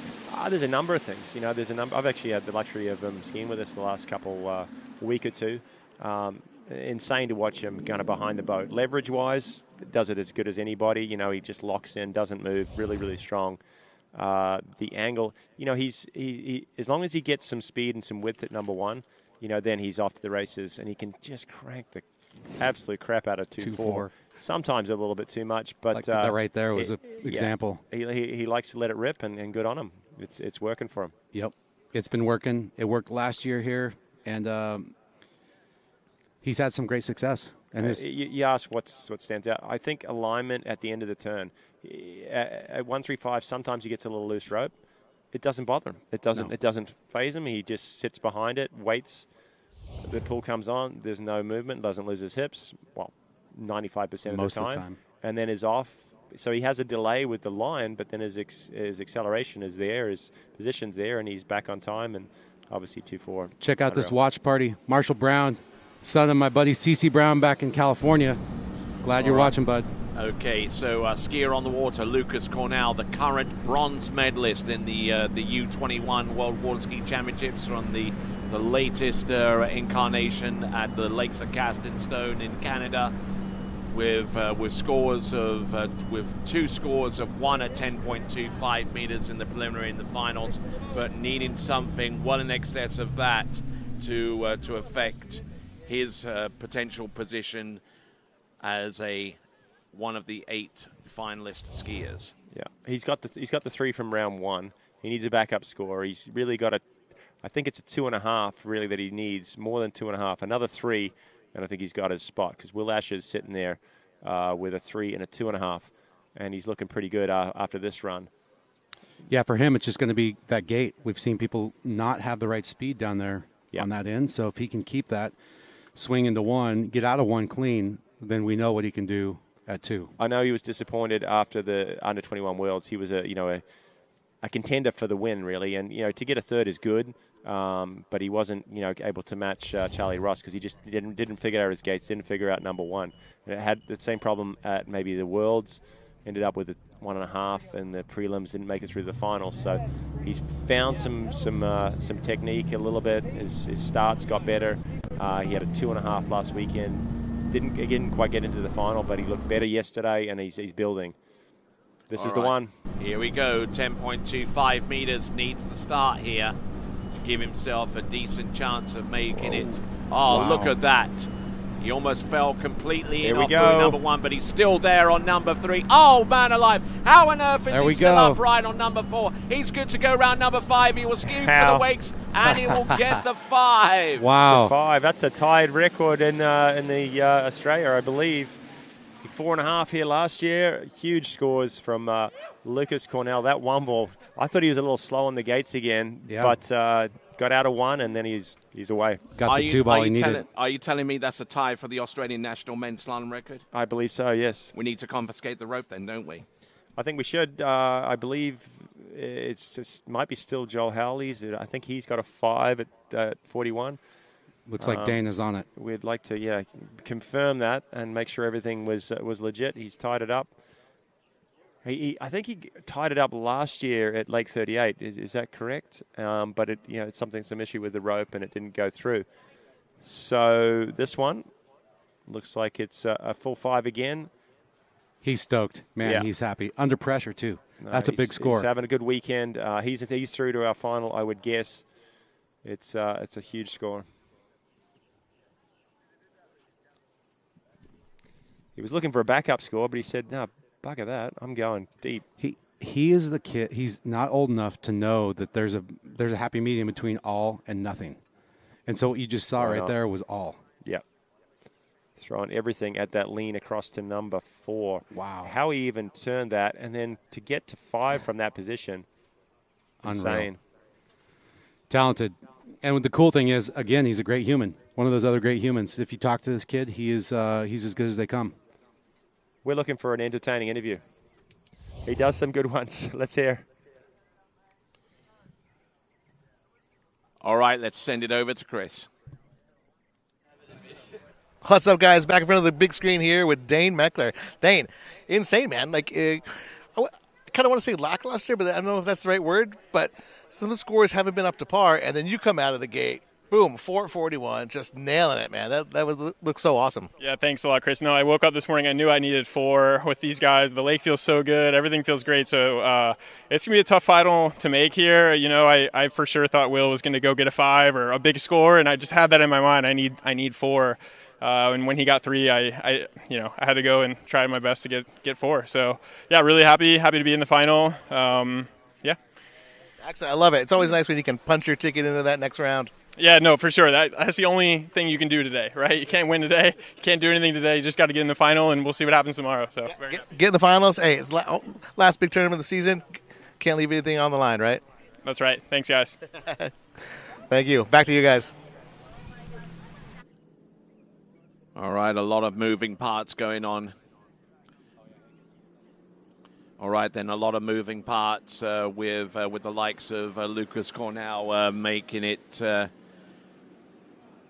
5 at 10.25 meters, elevating himself ahead of Dane Meckler. But with that in mind, let's check in with Chris. Hey, I'm back again so quick here, hanging out with my good buddy, the Aussie, the man from down under, Lucas Cornell, man. Bro, that was insane. We just talked about Dane going out and kind of throwing down the gauntlet at 4, and then you come out and you're like, nah, man, I got to one-up it, right? Yeah, no, I think I was still on the edge there, so I was like making sure I was going for it. I missed out last weekend, but keen to slip in this time, so get to ski again. That's pretty good. Yeah, like I said, it's awesome. I've been watching the last couple of events, seeing you getting like those 1s and 2s. I know you're capable of more, and then it was awesome to see you go out there and do it this afternoon. Yeah, I think I finally got some of the stuff right, But, tripping for a couple of weeks, which, it's annoying, but finally got something right, obviously, today. Excellent. Well, take us through this pass here real quick. I still thought it was a bit of a dodgy gate and a bit narrow at 1 there. But, somehow she just ripped around, and it's pretty good for 2 here. Gee, that looks pretty solid. Jeez. Man, you laid it down, flipped it, and reversed it on that one. Holy cow. Oh, yeah, I tell ya. But, yeah, no, that 3 wasn't very good, and I just figured I'd go for it for 4. Wasn't very good either, but, you know, it sucks. 2 days in a row, West turning, a bit soft, but, you know, I'll take a 5. That's pretty good. I think T-Man needs to take a lesson from you on his S-turn. Yours was a textbook. Oh, I wouldn't call that textbook, but, you know, something pretty dodgy there, yeah. All right, on, man. Great skiing. Love to see you in the finals tomorrow and see what you can do out there. Oh, cheers, Chris. Really appreciate it. Right out. Back to you guys. What a good guy. You see that? He's just so young and excited about skiing that it's just infectious. You just want to shake his hand, and well, you can't buy him a beer yet, but you know what I mean. No, he's loving it. He's loving the opportunity. He's loving the experience, and he's going to be around a long time. It's kind of the new young phenoms, him and Charlie Ross, that have sort of took the world by storm over the last year or so. All right, they're approaching the course, coming to us out of Canada. This is Cole McCormick. His season's best score is a 4 at 10.25 meters.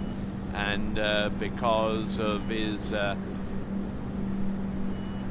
absence from the Pro Tour scene for the most part this season, having to play a little bit of catch-up going forward there, Marcus. So, yeah, let's look at that leaderboard real quick one more time. We've got top 5 kind of sorted out, top 4 at least, but we've got Will in 6th, and we've got 3 skiers left that are tied with Will. They need a backup that's better than Will's 2.5. Otherwise, Will's in, or we have a runoff if they tie at 2.5. Yeah, a lot of calculations going on, but the fact remains that, Will's not safe. And you know it's some seriously good slalom skiing when a skier like Will Asher is sitting on the bubble. Yeah, unbelievable. But remember, he's having fun, and he knows that there are young, up-and-coming talents. We just saw one, Lucas. We saw Dane, and it's a different ballgame now. And Will and T-Gas and Sledge, they're all hanging in there. But look at these. Watch, party, Freddie Jackson. Looks like he's having a blast wherever he's at. Got Scott Greenwood in the boat. That guy's a legend behind the wheel. Yeah, how could you not? Sitting back at home watching the webcast, best slalom skiers in the world, and it's getting exciting right now with 3 skiers remaining that can really change what's going to happen tomorrow in our final. Here we go, coming to you live on TWBC in beautiful 4K. This is now Cole McCormick, 11.25 meters, all getting a little broken over off number 2.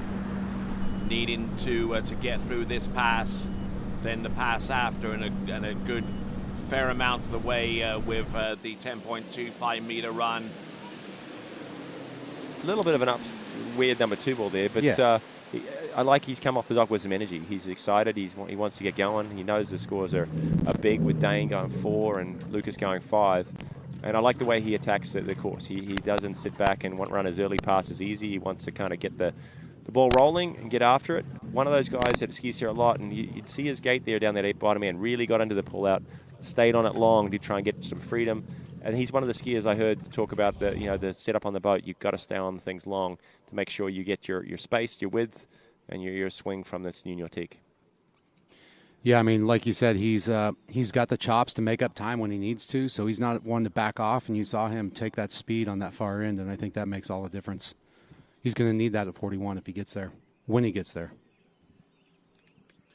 So looking in good shape for the majority of that pass. That was 11.25 meters, 10.75 meters is gearing up to be Cole McCormick's next pass coming in on that La Pointe slalom ski, that LP2, the latest creation courtesy of Chris LaPointe.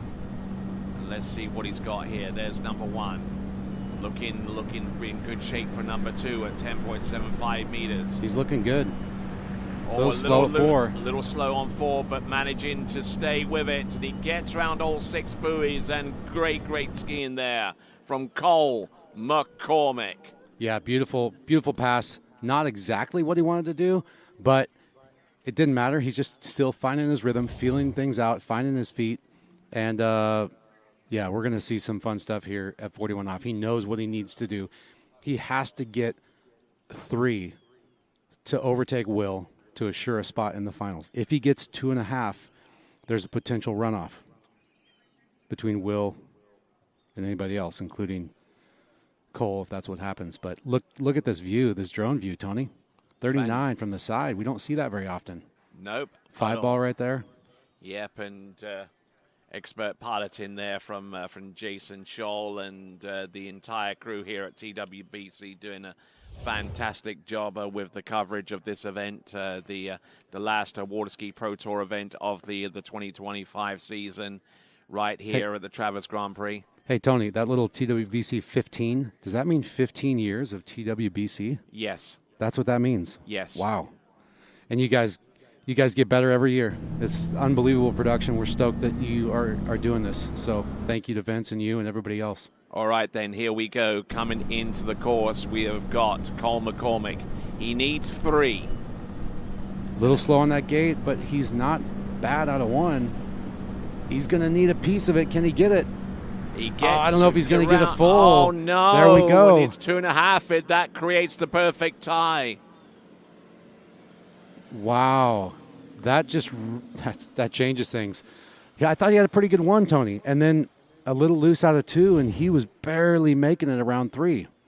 Too much speed to S-turn, in fact. So I saw Will Asher walk in front of us a few minutes ago, and he might have to walk back the way that he came because the potential of a runoff could well be in play here on the strength of this performance here. It's going to be 2.5. So 2.5 and 3 sets up a perfect tie between himself and Will Asher with the same 2 scores.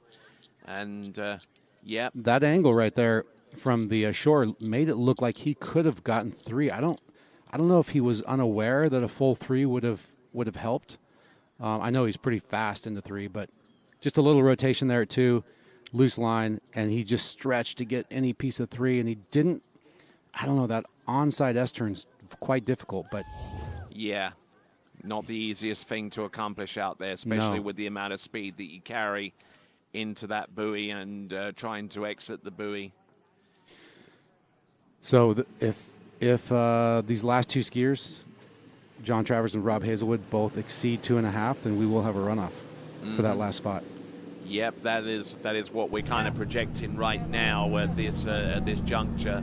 And a skier on the water, hometown athlete, coming to us from Groveland in Lake County, Central Florida. This is Jonathan Travers. And one of the main reasons this event's happening, right? Absolutely. I know it takes a village, but John Travers, I think this is kind of his brainchild. And, it's hard to put on an event and ski in the event at the same time. So, and also extremely hard to set up the courses for such an event as well. True. And his JT's Lake Services is the one-stop shop that a lot of sites have come to rely upon to set up their courses and to maintain them. And kudos to JT for making that happen for a lot of sites and a lot of locales around the world.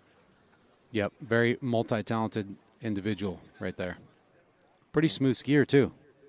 All right there. So let's send it over to Chris at Dockside. Hey, what's up, guys? I'm back here on my couch, my comfy couch, with the one and only Natalia. How you doing? And Jax. Doing great. It's nice to watch this tournament with this new guy over here. Oh yeah, I can tell. I can tell he's super into it. He's loving every minute of it. Yeah, he's a little bit milk drunk, maybe heat drunk, or anything else. So you excited to check out JT here? He's been looking pretty solid. Yeah, John looked really good the first round. His 1 at 41 was really nice. I thought he was going to get more than 3, so let's see what he can do today. My hopes are up. Yeah, I think he's been he's dialed in. He's like always. He's been working hard behind the scenes, getting things, making sure everything's perfect for everybody. But he's always a force to be reckoned with when he's out there on the water. Yes, I mean a lot of long nights, late nights. So yeah, he's working super hard. So hopefully he can also perform on the water today. So we all know, is he good at changing diapers? Yes, actually, when we had Alex, he was the one who changed diapers for the first couple of days because I had no idea how to do it. And he had previous experience with the ski school kids, I feel like. So he's really good. Yeah, he does have that experience. So that's awesome. Anyways, we're glad to see him out there, and glad to have you guys here hanging out and cheering him on. Of course. Thanks, everyone. Back to you guys. Well, I forgot to add he's also a father, and Yep. now a second one in the mix. So that there's a lot on his plate. He's got a lot going on, and somehow, some way, he seems to always find himself, through to the finals. He's got, he's juggling a lot of balls in the air, you'd say, through the weekends, but he seems to be able to put that aside and figure out how to get the job done on the water as well. Well, not the only father, but also not the only one with a support crew behind him. Like you see Natty just there. He's got a village, and that's what it takes. Not to mention Team Syndicate, of course. Yeah, that helps. That's a family as well. Yeah, Feels like. I heard those guys are pretty supportive. So here we go, 39. He's going to need a full pass to have a chance right here. Things are tight, very tight in this round at number 2. We've seen Will Asher and Cole Dance McCormick number on a 1. perfect tie. Looking good round buoy number 2 and keeping the pace going here, trying to keep his water speed up and allow for that ski to whip round at will, and managing to get round number 5 and number 6. That is 10.75 meters, and the chase is on, as it were. Yeah, there's 3 more buoys to get, so he's doing well, and I like the way he's standing on that ski today. He's ripping off his 135, but being patient on the 2.4, and it's sweeping through, and that's usually what sees him all the way down through the end of this 41 off pass, which is coming up next.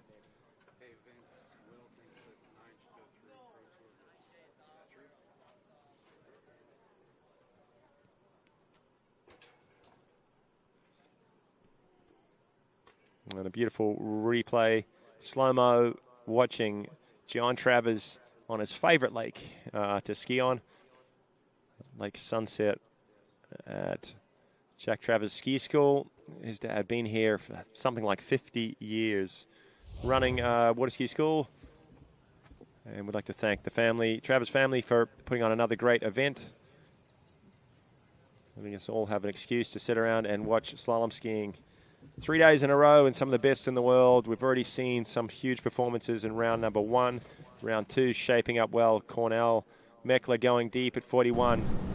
Hopefully we're going to see another full pass at 41 from one of these remaining competitors, but it's John Travers. He's got a job to do. He's got to get a piece of 3. It's a big number 1. Stays calm, number 2. This is looking good. Marcus, as he rounds number 3. This is going to go deep. Still He's still on time. Oh, Can he wow. run it, guys? Come on! There we go. Come on! Look There at we this. go. Yes! Wow. Wow. 10.25 meters. What? I think he's through to the next round. What just happened? What just happened, indeed. And is this the first time that he will attempt 9.75? No, in a while, but not maybe this year. Yeah, this year. I tell you what, guys, and as 41s go, which that was a brilliant pass. It looked pretty easy. Yeah, it did not quite look like 41. He had a great start, and you saw this too. It's critical, right? He needed to turn it. He got it. Line tension right away out of the buoy, and then he, instead of standing up, he turns it. He's like, I'm turning this. And off to the races. Too. Like he was calm there because he knew he'd done enough at that point. The Exactly. ski stuck, and he's like, hey, I'm still going. Man, he's going to be ecstatic with that. I mean, we saw Nate run it yesterday. He looked pretty good. Freddie battled hard to get through it. And another skier joins the fray at in 43 off. What's he got? Yeah, Can he get a piece of 2? He needs a big 1 ball. I believe his best is 1 at 43. He's only run it once or twice before. Yeah. What fairy tale into the day in round 2 for John Travers. Entrance gates, buoy number 1. Wow. Oh, does he make a play on number 2? Not quite. But ladies and gentlemen, your new leader in this round. That's fantastic skiing right there. When he had Jonathan to. Travers. Somehow he's pulled it out after a lead up to this event. A lot of work last weekend as well. Not much sleep. Not much sleep. I saw him this morning eating half of a muffin, and he looked like he was sleep sitting. He was not awake. I think that's how he performs best. He needs something to do, so take his mind off it. But look at that guy. He has a pretty good 1 ball, but look how it shows how short this line length is. Comes out of 1 pretty good. And, still got a lot of work to do to get to pulls all the way. inside 2, but great score, and he has slotted himself into second ahead of Freddie Winter.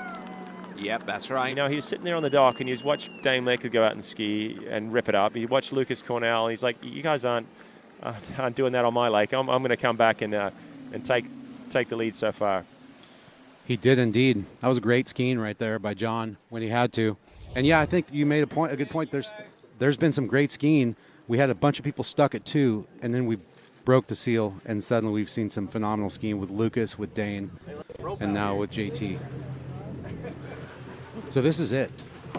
Hazelwood's the last. This is the bubble. He has to get full 3. Full 3 to get in.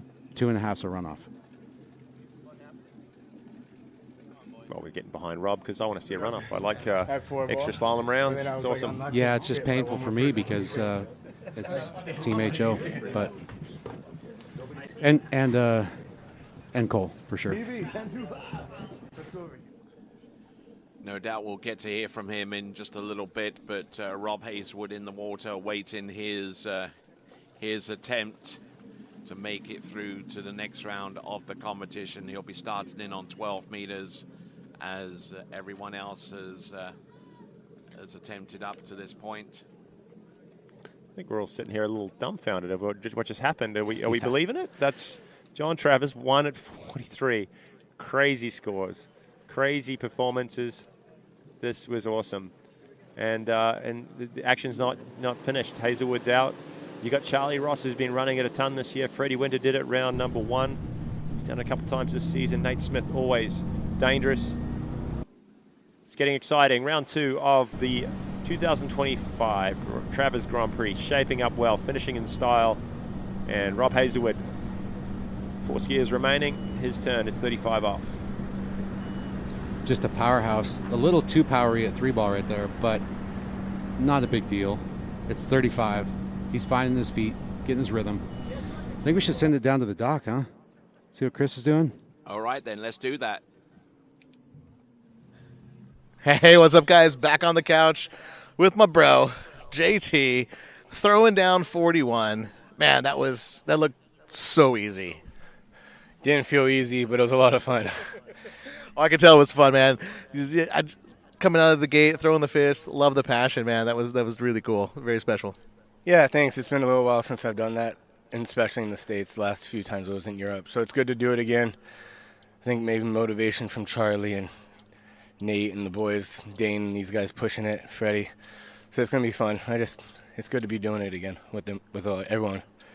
Oh, definitely, especially Charlie and the young guns kind of, running 41 and just pushing everybody. It's making everybody ski better. And we've seen that over the last couple of years. And you've been right in the mix, getting that 3s and 4s and 5s, and finally got that little monkey off your back, ran it again. So awesome, man. Congrats. Yeah, thanks. Got a good team behind me, so it's been great. It's been fun. Yeah.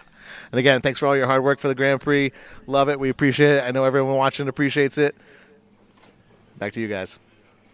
Thank you very much as we pick up our current competitor coming in on pass number 2. This is 11.25 meters, and this is courtesy of Rob Hazelwood, who originates. Oh, man.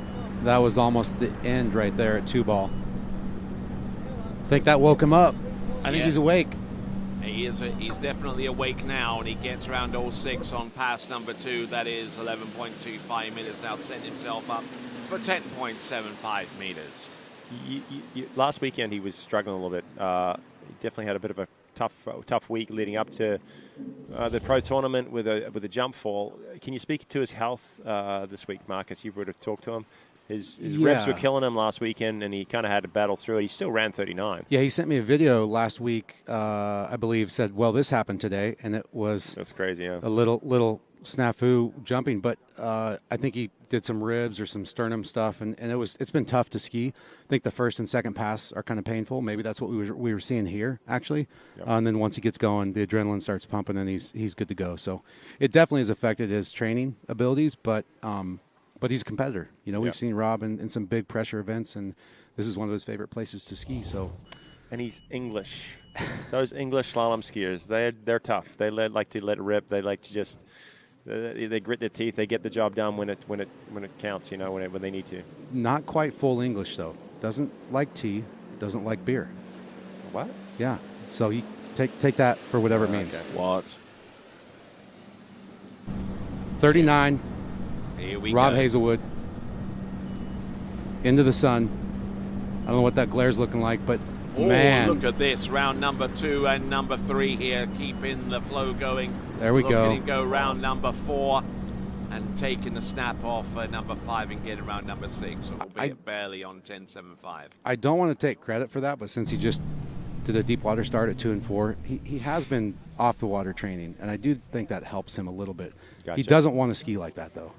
So the fact that he can get through a pass like that is great, but that's not the rhythm he wanted going into 41. So he's going to have to clean some things up here and be able to carry that swing outbound into 2 to be able to get out of it. That's a tough feat to come out of 2 that deep, that hard, and control the line into 3. But he made up for it at 3. It was a killer offside turn after this bomb that he dropped at number 2. This turn got him back in. I think maybe the sun glare is just putting him off a little bit on his 2-4. I think so. Just a touch. Yep. Just a little uncertainty, little delay, little pause. Fortunately for Rob Hazelwood, no sun coming back. Actually be a nice little picture of that slalom course. The backlit, the slalom buoys would be nice and bright as he comes back at 41 off. He knows what he needs. He needs a full 3. He's done it. He did it yesterday, and that ensures his spot into the finals. So all eyes on the west end of the lake. It's going to be Englishman. Which one's it going to be? It's going to be an HO guy. Which one's it going to be? Well, we've got Cole, too. Let's have a look and see what we've got. This is Rob Hazelwood, 10.25 minutes. Gets a good hard snap off number 1. Gets it to go round number 2. He's still upright on number 3. Oh.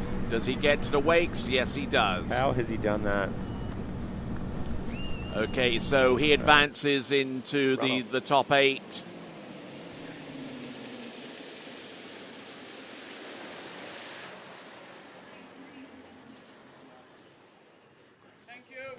That's the way it's going to go. Rob Hazelwood has taken his spot. That's the way through the first. He said, yep, I've done enough. And the way we are working it out is we got some more slalom skiing at the completion of this event. It's going to be a runoff for that final spot. Yes, Will indeed. Asher is not done. Cole McCormick is not done. They both got 3 at 41 as their best score and 2.5 as a backup. Yeah, that's so right. So we'll be seeing them again, starting at 39. Is that called bang for your buck? Yeah. Do you have that saying down in We Kiwi do. land? We do, yes. A lot of bang for it. Wow, 3 at 41 off, under pressure, unreal skiing.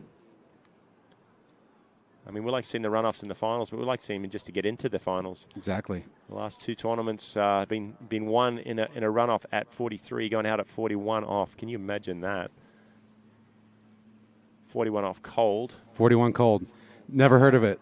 No, we have heard of a 39 cold, and am I speaking to the champion of that? I'd still like to Or see are you another 30, 30. Are you the 38 back-to-back guy? No, I'm 39 cold champ. I'd like to see another 39 cold tournament.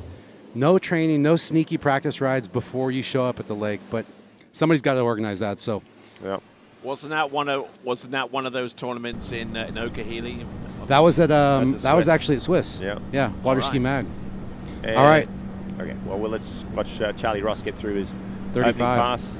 It looks like 35 off, or sorry, it says 35 on the screen, but it looks like 15 off to me. Looks like 15, 32 mile an hour. Yeah, it does.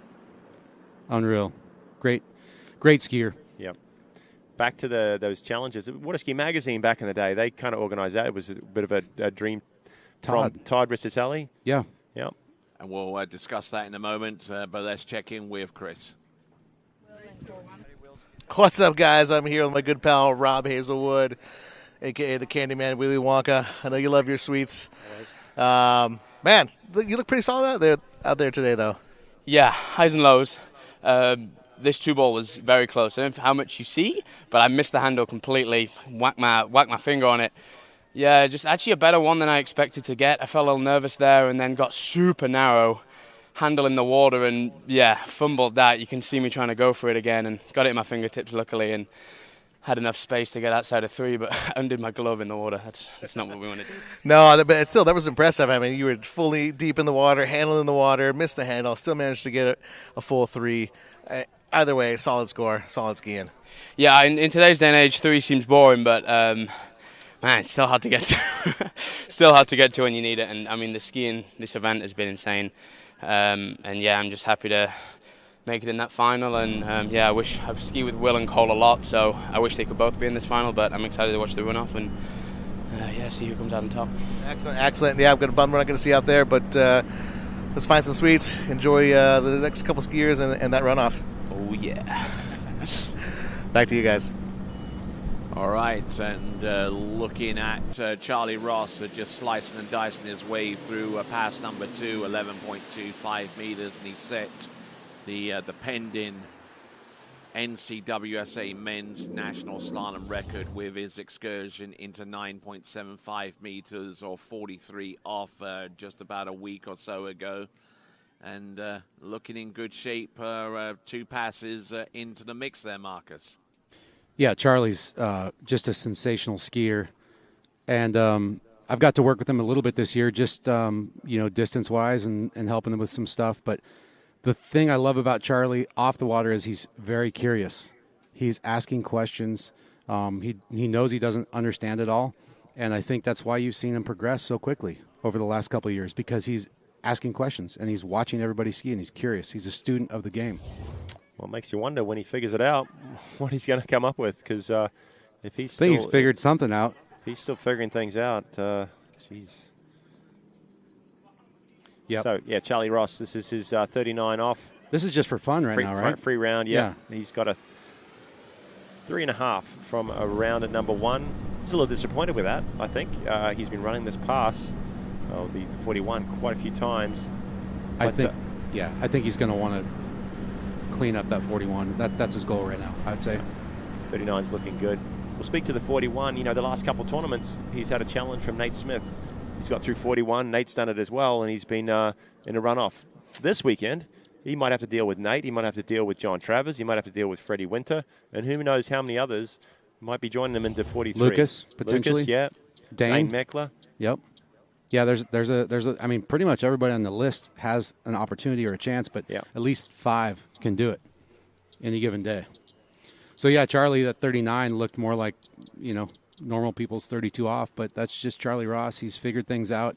Obviously, the Ross family, Neely, his sister, and Drew, his dad, was a phenomenal skier back in the day, and he grew up with it, and he loves it, and it shows in how he skis on the water. Looks like art.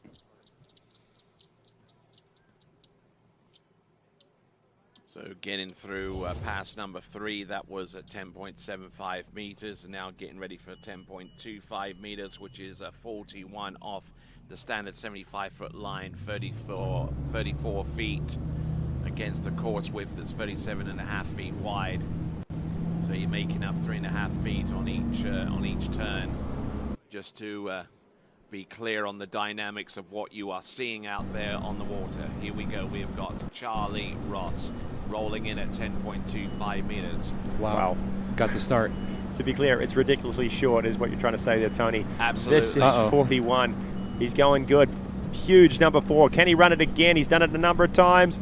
It's another 6 buoys, guys. 2 skiers through 41. This is getting a bit insane. Yeah, and I mean, fantastic skiing there from Charlie Ross. Do you realize that this is about the 4th tournament in a row, from the World Championships, the NCWSA tournament, the Pro tournament last weekend, and now this tournament in which he has run at least through 10.25 meters?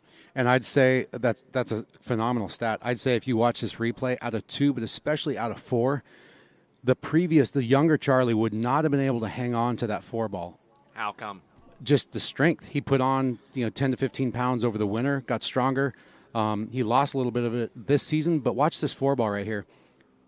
Turns it, massive, hangs on to it, gets crushed a little bit, but does not get fully crushed. And that's kind of the difference at 41 off. The loads are so high. Looked a little bit like a Will Asher kind of 4 ball, where he kind of just gripped on it, ripped it, and held on to it. It did. I'll agree with that. I mean, I know you've been working with him, but he's definitely put on some size, some strength. He wasn't much to him a few years ago. He was skiing really, really well, but maybe couldn't hold quite the intensity, and now he can, and it's made all the difference. What do you think here? Is he going to try to turn one? I think he's going to go for it. He's got enough ones. Let him have a rip.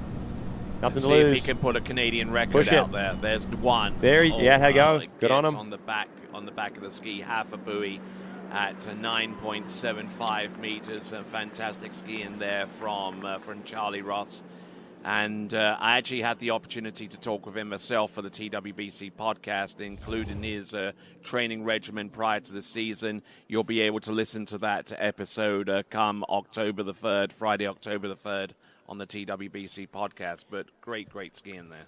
Hey, guys, I think this is a kind of a unique situation. We've got 2 skiers that just ran 41 in this round, and we've got 2 left who have already run 41 in the previous round. And there's really not a whole lot riding on this, except for the energy that's just been built. Are they going to try to go do something, or are they going to just try to feel it out and save for tomorrow? No, they're going to go for it. I think Freddie Winter is he's after it. He wants a personal best this year down round 2 ball. He wants to take his European record back, I think, or at least tie it. And Nate Smith never won to lay up. He's got the outright lead with the 1.5, and that may or may not be challenged by a next skier. So he might be top seed already, but he's probably tasted that getting to 3 again is possible.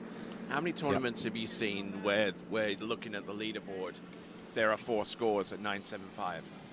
Not many. Don't think it's happened. I don't think it's ever happened. 4 skiers? No. Can't think of it. Might be a first. Yeah, I agree. I think Freddie's hungry.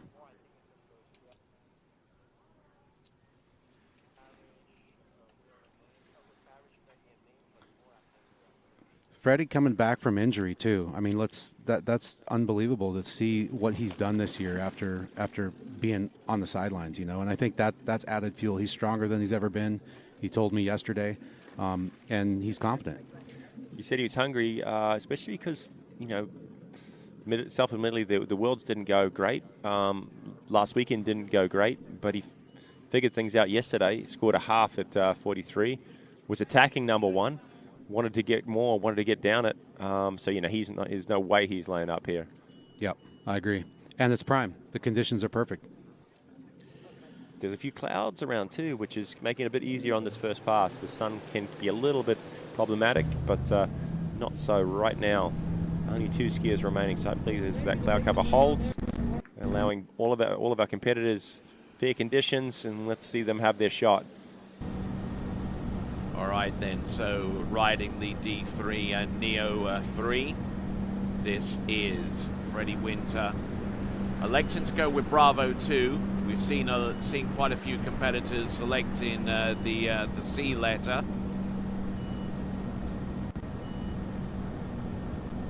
But electing to go with the tried and true and tested with Bravo 2. And a fantastic effort there. So at the West End, Freddie Winter gets ready for 11.25 minutes. He's safe in the knowledge that he's already through to the next round of the competition. So no matter what happens, he'll get to ski the 3rd round finals. This is just for funsies. Yeah, for funsies. And for a little bit of pride. And a record, maybe. Every round is the last round for these guys. They want to go out and they want to make a statement. So, all right. I'm looking to see what he can do here. And he's the current leader on the Waterski Pro Tour. Will not be able to be caught. He has such a lead in that series.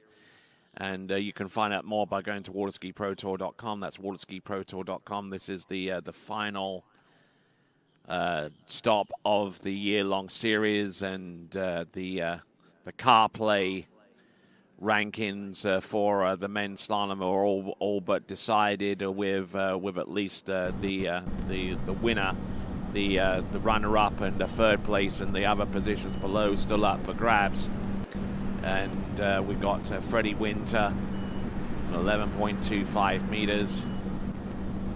And the one thing that kind of strikes me about his style and his technique is his ability to sit on top of the buoy. We'll explain that in a little bit, but in the meantime, let's check in with Chris. Well, guys, back in front of the big TV with my main man, Charlie Rose. What's going on, buddy? Yeah, that felt close. Man, I wanted that too, but no, it's skiing good out there, and I guess this is the 41, so I liked the 1 here, but we'll see what it looked like. Yeah, I liked the start. Felt like that whole set, I felt like I was swinging to 2 a lot better than yesterday. And yeah, a little bit deep out of it, but felt good. And, continuing to 3, not as great of a 3 ball, but this 4 ball felt really big. I knew I needed a big one, and it felt pretty good and happy to, once I got out of 5 there, I was like, okay, let's just long cut to 6, and we got it. And no, happy with how I skied. It's been good. Yeah, that was exciting, man. You were feeling the need for speed. Yeah. Man, that was great. Yeah, no, thank you. I guess this is 43 here. Man, this one felt close. Overshot the gate a tiny bit, but I wanted to turn this. I wanted to go to 2, maybe even 3, but just got to be balanced a little more. No holds barred, man. You weren't holding anything back, maybe a little bit back on the ski there, kind of slipped out. But, I mean, how often do you actually practice 43? Is that something you do on a daily basis or what? Trying to practice it more and more. I mean, it's like you need 1,000 hours at it to even feel comfortable, and I don't even think you will be comfortable. It's just a funny pass, but no, it was exciting. Yeah, always exciting, especially when you guys are running 41. Like I said, I think Dane set the pace. He got the 4. Lucas got the 5. Then JT goes out and runs 41. Then you're like, all right, I'm running 41. So I think these next 2 skiers is going to be incredible to watch. Yeah, no, exactly. When the field's skiing good, it's, some people it makes scared, but I get excited because you're like, oh yeah, it's good out there. Let's go do it. Love it. Loving the passion, loving the excitement, and excited to see you in the finals tomorrow. Awesome. Thank you, guys. Back to you guys. Wow, it's crazy as we watch Freddie's replay at 39, just the way Charlie's talking about turning 1 ball at 43 like it's a thing. Like that's just normal, like everyday talk. And he's not the only one. It's Freddie, it's Nate, it's obviously JT. We've seen Will. So 43 off is now becoming something of a kind of commonplace thing with these top skiers in the world, and it's crazy to see Freddie run 39 again, like 35 off. It's the evolution of the sport, really. Seriously, I mean, I remember back in the day in the 80s, when like John McElroy was like sent down from above to run at 11.25 meters and become the first person to run that in a record tournament, and then everyone started to make some serious attempts there and get consistent. We build on each other. Yeah, indeed. And the technology's gotten better too all around. Here we go. 41 off, 10.25. Can he do it back-to-back rounds? That's a tall order, but he's hungry. And I feel like he's trying to prove something right now, so let's see what he can do. There's 1. There's number 2. Gonna need a 3. A Didn't little get bit it. of a delay It's off gonna be number tough. 3. It's gonna. Oh my word! Nope. He gets number 4. He will not be especially pleased with that, but he'll get to ski in the final. So 4. We've seen him run it with a 1 and 2 just like that. The one wasn't great, was it? But 2 came around unreal. He just needed to turn to 3, and I think he just defaulted a little bit back, maybe 2 safety. Yeah. So he has a better backup score compared to Charlie Ross, which means that Freddie Winter is currently lying in 3rd right now, and Charlie Ross is in 4th, with 2 skiers remaining.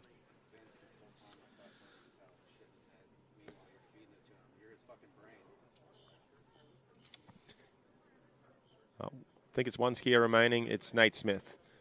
The best that's ever been as far as number of 41s run, as far as world records, as far as probably titles won. That he probably in contention with Andy Mappel on that one. Did you see that 4 ball? Yeah. He was late, and he was planning to turn it. Yeah. He was going to run the pass. The one just drifted down the lake a little bit, wasn't it? It was a little slow. Still a good position out. Ripped 2 in and out of that side very, very quickly. Came up a little maybe, but just didn't make the move early enough to get the ski to rotate, and that's kind of done deal. He's not giving up there still. No. But it's 4. It's a good score, and he's got a half from the previous round. And 1 more skier to go. Of course, action's not finished after Nate Smith. We can stay tight, stay close. We got an exciting runoff coming to you as after Nate Smith finishes his turn. 4 maybe passes left to go, and we will see Rob Hazelwood. No, not Rob Hazelwood. Cole McCormick and Will Asher. All right, let's send it over to Chris one more time. What's up, guys? Back on my couch here with Freddie Winter. Man, not a bad score. 441. You're in the final. Saving it for the money round.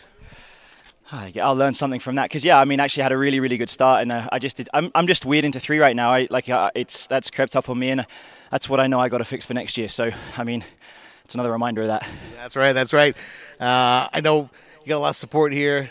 Got family and friends watching, and kind of missing your main guy, Scott Lamarche. I thought he was going to be out here cheering you on from the shoreline. Yeah, I don't know what's up with him. I mean, like, I don't know. His cat hates me, and I live with them, and they didn't want to come out and watch. But that's that's fine. And Camille sitting at home probably watching American football versus this. So poor commitment from them, but it's okay. Well, I don't know. Maybe I'll forgive him. Well, yeah, we'll see. Well, hopefully you can forgive him, and hopefully he'll muster up the courage to come out and support you for the final. That's right. Shout out to Nugget. I know you're watching. Even if Scott and Camille aren't, I love you, man. We'll have a hug one day. Love it. Good stuff, man. Congrats, and excited to see you in the final. Thanks, mate. Thank you very much. Okay, and if you guys happen to be on the live chat, be sure to respond to that if you possibly can. Here we go. This is Nate Smith, and this is his return pass, 11.25 meters, and that is just so money. We'll take it some time to dissect that pass, I guess, Marcus. You've talked about what you love about some of these earlier skiers, moving the weight towards the wake and getting the speed really easy. Everyone's had a guess at what Nate Smith does better than everybody else. Your turn to answer that question. Yeah, I mean, obviously he's doing more things right most often, but two things. He's got a very good stack, alignment, however you want to say it. So he's quite tall under load into center line, and he gets his loading done early from here to that first whitewater, and he's already coming up before center line. That way he doesn't get compressed through his legs, and he gets extra swing beyond what most of us mere mortals can do. And there's some turning dynamics that are too technical to talk about. They're quite simple, just hard to explain, but that 38 off looked like 28. Yep, very easy pass for Nate Smith.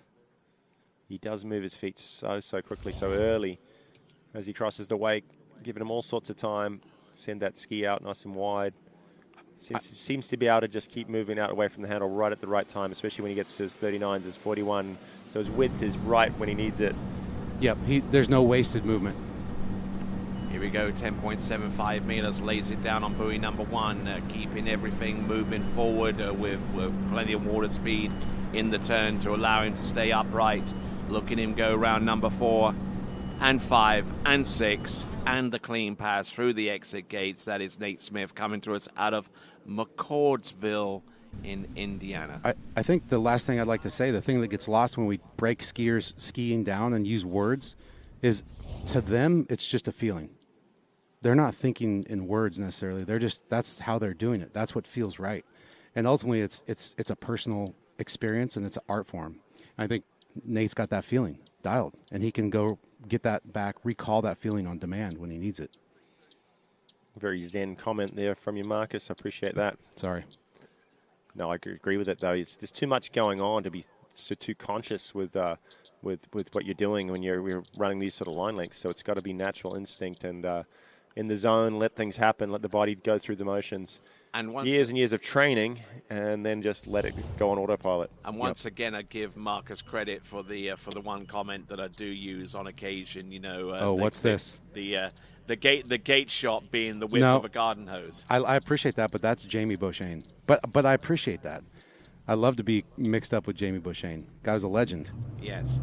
Yeah. I know. Thank you, Tony, for giving me that credit, bud.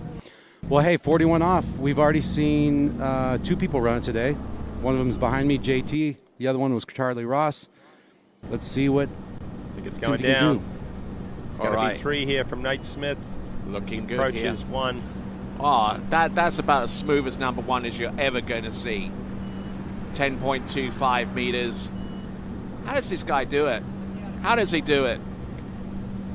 How does he do it? Are we seeing? Yeah. History is in the making right now with so many skiers through 41 off.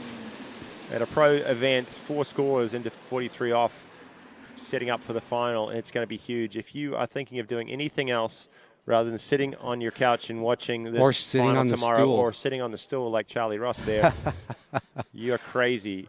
Join us tomorrow. There's more to come. I told you, Charlie's a student.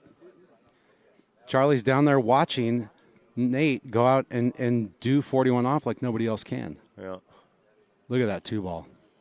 You see that right there? From the boat view, you can see it apparently, but from 2 to the wakes, he almost got that lead shoulder a little bit too far forward, but he obviously he managed it. Grade 4. Just really no hiccups. And on he this skis pass. so tall as well, approaching these turns. So I bet he skis tall enough to be able to peer inside the boat and actually see the bilge plug. Never thought about that, but I mean, why would you be worried about the bilge plug when you're trying to ski 41 off? No, Tony? but I mean, if you wanted to take a look to see if you're draining some water out the boat, you might want to look. True.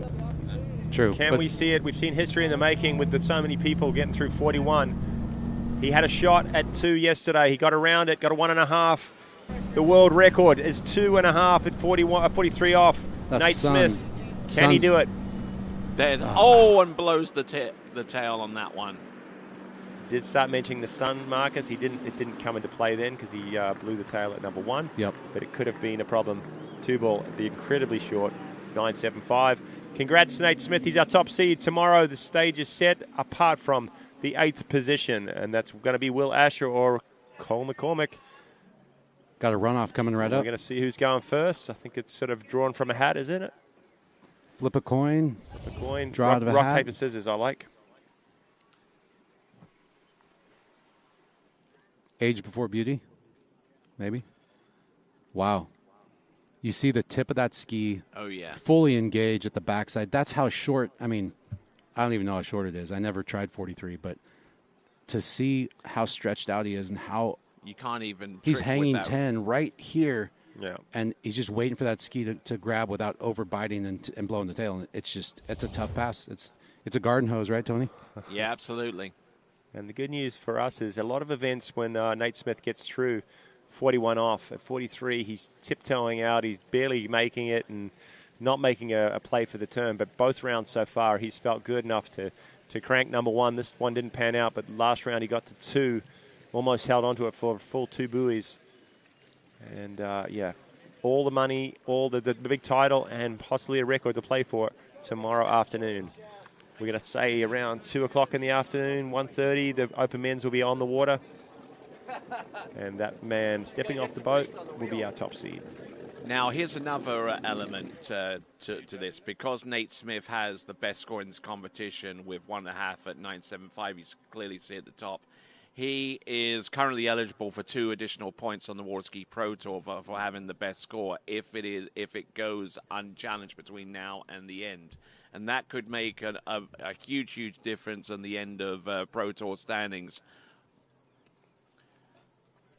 So Nate Smith with 1.5 at 9.75 did that yesterday, even backed it up with that half that you just saw. Jonathan Travers, 1 at 9.75, currently in second. Freddie Winter in third, half at 9.75. Charlie Ross with an inferior backup, half on 9.75 meters. Lucas Cornell with a pending Australian record with 5 at 10.25 meters. Dave Meckler in 6th, Rob Hazelwood 7th, Cole McCormick and Will Asher about to take to the water to determine the 8th and final spot through to the final round, having both created a perfect tie with 3s and 2.5. Let's send it over to Dockside.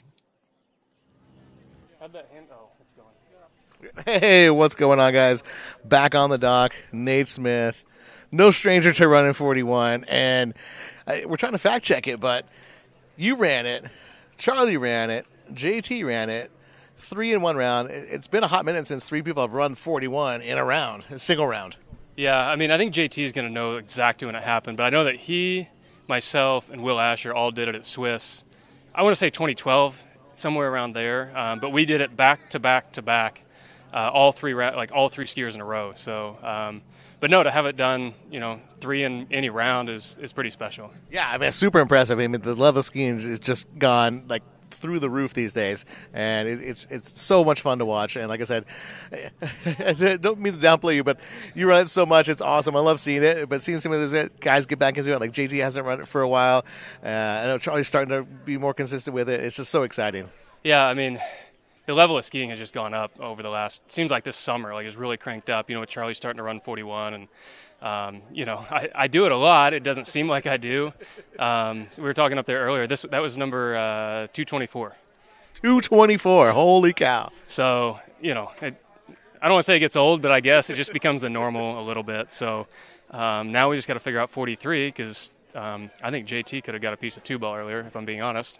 I know. I saw that one ball. I'm like, holy cow, that was a pretty good one. Yeah, so I don't know. It's kind of a bummer. This is the end of the season. I mean, I'm ready for the season to be over, but it seems like everybody's really peaking right now this time of year. So I guess we're going to kind of – there's some record tournaments this fall. I'm sure everyone will ski, but this is kind of the last go out with a bang, run some 41s, and get a piece of 2 at 43 for me. I couldn't be happier. Yeah, definitely. And I think that fun kind of plays into it, especially with this tournament, because I've been talking about it. Yeah, it's a pro tournament. There's money on the line, there's points on the line, but you got a couple of events, the karting and the shooting, and even Will said it. We were talking about it. Just have fun with it, and I think that's kind of showing on the course too. People not being so overly stressed about it. Cutting loose a little bit, and the scores are showing. Yeah, and the amateurs that are here skiing, it makes them stay here all weekend. We're here for them to support them while they're skiing because they're part of our team, and then they're here for us. It is a long weekend, but as you mentioned, you're down there shooting.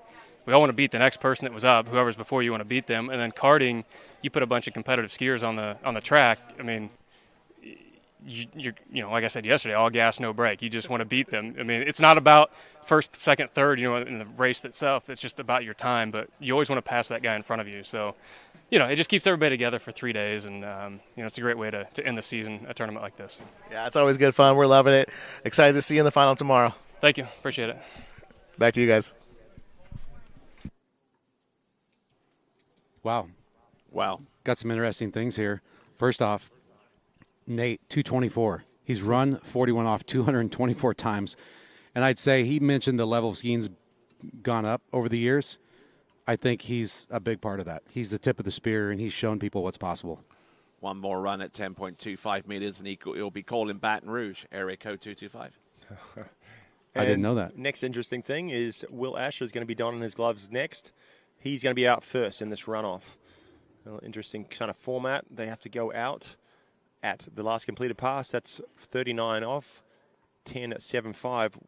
A little bit of sun, but there's some cloud cover around. And the beauty of this afternoon, it's so still that yesterday it posed a problem because there was a bit of a breeze, and it kind of spread that glare out quite far. Today it's glass calm. So, and there's a little bit of cloud cover, so I don't think that sun's going to be as much of an issue. It's 5:30 here, Eastern Standard Time. It's been a long day. Started the skiing at 9 o'clock this morning. It's daylight time. We're wrapping things up here with a runoff. So just what we're looking for to find the last person who's going to get into that 8-man final. Exciting stuff here. 39 cold. Okay, so Will takes to the water first. I think we've established that. And then Cole goes out second. And they will both go in on the last completed run, which in this instance is going to be 10.75 meters. And I mean, we're still reeling in shock from last weekend, where the runoff competitors Nate Smith and Charlie Ross went into the course at 10.25 meters to start their little excursion to determine the champion of the pro event that took place last week in Winter Garden.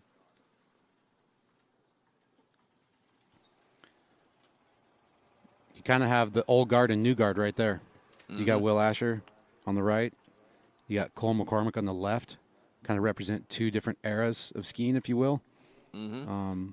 Obviously, they both come from skiing families. The Hazelwood family on Will's side, and obviously Ricky McCormick and Susie Graham on Cole's side.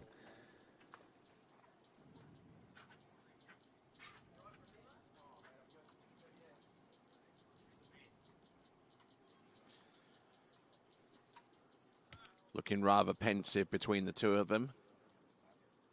Not too sure.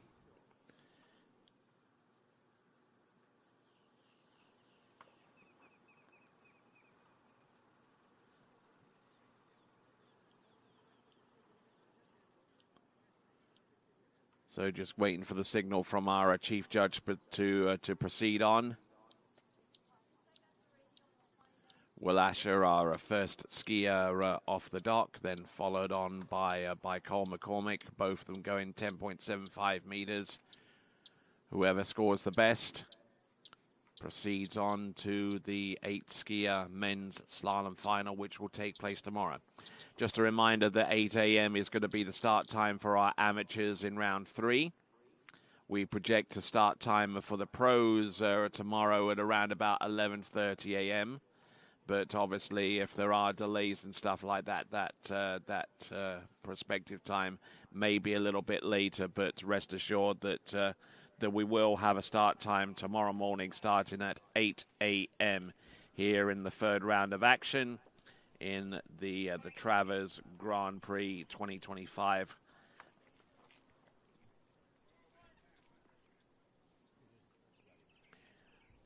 All right, then. Okay, so it looks like we got a bit of news in, and it's good news for both Cole McCormick and Will Asher. And it looks like due to something that's just happened, both of those competitors go to the final. So we have a 9-skier final. Well, there you have it. What a day! This is unbelievable. Great way to kick off the second round of qualifying here at the Travers Grand Prix 2025, and 4 skiers running 10.25. Crazy, Tony. Yeah, crazy. Absolutely crazy pants. So tomorrow it's going to be that. Take a photo of that. Yeah, exactly. Nate Smith, JT, Freddie, Charlie Ross, Lucas Cornell, Dane Meckler, Rob Hazelwood, Cole McCormick, and Will Asher tomorrow for your men's slalom final. And on the outside, looking in, each of them with highly impressive scores. Thibaut Dayon, Tim Tornquist, Joel Poland, and the list goes on from there. I suspect another 3 or 4 skiers down that list, all of them getting 2 at 10.25 meters. But what a round of slalom in there, Marcus. Can't help but be impressed. Yeah, it was fun sitting here with you, Tony. Missed that. Thank you for all the work you do. Everybody behind the scenes, you make it sound great. You make our sport look good. So thank you. Oh, why, thank you. Thank you very much. And you too, sir, the brand manager for HO and Syndicate. You're doing a fantastic job with that brand and helping and keeping that brand alive with a whole cadre of skiers. So, that's Marcus Brown. Conley as well. Don't forget Conley. Of course, Okay. in the Kent stable of companies. And look, we've got Lucas Cornell in the finals. Oh, yeah. We had Jaden Need out there crushing earlier. Mm-hmm. We've got some great Conley skiers. So not to be trifled with. Absolutely not. As we continue to wrap up the coverage.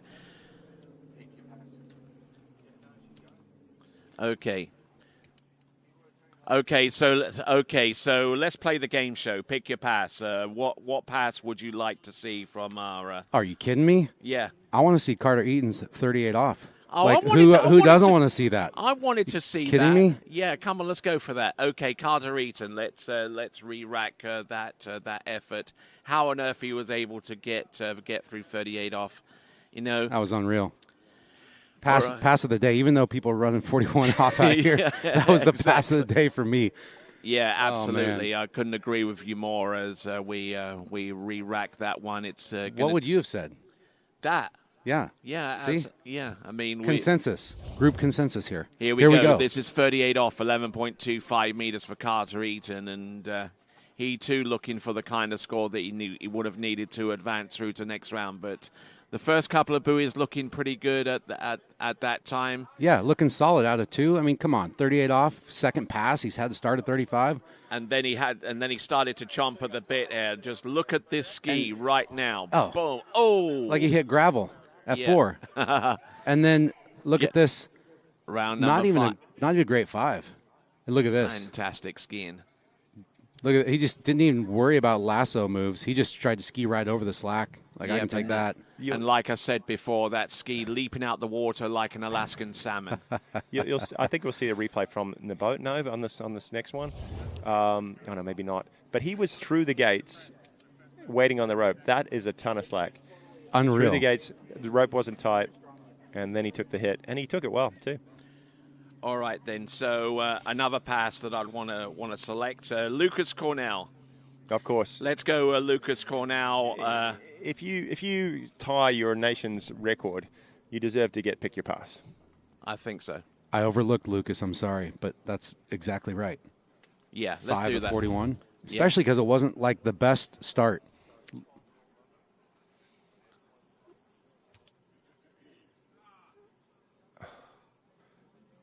All right, so there's Lucas had the big one ball, huge two. Ski holds that Connolly C1, just gripping that water as he pushes it so hard on his onside.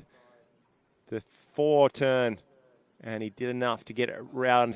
And number 5, I heard him saying maybe next round he can give it a turn and go and join our competitors that have got through 41 so far this event.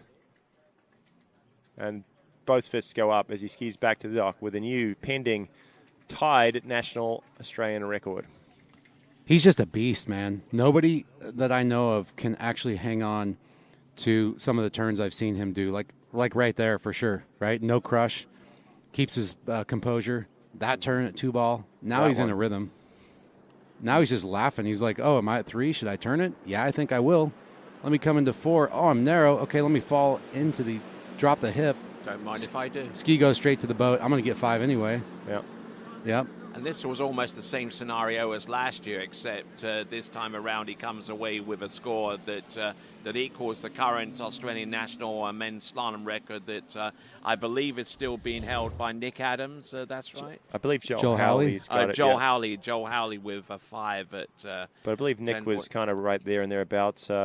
Maybe a few years ago. Some great slalom skiers have come out of Australia over the years, and another one from Lucas Cornell. So now it looks to me like we might have a runoff potentially. Yeah. I just saw Will put his bib on. He's getting ready. Well, that's what I was hoping for. I think that's what we're like all hoping for. More action on the water. 2 more skiers going to hit the water at 10.75. I think there was a question of whether both can go through to the final. A little unfair maybe for the other competitors that earn their right in the top 7 to place another skier in there, and then one of those guys who the 9th skier could come through and take one of their places. So I think it's a fair way to do it. It's tough for these guys. It's been a long day. They've got to go out and do the job again, start at 39.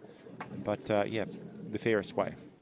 Yeah, and it's Will Asher. I mean, come on, he's been doing this for decades, and you see right there, he's as eager as anyone. He's ready to go out, take cold 39, and see what he can do. All right, let's see what he's got. It's going to be 9.7. It's going to be 10.75 meters for the opening pass. So the return pass is going to be from the same direction for 10.25 meters. I wonder how many people have gone 39 off the dock cold in a runoff. Into the sun as well. Yeah, into the sun. It's going to be tricky on 2-4. Pay attention to that, right? I think it's calm enough where it's not going to be as bad. There's a little cloud cover, like I said. The water is glass calm. It doesn't kind of spread out. So it might be like a little spot. Let's see. This is Will Asher, good number 1. Right here at 2. Can he see what he's doing? Hopefully, as he rounds number 3 into 4. Uh-oh. A little loose bit loose. At 4. Still on time. Takes his time. Ooh. And glassy around number 6. Upon to act. He comes through in the clutch. He skied.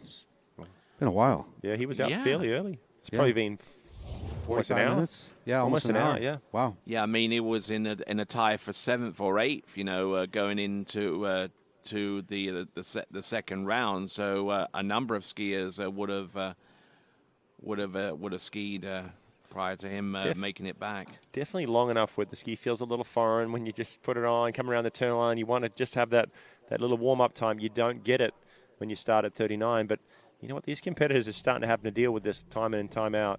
And also then have to learn how to start at 41 in a runoff. We've seen it the last 2 tournaments. The way things going, it could happen again tomorrow afternoon. I think that should be a audience prize competition. Yeah. If you can get one buoy at 43 off. Cold. All right, Will Asher, 10.25. You can't even trick on that line length. No. Look at that Standing view. on the platform at 43 off. But this is 41 off. It's a blank slate. He's just got to put a score out there and hope that it's good enough to beat Cole. It's like a better gate. Oh, look at that. Gate. Round number 2. Slow at 2, but if he turns 3, it's going to be all she wrote. And that's a tricky spot because Cole didn't do that today, but Cole's got a 1-3. No, he didn't do it today, but he did it yesterday. He got a 3 yesterday. He got a 2.5 today. But he's got a 1-3 like no other. Yeah, he's got to keep his calm at 2 to get the full 3, and whether he chooses to turn it, who knows? Man, the way I this thought is he had going a to go start. there, if there's another tie, then they're going to separate it by the skier out second has to beat the first one out. And I think it's going to go with Cole McCormick going off the dock first. Or getting the choice, sorry. Getting the choice. Because of his seating, maybe? His Pro Tour seating spot. So, yeah, like just nothing separating these skiers. And it goes to seedings to kind of choose who's going to be in the first off the dock and the runoff. And, geez, it's just so close. I like that gate. I don't know what you think, Kyle, but I thought that was better than last time. Yeah, he attacked it a bit more, tried to get a bit more freedom at number one. A little easy at 2, maybe. I touched, but it was still better than last round. He had a chance here at 3. I think he just said, you know what, I do not want to fall. Yep. Because a 2.5 is a lot less than a 3. And the pressure is on this man's shoulders. Cole McCormick, he is coming around the turn island. It's 10.75 cold. He's been here before. Yep. Lake 38 last year, maybe. Yeah. A couple other times. Before. Here he comes. The runoff situation continues on with Cole McCormick, 10.75 meters coming to us from Canada. Just because he's been here before doesn't make it any easier, though. But his strong 1 and 3 takes his time, patient. Yeah, he's looking good here. Down course a little bit at 4, 5, and 6, but another 6 buoys. Both of our competitors, as we expected, through 39, through 10.75. This could be this is the last pass of the day, unless he ties things up. If he can get any piece of 4, he is going to advance into our 8-man final. If he falls short, it's going to be Will Asher. Just for fun, let's hope for another runoff. Not the best one ball from Cole. Actually, that was a great one. I'm sorry. That's the best one you can get. Maybe it was 3. No, 3 was pretty good too. Boom, tight. Yeah, I thought he bobbled somewhere, but it was apparently 4, now he didn't. 4 here was just a little bit patient. I think maybe the sun. Safety. Yeah, 5 was so too, but again, just one more buoy to go. You don't want to do anything silly. That was a great one ball. What a Beautiful pass. one ball. Yeah. Sometimes you're just doing just enough the last half of the course. You know what you need to do. You got to get a full pass. You're not trying to kill it and prove a point. All right. One's got to be big. 2 has got to be, he's got a choice. Really big and give him some time at 3 to turn it, or medium big, get around 3 and force another runoff. All right, then, here we go. Let's see what Cole McCormick can do with this attempt at 10.25 meters.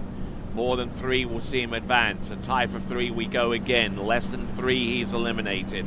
Let's see what he's got. Got There's it. 1 and number 2 and round number 3, 3 guys. gets them. Oh, no. And he drops the handle at a critical moment, meaning that Cole McCormick scores 2.5, and that therefore means that advancing through to the 8th and final spot, through to the men's slalom final, is Will Asher.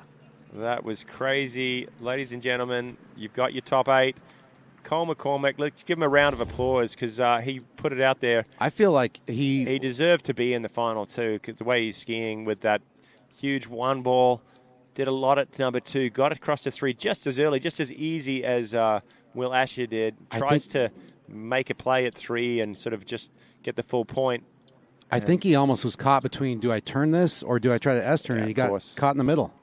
Where you couldn't S-turn and you couldn't hang on to it. The difficult on the onside too, what to do. Yep.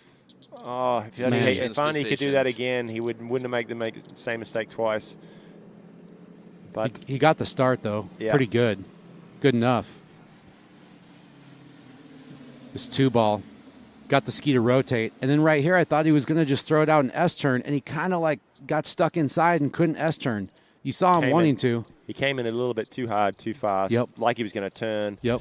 Then couldn't go back out again to tighten up the rope and just had to try and hold on to it. But in that position, there was no chance for Cole McCormick. It's a 2.5. And we are going to see the veteran Will Asher in the final. He's going to be kicking things off for us. And excitement aplenty tomorrow afternoon. What a day. Yeah, fantastic skiing all the way through, and we'll begin to conclude things here with this webcast of the day 2 of action here at the Travers Grand Prix in the Pro Men's Slalom. So what does the finals look like? Well, Will Asher will be our first competitor off the dock in 8th spot, and following him will be Rob Hayswood. Dane Meckler, Lucas Cornell, Charlie Ross, and then the last three off the dock will consist of Freddie Winter, Jonathan Travers, and Nate Smith. And that is your men's slalom leaderboard. Has anyone seen a leaderboard like that before? No, I haven't. I don't think so. Okay, so let's send it over to Chris. Well, what's up, guys? Back on the dock. Just had the runoff. That was intense. We had the sun going, a little bit of glare. Will, you went out. How did it feel?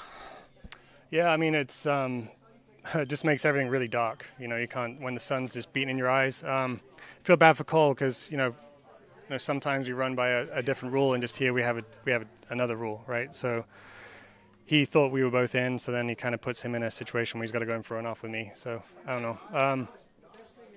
You know, mixed emotions, of course. Always nice to ski Sunday, but I also feel for Cole. Yeah, always mixed emotions, especially, you know, everyone's friends here. You always want your competitors to do good, but at the same time, you are in a competitive sport. Definitely happy you made it to the finals, I'm sure. Obviously sad for Cole. I mean, he put his heart into it. He's always grinding, and you can't count him out. I'm losing my words. It's the end of the day. We're tired. We're all tired. We did go-kart. We did shooting. We're skiing. You know, it's been a long day. Yeah, I'd say Cole and I both learned a lesson. Like, you got to definitely read the rules and make sure you know what's happening. You'd think at this point in our career we'd know what's up. So, I mean, it's always exciting to go for a runoff, you know, and yeah, I know. I'll try and regroup for tomorrow, do something better. Yeah, definitely. Get some rest, get a good dinner, sleep. You'll be ready to go for tomorrow in the finals. Oh, yeah, man, for sure. Thanks. Excellent. Back to you guys. All right, then. Thanks a lot, Chris Travers, for your sterling work there at dockside. And thanks to my compadres here on either side of me. On my right and to your left is Kyle Eade. On my left and to your right is Marcus Brown. Thanks a lot, you two. And 8 a.m. start. We've got amateur slalom in round 3. That will get things started. We anticipate the pros taking to the water at around 11:30 a.m., but that is a projected time. What we do know is that we are going to start the event with the amateurs in round 3 tomorrow at 8 a.m. So that is it for day 2 of action here at the Travers Grand Prix. Coming to you live from Sunset Lakes in Groveland in beautiful Lake County, and we thank the sponsors that you see here on the front banner here: Lake County, JackTravers.com, Girl Loves the Sunset, Syndicate, Waters Wetsuits, JT's Lake Services, Sunset Lake Ski Club, and Michael DeMello. I'm Tony Life, and on behalf of everyone that has a direct stake in ensuring the successful execution of this event, and on behalf of the entire crew at TWBC, glad to have you watching. My name is Tony Lightfoot, and until tomorrow at 8 a.m. for day 3 of action, it is ciao for now.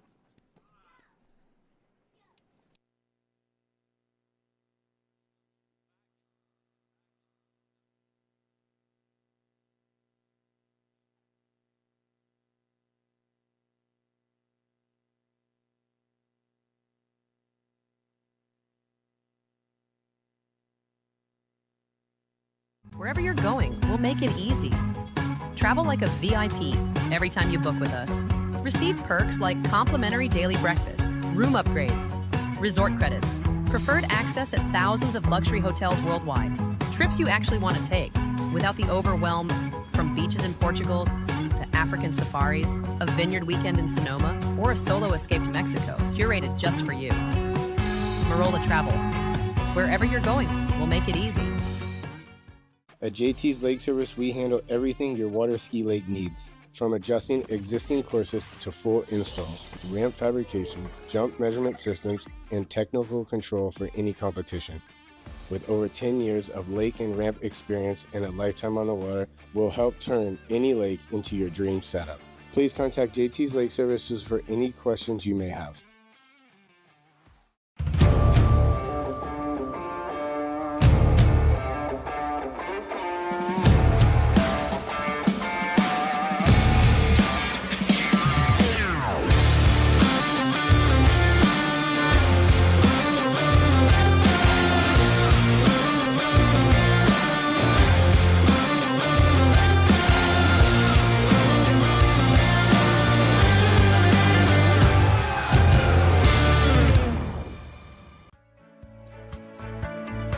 Welcome to Sunset Lakes, home of Jack Travers and the Show Ski School. We can hit whatever disciplines we really want to, really. Anything show ski wise, we're willing to help with and coach. Come join the family and experience it yourself at the Show Ski School.